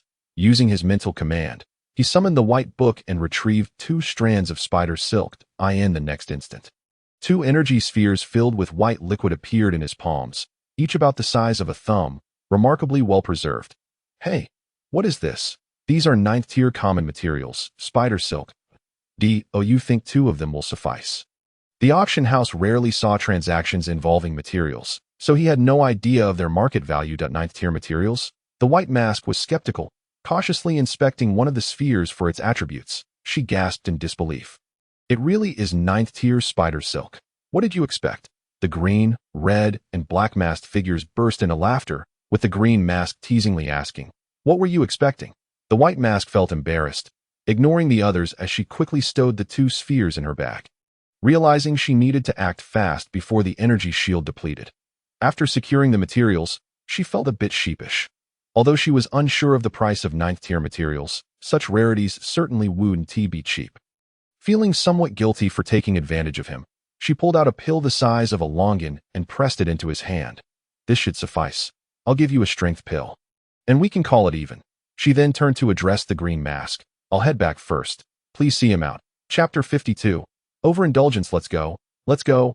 Back to the front lines. The Qingmian gang's Gao Neng adeptly untied the ropes, pushing him out the door with an air reminiscent of swatting flies. Remarkably unfazed, Gao Neng stepped lightly from the dormitory, deliberately noting the dormitory number for future reference. It appeared that many here possessed a knack for healing. He recalled that during his unconsciousness, Qingmian had questioned the capabilities of the Bai Mian, asking if she was up to the task. Could he possibly lure her over? Ugh, it would be more prudent to invite her.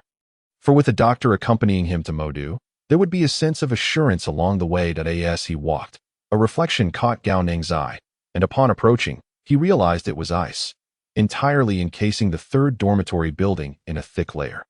A sign stood at the entrance, declaring no entry for unauthorized personnel during special periods. Choosing not to intrude, Gao Neng curiously circled the 3rd dormitory, marveling at the impressive barrier, akin to a protective shield. If only it could encompass the entire school, what a feat that would be. Not lingering any longer, Gao Neng discerned the direction of the arts center and briskly departed, intent on seeking out his fair-skinned, delicate-legged sister. Thanks to the glow of the surrounding luminescent plants, the nighttime path was not treacherous. Suddenly, he halted, a frown creasing his brow. A stretch ahead was shrouded in utter darkness, devoid of any glowing flora. At the boundary of light and shadow, a figure stood motionless, grotesquely contorted, an abstract creature with 3 heads and 6 arms, skillfully concealed in the darkness. Gao Neng, disdainful of its appearance, hesitated momentarily, unsure whether to approach. Caught in a fit of indecision, after a prolonged moment of contemplation, a surge of resolve coursed through him. He exerted force in his right arm, causing tendrils to sprout from his palm. Crimson root-like patterns rapidly expanded across his cheek, nearly engulfing the lower half of his face. With a resounding pop, a pea emitting a white luminescence shot forth, instantly penetrating the shadowy figure as the glow illuminated the darkness. Gao Neng beheld the entirety of the monstrous silhouette. A chill creeping into his heart as he tightened his grip on the blood pea. His dismay, he discovered it was 3 humans, impaled by javelins that had pierced through their chests, pinning them to the ground. Their proximity made them appear as though they were fused together. What? Why has it reverted to white light? As confusion arose, the blood pea provided an explanation. Yabi, you mean the strength pill? Gao Neng was utterly bewildered. He had comprehended that. Was this even normal? Yabi. Ignoring the exceptionally exuberant blood bowl, Gao Neng cautiously ventured into the darkness, commencing his search. Thus far, it appeared that the spider from the arts center was not an isolated incident. He pondered the origins of these creatures. Suddenly, he stumbled, nearly losing his footing, and quickly crouched down, utilizing the glow emanating from the roots on his face to discern the cause. His astonishment, it was a withered, one-armed goblin corpse. Gao Neng identified it as a goblin due to its distinctive ears, akin to the pointed ears of legendary elves. The goblin's skull had been fractured, its crystal core extracted, likely the work of survivors. The frontline? What on earth transpired? Have I been asleep for an extended period? Noticing the dawn had yet to break, he instinctively assumed his slumber had not been lengthy. However, it now appeared he had slept far longer than expected. Confirming this was simple. He summoned the black book. Accumulated purchase count, 2. Gao Neng's mouth twitched, inwardly cursing. Damn, I slept an entire day. Before he could retract the black book, ripples began to undulate across its surface, as if something were about to emerge. Before Gao Neng could react, a massive mouth sprang forth from the black book, voraciously devouring the goblin's corpse before retracting back into its depths. What? Gao Neng blinked in disbelief. What was this? The black book possessed such a function. Its capabilities were quite basic, resembling a single-player version of the white book, containing only logs, a backpack, and a simple panel. Quickly, he perused the log to uncover the origins of these items. 5.26 you traded with for a package of homemade rice balls and a wisteria flower fragrance pouch. 5.28 the core of the mechanism consumed a royal goblin corpse, subsequently regurgitating a goblin bone knife and a third-rate skill book. Only then did Gao Neng recall the existence of the mechanism core. The pressing question was, where was it? After searching for a while with no success, he conceded, as long as it can be utilized. That's what matters. Eagerly, Gao Neng stowed the blood pea and extracted the goblin bone knife, executing the 5-tiger door-splitting blade he had learned in his dreams. The Blood Bowl exclaimed. This set of swordsmanship unleashed a whirlwind of energy, as if he had genuinely practiced for months. Splendid. Just when he had despaired over not having a weapon, fortune had indeed smiled upon him. While marveling, he hastened towards the arts center. Before long, he encountered a dozen or so humans impaled in the ground, a grimace of pity overtaking his features. This was the apocalypse. Without strength, one could only be at the mercy of others. Suddenly, a half-meter-tall green-skinned goblin lunged forth from the darkness, its sharp claws aimed directly at Gao Neng's eyes. Instinctively, he dodged, spinning away from the attack while simultaneously severing the goblin's head with a swift stroke. The bone knife was exceptionally sharp, and as it cleaved through the goblin's neck, he experienced no palpable resistance. With the crystal shards scattering, Gao Neng quickened his pace. Ahead, he could vaguely hear the sounds of battle and the goblin's shrill cries. These diminutive goblins seemed devoid of intelligence, their cries mere sounds devoid of meaning. Aside from their overwhelming numbers, they posed little threat. The defensive line of 30 or so individuals successfully repelled the tide of goblins, with only a few stragglers being swiftly dispatched by fleeting shadows. The one he had just slain appeared to be the sole fortunate survivor. This truly the front line. It doesn't seem all that formidable, he muttered. Zhang Mingming's lips twitched slightly. She sensed that this person seemed different. Perhaps more spirited and vivacious than before. With a hint of annoyance, she remarked, "Men and women should maintain a distance. Even comrades should not be too familiar. Enough of your nonsense. Quickly hide." As she spoke, Zhang Mingming pulled Gao Neng into a nearby thicket. Upon spotting Bai Xiaowen leaning against a tree, peacefully asleep, her clothing was riddled with numerous tears, exposing large patches of fair skin, marred by centipede-like scars. Gao Neng felt a pang of regret as he reached out to touch one of the scars, only to have Zhang Mingming swat his hand away. With a vigilant expression, she warned, "I advise you not to entertain any thoughts about my aunt." Gao Neng shrugged and, imitating Zhang Mingming, peered through the gaps in the bushes to observe the administrative building. After a moment, he found nothing amiss and nudged Zhang Mingming's shoulder, inquiring, "Hey, what's going on, Mingming?" "Mingming is not a name you can call me," she retorted, tossing her head so that her ponytail flicked against the back of Gao Neng's head. "Nevertheless," she explained, "haven't you noticed that the administrative building resembles the Death Tower?" Gao Neng squinted, scrutinizing the structure shrouded in darkness. Finally detecting something unusual. "This building is devoid of light. Goodness, there's a large hole," he exclaimed. "Something is definitely not right here. Wait, why aren't you with the old man? What are you doing here? Your aunt is still unconscious." Zhang Mingming blinked her doe-like eyes, as if awakening from a dream, and said, "Oh right, what was I doing here?" With this reminder, she suddenly realized the numerous questions surrounding the situation. "No, what's wrong?" Gao Neng asked. Puzzled by her sudden change in demeanor. "I just heard screams here, and when I mentioned it to Sister Xia and the others, they insisted on coming to take a look. No, what's amiss? Perhaps they are benevolent?" Gao Neng dismissed her concerns, suggesting, "Let us return to find that old man. It's safer there." Zhang Mingming's expression grew increasingly grave. "No, you don't understand them. They are not benevolent, and they have a clear understanding of their own strength. It is indeed abnormal for anyone to come here unprotected. Given the nature of that shield-bearing sister, she would have opposed such a venture, yet she did not protest earlier." "Hush!" Gao Neng raised a finger to indicate silence, and Zhang Mingming immediately complied. Another group approached the planting area, 6 individuals clad in black robes and masks. The leader wore a yellow mask, followed by 4 in white and 1 in blue. "Are you certain you heard cries for help here?" the blue-masked figure questioned. "Absolutely. Should I scout ahead?" the yellow-masked leader offered. "No need. We move together," replied the blue-masked figure, leading the way toward the administrative building.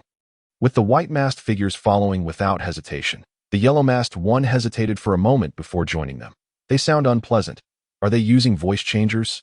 Zhang Mingming muttered, visibly uncomfortable with their crow-like voices. "Did you hear cries for help?"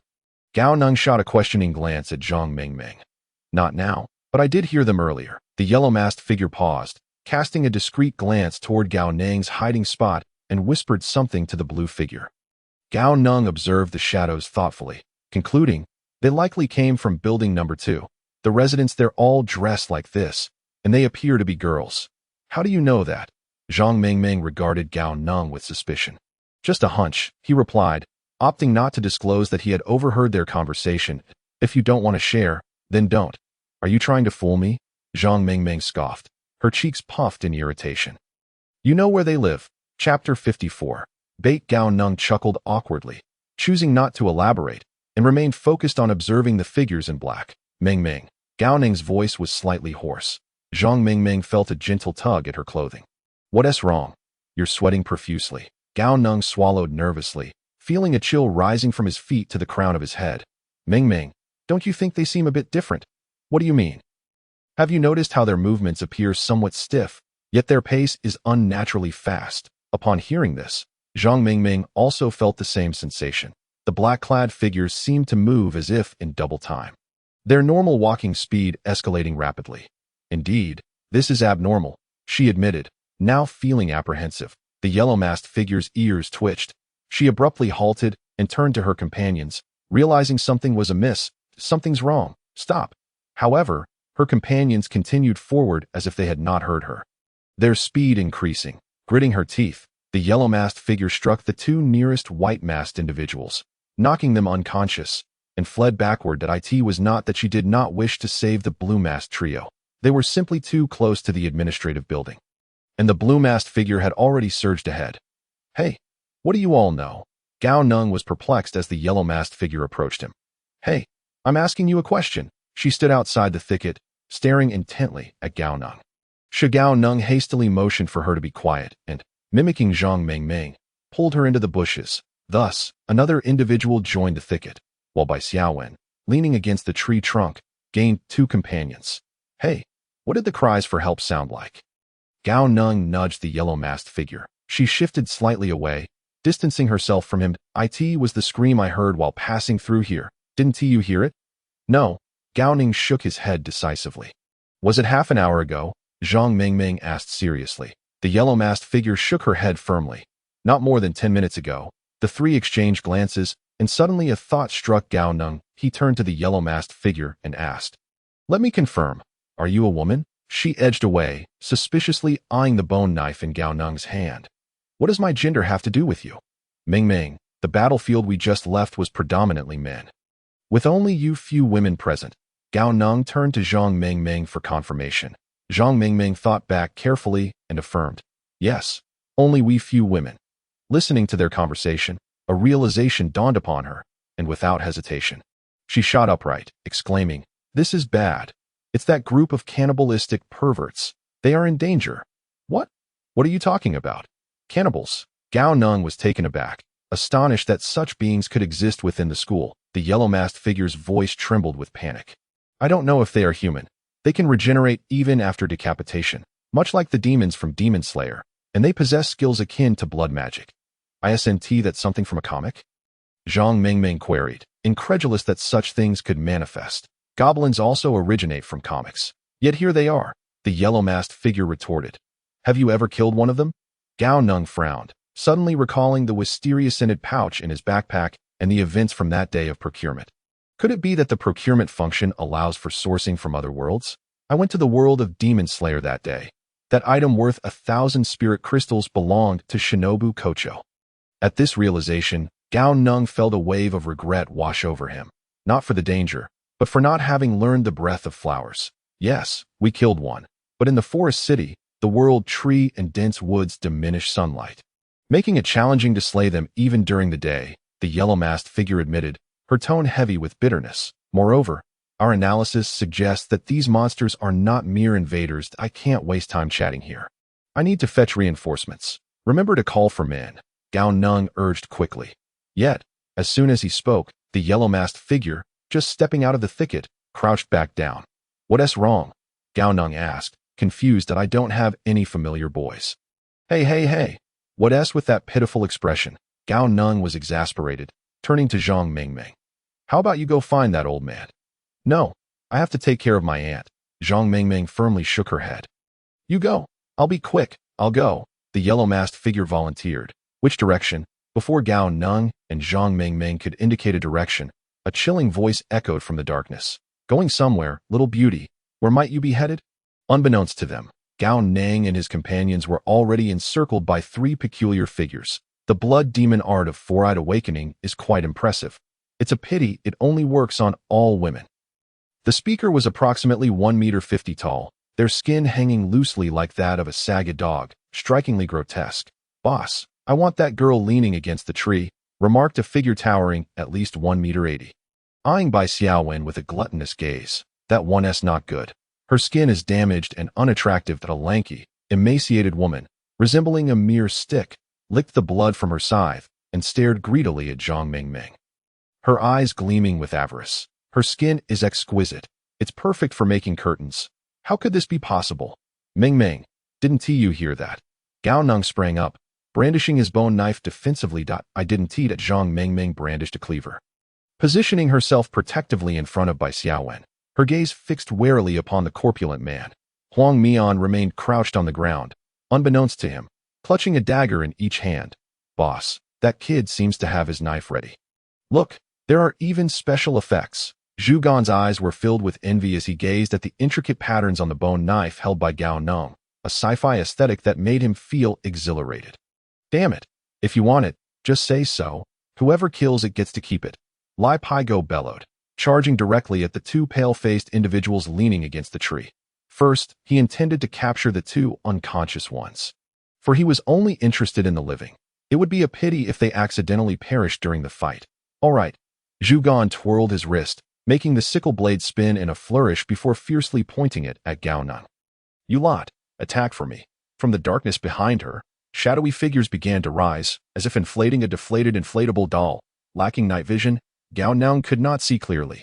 However, Huang Mian immediately exploded with rage. You damn pervert. I'll slaughter you. She transformed into a streak of light, charging towards Zhu Gan, disregarding Lai Pai Go, who was lunging at her comrade. Chapter 55. New abilities and opportunities. Gao Neng retrieved a wisteria-scented pouch from her backpack, discreetly tossing it onto Bai Xiaowen. After completing this, she gritted her teeth and advanced towards Lai Pai Go with her knife. Bai Xiaowen huddled close to the two pale figures, and Gao Neng realized that even Zhang Mingming might struggle against the corpulent man. She absolutely could not let another one escape. Clang! The blade met the fist with a sound reminiscent of iron striking iron. Gao Neng felt a jolt through her wrist, and she staggered back 2 or 3 steps before regaining her balance. In contrast, Lai Pai Go appeared unaffected, his flabby skin as tough as ironed. In the next instant, Lai Pai Go's grotesque face loomed before Gao Neng. A powerful slap aimed at her head. Get lost. You trash. Don't you know your place? A foul odor assaulted her senses, and Gao Neng's pupils dilated as she barely managed to raise her bone knife in defense. Boom! She was sent hurtling sideways, crashing heavily into a tree, feeling momentarily weak and unable to rise. Gao Neng! Zhang Mingming cried out in alarm. You little girl, how can you be distracted while confronting a butcher? The corpulent man chuckled mockingly, striding towards Zhang Mingming, causing the ground to tremble beneath him. With the butcher ahead and Lai Pai Go behind, Zhang Mingming found herself in grave peril. Summoning all her strength, Gao Neng stumbled to her feet, red tendrils sprouting across her body, resembling pulsating veins. The corners of her eyes split open, and her small eyes darted about, clearly disoriented by the sudden change. White mist billowed from her mouth and nose as the tendrils compelled her lungs to breathe autonomously. Gao Neng felt the darkness of night dissipate, her body brimming with newfound vigor. Just as she comprehended her ability, the white book flew before her, opening of its own accord. 5.28 Practitioner comprehends the plant breathing technique. Acquiring a new ability, Plant Human. Ding! A total of 10 individuals in the Daxiao Special Zone have comprehended abilities, activating the regional channel, with each message costing 10 spiritual crystals. Historical announcement. 5.26 Special Zone announcement. Daxia Capital suppresses the core, Mushroom Nest. The first monster vacuum zone emerges, triggering the second wave of monster arrivals. The battlefield fell silent. Even the fierce combat between Zhu Gan and Huang Mian ceased momentarily, as did the skirmish between Lai Pai Go and the butcher. Damn it! Lai Pai Go's eyes widened in frustration. Hurry up and die already. Ding! The first 10 to comprehend new abilities receive a random opportunity to enhance one ability. Enhancing the ability at the Fantasy Workshop. Enhancement successful. Gao Neng swiftly reviewed the changes to her abilities, discovering 2 new functions. Point 1 was the Void Blueprint feature, allowing her to disregard prior technological restrictions by investing 1,000 experience points to acquire a blueprint for a mundane creation. The other was a recycling function, which she currently found no immediate use for. What use is this? Gao Neng cursed under her breath, refusing to delay any further. She dashed to Zhang Mingming's side. Standing back to back with her, Gao Neng faced Lai Pai Go while Zhang Mingming confronted the corpulent man. Meanwhile, Huang Mian and Zhu Gan resumed their battle, but the corpulent man and Lai Pai Go showed signs of movement. Gao Neng caught a glimpse of the rapidly scrolling regional channel and began to understand what these two were up to.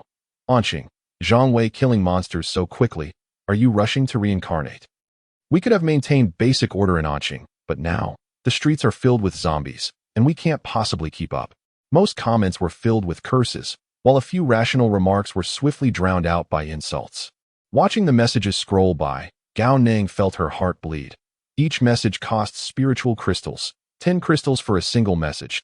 There were certainly many wealthy individuals. Suddenly, a comment with a peculiar color popped up, its text resembling flesh and blood, giving the impression of living words that writhed slowly. Jingcheng, Zhao Kongqing, I deeply apologize for the chaos that has ensued that I cannot stand by and watch the land left by our ancestors be ravaged by monsters. Although new monsters have appeared in Jingcheng, we have established a true safe zone. Mushroom City. We will do our utmost to support other cities in exterminating the monsters. This individual bore the glaring title of Mushroom City Lord above their head, gleaming in a way that caught the eye. Since this message was pinned beneath the announcement, it was not swept away by the flood of comments. Damn it. This infuriates me. Lai Pai Go fumed, his crimson pupils locking onto Gao Neng. I'll devour you first, then take my people to Jinling to stir up trouble, with a short, grotesque figure leaping off the ground like a cannonball towards Gao Neng. She met his fierce charge with a fierce expression. Clang, the knife collided with the fist, producing a sound akin to iron striking iron. Her tiger's mouth cracked, the bone knife nearly slipping from her grip. Yet this time Gao Neng did not retreat. She stood her ground as if rooted to the spot. Die, you bastard, she instinctively shouted, broken skin sprouting red tendrils that entwined her palm and the knife's hilt. All eyes turned towards Gao Neng. A mixture of astonishment etched on their faces. She wished she could burrow into a 3-room apartment to hide. Before she could react, Lai Pai Go charged at her with reckless abandon. His eyes filled with fury. You dare play tricks on me. On the other side, the corpulent man and Zhang Mengmeng engaged in combat. The corpulent man's strength was formidable, causing the ground to tremble as if a minor earthquake had struck. His momentum overwhelming. Zhang Mengmeng moved with agility, like a butterfly flitting through flowers, wielding a cleaver in her right hand and a meat cleaver in her left. In mere moments, dozens of gashes appeared on the corpulent man's body. Yellowish-white fat oozing out as he howled in pain. Damn it! Damn it! Damn it! Huang Mian's movements were even swifter. After clashing with Zhu Gan twice and sensing the disparity in strength, she ceased to clash directly, focusing instead on eliminating the human skin puppets lurking in the darkness. With every flicker, a puppet was either severed in two or rendered inoperative. Yet Zhu Gan remained unfazed, leisurely trailing behind Huang Mian. Whenever Huang Mian showed signs of slowing down, the sickle blade would dart from the shadows, striking at her vital points like a venomous serpent, fierce and merciless.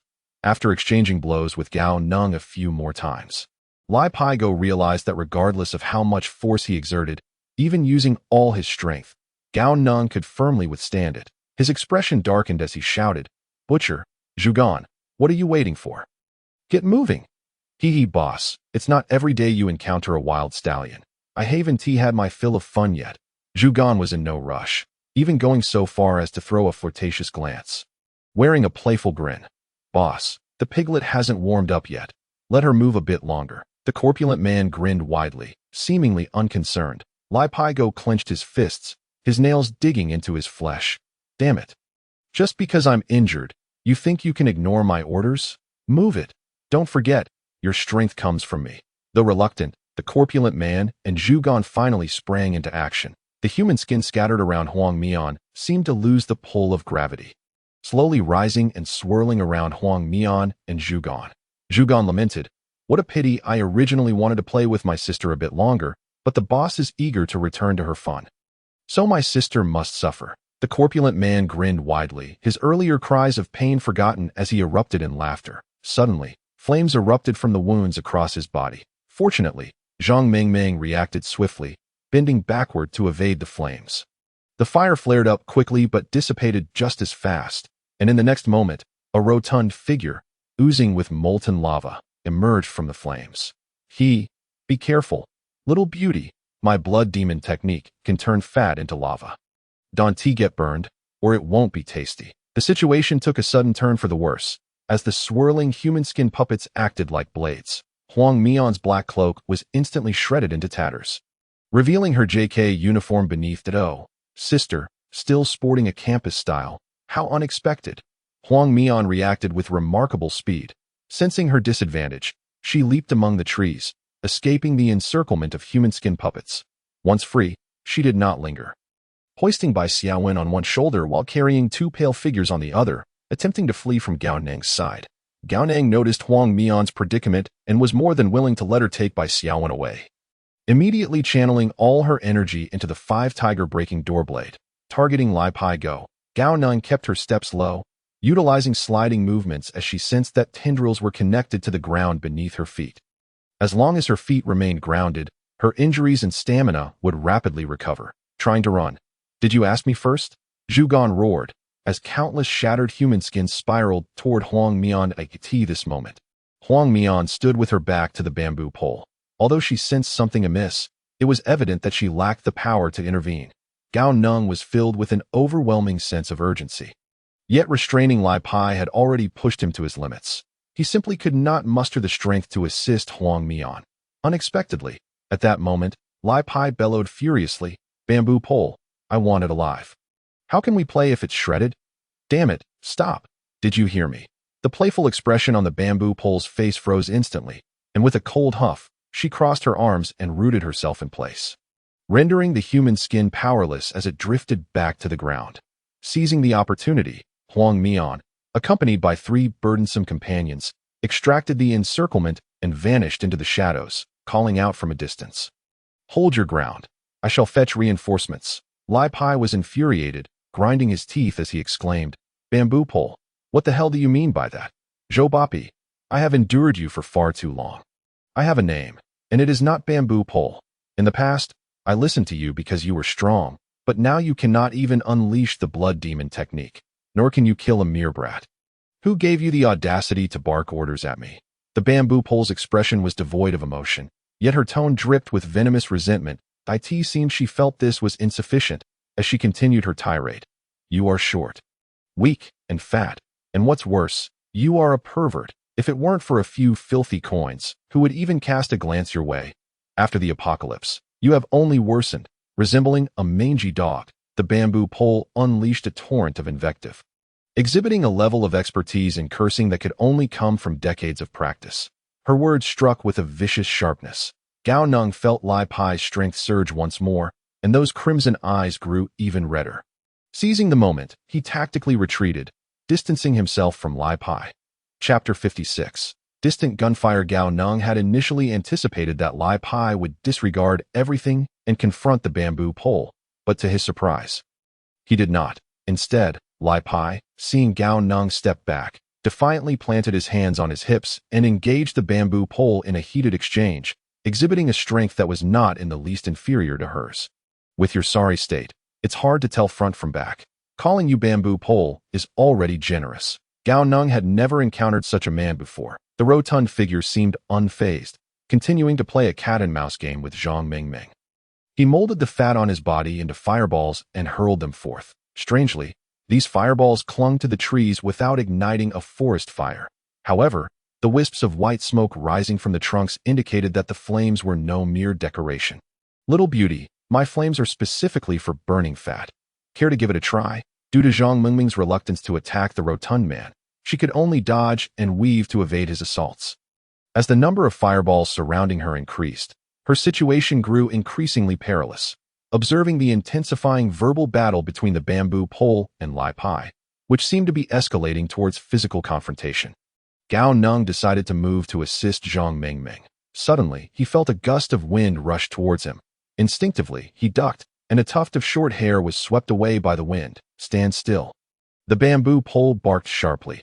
Unbeknownst to him, Gao Neng had been encircled by a multitude of whirring human skin saw blades. The whirring sound generated by the spinning blades stung his skin like needles. When did this happen? Gao Neng was astounded. "Bamboo pole, what do you mean by this? He is my prey." The bamboo pole's forehead pulsed with veins. "Fool." After her tirade, she paid no further heed to Lai Pai, instead eagerly scrutinizing Gao Neng. "Your skin is exquisite. Those delicate red patterns must be a gift from nature. TSK, TSK, TSK. Such beautiful material. I have never seen before." With that, the bamboo pole clenched her right fist and struck her left palm, revealing a maniacal grin. "I have decided. You will become the second male skin in my collection. Consider yourself fortunate. From now on, you will share a box with delicate girls every day." Upon hearing this, Lai Pai's eyes reddened even further, as if on the verge of bleeding. "I will not allow it. Those are my girlfriends." Listening to their banter, Gao Neng felt a chill run down his spine, his mind racing as he pondered how to break the deadlock. Zhang Mingming was also trapped in a small area engulfed by flames, with no escape left. What to do? What to do? Gao Neng was as restless as an ant on a hot pan, desperately brainstorming. Suddenly, a spark of inspiration struck him. He recalled the sticky web spring bombs designed to subdue spiders. He still had plenty of spider silk in his backpack, and having just slain 4 goblins, he had a reserve of spirit crystals. Synthesize. The enemies before him appeared weak, allowing Gao Neng to engage them without expending too many spirit crystals. He retained 1 crystal core, while the remaining 3 spirit crystals were used in 2 rounds of synthesis for spring bombs. Obtained 3 first-grade common sticky web bombs. 3. Obtained 2 second-grade common sticky web bombs. 2. Gao Neng felt a surge of joy. He had unexpectedly acquired 5 bombs, noticing the 2 engaged in a heated argument. He mentally communicated with the Blood Bowl. Ever since he acquired the plant person talent, he felt an even closer bond with the Blood Bowl. Gao Neng, can you then? Blood Bowl. Why bye? Okay, after concluding their communication, he prepared to act. The blood-red vines began to sprout from the pores on the back of his hand, soon weaving themselves into a hand cannon that resembled the head of a pea shooter, albeit with 2 large eyes that appeared somewhat vacant. Just as Gao Neng was about to make his move, for gunshots echoed from the distance. Bang, bang, bang, bang. The final gunshot, even from afar, reverberated like thunder, deafening to the ears. Chapter 57. Development. A stream of blue light streaked across the night sky, piercing through all obstacles in its path, as if it were an ethereal shadow point. 3 slender beams of light accurately struck the heads of the 3 ghosts, causing the bamboo pole and the rotund man's skulls to explode into a mist of blood, while the tough-as-iron head of Lai Pai was blasted off, leaving behind a half-rolling eyeball that appeared almost ready to overflow with terror. Boom! The thickest beam of light penetrated the administrative building, creating a second opening in its facade. Lai Pai's neck began to writhe, and in an instant, half of his face grew back. Monkey. Run! His roar was filled with fear and horror. However, the voice emanating from the administrative building was tinged with hesitation, as if the speaker were still chewing on something in the midst of their dialogue. Lai Pai's head had fully reformed, his face a mask of terror. Hurry! Gao Neng could not simply stand by and watch. Given the ghost's regenerative abilities, a mere headshot was hardly a fatal blow. Bang! The hand cannon on his palm emitted a dull sound. The milky white spring bomb was fired. However, Lai Pai's eyes brimmed with disdain as a flash of yellow light swept past, enveloping the 3 ghosts and vanishing from sight in mere moments. Gao Neng's bomb fell into emptiness, and the next instant, white goo splattered everywhere, rapidly solidifying upon contact with the air, weaving into a web between several large trees that on the 7th floor of the mall. Situated in the central area of Forest City, it was shrouded in the shadows of towering treetops, towering above ordinary trees. Look, there are still over 100 rounds left, all right here, but if you want them in the future, you'll have to raid the police station's armory. The provocatively dressed woman shrugged. The place was occupied by a medium-sized goblin tribe, making it a tough nut to crack. With her eyes closed, her 10 slender fingers danced in front of her chest, as if manipulating puppets. Understood. The puppeteer reloaded the bullets, narrowing her eyes as if tracking a certain figure. They fled. Their essay breach next to teaching building number 3. That understood. The puppeteer's little finger twitched, and within dormitory no. 9, corpses began to rise, like puppets on strings. The puppeteer frowned. Are you using those corpses? It's fine. No one there recognizes them. And besides, we are short-handed. Gao Neng exhaled deeply, the red patterns on his face gradually fading, while the small eyes at the corners of his eyes closed once more, leaving 2 scar-like marks. You are quite formidable. Zhang Mingming remained stationary, standing amidst the dwindling flames, her bright peach blossom eyes fixated on Gao Neng, glimmering with an inscrutable meaning that I am not sure. I just comprehended a new talent. Gao Neng had already considered Zhang Mingming a teammate, and saw no reason to conceal anything from her. Zhang Mingming's eyes flickered, but she said nothing. Is something wrong? Gao Neng felt a bit puzzled, attempting to raise his hand to scratch his head, only to inhale sharply. Movement was not an issue, but the moment he did, it felt as if mice had burrowed into his muscles, causing them to spasm violently. Gao Neng endured for a while, but ultimately he was overwhelmed by the surging pain, crying out, "Ah!" He longed to roll on the ground, but his feet felt as though they had taken root, rendering him immobile.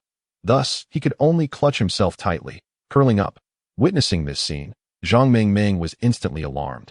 She could not fathom how a perfectly fine person could end up like this. She rushed forward, embracing Gao Neng with a look of concern. What's wrong? Gao Neng's complexion turned pale, his body drenched in cold sweat, and his uncontrollable muscles rendered him speechless. During the battle, the Blood Pea showed no regard for whether Gao Neng's muscles could withstand the strain. The sole objective of the Blood Pea was to ensure its master survived. Soon, Li Lao arrived with his team, having cleared out the goblins that wear xiaoyu. Zhang Mingming gestured towards the direction of the administrative building. Li Lao. Gao. Before she could seek assistance from Li Lao, he charged forward with his in no time. A group vanished into the dark entrance of the administrative building. Moments later, Huang Mian, flanked by a throng of green-faced and red-faced figures, rushed over, resembling a swarm of crows that white-faced and blue-faced are inside. Huang Mian, having failed to locate the three ghosts, shouted a warning to her companions. Among them, the most agile green-faced and red-faced figures wasted no time, dashing inside, each seeking to encircle the administrative building. What happened to him? Huang Mian leaned closer to Zhang Mingming, having noticed Gao Neng's abnormal state. No, I don't know. Zhang Mingming felt somewhat helpless. Huang Mian hesitated for a moment before finally speaking up. If you trust me. We have doctors who can treat him. Is that acceptable? Yes. Zhang Mingming released Gao Neng and entrusted him to Huang Mian. Huang Mian easily hoisted Gao Neng onto his shoulders, while Zhang Mingming seemed to hear the sound of something snapping in the distance. Gao Neng twitched a few times before losing consciousness entirely. As time passed, Sun Qing Mian and Hong Mian, along with Li Lao and his group, emerged carrying several individuals. The unconscious were both male and female, most of whom were original residents of the administrative building. Xiaoyu and Lan Mian were fortunate, having sustained no injuries. However, half of the original residents of the administrative building were missing limbs, and some had even been eviscerated, resembling victims of a beastly attack. Li Lao sighed. These people are beyond saving. Let's grant them a swift end. Lan Mian pointed out a few with lighter injuries. These can still be saved. For the others, there is nothing we can do. Li Lao glanced at the individuals Lan Mian had selected. Although they were not missing limbs, their faces were pale and their breathing weak, with large patches of flesh gouged from their bodies. You need blood transfusions and sutures. Do you have such personnel? Qing Mian did not reply, ordering others to carry these individuals away before turning to leave. Li Lao, deep in thought, noted that many astute individuals were behind him, and before long, news of doctors among the occupants of the number 2 dormitory spread like wildfire. Time flew by, and with the concerted efforts of the survivors at Sun Chung University of Technology, they endured wave after wave of beastly assaults. Many insignificant individuals displayed unexpected bravery during this battle, creating a strangely harmonious gathering. Upon awakening, Gao Neng was immediately assigned to defensive duties, as the people of Sun Gong held back the seemingly endless onslaught of beasts outside the rubble hills. Is this what a 3-shift system feels like? It's truly exhausting, Lu Zhe exclaimed as he thrust his spear into the heart of a 2-headed tiger charging up the hill, meticulously discerning the approaching beasts. Intent on identifying any hidden anomalies among the ordinary monsters to intercept them, if he spotted a king-level beast, he would call for reinforcements at the top of his lungs. Behind him, a group of survivors, lacking combat capability, toiled diligently to fortify the walls and no longer fearing attracting monster attacks. The team of craftsmen had moved to the front lines, crafting smaller and more intricate wooden pieces to accommodate the limited strength of these workers. Chapter 58. The formation of the gathering place 3 shifts are certainly much easier than this. Gao Neng grumbled from a distance. Have you worked 3 shifts before, Gao? Lu Zhe teased. Not exactly. I've only done 2 shifts. Gao Neng casually severed the head of a vibrant green creature. Shifts also allow for meal breaks. We've been on for 8 hours straight.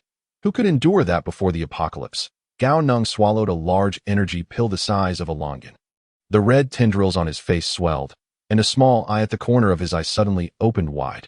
Be careful. A king-level 3-headed dog. From the shadows, a 3-headed dog crackling with electric arcs lunged forward, charging straight at Lu Zhe. Bang, bang, bang. A series of white sticky bombs adhered to the dog. White slime splattered everywhere as the creature, before even reaching the walls, became ensnared in a white web as it struggled. Many monsters became trapped in the web, forming a massive ball of creatures that rolled back into the woods. Hey, I wanted to take a shot at that. A king-level beast is worth 10,000 experience points. And you don't share any with me? Lu Zhe lamented, pounding his chest in frustration. And think of the dog meat hot pot. It's all right. This wave of beasts is nearly over. Gao Neng squinted, forcibly swallowing the expletive that was on the tip of his tongue. Half an hour later, Gao Neng severed the last monster's head, showing no signs of fatigue. Even Lu Zhe, who had excellent stamina, felt exhausted. Clean up the battlefield. Take back anything edible. Have the kitchen prepare. After speaking, he donned a gas mask, grasping a wooden spear that gleamed with a metallic sheen, and pulled Gao Neng toward the forest. Let us go claim today as 2 king beasts. By the way, where did you get all these peculiar items? Are you a godsmith? A godsmith? Gao Neng inquired, intrigued. Haven't you seen the announcement? The first third-tier profession has emerged. A godsmith from the Shudi region. What? Someone else already reached the 3rd tier? What nonsense. Gao Neng promptly opened the white paper and indeed found a new announcement. 5.29 The first third-tier profession in the entire region has been born, Bashu Godsmith. Congratulations to the Great Xia Special Zone. What kind of monster has descended from Bashu? Gao Neng furrowed his brow, sensing something amiss. Bashu should consist of 2 provinces. Why are they being counted as 1 zone here? Lu Zhe cast a humorous glance at Gao Neng. Is it really that serious? You made over 2,000 spirit crystals on your first day on the front lines. By the way, what was your first-tier profession? How did you get so strong in just 1 day? I'm a plant person. Gao Neng shot back playfully to Lu Zhe scoffed, not believing it for a moment. You'd better finish off those beasts. Otherwise, we're going home. You go. I'll split the experience with you. Gao Neng remained still, knowing that while his bone knife was decent, it likely wouldn't be able to harm a king-level creature, except for goblins, as this knife had a special advantage against them. Really? Lu Zhe observed Gao Neng's serious expression and became excited. An idea struck him. He recalled how Gao Neng had spent 30 spirit crystals on a unique outfit. Suddenly understanding Gao Neng's good intentions, don't worry. Your brother Gao, will definitely do my utmost to help you secure that outfit. Gao Neng. Who is this? Experience points 8,000. Spirit crystals 2,000. The reduced experience indicated that both beasts were only half-step king level, their bodies having transformed to a point where they could no longer suppress their feral instincts and were hunting for food, comparable to the spider monster they had jointly slain. Gao Neng and Lu Zhe each dragged a pile of corpses back to the walls. By this time, most of the individuals from the Institute of Technology had departed, replaced by a group of black-robed figures and well-dressed men in black suits. The crows from the number 2 building and the sentiment beasts from the no. 1 building will take over for the next 8 hours. We don't need to worry about them, Lu Zhe remarked, lowering his voice intentionally. Who is calling the crows? A sharp-eared Qing Mian coldly snorted, glancing over. No, Qing Mian sisters, we're counting on you from here on out. Lu Zhe chuckled nervously, tugging at Gao Neng. The 2 swiftly slipped into Sun Gongda. Behind them, the cawing reminder of the Qing Mian echoed. That kid next to Lu Zhe. Remember to pay back the debts to the white-faced and black-faced individuals. Sure, I'll remember, Gao Neng responded, quickening his pace. He had no intention of repaying the debts so soon, especially since he still hoped to deceive the white-faced individual into becoming their team doctor. As for the black-faced debts, why should Gao Neng cover Bai Xiaowen's hospitalization fees? Bai Xiaowen was not his wife. The cafeteria was still a distance away, and Gao Neng continued to inquire about the situation in Bashu from Lu Zhe. Lu Zhe, what is going on in Bashu? Over there, they're boasting like crazy. With the revival of spiritual energy and the failure of technology, it's said that the mountain spirits and wild monsters from our China have descended. And some have even seen sword immortals riding the wind. Gao Neng was momentarily taken aback. What profession is responsible for riding swords? How come we don't have that here? It seems that different regions have different pools of rewards. For instance, the martial artists in from the neighboring city drew the Maoshan Heart method, which includes a supportive talisman, the Calm Heart Talisman, and upon first-tier promotion, he became a Maoshan disciple. Is it really that good? What unique traits does our Xinsheng have? Gao Neng's eyes lit up with excitement. Yes, over on the crow side, there's a ghost-slaying swordsman. Our Institute of Technology has knights and berserkers. And the sentiment beasts have gladiators. There are many others, but I won't list them all, Lu Zhe shrugged. Transferring professions means drawing a technique from different reward pools. I've heard that a few lucky ones might enter the profession secret realm. Profession secret realm? Gao Neng was puzzled. His current experience met the requirements for a first-tier promotion, but he hadn't yet decided whether to change professions, as the knowledge fruit of a scholar complemented his talents well. I am not too clear either. I just heard it's akin to having traversed a different world. Who knows? Lu Zhe shrugged nonchalantly, seemingly uninterested in the profession's secret realm. Gao Neng pondered for a moment and understood the reason. The rewards within the secret realm depended on luck. While drawing techniques had a guaranteed outcome, regardless of quality, one would always obtain a technique. But entering the secret realm was far more uncertain. Lost in thought, the two arrived at the number 1 cafeteria, where Gao Neng spotted Zhang Mengmeng standing there like a stone statue, with a figure only slightly over a meter tall hanging upside down from a tree behind her. Gao Neng recognized it as Zhang Mengmeng's father, Zhang Zhigo, who, according to Ying Qi, was a formidable figure whose defense could withstand even a full-force strike from a king-level beast. Mengmeng, I've brought you these two. They're of the same level as that spider. As long as you're back, that's good. Zhang Mengmeng smiled sweetly, pointing to an empty space behind her. Just place them there. The hanging figure trembled involuntarily, feeling bewildered at how much his daughter had changed in just a few days.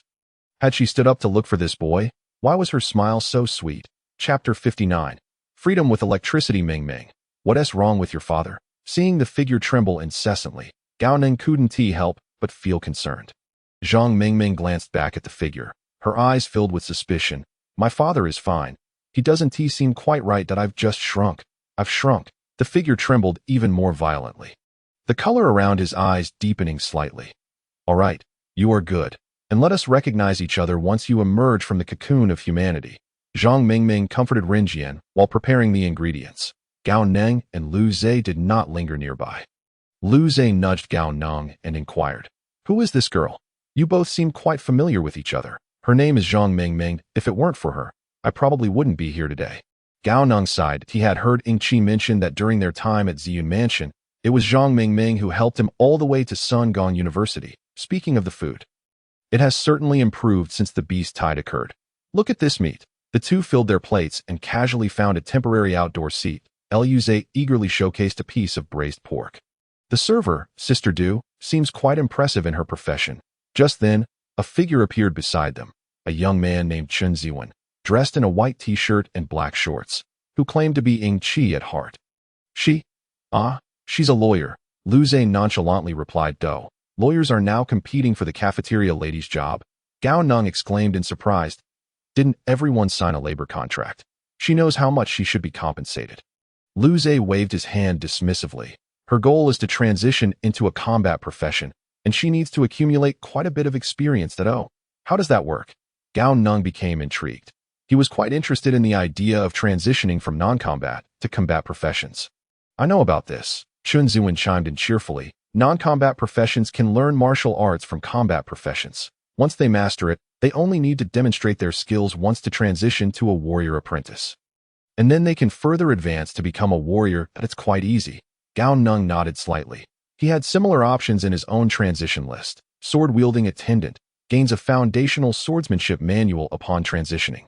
Level 0 profession. Specialization requirement. Apply a swordsmanship skill in combat. Lu Zhe shook his head in disagreement. This method is simply a trap. You see, non-combat professions each have their unique traits, which help them gain experience before transitioning. For instance, farmers have a natural aura that accelerates crop growth. They receive experience points from sowing, harvesting, weeding, and the final yield. After transitioning, they retain the experience-gaining methods, but the aura disappears, significantly reducing their experience gain rate. How will they accumulate the 100,000 experience points needed for second transition? Chen Ziwen pondered for a moment and agreed. Indeed, I'll need to remind everyone about this later. There's no direct way to transition into a warrior. A chubby boy at the adjacent table interjected. Lu Zhe glanced at him, revealing no intention of hiding the truth. There is skill orbs or skill books. If they contain martial arts techniques, you can transition into a warrior. If they document skills, you can transition into a Western melee profession. In a wonder, even mediocre skill books can fetch high prices. This was the reason, Gao Neng realized. The chubby boy at the other table fell silent, his eyes reflecting a deep sense of desolation. Gao Neng and his companions paid no mind, as the number of auxiliary professions at Sun Gong University was 4 to 5 times that of combat professions. With many still yet to awaken their professions, After a bit more idle chatter, Lu Zhe invited, Gao Neng, why don't you come stay in Building 3 with us? No need. I'll manage just fine at the Arts Center. Gao Neng replied. All right then, Lu Zhe shrugged, not pressing the matter. The three bid farewell, with Gao Neng and Lu Zhe heading back to rest, while Chun Zuan went on patrol. Alone, Gao Neng returned to A512, where Zhang Mengmeng was off to Building 2 to look after her aunt, so she naturally wouldn't be back. It was also possible that Gao Neng would no longer have the opportunity to share space with Beauty, as given his current strength, it would be somewhat inappropriate to cling on any longer. In the darkness, Gao Neng seemed to have bumped into something. It was a small computer. The palm-sized device had long run out of battery. But Gao Neng recalled having a charging cable blueprint. Vibrant vines that he dashed downstairs, scanning his surroundings. His gaze landed on a blue vine nestled among a cluster of green ones, radiating a soft blue glow. Undoubtedly extraordinary, he swiftly plucked the vine. Oh, it's a first-level plant. What a delightful surprise. Name, Blue Glow Vine, first-level plant. Uses, rope planting description, a vine carrying a faint electric current. Binding with it is a guaranteed success. Isn't it? Are you serious about this binding? Gao Neng carefully sensed it, indeed feeling a tingling sensation against his skin where it touched. Elated, he hurried back upstairs. The Arts Center was quite desolate. There were a few residents on the lower 3 floors, but above that, Gao Neng was the only occupant, and he relished the solitude. Blue Glow Vine-1, Spirit Crystal -100, upon returning to his room. Gao Neng promptly invested 100 spirit crystals into the fantasy workbench. Money was not an issue. He felt a profound sense that creations from the plant system now held a different significance for him. Name, Blue Glow Charger, 9th level common device. Features, biological function, enhanced current, universal plug description. This is an energy-efficient charger that uses 1 part energy, as if it were 2. Just as the blue charging cable was created, it swiftly dove into his skin and vanished. A delightful tingling sensation washed over him, causing Gao Neng to tremble involuntarily. The corners of his eyes squinted in pleasure. Thankfully, he was alone in the room. Otherwise, it would have been too embarrassing. Ever since merging with the Blood Pea, he occasionally felt the urge to exclaim, "Ibi Baba," which was quite mortifying. With a mere thought, the blue charging cable extended from the back of his hand, as if possessing its own consciousness, and plugged itself into the computer's charging port, adjusting its form automatically. Wow, it can find the port by itself. Gao Neng gasped, then grew excited. He also possessed a high-tech eye. Eagerly, he retrieved the glasses from his pocket and put them on. With a thought, another blue vine sprouted from behind his left ear, connecting with the glasses. Semi-transparent text emerged in the lower right corner of his vision. Charging 1. It really works, Gao Neng exclaimed in exhilaration. Streams of data flowed continuously in the lower right corner, when suddenly, the data stream stuttered and transformed into block letters, which Gao Neng could finally comprehend. Connecting to the network. Network connection successful. Would you like to upload lip-reading data? Yes, no. In the lower left corner, a small screen displayed the goblin's speech patterns. After a moment's thought, Gao Neng replied, yes, in a world with such technology, there might be someone capable of deciphering the goblin language. Chapter 60. Where's my salary? The Sun Gong University area had internet access, which did not surprise Gao Neng. After all, it was adjacent to An City, and professors in telecommunications had attempted to set up stations, making internet access a matter of course. However, the quality of the network left much to be desired. Uploading lip-reading data was slow and cumbersome, while downloading language translation packages was even worse, with speeds measured in kilobytes. It was rare for megabytes to appear, lasting only a couple of seconds, reminiscent of a cloud storage service lacking a membership. Gao Neng sighed, dismissing the thought of downloading translation packages and instead contemplating how to compose an email to Mu Yunsheng. He was torn between writing in the voice of Gao Yunsheng or Gao Neng. Gao Neng possessed all of Gao Yunsheng's memories and could easily mimic his style in the email. Yet, after everything he had experienced, he found himself genuinely moved, especially by the romantic memories that felt as if he had lived them himself. Gao Yunsheng was a reclusive bookworm, a shy and gentle man. Gao Neng was a pragmatic worker with boundaries, a bashful yet straightforward individual. They were vastly different, and Gao Neng was uncertain whether Mu Yunsheng harbored any feelings for him. After much contemplation, Gao Neng decided to test the waters. He quickly drafted a comforting email in Gao Yunsheng's tone, but signed it as Gao. Gao Yunshin crossed out. Neng. Completing this, he shut down the computer, removed his glasses, and burrowed into bed, wary of charging electronic devices while asleep. What if they drained him dry? In a peaceful community in Magic City, Mu Yunxiang had just finished her shower, her hair still slightly damp. Dressed in a modest loungewear, she sat at her desk, her fair hands propping up her chin, her beautiful eyes fixated on the dark television, lost in thought. She hadn't dreamt of Yunxiang in the past few days. Could something have happened to him? As these thoughts swirled in her mind, her rosy cheeks paled slightly. She had heard that the monsters descending upon Sun City were goblins. Could he have been? Beep, beep, beep. A new email. Who could it be at this hour? Yunxiang.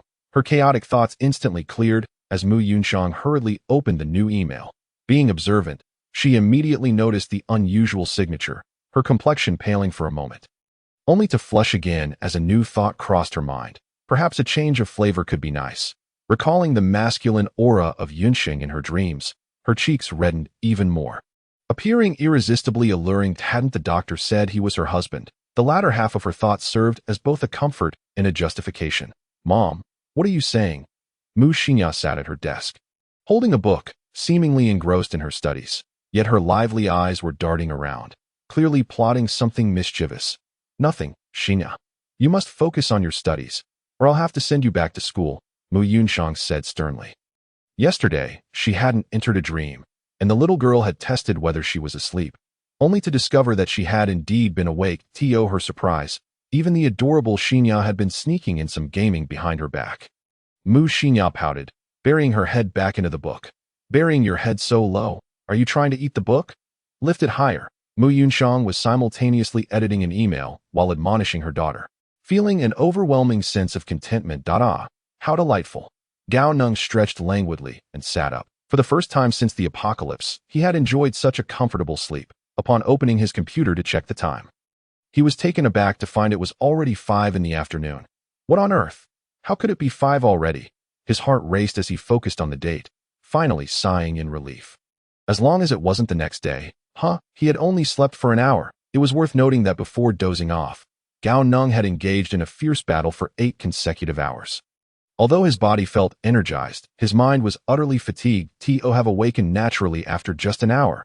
Was this what it meant to be in a vegetative state? Gao Neng sighed, eagerly checking his email. Regrettably, there were no replies. After calming his inner disappointment, he consoled himself. It must be due to a poor internet connection that he silently resolved. If she were to accept my intentions, I would immediately head to the magical city. If she could not accept me, I would seek to cultivate in Bashu, and after achieving enlightenment, I would return to the magical city to protect the mother and daughter. Gao Neng tucked his computer back into the pocket at his side and donned his glasses before departing from the arts center. In the campus, each individual was preoccupied with their own tasks, patrolling, transporting the injured, and constructing walls, all bustling with fervor. As he strolled, Gao Neng arrived at an unusually desolate area, which had once been the main teaching zone of the school. Now, much of it lay in ruins, yet it appeared that some people were still residing there. Furrowing his brows, Gao Neng pondered. Hey, Gao Neng, aren't you going back to rest? It turned out that Ying Qi happened to be on patrol in that area. It's you, Ying Qi. I have rested well, and am just wandering around the campus. Seeing Ying Qi filled Gao Neng with joy. What's the situation here? Why aren't these people helping out? Chun Zuan glanced at the individuals hiding within the teaching building, nonchalantly replying, they are cowards and scavengers. The beast tide comes from the east, and this is the westernmost part of the school. They simply don't want to help. What? Gao Neng was taken aback. The atmosphere of this school had always been quite harmonious. Everyone had a spark in their eyes and was willing to lend a hand, which made Gao Neng forget the treachery of human nature. What is this? I wonder if the Civil Affairs Bureau really has the ability to discern people. This area is filled with individuals who thrive on self-interest. So just ignore them. Chen Ziwen clearly disliked this place, his disdain evident on his face that he had no intention of patrolling the teaching area and directly led Gao Neng around it. Gao Neng remained silent. After all, patrolling also entailed risks. If it was as Ying Qi said, patrolling here would require vigilance against both beasts and humans, which was hardly worthwhile. You actually have no sympathy for them, Chen Ziwen remarked, surprised by Gao Neng's reaction. Aren't you upset that I'm not patrolling the teaching area? What is there to be upset about? In the apocalypse, it's rare for someone to be willing to protect others. If you don't wish to protect them, they must have some issues, Gao Neng shrugged. Shenzuan grinned. I also received spirit crystals for this. By the way, you actually have the ability to go to Sister Du for patrol assignments. 10 spirit crystals per hour. At this point, Shenzuan paused and leaned closer to Gao Neng, whispering, just so you know, the patrol area does not include the teaching zone. Gao Neng's eyes lit up. This was excellent. 10 spirit crystals per hour. So that's what the crystalline shards from those slave-level monsters were used for in terms of wages. Wait, after pondering for a moment, Gao Neng suddenly realized a problem. Shenzuan was startled by his exclamation and turned to meet Gao Neng's gaze. Ingqi, is there also a salary for guarding the city walls? Indeed, it varies by strength. 30, 50, or 100 spirit crystals per hour. As confirmed in all collaborative meetings, why has no one mentioned anything about the salary to me? Gao Neng exclaimed, feeling exasperated. Chapter 61. Nutritional supplements. After chatting for a while, Shenzuan noticed Gao Neng seemed somewhat distracted and took the initiative to say goodbye. I'll go on patrol now. Gao Ge, you can just ask Sister Du at the cafeteria. Shenzuan had a very good impression of Gao Neng, and after just a few exchanges, he was already calling him Gao Ge. All right, goodbye, Ingqi. Gao Ge will see you later. Gao Neng was preoccupied with thoughts of his salary, his mind already flying towards the cafeteria. Your salary? Sister Du glanced at Gao Neng while serving dishes. Oh, your name is listed under the second building, at 30 spirit crystals per hour. Just ask them for it. Gao Neng. Before he could retort, a man dressed as a chef looked up and questioned. Gao Ge, your strength is quite impressive. You can handle elite beasts alone, and your equipment can even control those of royal level. Surely you should be getting 50 spirit crystals. The voice was familiar. It turned out to be Lu Zhe. Lu Gu, aren't you resting? Seeing him, their surprised Gao Neng. Sister Du rolled her eyes. His girlfriend E is here. So of course he is here too. Lu Zhe didn't linger, quickly running off with a plastic basket full of dirty dishes. What are you still standing around for? Show me your equipment. Gao Neng felt a sharp pain in his calf, snapping him back to reality. You know, Lu Zhe really does have the aura of a male lead from a Japanese manga. Dressed like that. Those are low-grade consumables. We can't afford them. Sister Du glanced at the winding bomb in Gao Neng's hands, and data seemed to flow through her eyes.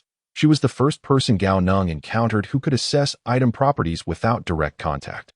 After a moment of contemplation, Sister Du said, all right, I'll adjust your contract from the second building and raise your pay to 70 spirit crystals per hour. Just let them know. Gao Neng felt a surge of joy. Who wouldn't he appreciate a pay raise? Thank you, Sister Du. At this rate, you're considered half a combatant against royal-level threats. You will be responsible for supporting the eastern front line, 500 meters out. You need to go to the front lines. The cores of the elite and royal creatures you control will belong to you, while the corpses will be ours. Any issues? 500 meters? Gao Neng recalled Lu Zhe mentioning he was only responsible for a 50-meter line of defense. Goodness, that's a tenfold increase. After contemplating for a moment, Gao Neng agreed. He could attempt to craft a powerful sniper rifle. All right. Sister Du raised an eyebrow, surprised that this young man wasn't bargaining. It was well known that materials from royal creatures could be used to forge weapons of level 7 or higher. Without such weapons, it would be nearly impossible to penetrate a royal creature's hide. Make sure you understand. This is different from frontline duty. The corpses belong to us. I understand. Gao Neng nodded. Once you sign, inform the people in the second building, and the contract will take effect. Your working hours will be from 8 a.m. to 4 p.m. tomorrow. Be sure to arrive on time. By the time Gao Neng reached the second dormitory building, night had completely fallen. The entrance to the second building had transformed. The lush trees had been cut down, and makeshift wooden beds were filled with injured individuals, moans echoing throughout. Huang Mian. You were too rough. Lan Mian and the others are fine, but 2 of the light concussions you brought back. I'm truly amazed.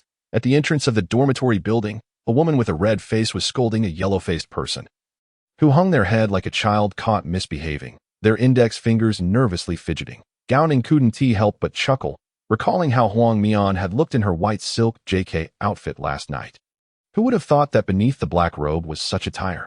Huang Mian shot him a fierce glare, and Gao Neng quickly stifled his laughter, his face flushing. Although her bright, clear eyes lacked intimidation, one still had to save face. Look over there. The red-faced woman tapped Huang Mian's head, redirecting her gaze. That I'm telling you.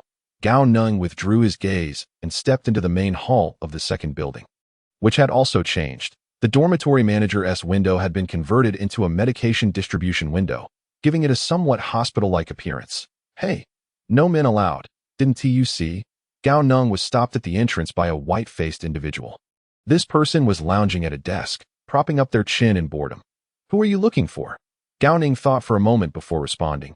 The one selling the strength-enhancing pills. To his surprise. As soon as he spoke, the white-faced individual jumped up as if their tail had been stepped on. Who is selling those strength-enhancing pills? I'm selling nutritional supplements. Okay, if you don't understand.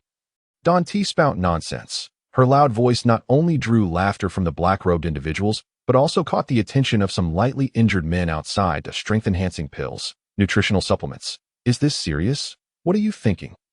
Strength-enhancing pills must be for boosting combat power. That's exactly what I'm saying. Even a man outside the glass door called out, Doctor, I have a friend who wants to know if your strength-enhancing pills are genuine. How much do they cost? My friend wants to know too. The open-air treatment area was filled with a cacophony of noise.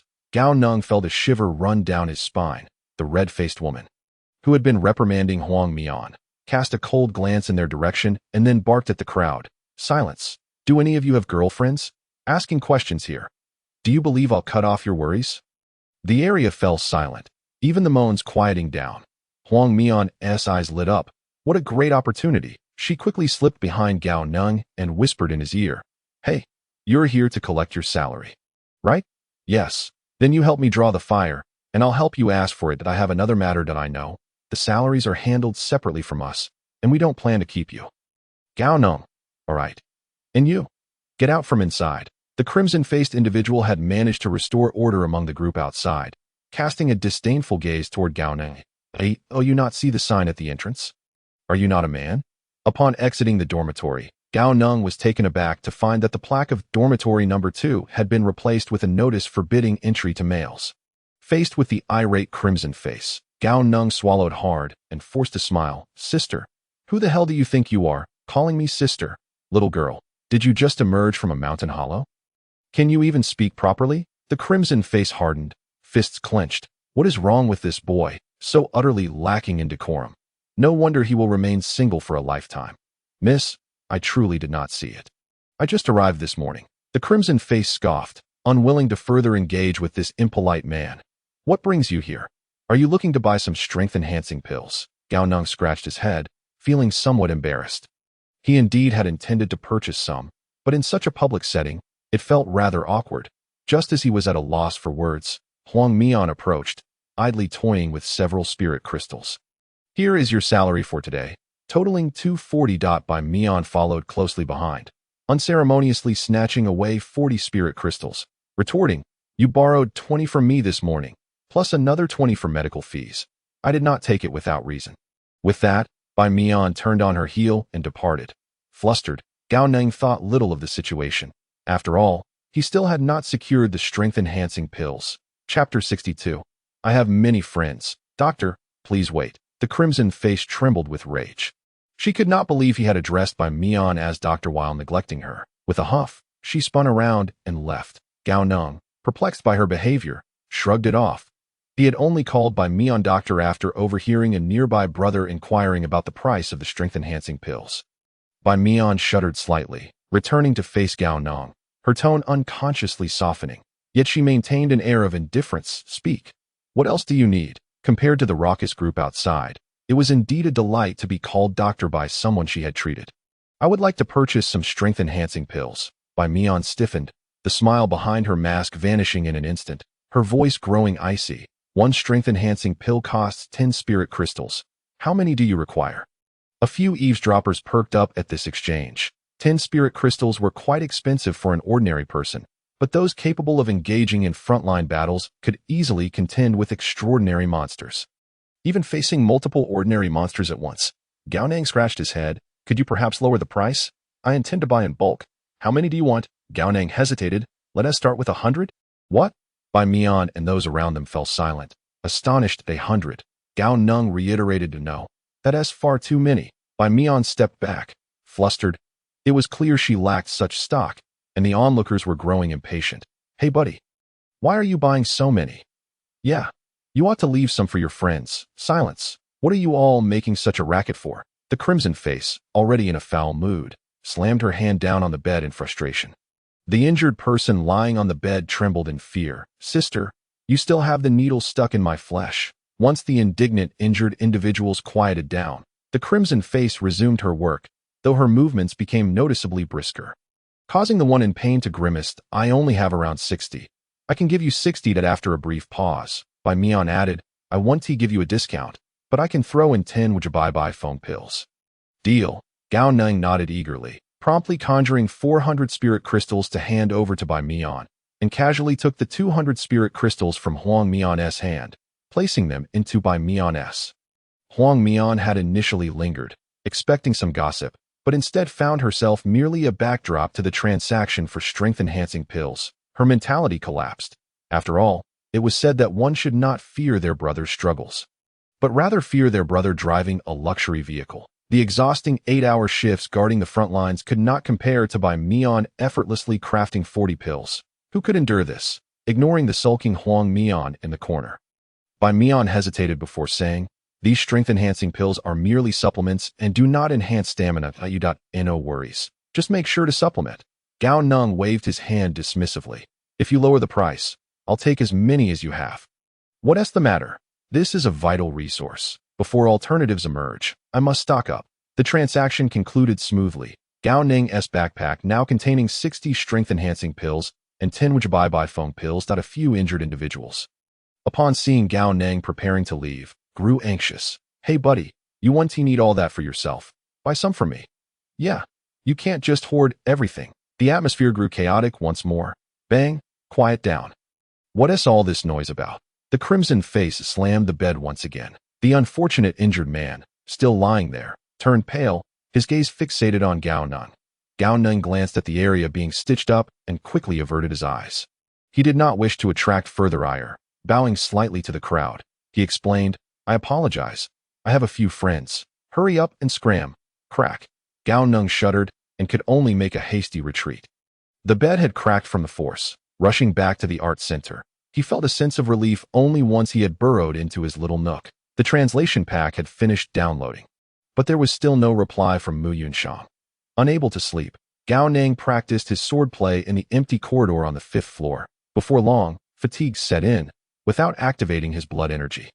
This body was still too weak. Clenching his teeth, he persevered, even as his arm trembled uncontrollably from gripping the sword. With the ability to recover quickly due to his plant-like gift, he knew there was no better time to train. As time ticked by, whenever his body approached its limits, he would summon his blood energy to restore his stamina and refine his muscles. With the energy provided by the strength-enhancing pills, his blood energy worked diligently. Gao Neng found he could sustain his swordplay for increasingly longer periods, his breathing growing deeper, his clothing dampening and drying repeatedly, until a layer of salt frost gradually formed on the fabric. With one final slash, a faint roar of a tiger echoed through the air. Stopping in his tracks, Gao Neng felt as though that strike had transcended some boundary. Narrowing his eyes, he sought to savor the sensation of that moment. As if an enigmatic force had joined him in his strike, he attempted the 5 tigers breaking the door technique once more, yet could no longer produce the tiger's roar. The sound seemed to have been an illusion. Continuing to practice, he eventually received a notification from his smart glasses, but he could not recapture that feeling. Gao Neng had downloaded a timer function on his smart glasses. From now on, he would be a master of time management. At 3 in the morning, he sheathed his bone sword and fell asleep in his clothes. He was not in a hurry regarding that peculiar state. After all, he was a prop specialist, and as long as he made progress in his swordplay, that was sufficient. When Gao Neng awoke once more, the dawn had yet to break. What a marvelous gift! Now I can make one day feel like 2, exhausting them all, steadying himself on the railing. He gazed out of the floor-to-ceiling window at the central layer of Sun City, where the moonlight filtered through the branches of the colossal trees that in the distance. Several massive trunks seemed to reach up to the sky, their canopies towering above ordinary trees, creating a magnificent sight. Time passed, and suddenly a resolute glint appeared in Gao Neng's eyes. He had made a decision. He would forego the opportunity to change professions and invest all his experience into the Void Blueprint. The clockwork bomb, sticky net, had already proven the viability of the prop's specialization. Now, with 15,000 experience points, most of which he had earned from slaying monsters, and a few from discovering intriguing, extraordinary items, he resolved to invest all his experience into the Void Blueprint. Experience points, 15,000, activating Talent Fantasy Workbench. In Gao Neng's vision, the surrounding scene began to shift. He saw airships gliding through the skies, a technologically advanced bridge swarming with fireflies, and the beautiful light emitted by the explosions of those fireflies. He beheld miners clad in coarse linen, extracting softly glowing ores to be forged into color-changing long swords by craftsmen. He witnessed a multitude of wonders. Chapter 63. Are they useful? The projections of various worlds faded away, replaced by a swirling blue vortex floating in the void, from which 15 streams of light surged forth. Racing toward Gao Neng. Holy cow! Acquired blueprint. Biological alchemy bomb. Wildfire, sunwheel blade, red and white balls, antidote, anima grass potion modified, beef offal cart, iron pot, bamboo chopsticks, sneakers. The initial items were acceptable, but the latter ones left him bewildered. A beef offal cart, an iron pot, bamboo chopsticks, kitchenware, my 10,000 experience points. Gao Neng clutched his chest, disbelief etched across his face. Even if these experience points had come easily, this was not how to squander them. After carefully perusing all the blueprints, he surprisingly found one usable among 10 useless ones. Name: Sneaker Blueprint. Required materials: shoes. Process consumption: 10 spirit crystals. Description: sneakers belonging to a certain elementary school student. If Gao Neng's guess was correct, these sneakers might belong to some Reaper-like elementary school student. They seemed quite impressive. Gazing down at his tattered shoes, he fell into deep contemplation. At 7 o'clock on the eastern front of Sun University. An endless tide of beasts surged forth in wave after wave. Behind the defensive line, 7 individuals stood atop a hastily constructed watchtower.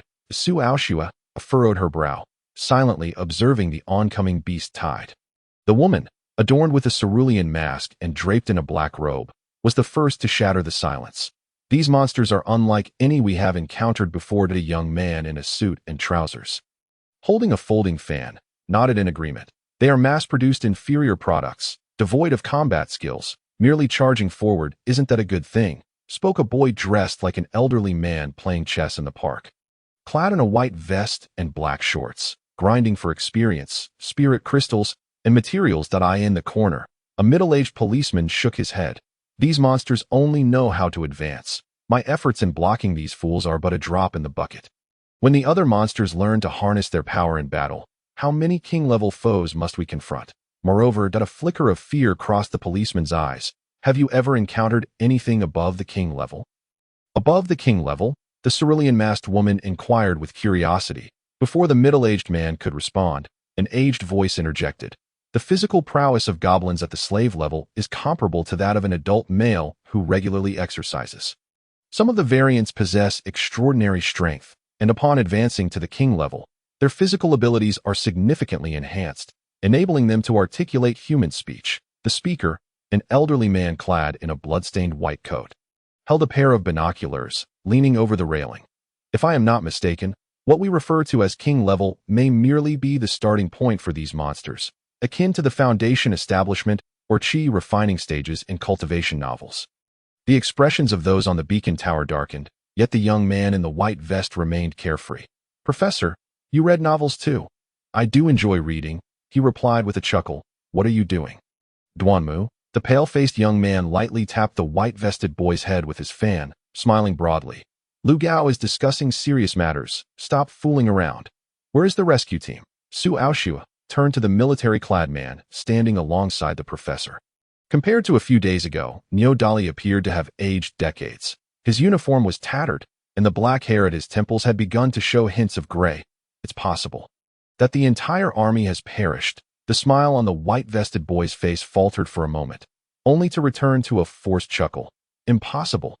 Even in a place without communication, one can send messages on the regional channel when in danger. Perhaps they were merely delayed by the beast tide? No one responded to his laughter. The smile on the white vest's face gradually stiffened. Lu Gao, you are quite familiar with the art building. I remember they had a fellow adept at shadow stealth. The cerulean-masked woman suddenly remarked. Yes, Brother Huang Chong. What's the matter? The boy in the white vest nodded. Where is he? Can we persuade him to investigate the source of the beast tide? The white-vested boy displayed a peculiar expression. Where is he? Shouldn't you know better than I? What do you mean? The cerulean-masked woman's gaze turned icy, her hand hidden beneath the robe already gripping the hilt of a knife.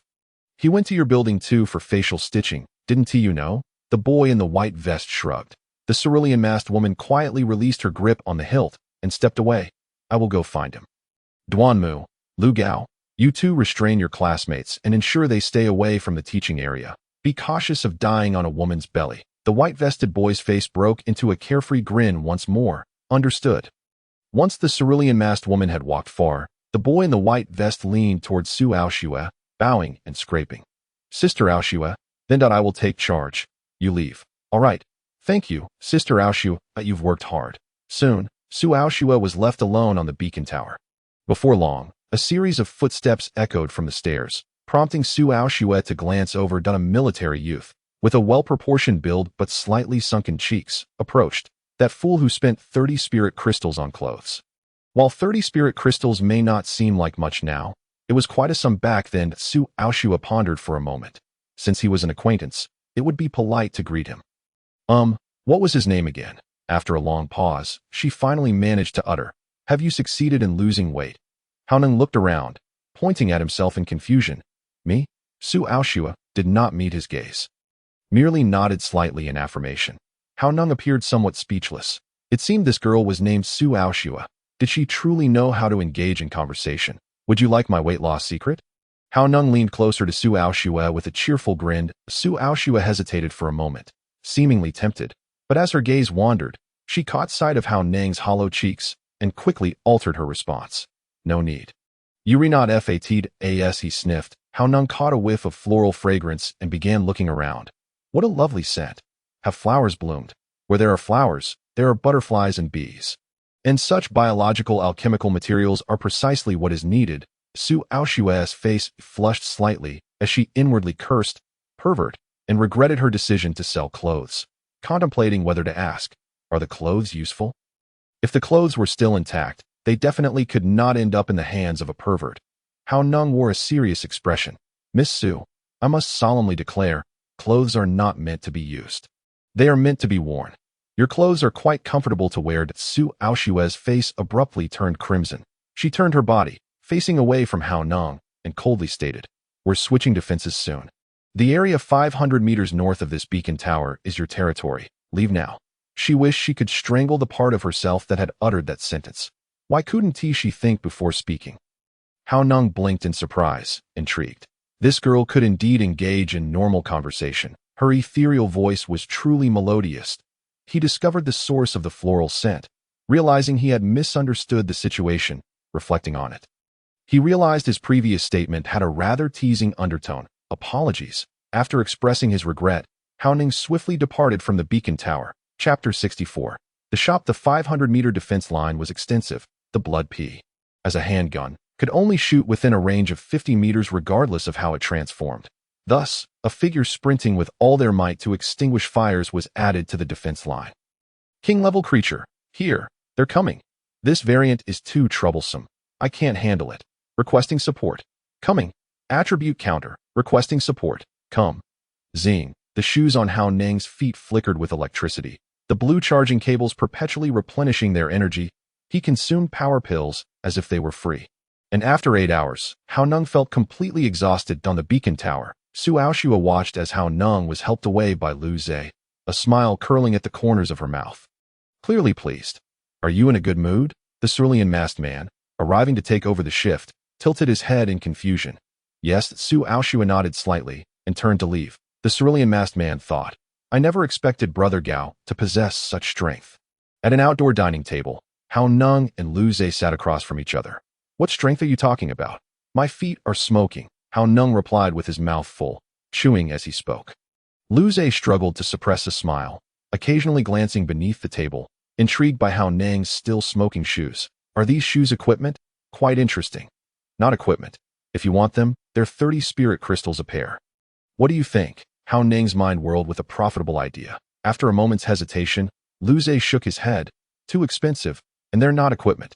You can have any style you want. The acceleration function lasts 3 minutes with a 1-hour cooldown before it can be used again. No charging required. If you can provide sufficient power, the acceleration function can remain active indefinitely. Any style? Lu Zhe's eyes lit up. Yes, Gao Neng coaxed. I can modify it for you right here. That I have to provide the shoes. Lu Zhe pondered. No, 30 spirit crystals were too expensive. At most 20 spirit crystals. Deal. Damn, I've been duped. Scammer. Lu Zhe's expression darkened as he buried his head in his food. Gao Neng emerged from Building 3, delightfully tallying up his earnings for the day. Salary, 560. Extra income, 1,500. The poor farmer was on the path to prosperity. Just recently, he had also modified over 30 pairs of sneakers in Building 3. Once word spread, the income from this venture would surely increase. How delightful. Upon returning to the art center, Gao Neng resumed his sword training. Physical fitness is the foundation of revolution. Currently, Gao Neng's strength stemmed entirely from the power of his treasured weapon. Although Blood P had merged with him after he comprehended its essence, he still relished the process of physical training. While props could bestow upon him immense strength, agility, and unparalleled destructive power, they could not replace the muscle tone of a well-honed physique. The figure wielding the blade on the 5th floor paused, staring at the bone sword in his hand for a moment, feeling inexplicably that he had forgotten something important. What could it be? Gao Neng furrowed his brow in thought for a moment, but could not grasp the answer. Consequently, he chose to abandon his contemplation. After a long day, he opted to return to his room for rest. In the magical city, a certain red-clad heroine was unusually irritable today. Yet another beautiful day. Gao Neng's work continued to be extinguishing fires along the 500-meter front line. Yet he sensed that today's operations were decidedly more strenuous. King-level creatures were appearing with alarming frequency. Yesterday there had been only one. But today 5 had emerged. Let us go, let us eat. Afterward, I'll show you something amazing. Lu Zhe was unusually excited during mealtime, entirely unconcerned about the increase in king-level beasts. Under his prodding, Gao Neng could only quicken his pace. After finishing their meal, Lu Zhe hurriedly pulled Gao Neng toward Building 3. Why are you in such a rush? To keep pace with Lu Zhe's usual speed, Gao Neng had to activate the acceleration function of his shoes. You fighters truly are a peculiar breed. Your technology reigns supreme. Having vanquished 5 formidable foes today, you must be on the cusp of becoming quite wealthy, mused Lu Zhe. The two exchanged playful banter as they swiftly made their way to the base of dormitory Building No. 3. From a distance, Gao Neng spotted makeshift stalls set up in 2 rows beneath the building, where numerous individuals were already selling their wares. How do you find this shop, specially constructed for you? Lu Zhe proudly gestured toward a decently built wooden shack. Gao Neng felt a surge of joy. Lu Zhe had indeed put thought into it. Very satisfactory. With this shop, he could streamline his material collection efforts. As long as you're pleased, I will call Sister Du over shortly to finalize the contract. Huh? Gao Neng blinked, perplexed. Isn't there a fee for this? A fee? Naturally, Lu Zhe replied matter-of-factly. The hospital in Building No. 2 is raking in profits, and we cannot simply stand by. We must devise ways to generate revenue and cut costs. Before long, Sister Du, donned in an apron, hurried over. She skipped the pleasantries and got straight to the point. This shop is the best on this street. In the prime location, at a rate of 100 spirit crystals per day, with prices subject to adjustment, and we do not impose a transaction tax. Is that acceptable? Gao Neng winced at the thought of 100 per day. Sensing his hesitation, Sister Du continued. The Forest Industry University needs to cover the salaries of the city guards, and we must ensure the circulation of currency. Otherwise, the university cannot sustain itself. The revenue from the pharmacy in Building No. 2 also requires a share, and not imposing a tax is already a generous concession for the talented individuals involved. Considering the situation of the city guards, Gao Neng quickly understood. The minimum wage was 30 spirit crystals per hour. Yet the majority of lower-tier fighters could not slay 30 slave-level monsters in an hour to maintain wages. The Forest Industry University must indeed facilitate currency circulation. It's a deal. Without hesitation, Gao Neng paid a week's rent, as he needed a stable point for material procurement. After the transaction, he promptly took out a bottle of paint and began to write on the outer wall of the shop. The paint was military camouflage that he had brought from his previous life. It was the only option he had. This shop specializes in the long-term purchase of the following items. 1 spirit crystal for each butterfly, 1 spirit crystal for each exotic flower or herb. And additionally, we purchase Tier 1 plant seeds and Tier 1 metal ores at favorable prices. Interested parties may enter for further discussion. The shop's operating hours. Sister Du looked at Gao Neng's scribbles with a strange expression. Aren't you going to list the goods? Oh, I haven't decided on those yet, Gao Neng replied, before adding, this shop also modifies speed-enhancing shoes, your best choice for escape. Done. Stepping back a few paces, Gao Neng was quite satisfied with the haphazard lettering on the wall. Turning around, he noticed Sister Du still standing behind him, prompting his curiosity. Sister Du, do you have something else to discuss?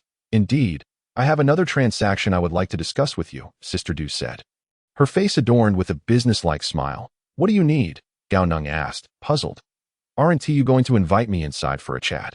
Sister Du maintained her professional smile as she surveyed the shop that had just been rented, not immediately revealing her request. Gao Neng inwardly wondered what kind of game she was playing. Was there something illicit at hand?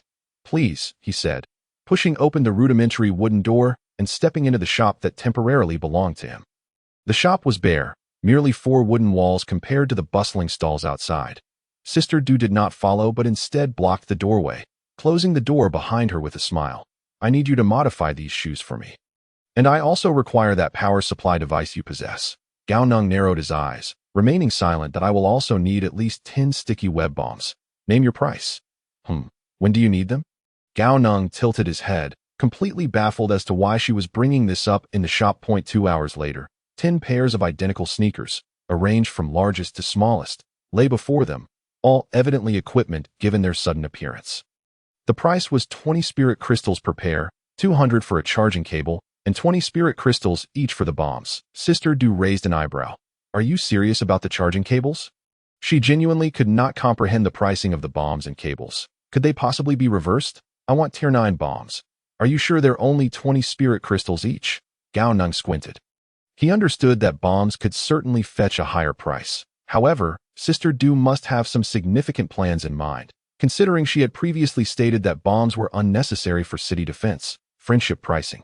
Limited to 20 units AS for the charging cables, quality dictates price. Gao Neng had grasped the bomb-making process over the past few days. After all, bombs were single-use items. With 10 spirit crystals, one could produce at least 1 bomb. And with good fortune, perhaps even a few more. Investing over 10 spirit crystals would yield additional attributes. The selling price he set. He did not inquire with the person stationed at the entrance of the dormitory building, and instead made a beeline for the shop. Zhang Mingming had always harbored doubts regarding her father's resurrection. Had it not been for Chen Ziwen's fervent assurances that they had jointly vanquished the Javelin Goblin and produced 2 javelins as evidence, she would have dismissed the claim outright, for she had not laid eyes on the body. The stock of Gao Neng's spider silk was dwindling, and with the absence of Zhang Mingming, it seemed prudent to conserve its use. He had no choice but to forego the 70 spirit crystals per hour salary and the substantial bonus. With a sigh, Gao Neng utilized his talent to forge the necessary items for trade. Fortune favored him, and after depleting his spider silk reserves, he successfully crafted 28 spring bombs. Thus, after delivering 20 of these bombs, he would still retain 13, sufficient for his own defense. Are you ready? Sister Du appeared at the shop's entrance right on time. Her face adorned with a commercial smile, exuding warmth and approachability. Okay. I have intentionally made all 10 charging cables red. The unique property of these cables is that their power efficiency increases with the host's body temperature. And they also possess a degree of flame resistance, making them exceedingly useful. 9th tier common artifact, Sister Du exclaimed, visibly astonished, her smile nearly faltering. What purpose does such a high-tier charger serve? Just hold it and think of integrating it into your body.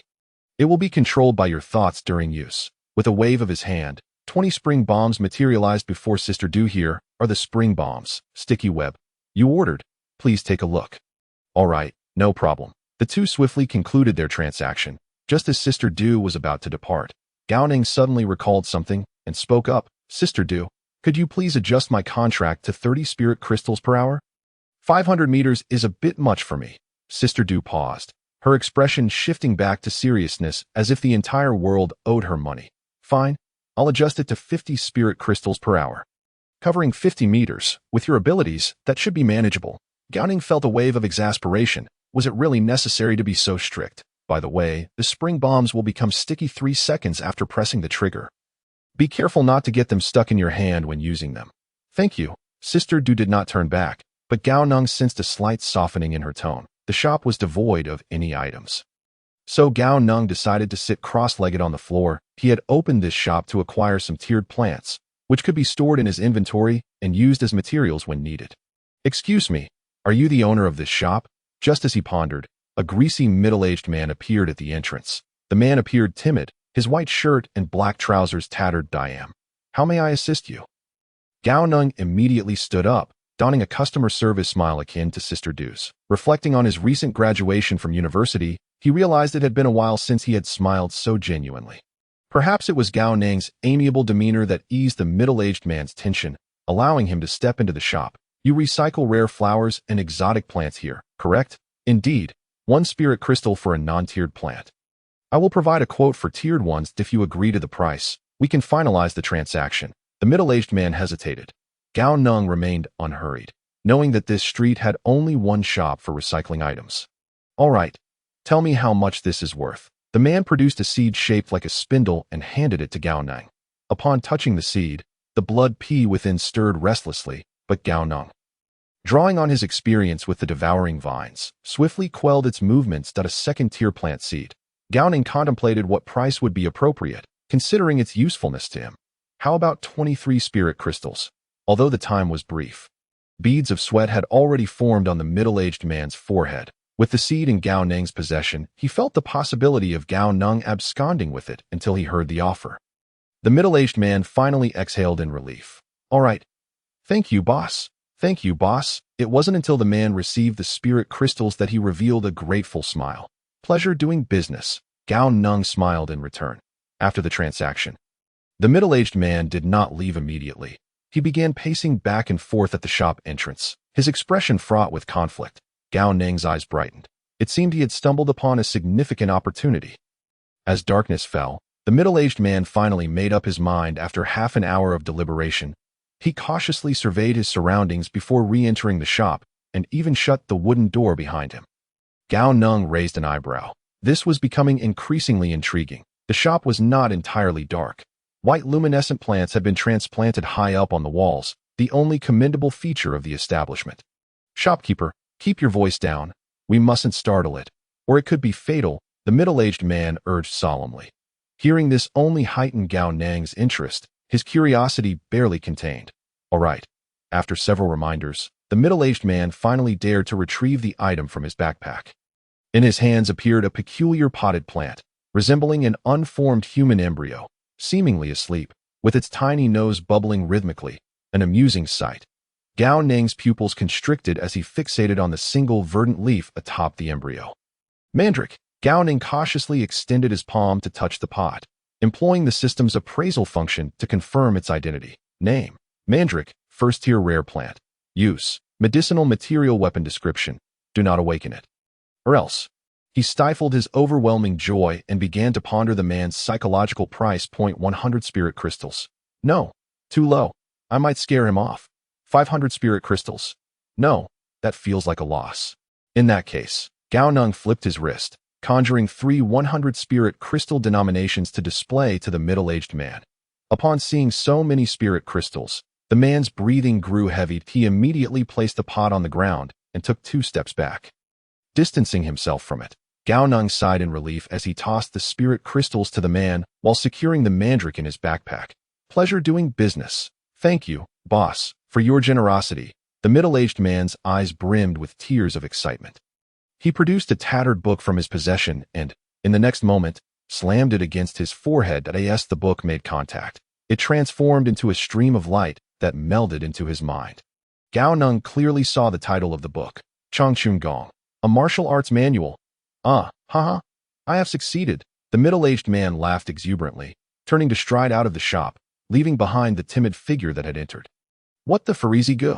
Gao Neng jolted, nearly convinced that Farizi Gu had arrived. However, judging by the man's spirited demeanor, he likely was an admirer of Farizi Gu's works before the apocalypse. Gao Neng shook his head with a chuckle. With such a substantial gain, he decided to close the shop for the day and head home. Yet, It seemed that the fifth floor of the art center had taken on an air of festivity. Chapter 66. The reunion of the small team in the pitch-black hallway. An enticing aroma seemed to coalesce into a palpable essence. Gao Neng flared his nostrils, following the scent to the door of A512. What was happening? Zhang Mingming had returned. He swallowed hard, suppressing his ravenous appetite, deliberating whether to enter. He hadn't bathed in several days, and he felt somewhat pungent. Moreover, were they genuinely welcoming him? In his hesitation, the door swung open on its own. Zhang Mingming shot him a glance before turning back into the room, leaving the door ajar as if to say, "The door is open. Enter if you wish." In light of this, Gao Neng decided not to be coy. As he stepped inside, he casually closed the door behind him. "What? Only now do you realize it's inappropriate to share a room with girls?" Bai Xiaowen was nestled under the blanket, her complexion pale. Her tone neither warm nor cold. Her appearance exuded a certain frailty, and had she not spoken, Gao Neng might have felt a flutter of affection. After all, he had a penchant for the delicate and endearing. However, the sultry, mature woman was appealing as well. The image of Mu Yunshang's fiery red lips flashed through his mind, causing his heartbeat to quicken involuntarily. Zhang Mingming shot Gao Neng a curious glance. What's wrong with him? Why is his heart racing so fast? Following Gao Neng's line of sight, she noticed her charming aunt seated on the floor. Zhang Mingming's face flushed, then turned pale again. Did he have a crush on my aunt? The younger brother I wish to recognize wants to be my aunt's husband. Her small hand, gripping the ladle, turned pale from exertion. After a moment of silence, Zhang Mingming ladled a bowl of soup and handed it to Gao Neng. Her lovely face adorned with a sweet smile, her peach blossom eyes fluttering with a hint of allure. Gao Neng, drink the soup. I simmered it all afternoon. Gao Neng was taken aback. Today, this little girl seemed exceptionally beautiful. Was it truly the warmth of the soup that had such an effect? That shouldn't be the case. He wasn't that type of person. Gao Neng, huh? Oh. Gao Neng accepted the bowl of soup, his mind in disarray.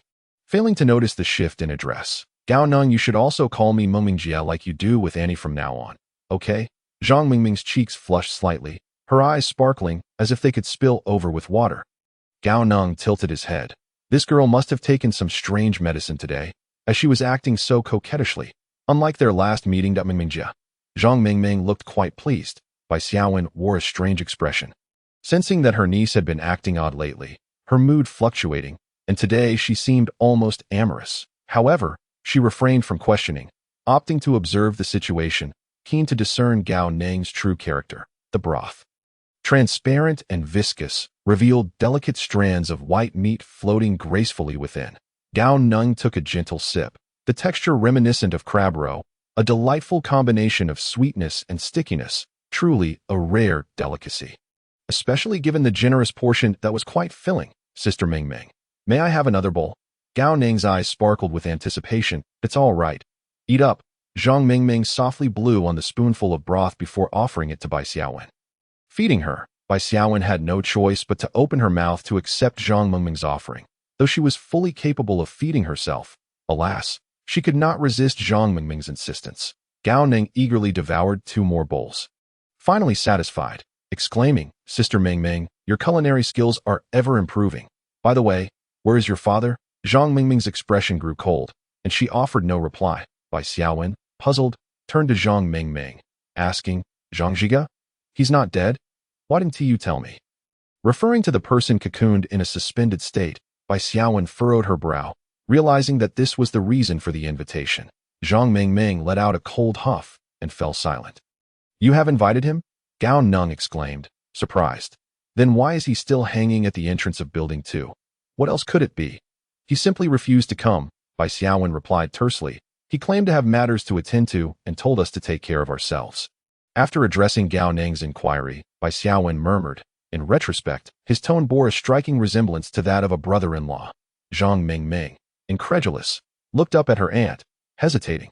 Aunt, when did you become so familiar with my father?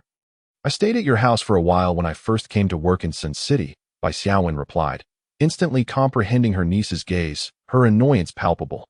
Gao Neng, feeling content after his meal, relaxed on his designated spot.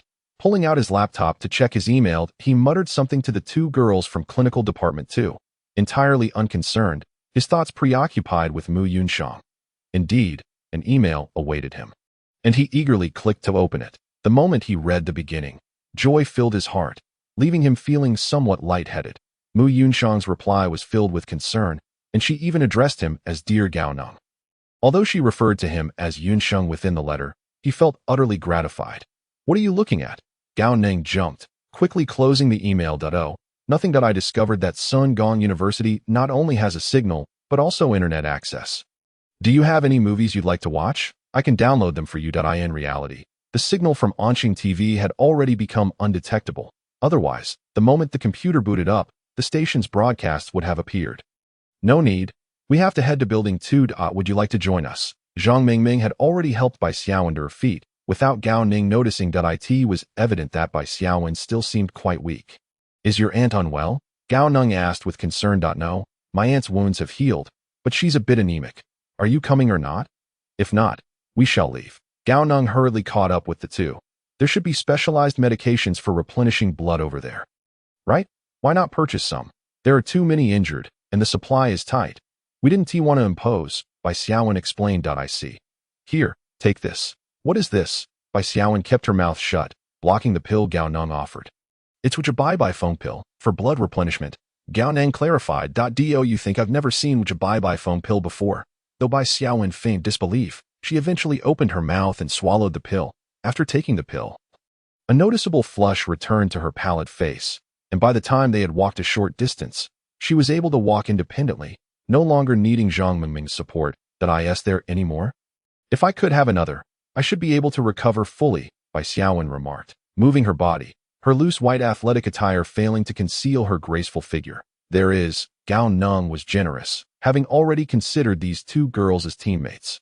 If possible, he wished to recruit Ying Qi and Lu Zhe into their group as well. By the way, do you have any goals? Gao Neng subtly inquired, hoping to leverage Bai Xiaowen's unique abilities to reach the magical city. Goals? Zhang Mingming appeared perplexed, having never contemplated any. Unlike the naive Zhang Mingming, Bai Xiaowen understood Gao Neng's intent immediately. If there's something to say, just say it. Why dance around the subject? Chapter 67. Breaking the cocoon and transforming into a butterfly. The three arrived at Building 2. What are you still hanging around for? Zhang Mingming coldly questioned the cocoon, still suspended at the entrance of the female dormitory. The frigid wind howled, and the filthy remnants of humanity swayed in the gust. Seemingly shaking its head. You, Zhang Mingming, enraged, reached for the cocoon, but it felt unexpectedly light in her grasp. What? With a mere touch, the cocoon fell to the ground, shattering into countless fragments. Zhang Mingming's hand lingered in the air. Frozen, Bai Xiaowen, witnessing this scene, stood in shock, at a loss. Just this morning, the peculiar cocoon had been able to speak. Miss Bai Mian, do you sell any replenishing medicine here? I feel utterly exhausted from being on the front lines every day.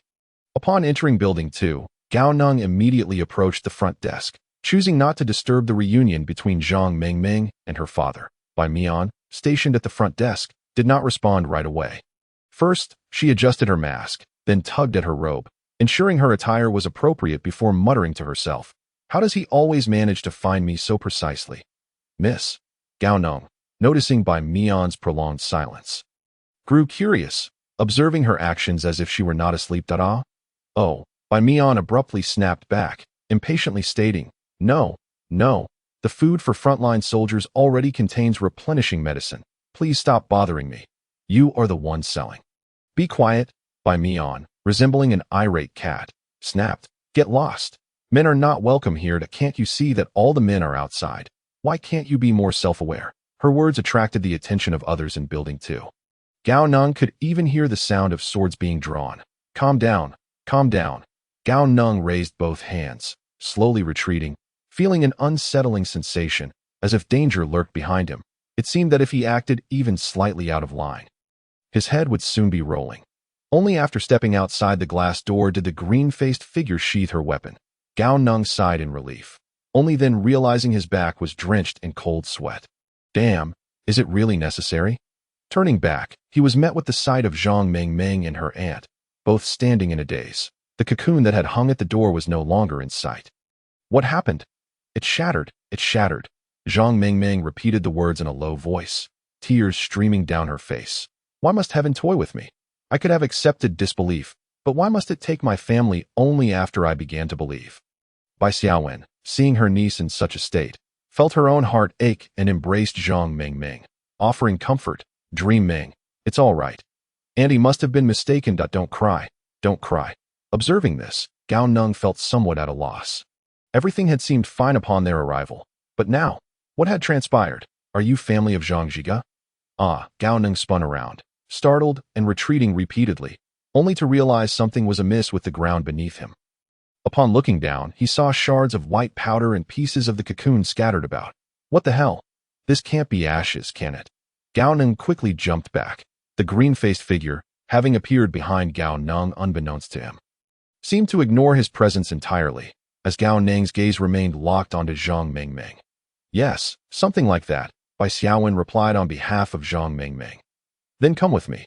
He left some things for his daughter. Did he die? At the mention of her father's fate, Zhang Mingming shot her head up, her eyes filled with hope. The green-faced figure paused. What makes you say that? It shattered, Zhang Mingming replied, her voice tinged with urgency. The green-faced figure cast a cursory glance at the white powder strewn across the floor. That is merely the skin he shed while breaking free from the cocoon. Zhang Mingming's excitement surged. So, he is not dead. The green-faced figure nodded slightly. Follow me. After taking a few steps, she once again halted, her gaze icy as she fixed it on Gao Neng. You stay outside. If you dare to enter again, I will have you castrated. Gao Neng awkwardly withdrew his foot that had crossed the threshold of the glass door, awkwardly explaining, I was just concerned for my companions. Zhang Mingming and Bai Xiaowen followed the green-faced figure as they disappeared around the corner, leaving Gao Neng to sit at the entrance steps, waiting idly. The open-air sick bay had already been equipped with a rudimentary wooden roof, clearly a project of the Engineering Institute, providing a place to shield against the rain. After waiting for a while, Gao Neng felt it unwise to simply wait idly, so he took out his bone knife and sought an empty space to practice the 5-tiger break door blade. The roar of the tiger he had unleashed that night lingered in his mind, and he firmly believed that the 5-tiger break door blade truly deserved to be accompanied by sound effects. Even without martial arts training, he had heard the saying that a sound is worth its weight in gold. Drip, a raindrop slipped through the gaps between the giant tree leaves, landing on Gao Neng's head, soon followed by a torrential downpour. Undeterred, he continued, his blade dancing with increasing vigor. The red root-like patterns on his cheeks began to manifest uncontrollably, as if vines were spreading where the blade had struck. Hey, brother, look over there. A plastered man with an arm in a sling tugged at his clinical companion. Did you see the vines? What the hell? How did vines sprout along the path where he swung his knife? No way. Those vines are an illusion. I've seen that swordsman who slays ghosts in action. She can also cut through water flows, a young man in a suit exclaimed in awe. She's using the water-breathing technique from Demon Slayer. This classmate has actually created a new style of breathing swordsmanship. With relentless swings of his blade, Gao Neng felt as though he were ensnared in a jungle of despair, as countless thorn-laden vines surged toward him. The moment he faltered, excruciating pain coursed through his body.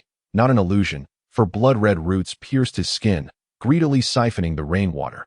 This was the first rain after the catastrophe in Sin City. All the flora seemed to rejoice in anticipation of this downpour. Look, how the ground around him has turned crimson. Good heavens, he is bleeding.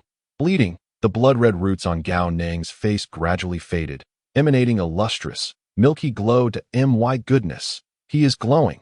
Qing Mian, accompanied by the two women, returned to the grand hall, her brow furrowed.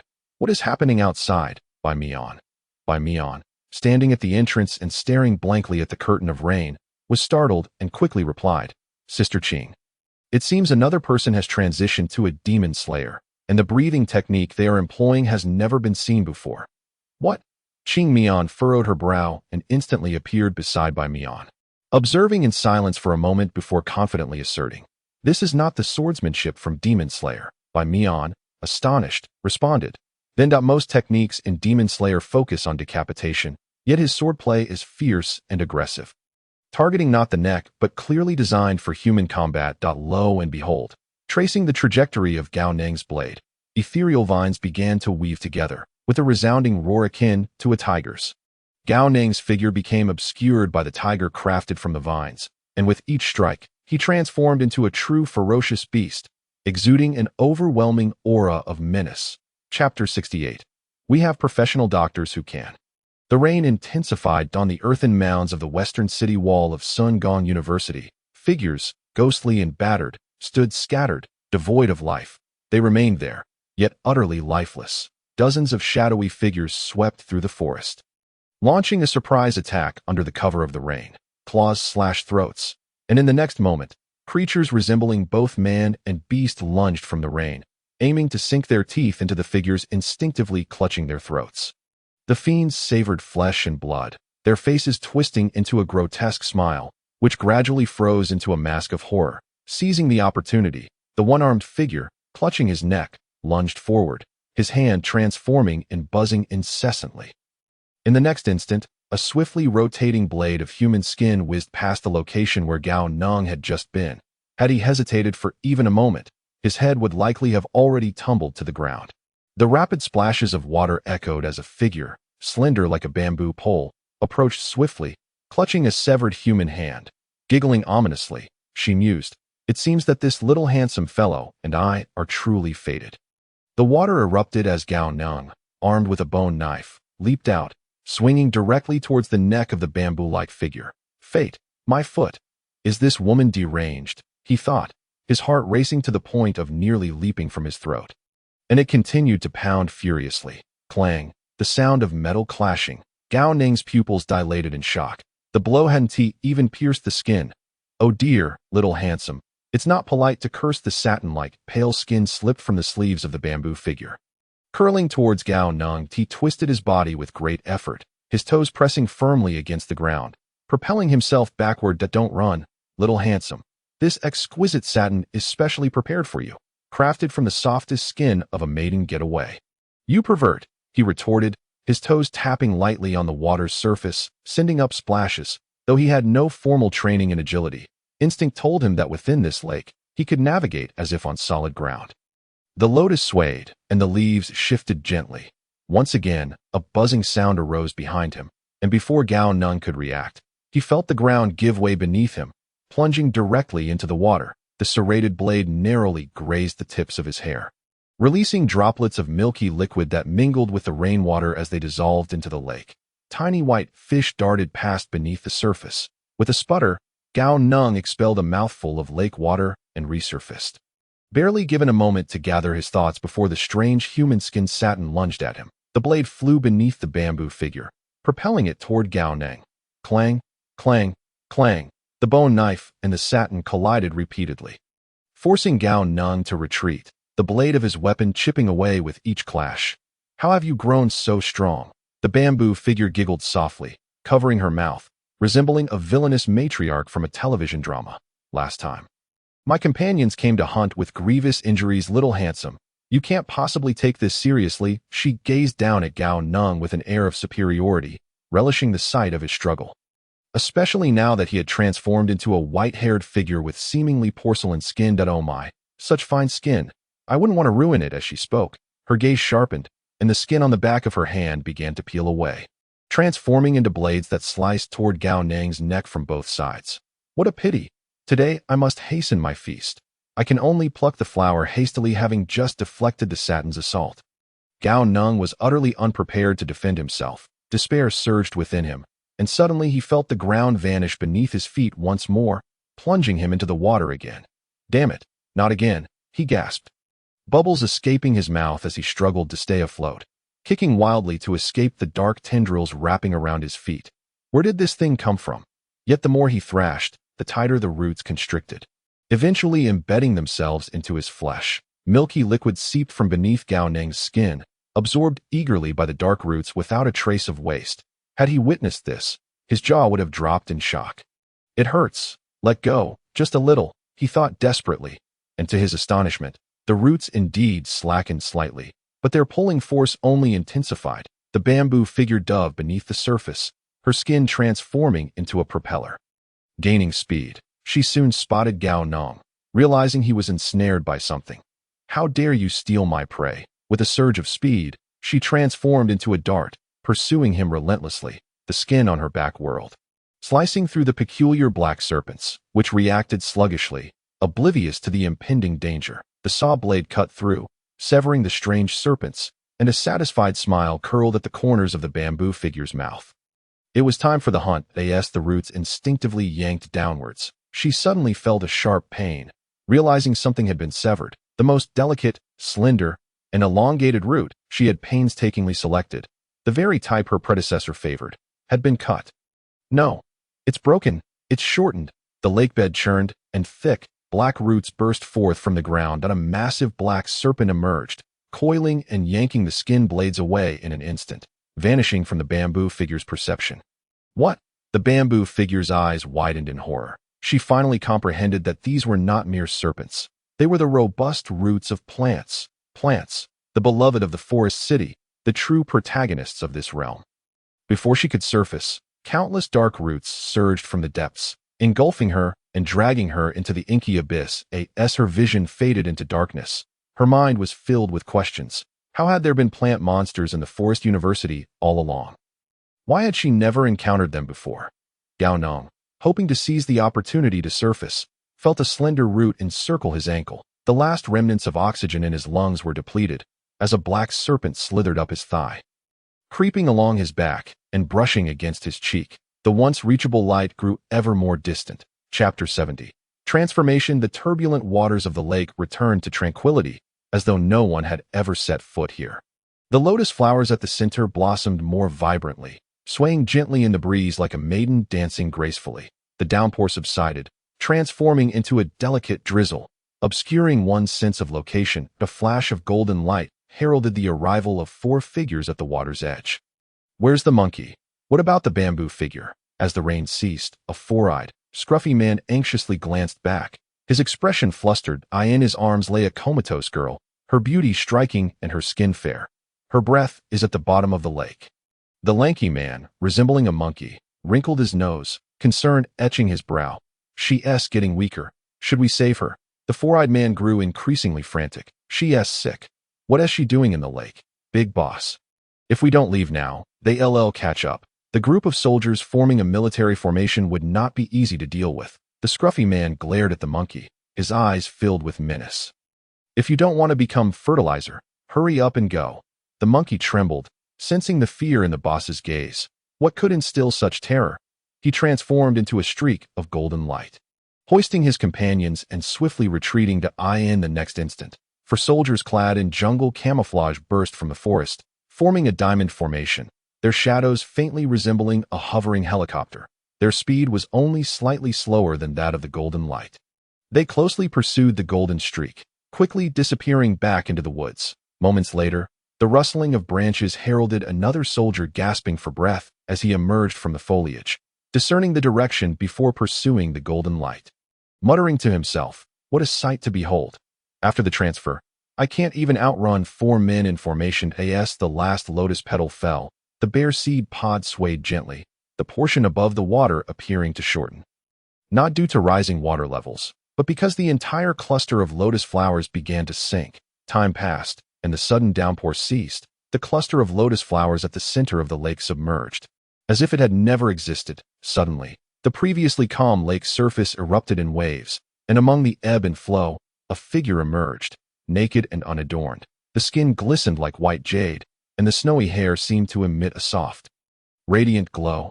Coughing, Gao Neng managed to expel water from his lungs, a silver fish leaping from his mouth, flopping a few times before darting back into the artificial lake, struggling to prop himself up. He shook his head, confusion evident in his eyes. What happened?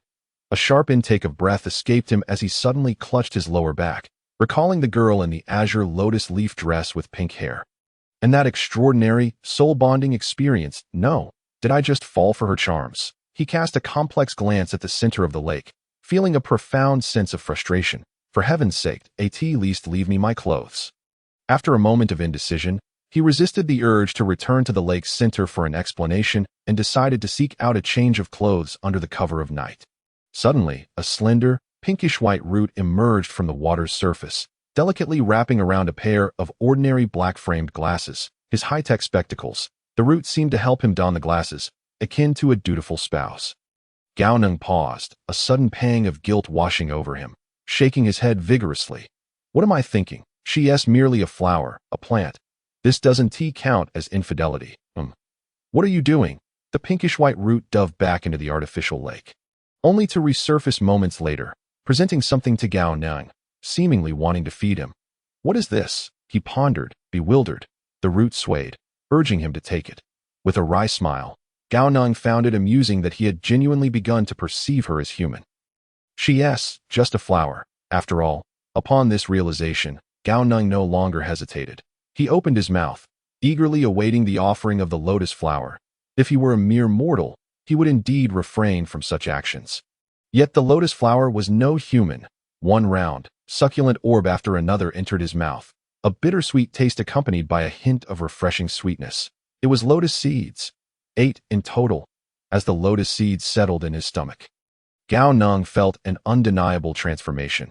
Every cell within him rejoiced, and the fervor of his blood surged to a new pinnacle, evolving from mere excitement to ecstatic euphoria. Unable to contain himself, Gao Neng closed his eyes. Savoring the changes coursing through his body, he sensed the very flesh beginning to decompose, along with the concealed blood and blue vines entwined within, now, apart from the skeletal frame and a layer of skin.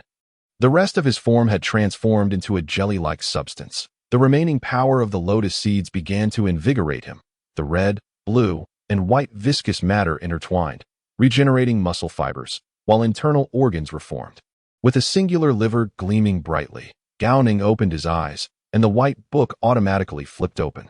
Gifted plant being undergoes an unknown metamorphosis in the midst of transformation. Metamorphosis successful, acquired talent, Lotus P avatar. Congratulations on becoming the first awakened mythological talent bearer. Your identity information has been automatically concealed. Daxia Special District Announcement. Sun City has birthed its first comprehension-type mythological talent bearer. Talent. Lotus P avatar. At a series of notifications filled Gao Neng with unrestrained joy. He had not anticipated receiving such tremendous fortune. With a mere thought, the vines in his palm rapidly grew, soon coalescing into the shape of a handgun. Another thought, and the handgun swiftly transformed into a sniper rifle. It then decomposed once more into vines, only to reconvene as a long blade, crackling with electric sparks, exuding an aura of formidable power. Wow! Gao Neng's eyes sparkled. He felt as if he had become a different person entirely. After reveling in this excitement for a while, he experienced a tinge of despondency. He could sense another consciousness within him had vanished. Never mind, he thought. Survival is paramount. Moreover, he gently pressed his toes against the ground. And in the next instant, he had leaped across the entire artificial lake, landing on the opposite shore. Was it akin to a dimensional contraction technique? Yet it felt distinctly different. In that moment, his flesh transformed into countless minuscule roots, traversing the lake and reassembling on the other side. What a remarkable life-saving skill. Just as Gao Neng was still basking in his exhilaration, a sharp explosion echoed before him. A freak, a pea shooter with legs plummeted from the clouds, crashing onto a small island that lay desolate, save for a solitary hut in the center, surrounded by numerous craters. Chapter 71. The manly pink in the empty room, A512 of the art center. A smooth-skinned, white-haired man appeared out of thin air. His cheeks were slightly sunken, and beneath each outer corner of his eyes lay a peculiar triangular scar. Who was that woman? Out at the lake in the dead of night, clad in tatters. This individual was none other than Gao Neng, who had fled in a panic from the artificial lake. Having hurried back using the dimensional contraction technique, he felt a degree of fatigue. Yet the pressing concern was to find a change of clothes. Otherwise, he risked being mistaken for a pervert. I hope that girl didn't see my face. If she recognized me. Gao Neng despaired as he covered his face, searching the room for something to wear. After a moment, he noticed a pink tracksuit in the corner and fell into contemplation. This must belong to Meng Meng. I recall it being a tracksuit, and no matter. Tracksuits know no gender, and they possess excellent elasticity and breathability. Benefits abound. Shaking out the garment and noticing the splotches of dried blood, Gao Neng muttered, manly pink, manly pink. What's wrong with a man wearing pink? This statement was clearly a means of self-reassurance. Tomorrow. No, at the break of dawn. I'll go find Lu Zhe for a change of clothes. That it was currently 4 a.m. He could still catch a bit more sleep. Closing his laptop and setting it aside, He considered himself fortunate that it remained in the room, escaping unscathed. Gao Neng promptly burrowed into his bed. Ideally, rest should pass quickly, yet for him at that moment, it felt like an agonizing ordeal. His current physique seemed to require no sleep. Tossing and turning for a while, he could endure it no longer and decided to rise, donning the tracksuit to resume practicing his swordplay. The pink tracksuit felt slightly snug on Gao Neng, clinging tightly to him, even failing to conceal certain features. The top resembled a crop top, with his wrists and ankles exposed, summoning forth a vine blade. He began to practice in the corridor of the 5th floor, moving with the grace of a jade-white vine tiger, emitting a roar akin to a tiger's howling resonating through the mountains every so often. No, I must first visit dormitory 3 to find Lu Zhe. After practicing for a while, Gao Neng felt an incessant chill in his abdomen, unable to concentrate fully. His swordsmanship had reached considerable heights. He could occasionally capture the essence of a tiger's roar within his strikes, yet he still fell short of applying this level of technique in actual combat. Never mind, by now, some might have risen in dormitory 3. If all else fails, I can ask the duty personnel to summon Lu Zhe down. Gao Neng stepped forward, employing the dimensional contraction technique, heading straight for dormitory 3. The fewer people who saw him in this state, the better. He felt slightly less embarrassed than being entirely unclothed. Yet still, this appearance was mortifying. Su Aoshua slowly opened her eyes, sensing someone approaching with great speed. In the empty first-floor hall, she was the only occupant. She was not scheduled to be on duty that night, but a malevolent spirit had attacked the dormitory earlier. Could there be a traitor among us? How could they know that our main forces had departed? Su Aoshua furrowed her brow, struggling to comprehend this. Just as 10 powerful combatants had left, a malevolent spirit struck. This made her ponder deeply. With slender, jade-like fingers, she swiftly formed several seals, conjuring dozens of icy spears that shimmered with frost in the void. Go! Whoosh, whoosh, whoosh. The sound of piercing air filled the space as the spears shot towards Gao Neng. What the heck? What is that? A chill enveloped him, and Gao Neng hastily sidestepped. Instinctively, he glanced back at where he had just stood, his heart racing in disbelief. Although his current physique might not lead to death, it would undoubtedly leave him riddled with holes. Who are you? Su Aoshua stepped out of the dormitory, scrutinizing Gao Neng with a furrowed brow. The white-haired man in a pink outfit seemed vaguely familiar, though she did not recognize him in his current form. Oh, it's Sister Shui. I'm Gao Neng. A smile broke across Gao Neng's face as he approached her, attempting to establish rapport. Su Aoshua tilted her head, blinking. There was indeed a hint of resemblance. Encountering an unexpected situation, Gao Neng hesitantly asked, Sister Shui, could you possibly fetch me a change of clothes? Of course. Su Aoshua replied without hesitation. A simple request for clothes was no great matter. Sister Shui, ideally, I need a complete set. Complete set? Su Aoshua blinked, puzzled. That is to say, Gao Neng felt somewhat bashful, finding it awkward to voice such a request in front of someone as ethereal as her. Never mind. If you could just send Lu Zhe down, I'll speak to him. Su Aoshua was no fool. Upon hearing Gao Neng's words, her gaze instinctively fell upon a certain protrusion on his person, a blush creeping onto her face for a fleeting moment. However, it vanished quickly as Gao Neng, oblivious while scratching his head, failed to notice. Underwear? Su Aoshua asked coldly. Gao Neng was taken aback, but quickly affirmed. Yes. Thank you, Sister Shui. Stay put, Su Aoshua instructed before turning back into dormitory 3. Gao Neng, accustomed to her manner of speaking, understood her meaning and patiently waited outside dormitory 3 for her return. It was preferable not to inform Lu Zhe. The fewer people who witnessed him in this state, the better. She's here, Gao Neng exclaimed in delight as he turned around. A click, and the flash of a camera. His joyful smile froze on his face. Su Aoshua glanced at the photograph on her camera, her expression inscrutable, revealing neither satisfaction nor dissatisfaction. Sister Shui, what is this? Compensation? Su Aoshua paused, then added, for safekeeping. To be honest, Gao Neng felt a bit overwhelmed. She wouldn't show it to others. Would she? Su Aoshua nodded, then shook her head. Gao Neng felt utterly perplexed, unsure of her intentions. Best friend. It must not circulate. This was Gao Neng's bottom line. If Su Aoshua refused, he would have no choice but to turn hostile. Even though his life motto was to value peace. I promise. Su Aoshua nodded. Gao Neng gazed into her clear eyes for a moment, resigned to forgive her, while silently resolving to ensure that this matter remained concealed. When he left, he must take care to keep her from revealing anything. Such a thing could never be allowed to fall into the wrong hands. Nu Tsuaoshua placed the plastic bag at the entrance of the dormitory, then shielded her camera with both hands, retreating several steps. Gao Neng felt speechless. Even his last hope of snatching the camera was extinguished. How could she anticipate my intentions? Is she a mind reader? Well, truly, I cannot thank Sister Shui enough. Picking up the plastic bag, Gao Neng continued to engage in small talk. Sister Shui, do you have any plans for the future? Su Aoshua narrowed her eyes, scrutinizing Gao Neng for a moment, causing him to feel a bit guilty. Morning rise. Damn, why can I instantly comprehend this woman's meaning? Gao Neng felt exasperated. In the next moment, Gao Neng, with his heightened senses, detected the sounds of others stirring awake. At this juncture, he abandoned his plan to rouse his teammates and hastily made his way towards the art center, intent on returning his pink tracksuit. Building number 3 had a habit of early risings, which could be said for all of Forest Engineering University in the post-apocalyptic world. Chapter 72. The Calls of the High and Low. Foster father in front of the 3rd dormitory building. A disheveled girl stumbled toward him. Su Aoshua recognized her at a glance. Where are the teammates? Chu Xian's eyes were filled with confusion. They haven't returned? I don't know. I think I heard some sounds before losing consciousness. And when I woke up, I found myself in the woods.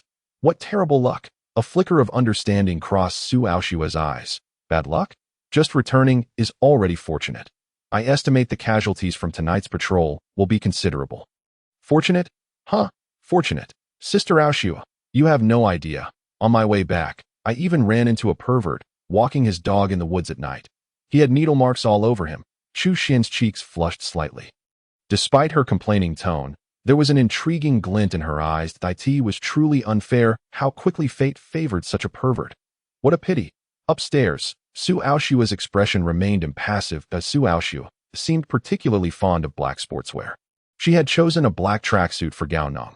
Indeed, everyone seemed to prefer the square-cut style. Upon unwrapping the package, Gao Neng was quite pleased with the black shorts. After getting himself ready, he promptly headed towards the city walls. For time was of the essence. Even in the apocalypse, one could not escape the fate of labor. Hey, Gao, you're quite early today. At a deliberately left gap in the city wall, Lu Zhe, clad in tattered work attire, greeted Gao Neng with a smile, 2 wooden planks resting on his shoulders. Good morning, Lu. What brings you here? Oh, a craftsman was promoted to civil engineer yesterday, significantly accelerating the construction pace that looked. Lu Zhe nodded towards the city wall, which stretched into the distance. Once we finish this round of guarding, opportunities for extra earnings will be scarce. He patted the wall beside him, pride shining in his eyes, yet his tone held a tinge of regret. Once the gaps were filled, the wall would be complete. Isn't that great? It will be safer in the future. Gao Neng felt no regret. For him, a secure base was of utmost importance, allowing him to develop without concern.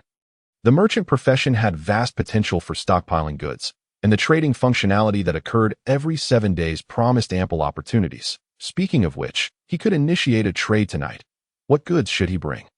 It's not that simple.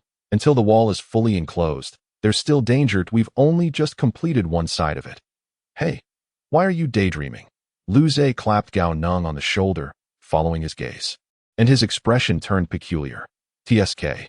Gao, you can't be fickle. I've been trying to set you up with Su Aoshua. If you fall for someone else, I'll be the one suffering the consequences. What are you talking about? Gao Neng looked utterly bewildered. What was Lu Zhe rambling on about?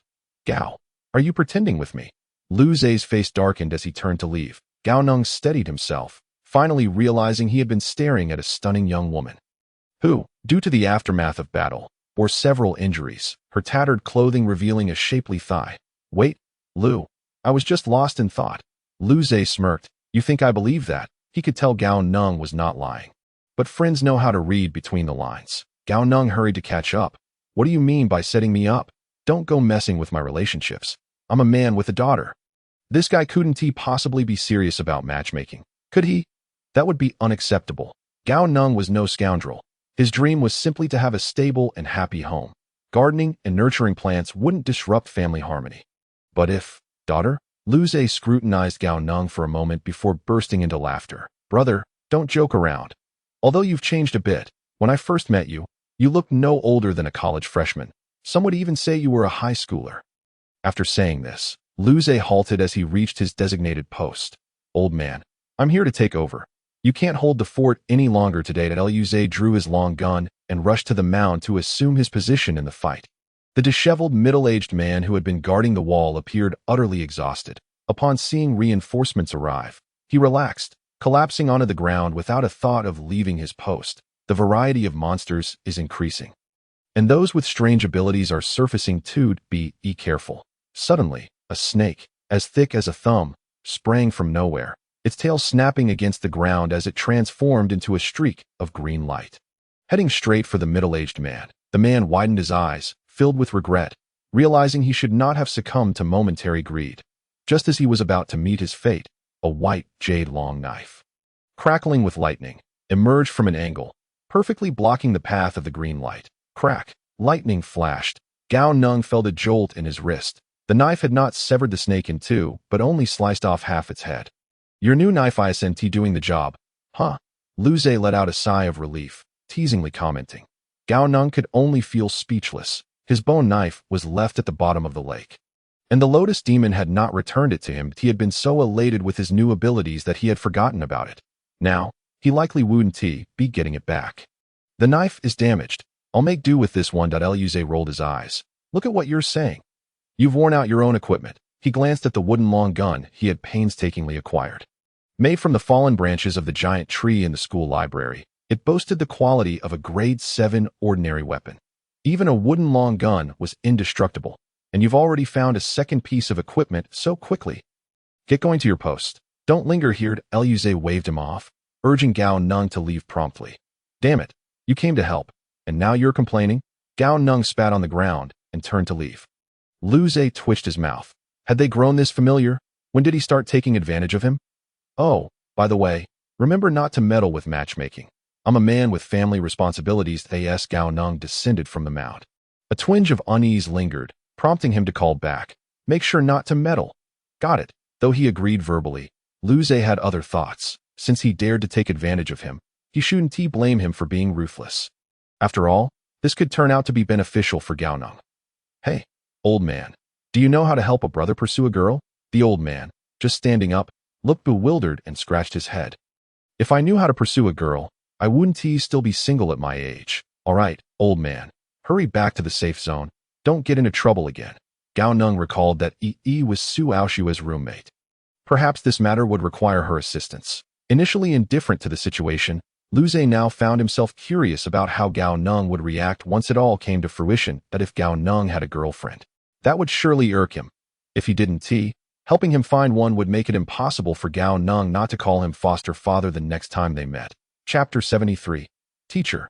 Don Dai. The experience of guarding a 50-meter section of the city wall was completely different from that of a 500-meter section. Running the latter was exhausting, while the former felt utterly bewildering. Damn, are you the team members assigned to me by Sister Du? Yes. The response came from a delicate-looking girl, seemingly the leader of this group of young women. This is our first time on the battlefield. Sister Du said, you're very strong, reliable, and have a good temperament. A truly good person, said one girl, the shortest, who looked as if she were in middle school, timidly speaking. Gao Neng surveyed his team members from left to right, mentally cursing to be fair. The 11 female teammates were indeed charming, and under normal circumstances, he would have been more than willing to admire them. However, this was a battlefield. Having mere pretty faces was of no use to him. You've never killed monsters? Gao Neng rubbed his forehead, asking helplessly. We have. We've killed some when the hunting team took us out to awaken our professions, replied the timid girl. Gao Neng was exasperated. Clinging to a shred of hope, he asked, did Sister Du give any other instructions? She did. Sister Du said that all the rewards from the monsters we hunt belong to you, the leader of the girls said calmly. A hint of defiance glimmering in her eyes. All right, fine. Gao Neng felt resigned. The team had already been sent to him, and changing them was no longer an option. What professions do you all have? And what are your strengths? What are you all standing there for? Respond. Butcher, student, student. Aside from the leader, the rest of the girls had student professions. Gao Neng truly didn't know what to say that we students are quite capable too. We've all learned combat skills. Perhaps seeing that Gao Neng was easy to talk to, The timid girl mustered her courage. What's taking so long? Are we switching or not? A middle-aged man's furious shout rang out from the wall. Clad in tattered police attire. Coming, Gao Neng had no choice. Given the current situation, he had to take his position on the front line 0.5 meters per person.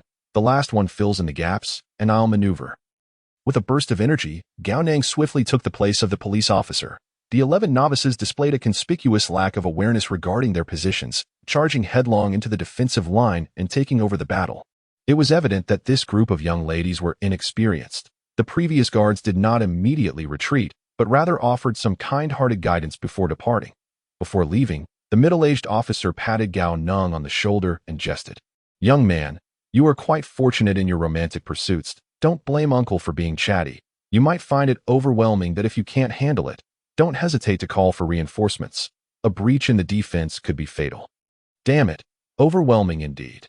Gao Neng let out a bitter smile, unable to spare any energy to engage with the middle-aged officer apart from his complaints. "Shift formations, 2 in front, 1 in the back.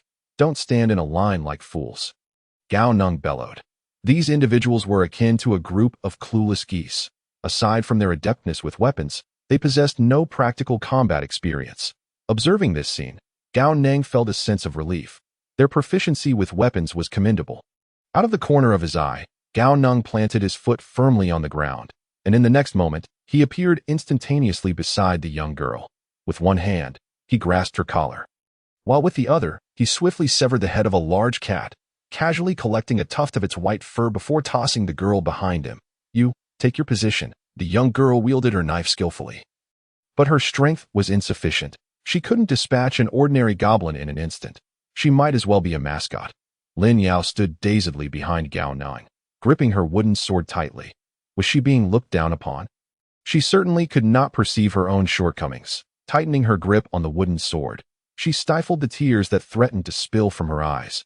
After the young girl was removed from the equation, the team of novices managed to stabilize their formation. Should they be thankful that this wave of beasts was nearing its end? No. Gao Neng's pupils constricted, and he urgently commanded, "Young girl, come up and take your position." No sooner had the words left his mouth than Gao Neng vanished from sight. The girl, clutching her knife, hesitated momentarily. As she saw a goblin charging towards her, she could only hurriedly prepare to confront it. However, given her lack of preparation, the frail girl was unable to withstand the attack, especially with 2 additional goblins pouncing from the side. A flicker of despair crossed her eyes. Had she finally mustered enough courage only to perish here? In that critical moment, a flash of blade light appeared, and the figure clad in black with white hair re-emerged in front of her. The 2 goblins that had flanked her lay lifeless, their heads severed. After slaying the goblin she had faced, Lin Yao gazed at the towering figure shielding her, and a sense of safety enveloped her. Guarding the front lines was exhausting, especially with a group of novices. Had it not been for the ability akin to shrinking the distance between them, these lovely young ladies would likely have suffered heavy casualties. The construction of the eastern wall is complete. "Defenders, you are required to retreat." Calls rang out from the wall behind them. Gao Neng turned his head to glance that on the wall stood a girl in a sleek black sports outfit, her demeanor cool and composed. While behind her, a scruffy boy dashed past, excitement radiating from him as he shouted, "TSK, I lost 3 hours of pay at 1 p.m.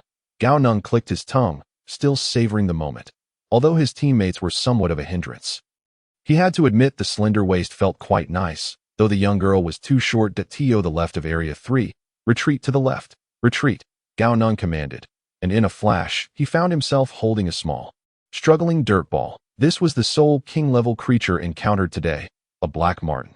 Though small in size, its speed rivaled that of teleportation, and its claws were remarkably sharp. Gao Neng cast a glance at the bloody wounds adorning the legs of several young ladies, as well as the extensive patches of white webs staining the fair girl's injury. Had it not been for this marten's peculiar fondness for thighs, capturing it may have proven difficult. As for the dirt, Gao Neng dared not touch the webs without it sticking to him. By the way, my name is Lin Yao. May I get to know you?" The young girl trotted alongside Gao Neng, hands clasped behind her back. Gao Neng felt a wave of exasperation. Was she truly trying to initiate conversation even before reaching a safe location? In that instant, a glimmer of intelligence flickered in the eyes of a common goblin among the horde. It discreetly raised a hand, unleashing an invisible blade of wind aimed at Gao Neng's neck. Gao Neng felt a chill at his throat, blood erupting forth. The speed was astounding, even though he sensed the danger. He could only manage a slight turn of his head, yet his throat was still slashed by the blade. In an instant, Lin Yao's delicate face turned pale as snow. Gao Neng hurriedly clutched his throat, the milky tendrils of his essence rapidly growing to seal the wound on the wall. Su Aoshue's eyes widened in shock, swiftly replaced by a surge of anger and panic at that moment. Only one thought occupied her mind. Please. Teacher, don't die. Chapter 74. Acquiring herbs, Su Aoshue quickly formed hand seals, summoning countless ice spears that materialized behind her. The next instant, the ice spears rained down. Wow, Sister Shui has made her move. She's amazing. The ice spears plowed through the ground, creating a vacuum in the beast horde that spanned over 50 meters. One person was worth a dozen. Tisk, brother, it's obvious you've never seen Sister Aoshue in action. All the king-level threats along our 1,000-meter defense line were handled solely by her. Those ice spikes that burst forth were at least 10 meters high. Nonsense. The last time we dealt with king-level creatures, it was a red-faced fellow wielding a massive axe. Ours was a young man with red markings on his face. The retreating team buzzed with chatter, yet remained orderly. Gao Neng fought against dizziness, pressing onward while also dragging Li Yao along. Fortunately, when Gao Neng was attacked, most were preoccupied battling the beast wave, and Su Aoshue's actions had drawn significant attention. Su Aoshue took a deep breath, her complexion slightly pale as her magical energy had been drained significantly. She leaped onto the city wall, preparing to demonstrate her still unmastered lightness skill to assess the situation. Upon focusing her gaze, however, she found Gao Neng was nowhere to be seen. Where did he go? She quickly scanned the area below, and shortly, a somewhat staggering figure came into view. Su Aoshue blinked, her gaze locking onto Gao Neng's hand as he held Lin Yao. After observing for a moment, she retrieved a photograph from her pocket for closer inspection. The image featured Gao Neng in a pink sports outfit, accompanied by a small caption. Secret, he is Gao Yinshen. Name, secret camera, first-class artifact. Traits, knows yin and yang, understands cause and effect. Description, when the photo you take pleases it, it will reveal a secret to you. Su Aoshue abruptly turned her head, her gaze directed towards the woods beyond the city. She sensed something watching her. For a long while, until the retreating team had completely departed, she detected nothing unusual. Was she too tense? Whatever, perhaps she should consult the professor about the city's crossbow arrows. After taking a few steps, Su Aoshue hesitated. Professor Gao seemed to be an expert in machinery. Perhaps he could. Parting ways with her teammates, Gao Neng swiftly headed to the cafeteria to fetch a meal. For some reason, Lin Yao did not approach him again to strike up a conversation. Gao Neng paid it no mind. It was merely a relationship arranged by Sister Du, and after this collaboration, they likely would not meet again. Brother Gao, Lu Ziyuan called from a distance, sitting beside a girl named Yi, while Ying Qi sat opposite him, her right arm encased in plaster and suspended from her neck. Oh, isn't this Ying Qi? How are you eating with your left hand? Don't you prefer using your right? Ying Qi's expression darkened. Did you take the wrong medicine today? Lu Ziyuan glanced at Gao Neng, who wore a cheerful expression, and said, Come on, spill the beans. Have you encountered some good fortune? You seem particularly cheerful today. What good fortune? There's nothing of the sort. Maintaining his smile, Gao Neng casually placed the small dirt ball on the table and sat beside Ying Qi. What is that? Lu Ziyuan inquired, kicking the dirt ball with curiosity. A king-level beast. What the hell? Stop. Gao Neng quickly interrupted Lu Ziyuan. Put your gun away. Hey, keep your voice down. Why are you shouting? Feeling the strange gazes directed at them, Lu Ziyuan simply thrust the long gun into the ground, attempting to clear his name. What are you keeping a king-level beast for? Ying Qi gazed at the wriggling dirt ball on the ground, her eyes sparkling. This was a walking source of experience. Even splitting it with others would be a windfall. I want to see if I can tame it, Gao Neng replied, swallowing his food while speaking indistinctly. You understand beast taming? Yi's eyes lit up, clearly intrigued. She had long wanted to keep a cat, but had lacked the funds during school, and after the apocalypse, ordinary animals seemed to have vanished, leaving only ferocious beasts. Not really, but it's worth a shot. There's no danger involved. Gao Neng shrugged nonchalantly. If it can be kept, great. If not, then we'll just kill it. Upon hearing this, Ying Qi's interest was piqued. Brother Gao, if you decide to kill it, Can I take a crack at it? I'm about to reach my second transformation, no problem. Gao Neng readily agreed without much thought. He had accumulated 14,000 experience points over the past few days and discovered that scholars gained experience remarkably easily. Merely interacting with the lotus flower from the previous day had granted him 9,000 points, an extraordinary ninth-tier treasure. From the brief exchanges with the lotus, Gao Neng speculated that spirit-level plants or items might possess the ability to transform into humanoid forms. I'll take my leave now. After finishing his meal, Gao Neng had no intention of waiting for Lu Ziyuan. After all, shop rents were exorbitant, and wasting time was not an option. Brother Gao, do you have urgent business? Lu Ziyuan queried, confused. Gao Neng replied irritably, with rent being so high. Don't you have a clue yourself? Lu Ziyuan scratched his head, genuinely uncertain about the rent's cost at EE. Is the rent on our commercial street high? EE gently stroked her chin, pondering. I have not paid attention to this matter and am not very clear at that moment. Ing Chi interjected. I am aware of this. Someone from our art building has set up a stall before. They charge 5 spirit crystals per day, with a transaction tax of 1%. If it's less than 1 crystal, there's no need to pay, which isn't too expensive. Luz was even more baffled. Logically speaking, this amount of money should not be a concern for Gao Neng. By the time Gao Neng arrived at his shop, a considerable crowd had gathered. Among them, he recognized the middle-aged man who had sold mandala grass yesterday.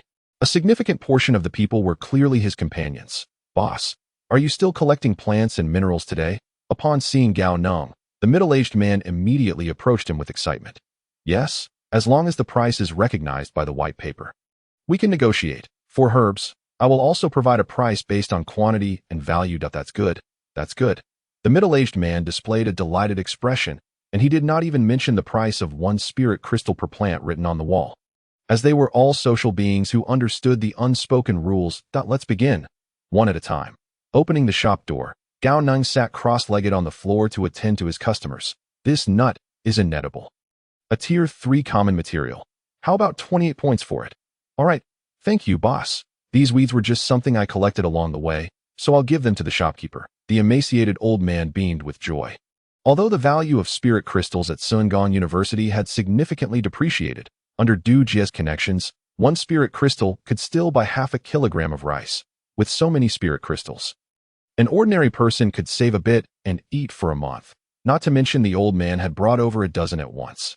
Each transaction was meticulously recorded by Gao Neng using high-tech glasses to prevent any unnecessary disputes in the future. As the transactions continued, the variety of exotic herbs in Gao Neng's shop increased, mostly gifted by customers, with few bringing ordinary herbs for sale. Chapter 75. You are a good person. Do you really buy plants here? Gao Neng was taken aback and stored the "or" in the white paper space. The visitor was an 11 or 12-year-old boy, dirty all over, with ragged clothes. Is there really such a person at Sungang University? Yes, I buy exotic herbs, fruits, seeds, ores, and crystals. Gao Neng nodded. Can I exchange them directly for food and medicine? The boy asked cautiously. Gao Neng frowned slightly, not fully understanding, and after a moment's thought, replied, I can't do that here.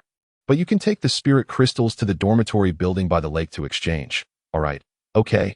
The boy pulled out a peculiar fruit from his pocket and handed it to Gao Neng. How much is this worth in spirit crystals? Upon receiving the fruit, Gao Neng was momentarily stunned. This fruit was called a pine cone.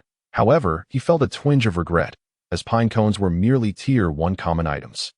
Could a red and white ball made from this truly capture a king-level divine object? How about a price of 10 spirit crystals? The boy's eyes lit up, nodding repeatedly. Yes, yes. But after agreeing, he hesitated. Pulling out another pine cone and saying, Big brother, I've heard everyone say you're a good person. Can I store my spirit crystals with you? The boy presented the pine cone to Gao Neng, his eyes reflecting a hint of sorrow. Consider this fruit as a token of respect for you, big brother. Upon hearing this, Gao Neng's brows furrowed. He scrutinized the boy's dirty face for a moment. It was only when sweat began to bead on the boy's cheeks that Gao Neng nodded and accepted the pine cone. All right, how many spirit crystals do you need now? Thank you, big brother. Thank you, big brother, the boy exclaimed, suddenly kneeling before Gao Neng. I only need 1 spirit crystal.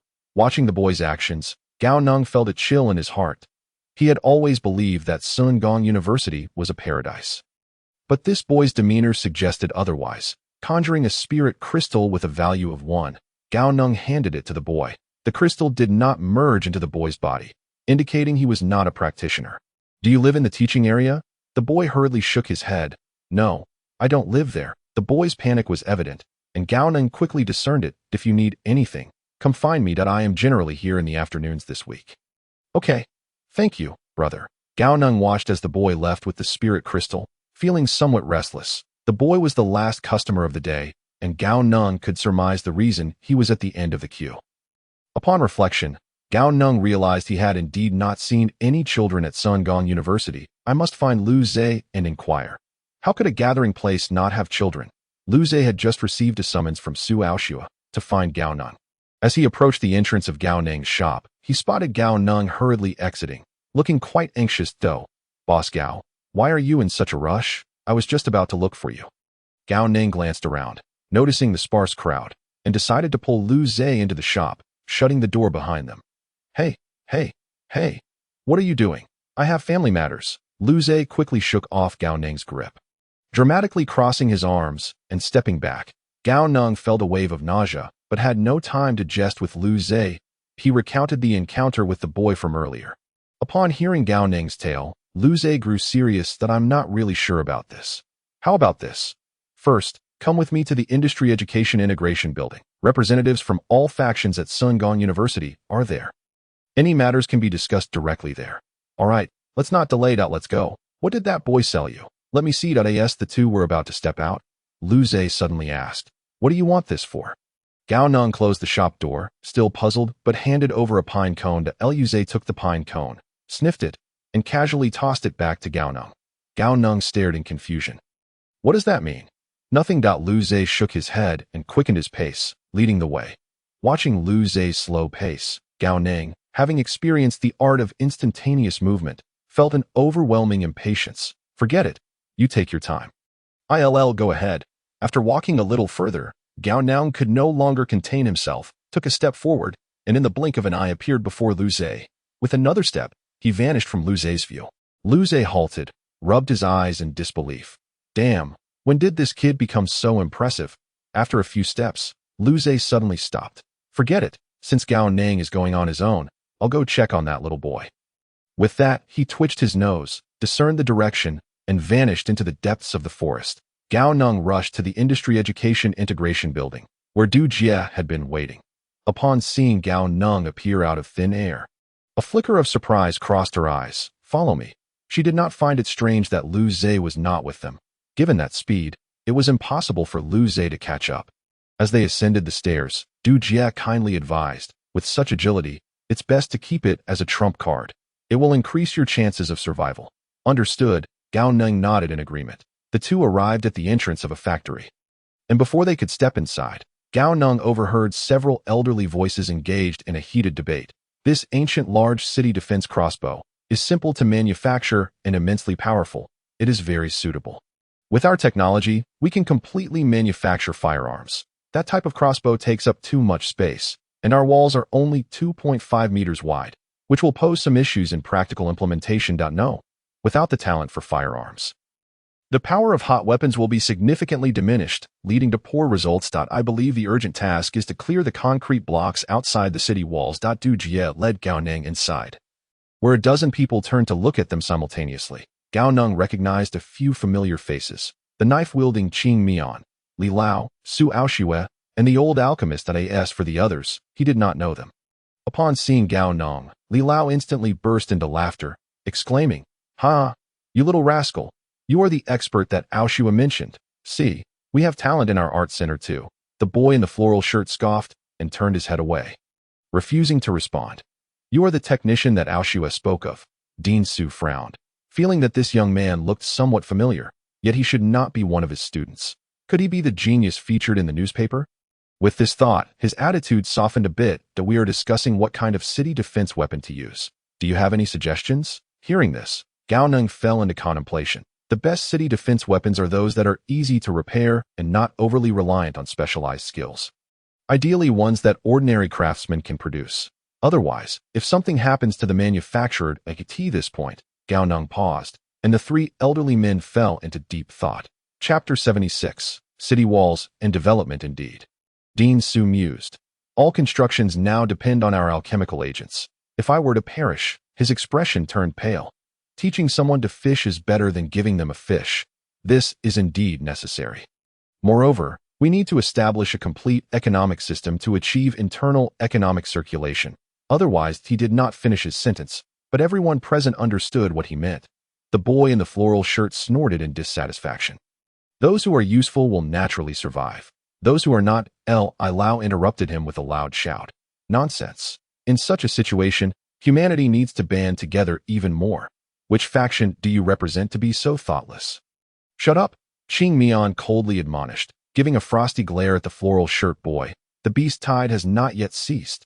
Do you believe a single individual can withstand a horde of beasts? Without auxiliary professions, do you have the means to sustain yourself? Are there any provisions? Some individuals may seem useless now, yet they could prove invaluable in the future. Everyone possesses their own potential worth. Such eloquent words. Yet, why do you not rescue those who have lost their limbs? The man in the floral shirt scoffs coldly, feigning compassion. You, the fist clad in black gloves clenches tightly. The figure with a green complexion trembles slightly. Enough. A middle-aged police officer steps forward to mediate, stating that the school lacks medical facilities, and, what nonsense. The man in the floral shirt turns away, presenting his back to the assembly. The three professors refrain from engaging in the dispute, instead delving into a spirited discussion regarding the city's defensive mechanisms. The high-energy theorist proposes that a 2.5-meter wide city wall could accommodate crossbows, dismissing concerns about traffic congestion entirely. Warriors could easily learn light-footed techniques, allowing them to traverse even the narrowest of passages swiftly.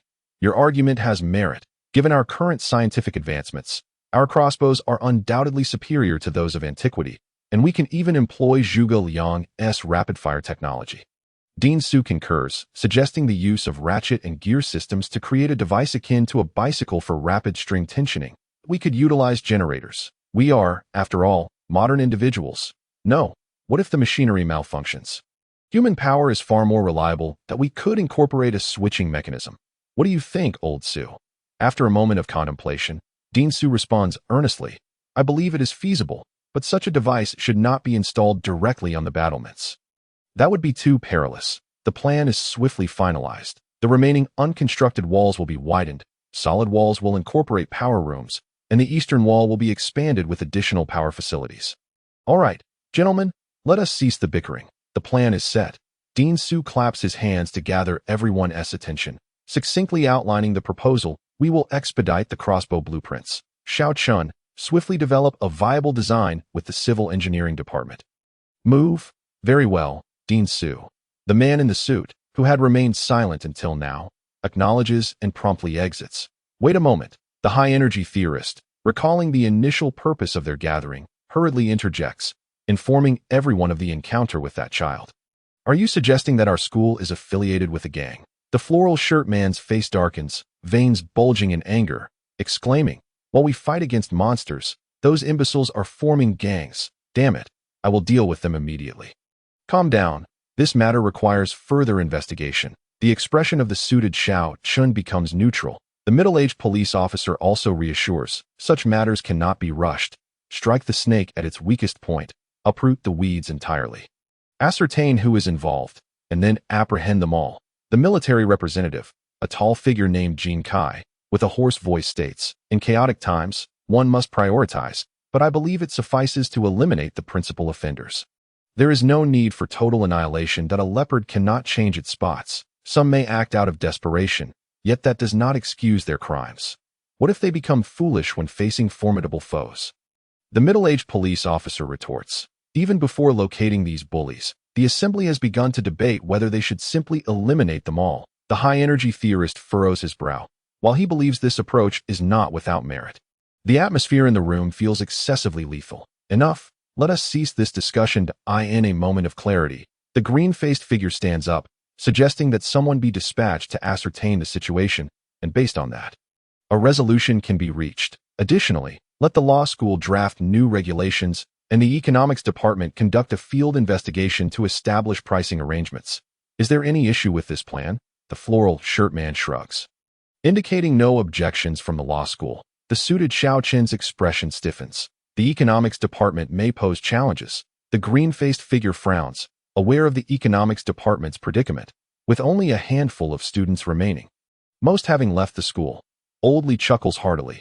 We at the Arts Center have taken in some personnel from the Human Resources Department. They are professionals in this area. No sooner had he spoken than a gruff voice interrupted. Is that so? Have you not encountered the bureaucratic style of the Civil Affairs Department? They wield even the slightest power like a scepter. From a corner, a bare-chested, muscular individual speaks for the first time. This can be easily resolved. I will assign a few hot-headed youngsters to accompany them. The suited Xiao Qin eagerly agrees, delighted at the prospect of free assistance, determined to prevent the muscle-bound individual from ruining things. Thud, thud, thud. Everyone turns towards the entrance to see Lu Zhe standing at the door, his expression grim. Numerous small factions have emerged in the teaching area, with the weak struggling to survive under the pressure of the powerful. Leaving little room for the elderly, women, and children, the question arises, where did these elderly and children originate? The middle-aged police officer lights a cigarette, taking a long puff, clearly agitated. That I recall that nearly all households with elderly or children were arranged in the Arts Center's B building and the administrative building. Perhaps they fled here due to the beast tide. Regardless of how they arrived, we must devise a response. Lu Zhe strides into the factory, sitting at the workbench, rubbing his temples in distress. The high-energy theorist checks the time and speaks up. It's getting late. The city wall project is a priority. Let's split up and take action. Everyone nods in agreement. The suited Xiao Qin is the first to rise. I will seek out the civil engineering and law professors. Su Aoshue quickly follows suit. The city wall, the muscular man, and Old Li also get up to leave, with Old Li adding, patrol duty. The middle-aged police officer sighs. Leave the matters in the teaching area to us police. That is our specialty. Are you sure you can manage with just 5 of you? The green-faced figure expresses concern. No problem. I will head to the mall for assistance. The middle-aged police officer sighs again, stating that resources are already stretched thin and advises the youngsters to refrain from involving themselves in human disputes. While the mall's inhabitants may be fierce, they are currently abiding by the rules. Abiding by the rules? Lu Zhe scoffs. That is merely fear of being killed. The green-faced figure discreetly glances at Lu Zhe, clapping her hands. Let us proceed as planned. Everyone, return to your tasks. Chapter 77. Preparing goods. The high-energy theorist hurriedly returns to his shop, organizing all the medicinal materials, selecting ingredients for several antidotes. Items crafted from the void blueprint cannot be stored in a backpack, and he cannot see detailed item attributes, akin to unappraised equipment in a game. However, even unappraised equipment can be utilized in reality. A bottle of antidote is priced at 88 spirit crystals, while life-saving potions yield slightly less profit. The fantasy workbench consumes 50 spirit crystals to produce 1 antidote. The blueprints from the void blueprint differ from standard ones. They are designed for mass production, while ordinary blueprints resemble handcrafted items. Thus, the high-energy theorist writes down the name and price of the first product on the shop wall. Name: red and white ball blueprint. Materials: pine cone. Consumption: 300 spirit crystals. Description: this item originates from a beautiful world and can contain non-sentient beings. Spirit crystals -600. Red and white ball 2. If the red and white ball in his hand continuously enlarges and shrinks as he stands before the small earth ball, displaying hesitation. At this moment, the earth ball's movements have become exceedingly faint. It seems the Beast King has grown weary after struggling all afternoon. Well, I'll try one. If it fails, I'll have Chi eliminate it for meat. The high-energy theorist first checks the surroundings outside the shop, ensuring no one is present before. Like a thief, he shuts the shop door. Upon turning back, his expression has transformed. He pretends to wear a baseball cap, one hand flipping it backward while the other prepares to throw the red and white ball. Go. It is decided. Become my companion. The red and white ball traces a perfect parabolic arc through the air and, with a soft thud, lands a meter away from the small earth ball. The high-energy theorist almost hears the sound of crows flapping their wings overhead. Haha, no problem. Just a minor issue. Let us try again. Go. Become my Pokemon. Thud. No problem. Let us try again. Thud. Outside the door, Su Aoshue silently withdraws her hand, which was poised to knock, feeling it inappropriate to disturb the teacher at this moment. If I capture it, I should be able to obtain a secret. Resisting the impulse to push the door and take a picture, Su Aoshued decides to confront him next time. 10 minutes later, the high-energy theorist picks up the red and white ball again. Sighing, this defies logic. Why can't I land a throw? After a moment of hesitation, he crouches within a meter of the earth ball, striking a rather over-the-top pose. Become my companion. Little ferret. A flash of red light. Thud, the red and white ball lands on the ground and begins to shake. The high-energy theorist clenches his fists in nervous anticipation. After all, it is his first attempt, and anxiety looms large. Thud, the red and white ball splits open. Capture failed. If you wish to become a dish, you can just say so. The high-energy theorist pouts, visibly displeased, silently picking up the broken red and white ball. He recalls the recycling function acquired after upgrading his talent. This presents a splendid opportunity for experimentation. Recycling. Under the high-energy theorist's gaze, the fragments of the red and white ball vanish instantly, leaving only a halved pine cone in his hand. Spirit crystals, 150. If memory serves, this can be juice to drink. Not bad. At least I managed to cut my losses. After self-reassurance, the high-energy theorist tidies up and prepares to activate the trading function. When the trading function for merchants is activated, the physical body feels as if it is in slumber, necessitating the search for a secure location. Moreover, merchants are permitted to carry only 3 items. After rummaging through the backpack, I must admit, it is brimming with materials devoid of anything truly valuable. This simply will not do. The shop must possess something exceptional, even if it remains unsold. Name: Anima Magus. Improved materials: mandala grass leaf, animal fur consumption, 500 spirit crystals. Description: an enhanced potion for the transformation spell of Anima Magus, capable of transforming into a corresponding animal based on the provided animal fur, eliminating complex preservation conditions and devoid of failure risks. Usage steps: 1. Drip the user's blood into it. 2. Recite a motto, Animo, Animato, Anima Magus during a thunderstorm. 3. Drink the potion once a second heartbeat is detected. The first item is undoubtedly you. Seizing the moment while the rotund figure is distracted, I swiftly pluck a green leaf from the mandala grass and, in a flash, return the rotund figure into the depths of my backpack. Mandala grass. The second item shall be the red and white ball. Having selected the first 2 items, I find myself at an impasse regarding the third. I am but a pauper, possessing naught but spirit crystals. This simply will not suffice. I must acquire 3 items. That I peruse the blueprint list, attempting to identify something feasible to craft, ideally a distinctive item that would embody the character of my shop. The seed pistol is too flawed, and a charging cable lacks combat prowess. Why are there suddenly 7 useless blueprints? Lotus lantern, grass skirt, grass shoes. What are these? Alas, it seems I am devoid of worthwhile items. Must I settle for merely 2? To be honest, I feel quite reluctant. Perhaps I ought to draw once more. Gazing at the remaining experience of over 10,000, I find myself hesitating. No, the uncertainty is too great. Even if I draw something good now, I may not be able to craft it. I shall harvest a wave of knowledge fruits, then draw a set of blueprints at random. Perhaps good fortune will favor me. I murmur to myself, and before long, the white book automatically turns its pages, swiftly landing on the scholar profession's dedicated page. Knowledge tree. None knowledge fruits. None. What is this?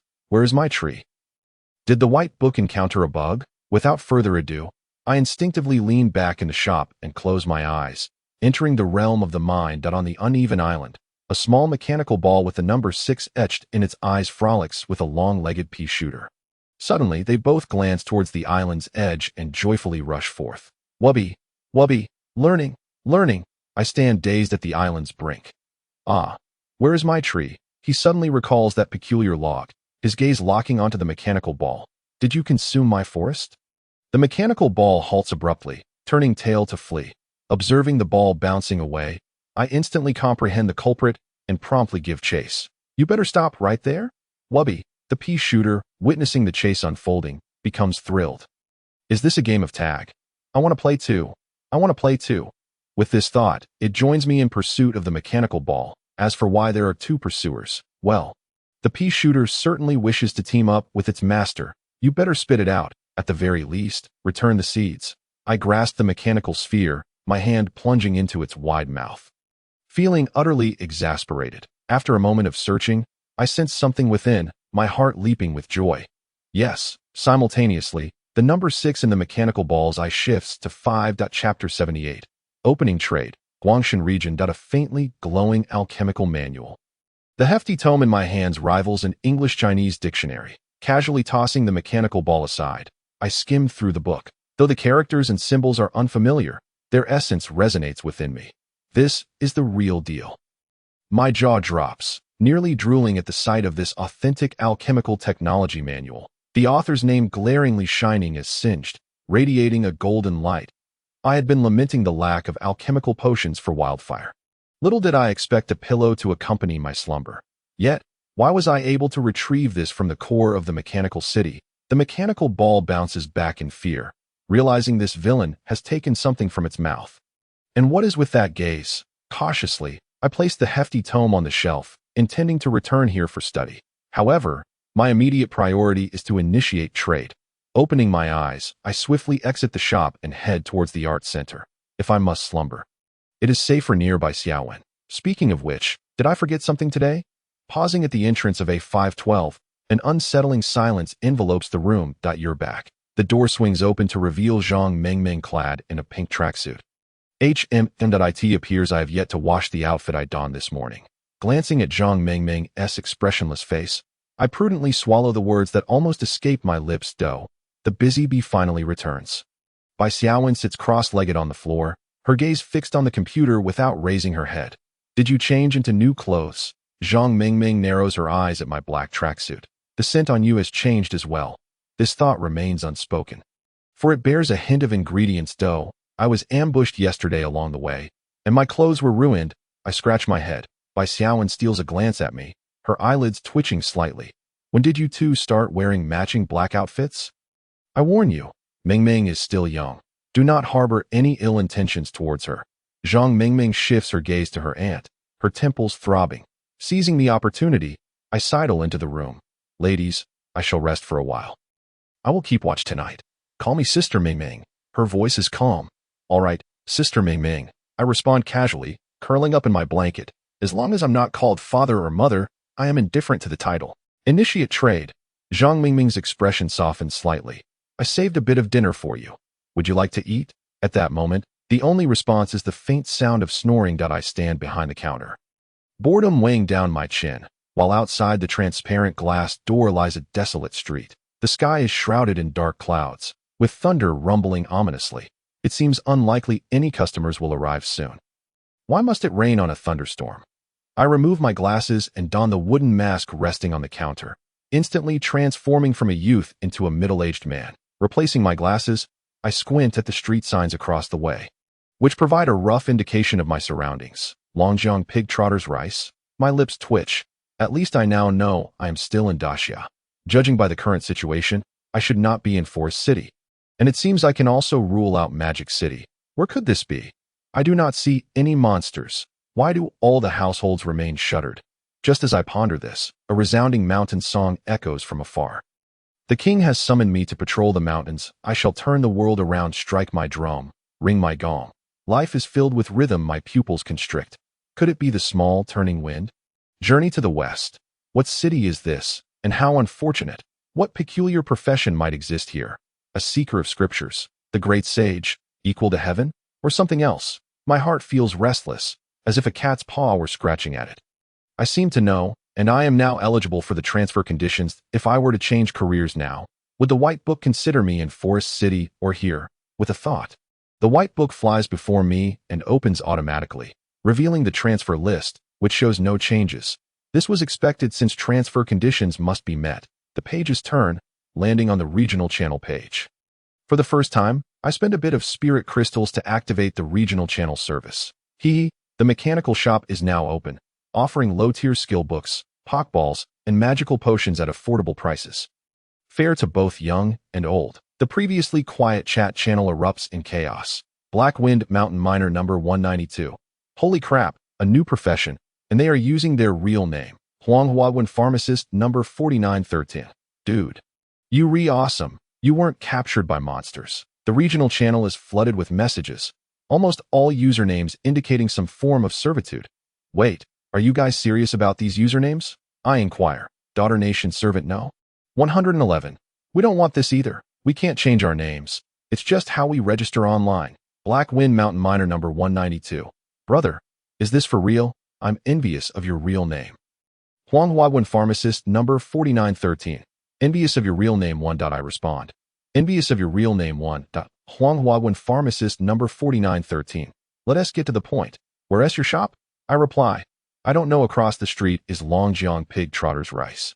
Do you know the place? Huanghuawen Pharmacist number 4913. Huanghuawen Pharmacist number 4913. Then take your time. With a bit of luck, you might encounter someone who hasn't been captured to become a slave. That I ask. Where are you guys? Why are so many monsters appearing? Haifeng Mountain Minion number 192. Pingcheng. Huanghuawen Medicine Minion number 4913. Fuching. Gao Neng. It seems to be quite a large district. Daughter Kingdom number 111. Who says otherwise? My compatriots in the East City are living in dire straits. They don't even dare to drink water.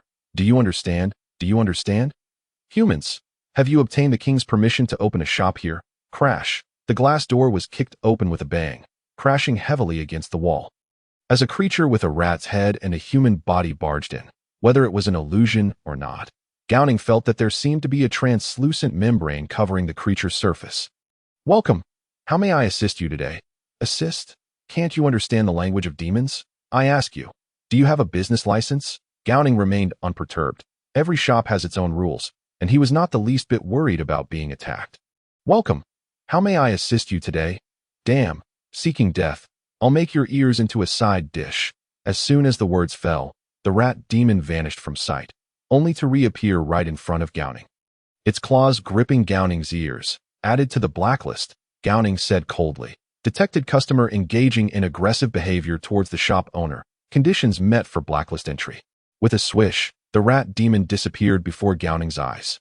After a while, a rat demon returned to the street, looking bewildered at what lay behind it. The strange shop had vanished, replaced by a dilapidated foot massage parlor. Gao Neng crossed his arms, observing the rat demon swaying at the entrance. A flicker of helplessness crossing his eyes. How could there possibly be business like this? Why do my ears hurt a bit? Gao Neng curiously touched behind his ear, feeling a warm patch. Damn. What is going on? Chapter 79. Frostbitten Butterflies. Wasn't it said that spiritual entities cannot be harmed? I am truly at my wit's end. Gao Neng sucked on his fingers, swallowing back the blood that had oozed out. The entire shop was merely a projection of the merchant profession. And Gao Neng inside the shop was a spiritual entity, akin to the soul leaving the body. Summoning the black book, Gao Neng wished to check the basic information of the previous customer. Customer. Little Whirlwind. A patrolling demon from Haifeng Mountain. Accessing the regional channel, he intended to gather more information. Gao Neng. Brothers, what level are the patrolling demons of Haifeng Mountain? Slave level, alien level, or king level? Haifeng Mountain Minion number 192. What kind of bizarre classification is that?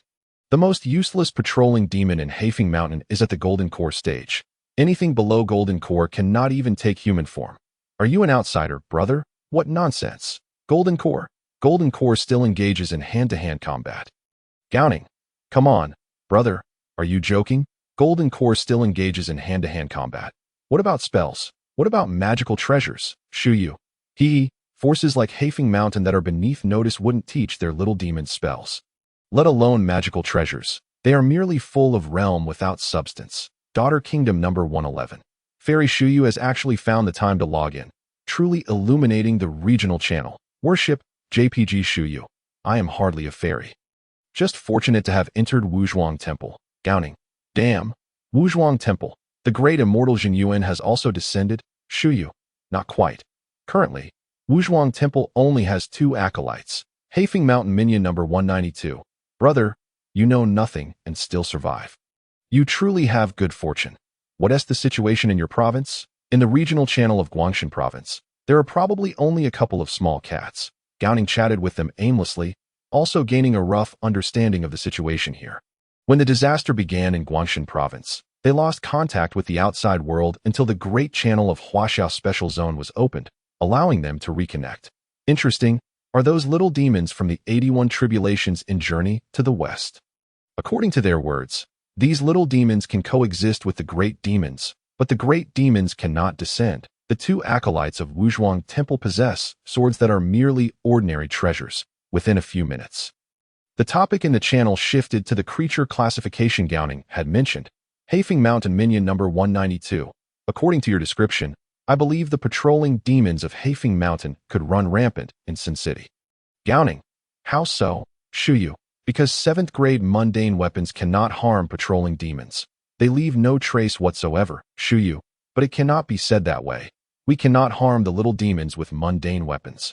Yet the acolytes of Wuzhuang Temple can kill little demons with ordinary fruit knives. Hafeng Mountain Minion number 192. I am a first-turn warrior with half a century of skill. My proficiency in the mountain opening blade technique is decent. But wielding a 7th grade mundane weapon, I cannot harm the second wave of descending little demons and can only become a slave. Gao Neng. Holy cow. That's terrifying. I'm out of here, scared to JPG Shuyu. According to the acolytes, demons at the Golden Core stage have a conscious barrier on their surfaces, making weapons difficult to harm. Unless one merges their own will into the attack, they cannot injure Golden Core demons. Gao Neng. You mean the intent of the blade? Shuyu. I don't understand. N01 in Guangshan province has managed to comprehend it yet. The regional channel fell into a deep silence, the mood of everyone quite low. Gao Neng rested his chin on his hand, gazing outside the shop. The little whirlwind had vanished, but some concrete debris now lay at his door. If Gao Neng were to step outside, he would discover that the storefront on this side had been flattened by an overwhelming force. The rain poured even heavier, with continuous thunder. Are they leaving? Being a demon isn't easy, especially in the rain while patrolling the mountains. Gao Neng felt a bit pleased. After all, the absence of monsters at the door meant a possibility of customers. This time, he must not return empty-handed. With the auction house of the White Book present, the merchant profession actually has little advantage in selling goods. Their primary role is to bring back equipment from other worlds. The door was crashed open, and through the crack, Gao Neng seemed to glimpse another world on the verge of dawn, as a gentle girl with a butterfly hairpin stumbled and fell to the ground. Several icy vines seemed to attempt to slip through the door crack, but missed entirely. Gao Neng shuddered. What is happening? Where did this woman come from? Customer. Customer. Are you all right? The only response to Gao Neng was the sound of heavy breathing. Gao Neng's expression turned grim as he hurriedly climbed over the counter. The shop could not afford to have dead customers. The girl lay on the ground, tightly gripping a knife inscribed with Demon Slayer. Slowly propping herself up, her large, powdery purple eyes beautiful and dreamlike. Sir, this place is dangerous. Please leave at once. Her hoarse voice still emanated endless tenderness. After speaking, she weakly toppled forward, and Gao Neng rushed to catch her. You are Kanahui? Gao Neng probed. Simultaneously, the black book opened automatically. No customers have entered the shop for 1 hour. A customer invitation card has been randomly activated. Customer, Butterfly Kanahui, Flower Pillar of the Demon Slayer Core. Run away. Her slightly pale lips moved, her voice extremely faint. Gao Neng was now numb. The girl's body was soft yet icy, her petite nose releasing a cool white mist with each breath. It's all right. Dawn is breaking. Say as little as possible. I'll think of a way. Seeing she still intended to say something, Gao Neng hurriedly covered Kanahui's mouth, and his mind raced. Now, if I close the transaction, Kanahui will return to her original world, but it would be certain death. Gao Neng quite liked this character. Gentle, gracious, and beautiful. All right. Gao Neng admitted he was indeed tempted by her form. Got it. His gaze wandered, and Gao Neng spotted a crystal bottle behind the counter, filled with a liquid as clear as a ruby. Onimus Potion. This potion can allow a wizard to become an Onimus. Onimus can completely transform into ordinary animals, and after transforming, they will not retain the extraordinary powers they had prior. This potion is incredibly overpowered. The ice in her lungs could also be considered a form of extraordinary power. If that's the case, suddenly he felt a chill on his wrist as Kanahui gently pushed away the hand covering her mouthed up black-clad sir. Although I do not know what method you used to escape the upper moon demon. Lying is not good.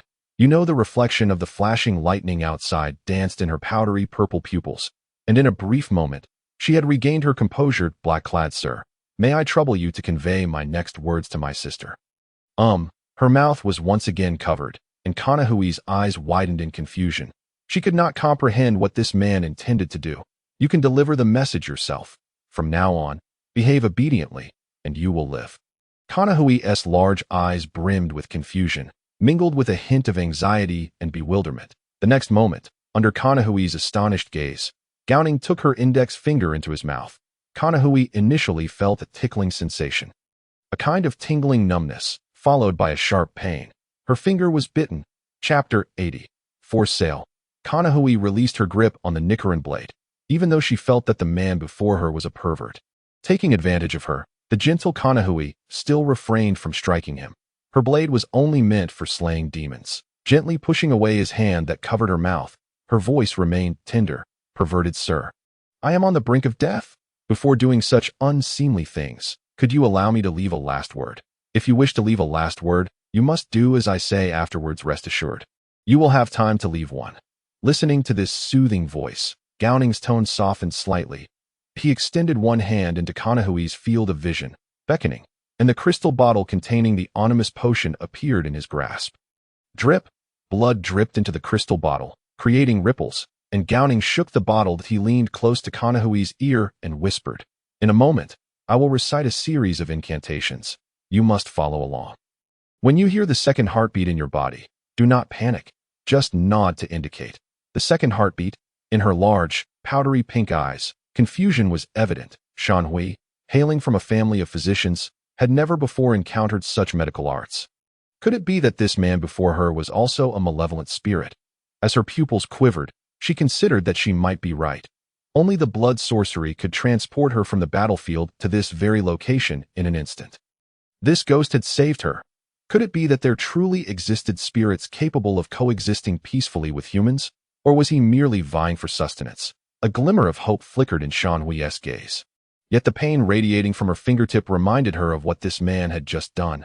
Perhaps he was not a pervert, but merely tasting his food. "Mister, are you a ghost?" Gao Neng, quick-witted and agile, swiftly restrained Shanhui's hand as she reached for the Nicaran blade, his voice leaving no room for doubt. "I genuinely wish to save you. Repeat after me. Amato, Onimo, and Amato, Animagus," out of the corner of her eye. Shanhui observed Gao Neng's profile, which bore an expression of seriousness and earnestness. He seemed utterly sincere in that moment. She found herself moved by his gravity, and, almost as if under a spell, she recited the incantation, Amato, Onimo, Animato, Animagus, thump, thump. Her eyes widened in astonishment. She truly heard a second heartbeat. As Gao Neng noticed her shocked expression, he grasped her delicate jaw, seizing the opportunity to pour the Animagus potion down her throat before she could regain her senses. From the moment Shanhui had uttered, "Mister, are you a ghost?" Gao Neng had not expected her to comply entirely. Ultimately, it would come down to his ability to read her expressions, watching the potion fully consumed. A satisfied smile crept across his lips. "What have you made me drink?" For the first time, an expression of outrage appeared on Shanhui's face, eclipsing her usual gentleness. This stranger had bitten her finger, covered her mouth, restrained her hands, and now forced an unknown potion down her throat. She should never have trusted him. As Shanhui glared at him in anger, for reasons unknown, Gao Neng suddenly entertained a whimsical thought. "What I made you drink was ghost blood you are about to transform." "What?" Her powdery pink eyes turned hollow, as if something had gone awry. In the next moment, Shanhui felt a wave of intense agony. Every inch of her body throbbed, as if every muscle were being torn apart and every bone crushed. At this moment, Gao Neng could no longer suppress the corners of his mouth, which curled into a mischievous grin. He sprang to his feet, brandishing a pokeball while striking a classic pose reminiscent of Ash Ketchum. "I have successfully captured a Pokemon. It has been decided. Butterfree, you are the one." Bai Mao, looking utterly bewildered, stood before Gao Neng once more. The semi-transparent red lid of the Pokeball left no room for doubt. She had seen everything he did with crystal clarity. What on earth is this guy doing? How embarrassing. And what even is a Pokemon? What does Butterfree mean? The calm waters of her heart, which had only just settled, began to ripple once again. Without hesitation, Kanahui opened her mouth and sank her teeth into Gao Neng's calf. "Meow. You pervert. You planned this all along, didn't you?" "Ah. It hurts. It hurts. It hurts. Let go. Weren't you supposed to be gentle? Why do you bite people so easily?" Kanahui herself was puzzled. The moment she saw Gao Neng, she felt an uncontrollable urge to bite him. What was happening to her? Bai Mao silently released her grip, flicked her tail, and retreated to a corner of the wall, falling silent. Gao Neng scratched his head, bewildered by the sudden change in the cat's demeanor. They had just been having so much fun. He leaned in and asked, "What's wrong?" Bai Mao shifted her body, continuing to turn her back to him. With a sense of helplessness, Gao Neng moved closer again, reminding himself that managing relationships with Pokemon was a trainer's essential lesson. "It's all right. Don't be like this, okay? Why not take another bite?" He extended his finger toward Bai Mao's mouth, attempting to coax her back into her lively self. After much effort, he finally managed to return Kanahui to her normal state. Well, as normal as could be expected. In the shop, a middle-aged man with sunken cheeks stood behind the counter, while a white cat sat regally atop it, her slender tail swaying from time to time. Strangely, this white cat exuded an air of gentle nobility. "Meow, when shall we depart, my benefactor?" Gao Neng glanced at the regional channel and replied, "Very soon. We'll be leaving shortly. Please return to your ball for now." "Meow. All right, my benefactor. My name is Gao Neng. Please refrain from calling me benefactor. It feels rather distant." Seizing the moment when Kanahui was unprepared, Gao Neng ruffled her fur, but as she turned to bite him, he swiftly returned her to the red and white ball. "Meow, meow, meow." Kanahui gritted her teeth inside the Pokeball. "Welcome." A practiced smile appeared on Gao Neng's face. Just then, a handsome youth accompanied by a scholarly young lady pushed open the shop door. "Hello, Gao Neng. I am Shu Yao, and this is my senior brother He Tong from Wu Zhuangguan." The young lady introduced as she followed He Tong. "It is truly an honor for our humble shop to receive a visit from the esteemed He Tong. As the saying goes, a mountain need not be high." "Enough," He Tong waved his hand. "Shu Yao, what about the marvelous techniques you mentioned?" "Here they are." Shu Yao looked at Gao Neng with a mix of excitement and anxiety. "Please take a look, esteemed sir." Gao Neng hastily produced the third item he had brought, the Goblin's Blood-Lost Javelin technique. With a wave of his hand, He Tong summoned the Blood-Lost Javelin technique into his grasp.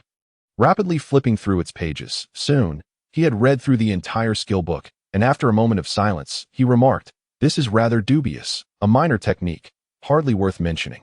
Chapter 82. The bone in the throat and the breathing technique. Gao Neng's practiced smile froze on his face. But he quickly regained his composure. "This shop is humble, and this is the most precious item we have.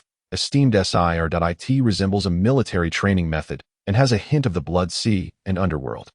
He Tong furrowed his brow slightly. Unfortunately, it is rather crude that he shifted his gaze from the book to Gao Neng. "Very well. I am willing to exchange one breathing technique and one method to refine the bone in the throat for it.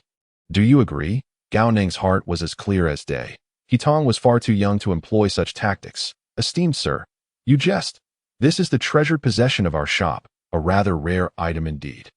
He Tong frowned, unsure of the shopkeeper's intentions. Did he believe what I offered was insufficient? A fleeting glimpse of cruelty flashed in his eyes, but he restrained his emotions. This shopkeeper was clearly no ordinary person.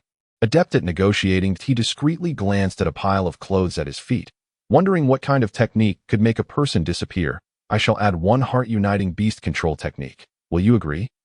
His voice turned icy. He Tong had made up his mind if this shopkeeper was ungrateful, he would not hesitate to eliminate him. "Esteemed sir, how generous. Then I shall part with this blood-lost javelin technique." Gao Neng felt a chill run down his spine. Although it was but a brief moment, years of experience had honed his instincts, allowing him to catch that fleeting moment of abnormality in He Tong. He Tong let out a barely audible cold snort, and with a wave of his hand, 3 printed books materialized on the counter. "Let us go." Shu Yao. He Tong turned to leave, glancing back at Gao Neng with an elegant demeanor. "Shopkeeper, remember to tidy your shop next time and leave your customers' clothes in the hall. It is not conducive to attracting patrons." The shop's door closed, completely isolating the interior from the outside, through the glass door. Gao Neng saw He Tong, accompanied by Su Yao, soaring into the sky, while the rat-headed monster cowered in the corner, too afraid to show itself. How enviable. "Meow, is that an immortal?" A flash of red light illuminated the scene as the white cat perched on the counter. Gao Neng shook his head. He too was uncertain whether that figure was an immortal or a demon. All the creatures he had encountered thus far were enemies of humanity, and this He Tong was the first being he had met capable of communication. Transaction completed, experience 300. What was that? Wasn't he offering a celestial technique? Why was the experience so low? Gao Neng hurriedly examined the 3 books on the table, and their descriptions appeared before him. Name, breathing technique, inferior cultivation method, description, a printed book documenting the methods of qi cultivation, an exceedingly common practice. Name: Method to refine the bone in the throat, inferior monster technique. Description: a printed book detailing the methods for monsters to refine their throat bones. A widely known technique among monsters. Name: Heart-uniting beast control technique, third-rate beast cultivation method. Description: a printed book documenting the heart-uniting beast control technique, an introductory method for the heart-uniting beast sect, which, when perfected, allows a beast cultivator to communicate with their spirit beast. Gao Neng was quite curious about what printed book meant. He had never used a skill book before, but he had seen others do so. It seemed that one could simply slap it on their head for it to take effect. Gazing at the A4 sheets stapled together in his hands, Gao Neng fell into silence. Damn it. This must be a fake skill book. The reason he had not concluded the transaction was that Gao Neng wanted to see if mastering celestial techniques could unlock special professions in the Guangshan region. After pondering for a moment, Gao Neng gritted his teeth. There was no one else around that he pulled out the heart-uniting beast control technique and slapped it directly on his head. Slap? Kanahui jolted, her fur standing on end, a hint of worry flashing in her powdery purple eyes. Meow, has my benefactor lost his mind? Books are meant to be read. Gao Neng rubbed his sore head, already cursing under his breath. That damned Hitong had given him a fake. This was going to be troublesome. He turned to Kanahui. Do you understand Chinese? Forget it. Just don't call me benefactor anymore. My name is Gao Neng. After we leave here, I want to understand your meows, so I hope you can adapt. Meow, you must study Chinese diligently. Our ability to communicate normally will depend on you. Expecting me to learn Japanese seems impossible. Meow, why can't we communicate normally? Once we leave this shop, I want to understand your meows. Gao Neng shrugged, feeling quite helpless. Learning foreign languages is my weak point, and besides, you will eventually need to learn Chinese. Both the breathing technique and the method to refine the bone in the throat are written in Chinese. If you cannot revert to your human form normally, you will have to rely on these techniques to cultivate. Plus, they can grant you greater power. Watching as Bai Mao sank into contemplation, Gao Neng couldn't resist ruffling her head, eliciting a roll of her eyes in response, perhaps because she had already been petted. Kanahui didn't bite him this time. Well then, let us leave this place. Meow. You mean you don't like staying in the ball? It depends on the situation. This world is far too dangerous for an ordinary cat. He returned the white cat to the pock ball, stowed the printed books and the sunwool blade into his black book bag, and only after completing all of this did he choose to finalize the transaction. Ding! Transaction concluded at a total of 1,000 experience points gained from this transaction. Transaction evaluation. Do you believe I'll sell you, and you'll still have to count the money for me? The next transaction will commence in 7 days. Please prepare your stock, merchant. What is this? What does that evaluation even mean? Suddenly, everything went dark, and Gao Neng felt a languid sensation enveloping him, as if icy little hands were pinching both sides of his cheeks. What was happening? Had those two women become so bored? Peeking through a narrow sliver of his eyelids, Gao Neng was eager to see who it was. It should be that by Xiaowen. Zhang Mingming didn't seem the type to pull such a stunt. Their eyes met, and Gao Neng fell into silence, continuing to feign sleep. Zhang Mingming. Zhang Mingming, I misjudged you. Enough, Gao Neng. If you're awake, stop pretending to sleep. The small hands that had been pinching his cheeks withdrew, and Gao Neng felt a gentle push against his body. Zhang Mingming's voice continued to ring in his ears, sweet and ticklish. The computer is out of power. How did you charge it? Gao Neng kept his eyes closed, and a tube extended from his body, connecting to the computer a meter away. Bai Xiaowen blinked in disbelief, her expression a mixture of astonishment and confusion. What on earth could provide power? Was it some sort of tentacled creature? When did this world transform into such a bizarre place? Zhang Mingming, while observing the high-energy phenomenon, absent-mindedly touched the tube, pondering whether it possessed any sensation. The veins on Gao Neng's forehead twitched, within the diminutive red and white sphere. Kanahui opened her mouth, engulfed in existential doubt. Had she truly been deceived by a ghost? No. Was there even such a peculiar ghost? Chapter 83. Are there really no aspirations? Flames danced within the fireplace. A languid youth reclined in a high-backed chair, his feet resting idly atop the desk. In the corner, two peculiar little creatures were engrossed in play. One was a legged pea shooter, while the other was a mechanical ball inscribed with the number 6 in its eye. The sound of turning pages broke the silence as Gao Neng's attention was wholly captured by the alchemical manual in his hands. Tonight, he had eschewed sword practice in favor of delving into the realm of alchemy. This tome, originating from Sinjid, was rich in content, concluding with a recipe for a potion called Luminous Purity Water, which, according to its description, could heal all wounds that a daunting task lay ahead. He would need to locate a plant named Luminous in Sin City and, ideally, find a suitable place for proper cultivation. All alchemical technology stemmed from a phosphorescent plant known as Luminous. Without it, research could not even commence. The clockwork technology piqued his interest, flipping forward in the book. He discovered details regarding clockwork technology, clockwork prosthetics, clockwork bodies. Was this the genius design of Sinjid? To master the contents of this book, Gao Neng had a long road ahead. The first challenge was acquiring experimental apparatus and materials. After all, practice is the sole means to verify truth that he needed to begin crafting the foundational luminous potion for his research. Having outlined a basic plan for the coming days, Gao Neng turned his gaze towards the mechanical ball frolicking in the corner. Why was this book within you? If memory served correctly, the mechanical balls I should have transformed to 5 after retrieving this tome yesterday. Could it be did it consume the tree of knowledge, thereby acquiring its properties? Would this trait persist after my class change? Gao Neng quietly rose, stealthily approaching the corner. The mechanical ball, engrossed in its game of hopscotch, seemed to sense impending danger and hurriedly made for the door. Attempting to flee? Too late. With a powerful push from the ground, he lunged forward, capturing the mechanical ball in his arms. Hand over the knowledge. Amidst the ball's struggles, Gao Neng rummaged through its seemingly bottomless mouth. After a lengthy search yielding nothing, frustration welled within him. Resolutely, he pried the mechanical ball's mouth open, causing it to wobble. Spit it out! Spit it out! The pea shooter retreated a couple of steps, feeling its legs grow weak. What a peculiar game this was. The little mechanism appeared to be in distress. After much shaking, a thin booklet finally plopped from the mechanical ball's mouth with a soft thud, after a moment of stillness. Seeing that no more items could be expelled, Gao Neng grasped it. Why was that? Shouldn't there have been 5 chances remaining? Picking up the booklet, Gao Neng's eyes brightened. Introduction to Transmutation by Minerva McGonagall. The booklet was merely a few dozen pages long, succinctly outlining the principles of transmutation and its most basic techniques, leaving Gao Neng somewhat bewildered. Never mind, Kanahui would likely find it useful. He would jot it down and make a copy later. Inserting the book back on the shelf, Gao Neng speculated that the mechanical city's core might have the ability to regurgitate books, perhaps linked to the void blueprint. Upon opening his eyes, he noticed Bai Xiaowen had already fallen asleep. While Zhang Mingming lounged on the floor, seemingly engrossed in a novel on her computer. Mingming, why don't you get some rest? I'll keep watch. Zhang Mingming glanced up at Gao Neng and nodded.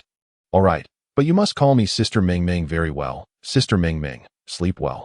Gao Neng vacated the makeshift bed to stretch in the cramped room, feeling a twinge in his lower back, the cause of which eluded him.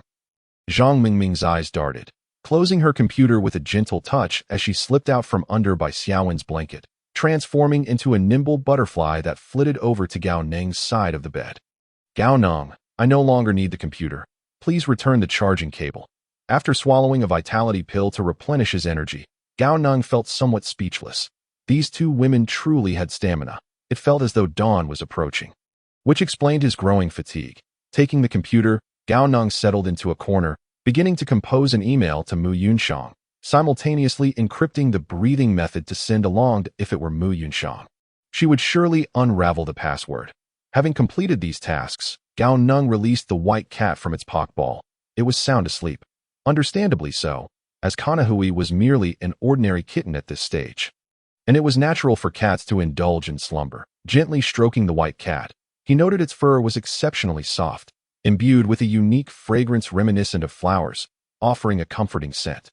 Perhaps she was indeed exhausted, having not awakened amid such significant environmental changes. Initially, he had intended to find a tutorial video for her learning, but it seemed best to let her rest that a notification popped up in the bottom right corner of the screen, a new email. This woman, sending emails at 4 in the morning. What was she thinking? He muttered a quiet complaint, feeling quite dissatisfied with Mu Yunshang for not sleeping at such an hour. Dear, I've accumulated 10,000 experience points. The technique you sent me has proven invaluable, activating a new class. What do you think I should transition into? Night Watchman.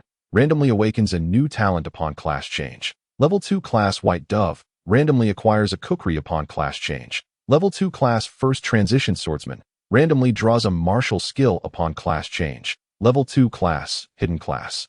Rewards for class change are based on the participant's performance in the secret realm. Level class 1 wish to select the hidden class. This is the profession activated after studying the breathing method. Dear, this must be fate, don't you think? Carefully perusing the email from Mutation, Gao Neng disregarded the superfluous concerns and sweet nothings, extracting the crucial content. Did she seek support, since Mutation desired to choose the hidden class? Gao Neng would certainly not hinder her. He too was eager to understand the circumstances of the secret realm. He quickly composed a response, expressing support and concern for her aspirations, interspersing some affectionate phrases. Muyanshang's intentions were clear, and he would not shy away. He needed to respond, lest he risk being outmaneuvered due to ambiguity in his stance. Zhang Mingming nestled on the floor, her breathing steady. Appearing genuinely asleep, with her eyes half closed, she secretly observed Gao Neng, seated in the corner with his computer, with two unguarded beauties resting before him. Did he not have any desires? Did he truly harbor no intentions? Under her watchful gaze, a flash of red light flickered atop Gao Neng's knees, and the previously materialized adorable kitten vanished. Was that a pokeball? How intriguing! He stood up. He was coming over. Zhang Mengming's excitement surged. Chapter 84. What the heck? Zhang Mengming. How did you come so quickly? Zhang Mengming's eyes sparkled with excitement. What expression would a brother caught in mischief by his sister display? She was curious. Would he choose Aunt or her? How thrilling. The faint light filtering through her eyelids was obstructed, causing her heartbeat to quicken and her cheeks to flush involuntarily. He was approaching her side. Should she catch him in the act now? Never mind. She decided to observe what he intended first. Wait. He walked away. Zhang Mingming's eyes snapped open. Her cheeks puffed in annoyance as she turned to face the wall. Humph. Gao Neng paused mid-step, glancing back at Zhang Mingming and scratching his head. Had he disturbed her when setting down the computer? He felt a twinge of guilt. Having escaped danger, he now shared a room with two enchanting women, generating a sense of youthful longing, though he maintained enough self-control and judgment as an adult. More than fleeting indulgence, Gao Neng craved trustworthy companions. Quietly exiting the room, he left the door ajar to prevent the two from waking in a panic upon finding him missing the doorway. He practiced his swordplay. His muscles had memorized the 5-tiger door-cutting sword, allowing him to execute each move almost instinctively. Zhang Mingming peered through the crack in the door, her peach blossom eyes reflecting surprise and confusion. 8 days prior, when she first encountered Gao Neng, he had appeared as a timid, chubby high school student, fraught with cowardice. She recalled a moment when she and Aunt returned late from a hunting trip, only to find him secretly wiping away tears in the corner. When had he begun his transformation into a warrior? Was it when Aunt faced that spider monster? How rapidly he had grown. After watching for a while, Zhang Mingming burrowed back under the covers, preparing for sleep. As for Aunt's warning to be wary of Gao Neng, she chuckled. This boy seemed to exhibit questionable preferences, showing no reaction with two stunning beauties asleep before him. He practiced until 8 o'clock. In truth, Gao Neng had longed to go to bed, but his desire to indulge had kept him at it. Gao Neng, breakfast is ready. Zhang Mingming's voice resonated coolly from the room. Gao Neng scratched his head, perplexed. Yesterday she had called him brother so sweetly, yet now her tone had transformed entirely. Good morning, Mingming Jie and Baixiawen. Upon opening the door, Gao Neng greeted the two girls, who had disheveled hair, with a cheerful smile. After brushing his teeth and washing his face, Zhang Mingming raised her head to signal him. Turning around, Gao Neng noticed 2 water basins placed where he had sat the previous night. Indeed, it had been a while since he had brushed his teeth. Where did you get these toothbrushes and basins? Gao Neng inquired curiously. Yesterday evening, at the market by the entrance of dormitory building No. 3, almost everything was available for just 1 spirit crystal. Equipment materials were relatively expensive, costing hundreds of spirit crystals for gear and dozens for materials. It seems the efficiency of the economics department and the civil affairs office is commendable. Gao Neng pondered while brushing his teeth. Breakfast was rather light, consisting of a sweet porridge made from blood-red rice. Today, my aunt and I plan to buy some pots, bowls, and utensils. He mentioned that. Oh, don't we already have some to use? Gao Neng asked, looking at the exquisite blue and white porcelain bowl in his hand. somewhat perplexed. Humph, doesn't T Ming Ming want to change her profession? Bai Xiaowen shot a sidelong glance at Gao Neng. Her tone tinged with dissatisfaction. These pots and bowls are part of the chef profession. Once you change jobs, they will be gone. Gao Neng suddenly understood but was reluctant to let Zhang Mingming change her profession, as the chef's auxiliary abilities were quite valuable. Mingming, what profession do you intend to switch to? I wish to become a warrior, so I can become stronger quickly, she replied, after a moment's thought, recalling the experiences from the previous night in Guangdong province. Gao Neng suggested, I believe it is unnecessary to decide so hastily. In our daxia, there exists a cultivation area, where there must be professions stronger than that of a warrior. Bai Xiaowen rolled her eyes, fully aware of the situation from her frequent visits to the regional channel. The problem is that Mingming is too weak right now. Aren't we here for combat? Gao Neng replied without hesitation. We can learn martial skills from others, achieving the same results as switching to a warrior. That's a ridiculous comparison, Bai Xiaowen retorted, slightly irked. The warrior profession can enhance martial skills through experience consumption, and even increase inner strength through experience points. Can a chef do that? Even if I don't change professions, I still need to buy pots and bowls. Consuming spirit crystals daily to maintain them is far from economical. Zhang Mingming rested her chin on her hand, her eyes fixed intently on Gao Neng. Mingming, it's all right, and there's no rush to change professions. Gao Neng, do you have any profession recommendations? Well, Gao Neng scratched his head, unsure of what recommendations he could offer since he had changed professions himself. However, this did not stump him. He retrieved the tuning method from his backpack. This is the tuning method. Ancient Qi practitioners would recognize it. Bai Xiaowen raised an eyebrow. You're showing me a printed book and calling it a cultivation technique. This book is utterly ridiculous. How can a white paper be recognized as such? Let me see. Gao Neng did not evade her and allowed Bai Xiaowen to take the tuning method. He had glanced at it yesterday, but could not comprehend it. Mu Yunshang might have understood it, but she was too far away for convenient communication. What even is this? Identifying self, meditating on true self, gathering blood in the heart, eyes, ears, mouth, nose, throat, the 5 orifices transforming into dragons. What a joke. Bai Xiaowen flipped through a few pages, a perplexed expression crossing her face. Let me see. Zhang Mingming, equally curious, wanted to know what kind of book could receive such recognition. Here you go, just don't snatch it. Gao Neng lowered his head, quietly sipping his porridge, choosing not to partake in their discussion. I almost forgot about you. Gao Neng retrieved a red and white ball from his pocket and released the white cat within. Xiang Naihui had already awoken and was lazily lounging, flicking her tail intermittently, appearing quite accustomed to her feline form. Meow, she voiced her discontent, jumping from Gao Neng's lap to the ground, thoroughly displeased with being placed on his thigh.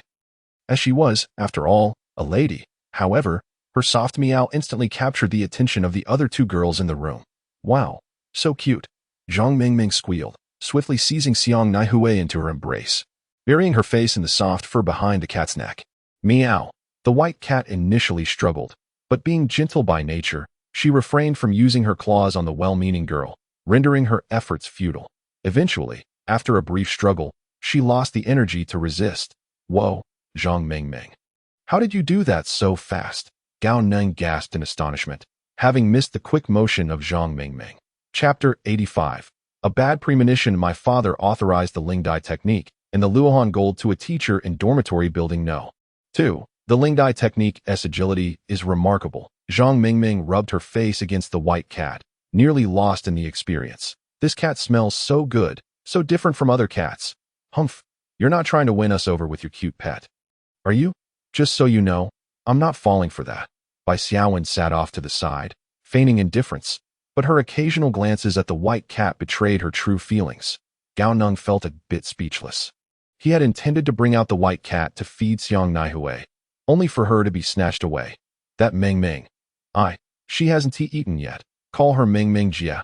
Zhang Mingming cradled the white cat, as if it were a baby, handing it to Bai Xiaowen. Aunt, could you hold her for a moment? I'll prepare something for my darling. Seizing the opportunity, Xiang Naihui exerted herself, attempting to escape, but Bai Xiaowen was quicker, appearing in the path of the fleeing white cat. From Gao Neng's perspective, it seemed as though the cat had leaped into Bai Xiaowen's embrace, becoming enveloped in her ample warmth. Zhang Mingming pulled out a square, glistening piece of meat, preparing breakfast for the white cat. Gao Neng raised an eyebrow.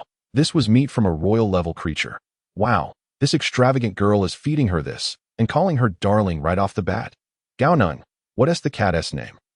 Zhang Mingming's voice sweetened again, even her address shifting back to brother. Wow, it seems the cat has stolen the spotlight. Ah, her name is… Gao Neng hesitated, Xiang Naihui. Zhang Mingming was momentarily taken aback, her gaze towards Gao Neng turning peculiar. Bai Xiaowen shot him a look of disdain, her rosy lips curling into a cold remark. Pervert. Putting down his bowl of porridge, Gao Neng stretched lazily. Mingming Jia, hurry up, I want to take Xiang Naihui to the store. To the store? Yes, I opened a shop at the market. Isn't it inconvenient to take the cat? Why not leave her with Aunt? She has nothing to do during the day that it's convenient. Xiang Naihui is different. Your aunt has nothing to do during the day. Gao Neng's eyes lit up as he began to scheme internally. Zhang Mingming immediately caught on to Gao Neng's intentions. Her expression turning wary as she warned, don't you dare have thoughts about my aunt. She can't handle any major actions today, or she'll end up with scars. You wouldn't want me to have scars on my aunt, would you? All right. Gao Neng conceded, feeling somewhat helpless. Mingming, have you been watching something inappropriate? Bai Xiaowen finally shifted her gaze from the white cat, observing Zhang Mingming with a different look. Zhang Mingming stiffened, yet without hesitation retorted. What have I watched? Madam, you wouldn't want. Shut up.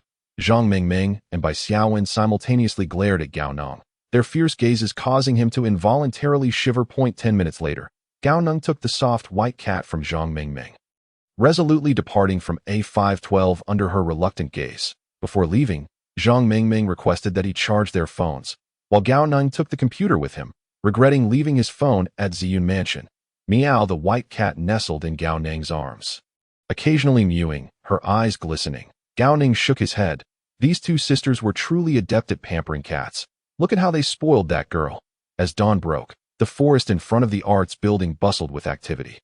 And Gao Neng chose not to use his shrinking technique to hasten his journey.